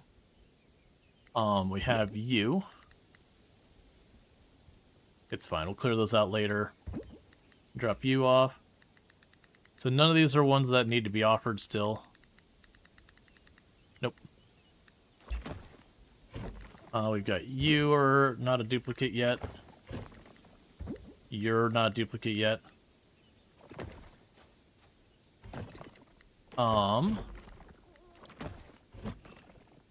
So we have the atoll jellyfish. We've already got the cauliflower and all that done. We'll keep you, we'll sell one of you. And the sexy shrimps are all duplicates, so we can go and get rid of those as well. Alright, so we can go over here. So drop you off. Drop you off, sell one of you. Sell off all these artisan goods. Drop these off, grab the trash back.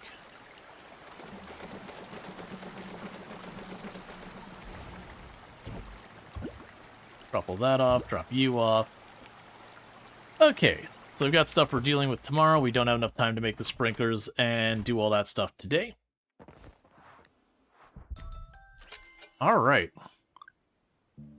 So I completed an errand.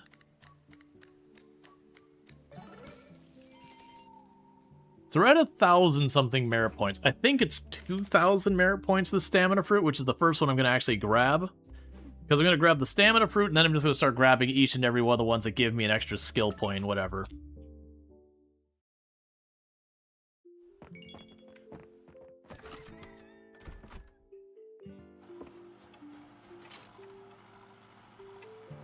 Starlit Town Harvest Festival is coming up on fall 15th at 7 p.m. at Olun Square. Legendary farmer Jeff Smith will be the judge for the Harvest Display Contest.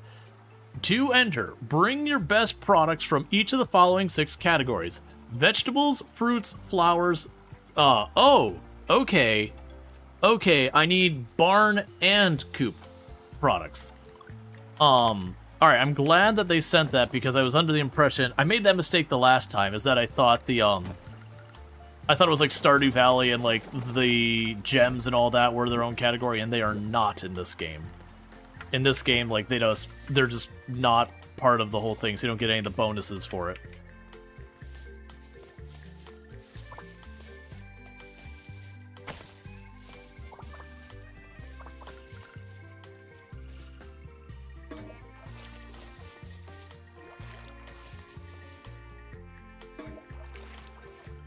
Okay, we got all those sorted out.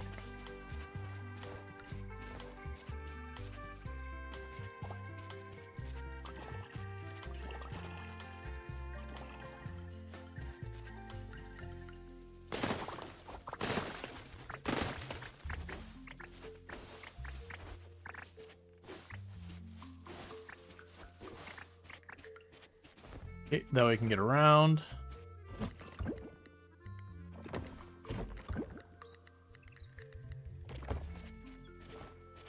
Okay. Cool. And we got a bunch of the bell pepper juice, which is only worth 135, so it's cheaper than we've already got. Okay, so I've got a bunch of this stuff we can do stuff with. Let's go down and deal with our animals first. Because I have to figure out what we're doing for the each individual locations.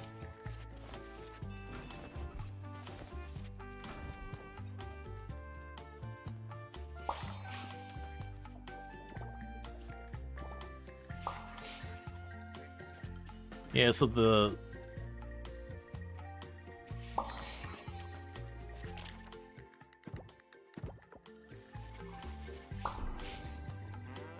It'll be pretty hard to get what I need out of the animals. Still working about getting them all leveled up.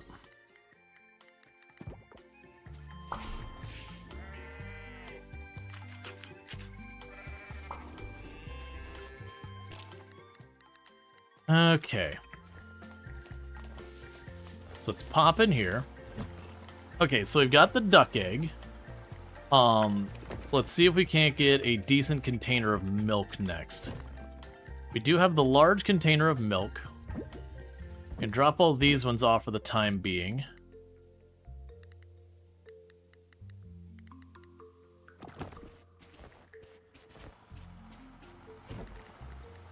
Okay, so that means I have all 6 categories represented with the best I've got, which is pretty sad. The best I've got is pretty bad.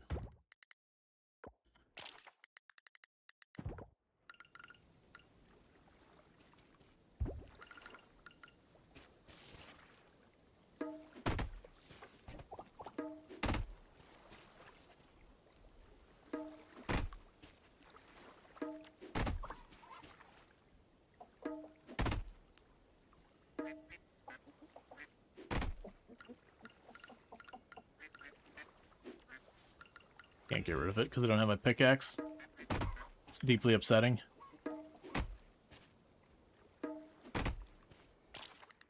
Alright, and we can move you two up here.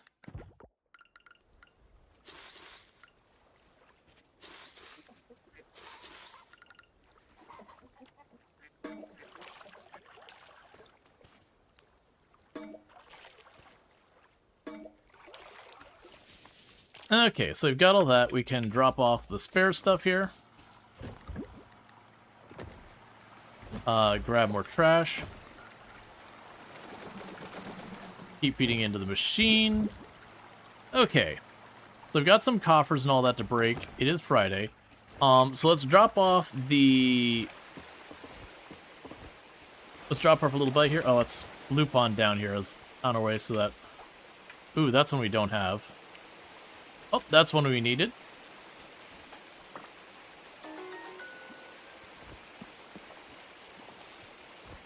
Yeah, I was figuring we'd run down here and we'll just kind of loop through here because I haven't done that.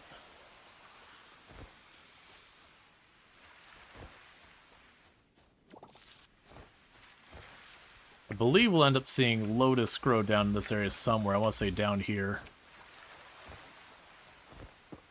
But it's fine. Oh, we got a ton of the flowers over here.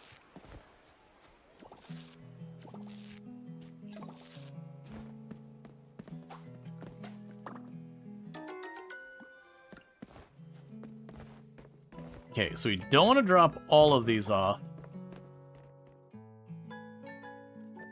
What is weight pass made of? They're scrap. I want to drop just you off. Because that other beetle or bug, in case I get just the one, that's something we use for the temple. The temple's a higher priority than the museum. It's pickier. Alright. So how many days do you take? 13. Oh, and you produce every 7. Let's not worry about that.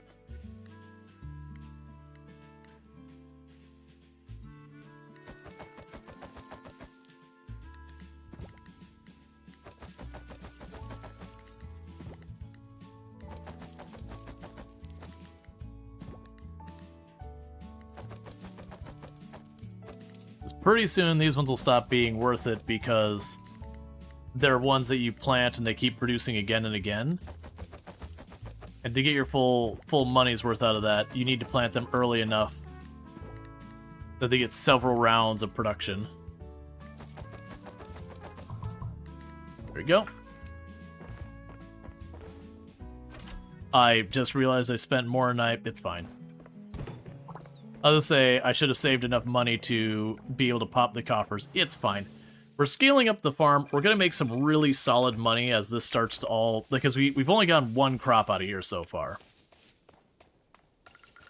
As we go and do this, it's just going to become more and more. Alright, let's stack some stuff to clear up inventory. So you, get out of here. The soldier's a duplicate. Get it out of here. We have... That's a duplicate, that's a duplicate, that's a duplicate. Don't care. We can drop off the forageables. And drop you off. Alright.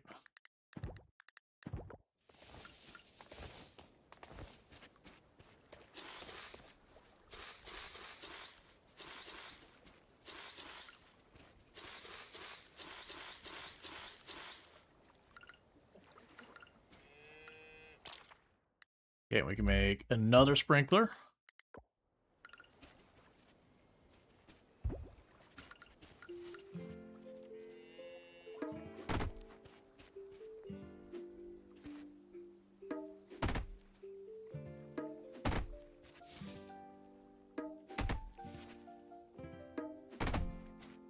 Okay.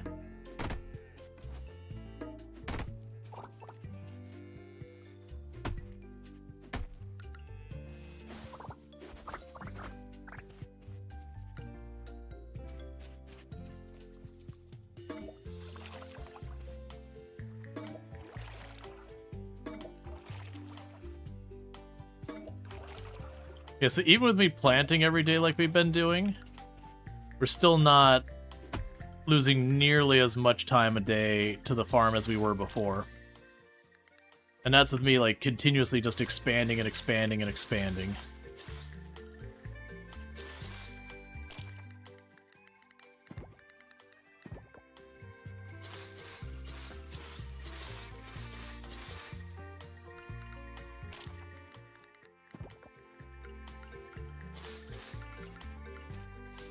Okay. Now, that said, we're getting pretty close to the point where I'm gonna have to start, like, properly clearing the field if I want to continue to expand.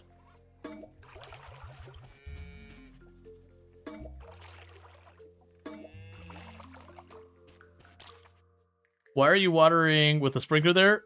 The sprinkler doesn't... It waters first thing at the morning. So it is one of those things, if I put a sprinkler in a spot and then I plant, that first day it won't get watered. After that, I don't have to do it anymore. But the very first day, because of just how mechanically the sprinkler works for watering stuff, it only counts, like, the next day.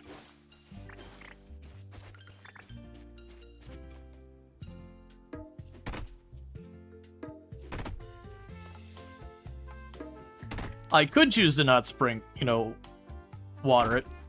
And all it would mean is I would lose 1 day of grow time. It wouldn't, like, kill the plant or anything.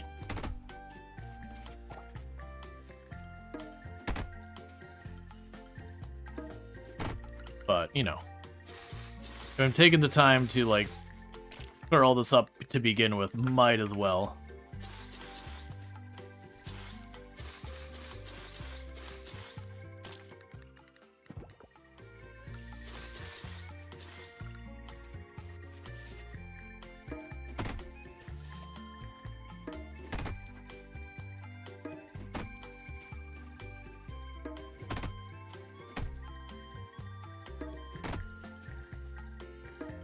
Alright.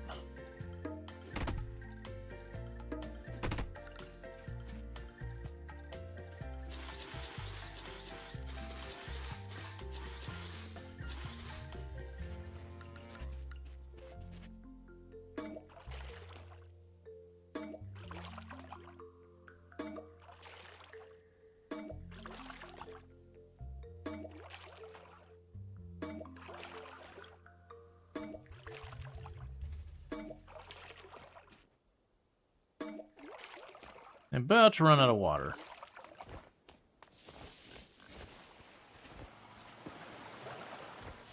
Yep, and I want to continue, like, building the paths and all that to make the farm look nice and yada yada.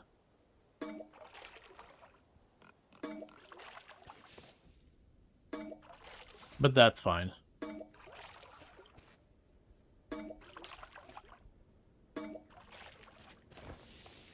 Okay.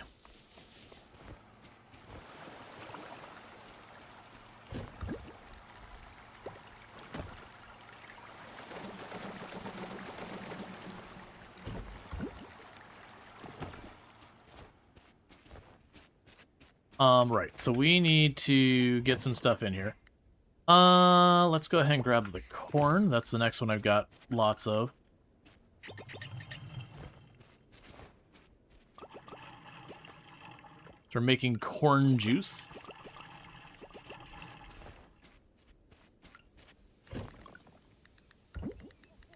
Okay, so that's fine. Did I not get the blessing today?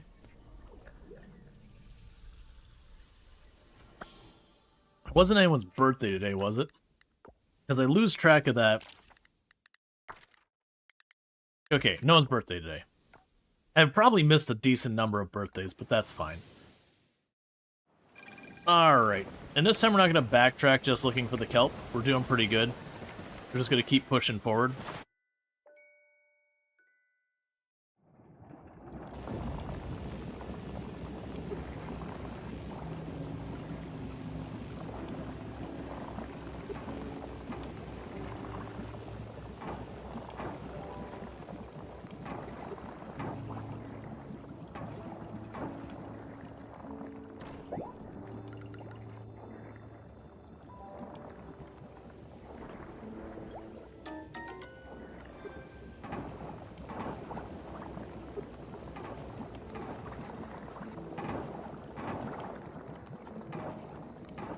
Alright.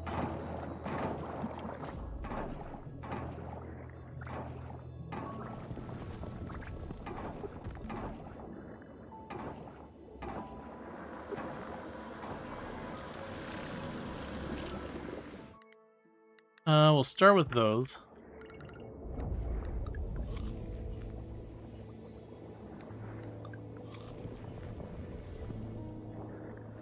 Okay.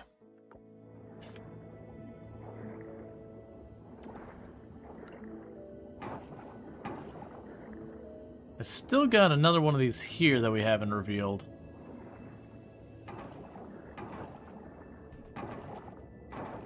Some of these ones get a little tricky in just that you clear the area and that's the next area will then bring one that comes back to here.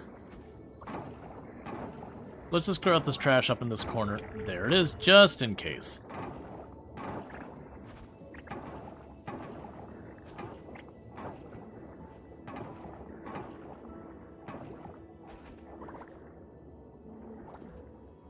Alright. And I'm just going to go on the assumption that that's going to work out. Oh, never mind. Can't do that because I got to wait for that to finish.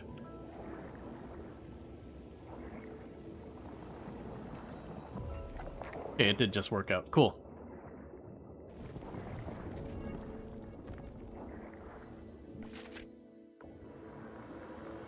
How close are we being able to make another trap? Can I make another trap? No, I need seaweed. It's fine.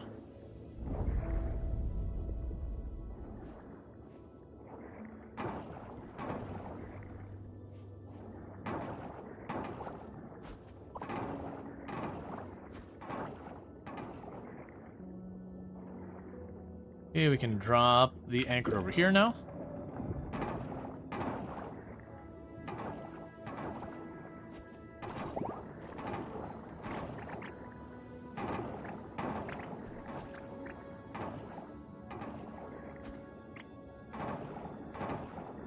Okay.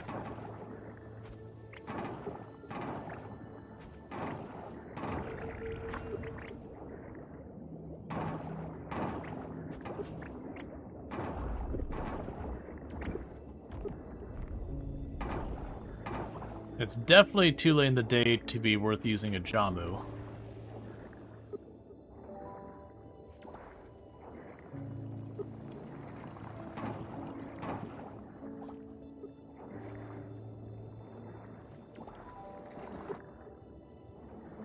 Okay, do I have anything that gives me just a little bit of energy that... I mean, I could eat the kombu and everything. We're right about to have to leave.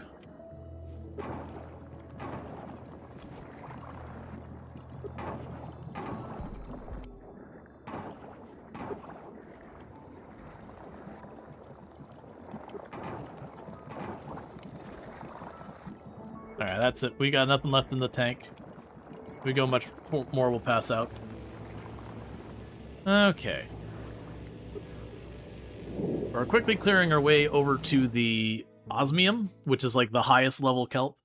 Once I get that, basically, material-wise, I've got everything I need for those upgrades. Yeah, so we are clearing... Yeah, so we got this whole left-hand side cleared. We're working on that up there. So we basically have that, those two, that one. There'll be like 2 or 3 over here, and like 1 or 2 there, and then this is all osmium up here. This whole, like, this is the cutoff between that. So very genuinely, we only got a couple more in-game days worth of working that before, we're over to the osmium stuff. And then the mine-wise, we're over halfway down towards going after the osmium from that side, too. So we got the blue oyster. That's the only new shell there, so we can grab you, drop you in. We can go to the dehydrator and get you toasted. You're a spare, so we can get you out of here.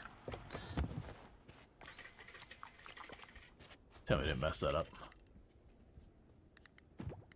It's fine, I'm sure we'll get more of them. Let's see here. Most of the rest of this is just garbage to be tossed here.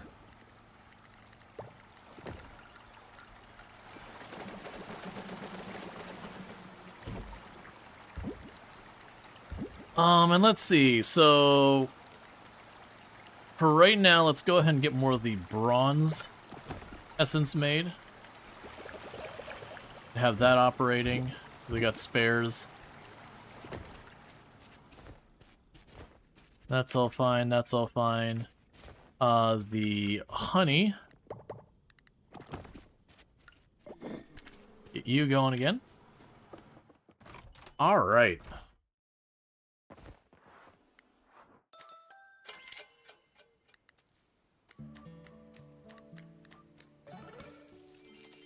It's an extra 1,000. Okay, so it's Jim and Chaim's birthday.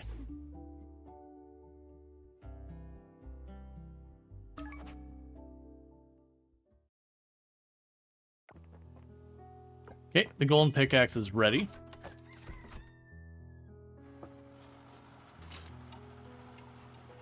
Dear Groucho Gopher, would you provide me with a pumpkin? I have a recipe I'd like to try. Good luck with this busy season. I hope to see you around. Bree. Cool.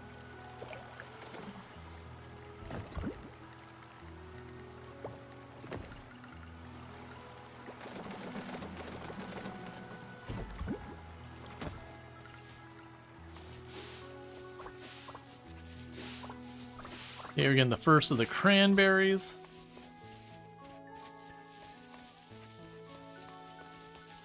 The rest of those won't be ready yet.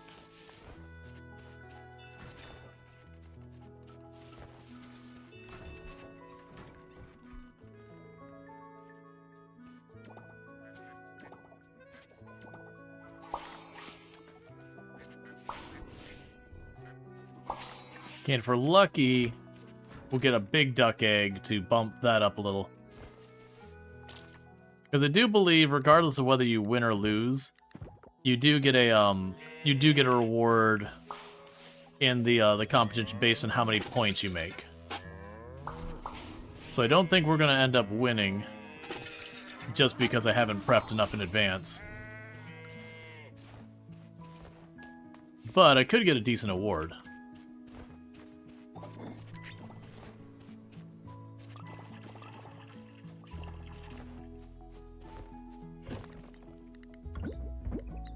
Alright,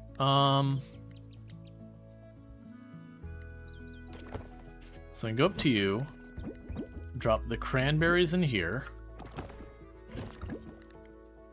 you go there,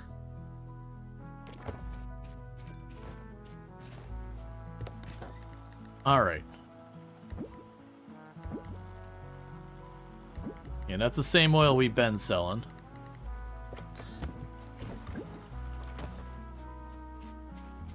Okay, so we've got all that sorted. The blacksmith will be open today, but the lab will not. Let's check on our quests. So the pumpkin we gotta wait. The Emperam, that's just fishing and we don't know where it's at. We are going to want to go to the blacksmith for their thing. Oh, we have Chaim and Jim's birthday today. So we don't know what either of them like. That's fine. Alright, so 1, 2, 3, 4, 5, 6, 7, 8, 9, 10.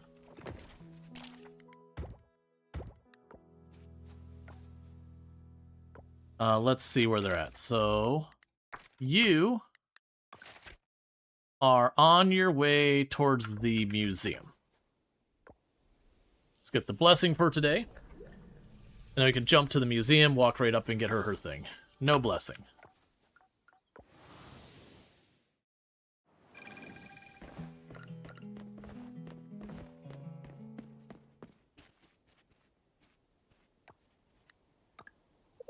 Ah, this is a nice gift. Thanks for going out of your way.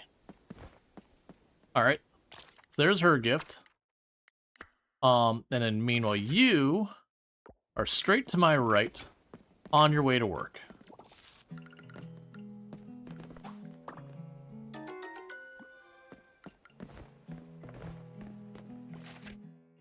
Okay, so you cut down this way.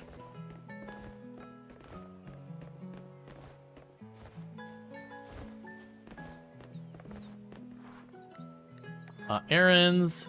You would like some basil.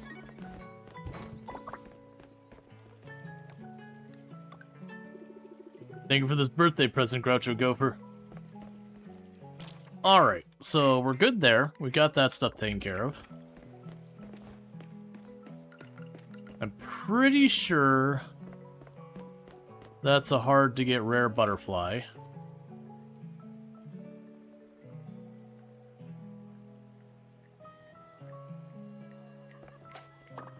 Nope, it's not. It's just a Luna. I mean, Lunas are relatively hard to get, but not like I implied. Either way, we got it. It's in our pocket. It's fine. Alright, we can move you, move you.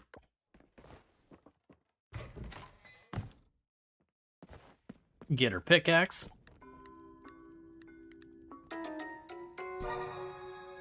Cool. So we now got the second best pickaxe. We can process these.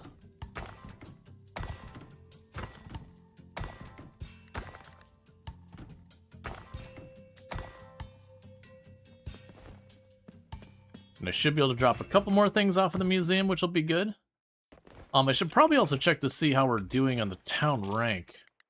We gotta be getting pretty... I mean, we're a decent... Oh, never mind. There it goes. Okay, so Ocean is officially moved up to D rank and is almost C rank.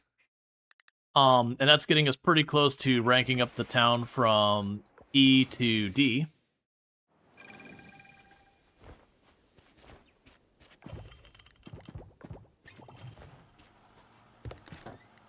Okay, so artisan goods, drop you off. Drop those off. Oh, we can pop on over here. Alright, so that's one to donate to the museum.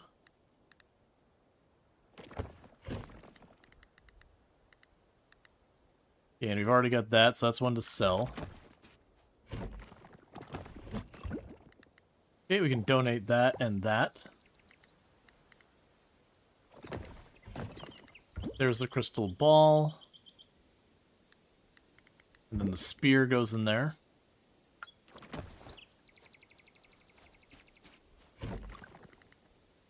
Oh, wrong box. Okay, we can drop the rest of this off and we do a quick trip to the museum.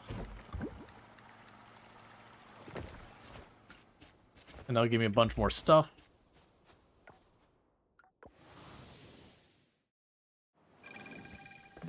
Yeah, because each time I clean up one of those sections of the ocean, we're getting like 20-something points towards the next town upgrade or whatever.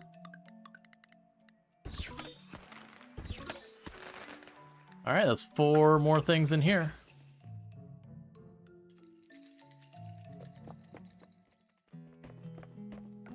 Alright. So, I think with where we're making the progress right now, I'm going to keep the pressure on the ocean just to get up to the purple stuff. And then before we worry about actually like cleaning the ocean, we would switch back to the mine. And the reason I'm thinking that is we're already making really good progress here. And we're using this material for all of our Oh, wait. We'll back off. I want to catch whatever that is.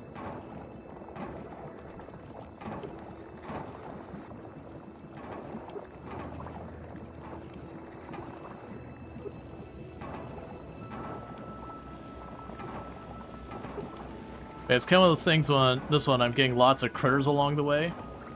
So it is progressing that all really well. And we'll want the essences as well for upgrading our crop stuff. What we'll probably do here is the next time I have about 10,000, we'll upgrade the scythe.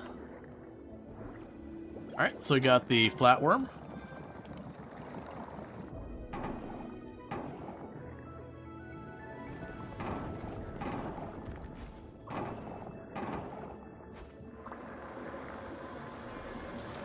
Alright. So we could open the path to the bottom or to the right, or both. It opened both. Let's go down, because I've got this one here. I got 2 more up and right.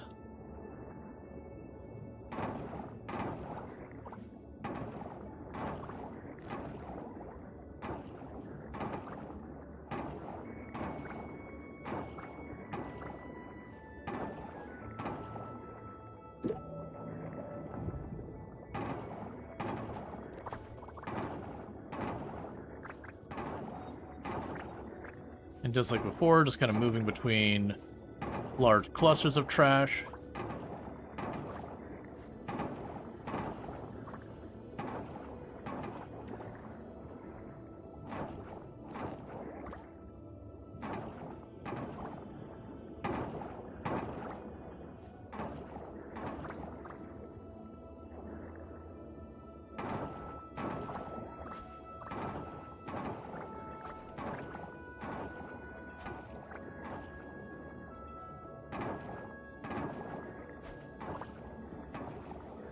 Okay.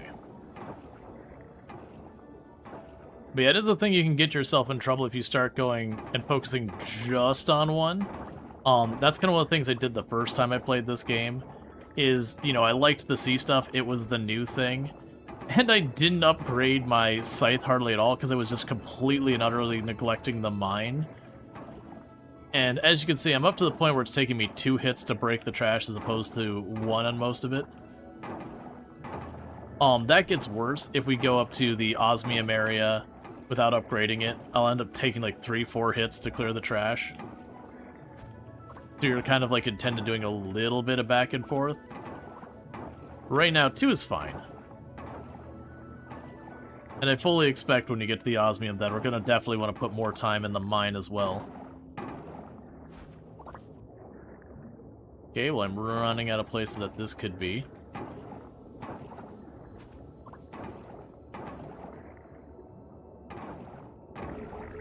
There we go. I feel pretty comfortable that we cleaned this out. Because it's literally all the trash that's here moved. Alright, so that'll clear out to that spot. We'll go up here. I'm just going to go away assuming everything turns out. Some proper villain-coded plans.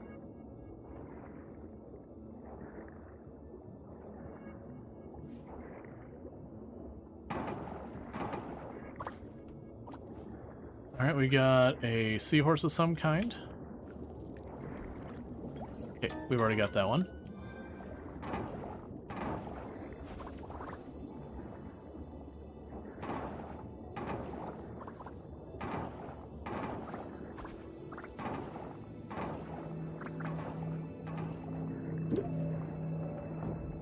Yep, so the whole screen just shook, so that was the other one just finishing.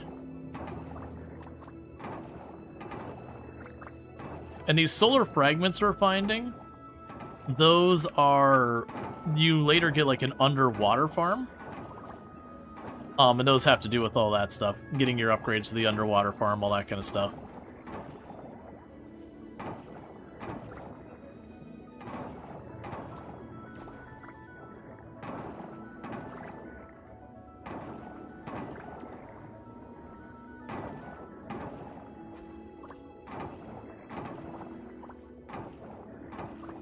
Oh, I remember this spot.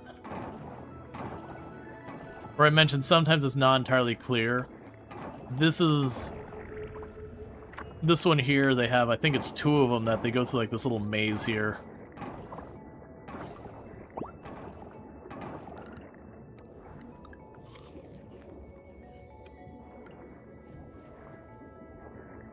Okay, the inventory is full. Let's drop back.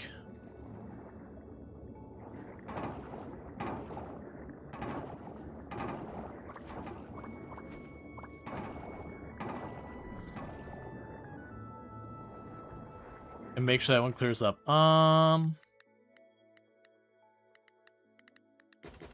Ditch the stone, grab the lettuce.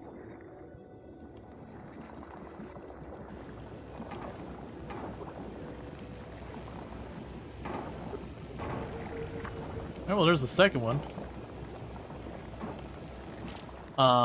And we can chuck a little bit of wood.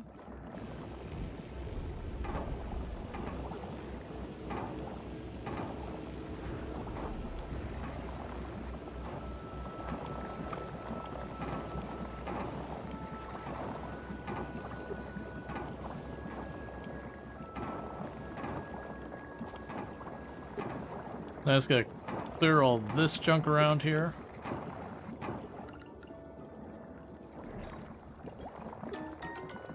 That's another one for the museum that I gotta make room for somehow.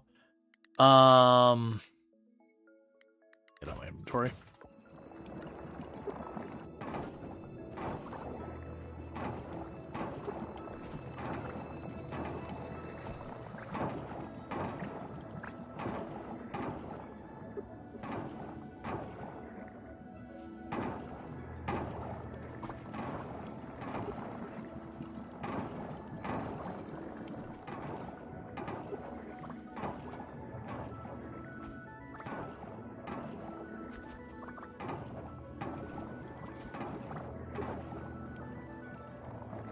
While we wait for that to catch up.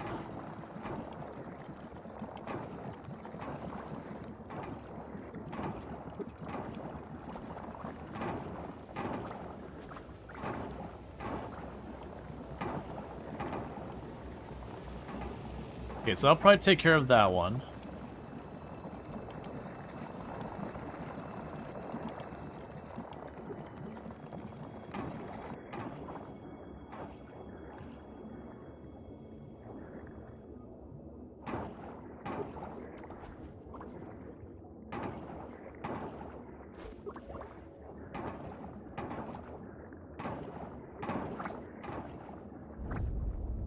Yep, there's the other one just finished.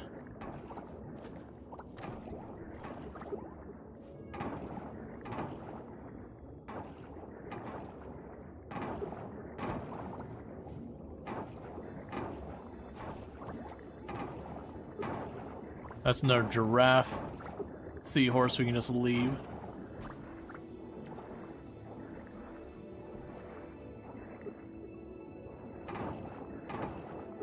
All right.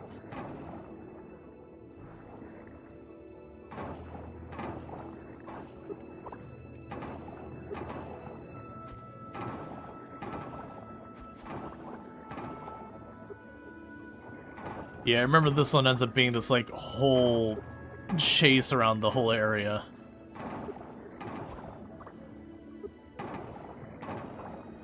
They do that in a couple spots, so they have these, like, really elaborate paths you have to follow with that.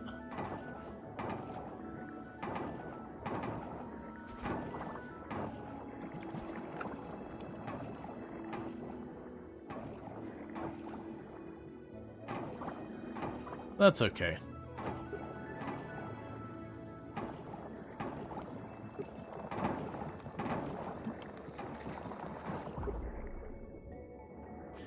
Cool, so that clears that one. Then it might have me go this way, and it might have me go up. I know I ultimately need to do both.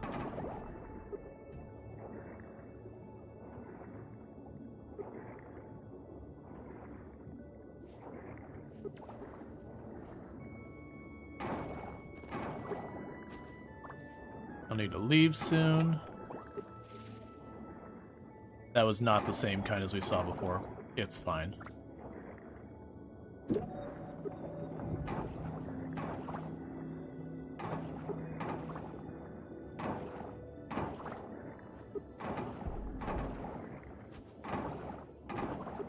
Alright, inventory's full, and day is under, and energy's low. Okay, so we got that one all sorted. So that was good. We got, what was it, 2 or 3 or 4 of them knocked out? Cleared up more space. That'll be a bunch. That'll be like almost 100 extra points towards the city rank, or 30 or 60 or whatever. It's a bunch of points. That's all that matters. Okay, so we've already got a bunch of those. We could donate that to the museum another day. Let's drop stuff off.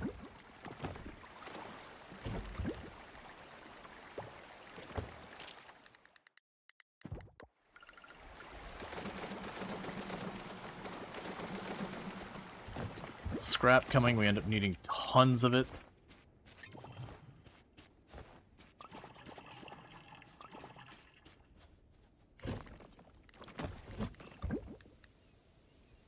Okay, drop you in there, we can process the rest of these. So that's one to donate, I've already got one in there. You're new. We do not have the green sea urchin in here. Oh, the green sea urchin's one we offer. Okay, so we want to drop one of these in here, and then the green sea urchin's going to go to the temple and all that. I guess we'll take even more of that out. So put one of you in there. One of them gets sold, and the other one gets offered. So sell you. Sell you. Sell those. Sell that. Dehydrate you and you. And the rest will all be stuff that donated or whatever. And let's get some sleep. Alright, so Chame and Jim both got a bit of friendship because we gave them gifts on their birthday.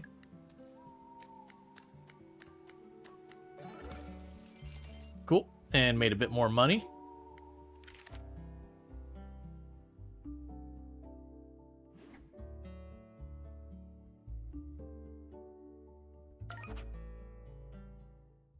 Alright. So with that, before we go any farther, where's the town rank at now? Okay. So I'm right about to hit Ocean Rank C. We are very, very close to hitting Town Rank D, which is when we'll unlock, like, the next big set of things. I got more stuff from the museum. You notice they're only, like, 3 points each, but it adds up. The Heritage site, I do have a thing to offer there that'll help. So there's a very good chance, like, in just a day or two in-game, we will rank up again. I've also noticed we literally haven't gained a level in fishing because... I mean, we've gained a level in fishing. We haven't gained 2 levels in fishing because I haven't been doing it. With that said, though, chat, it is getting to be about that time. I need to be wrapping up for the night and all that good stuff. But I do really hope you have enjoyed today's stream and all good stuff. I do hope you've been enjoying Coral Island. This is a game I truly, truly enjoy a great deal of. And it's really kind of a shame it doesn't have more in the following it does, because it really is a solid game. But with that said, if you have enjoyed tonight's content, you're not already following the channel, don't forget to drop the follow. That way you can find your way back here in the future. I will be back at 7 p.m. EST tomorrow. Maybe for more Coral Island, maybe for Project Zomboid. We'll see where we go. For those who are, like, not really into Coral Island or, like, this style of game, you know, I appreciate you indulging me and all that kind of good stuff. We'll probably be back into stuff like Project Zomboid and all that when we wrap this up. I imagine the full playthrough is going to take not quite a week, considering this is our 3rd day. We're getting ready to wrap up. Well, not wrap up. We're about halfway into fall. And I should have everything wrapped up by the time we hit the end of year 2 or whatever. We'll see. Obviously, if people aren't tuning in for it, then it is what it is. That'll force me to switch. With that said, if you're watching over on the YouTube side, the stream's going to be ending abruptly for you. I don't have a host ready, but thank you so much for tuning in. Don't forget to like and subscribe. And for those who are over here on Twitch, don't go anywhere. I am going to go ahead and put up my ending stream screen and see who we can find to drop a raid on and all that good stuff. But I appreciate everyone hanging out.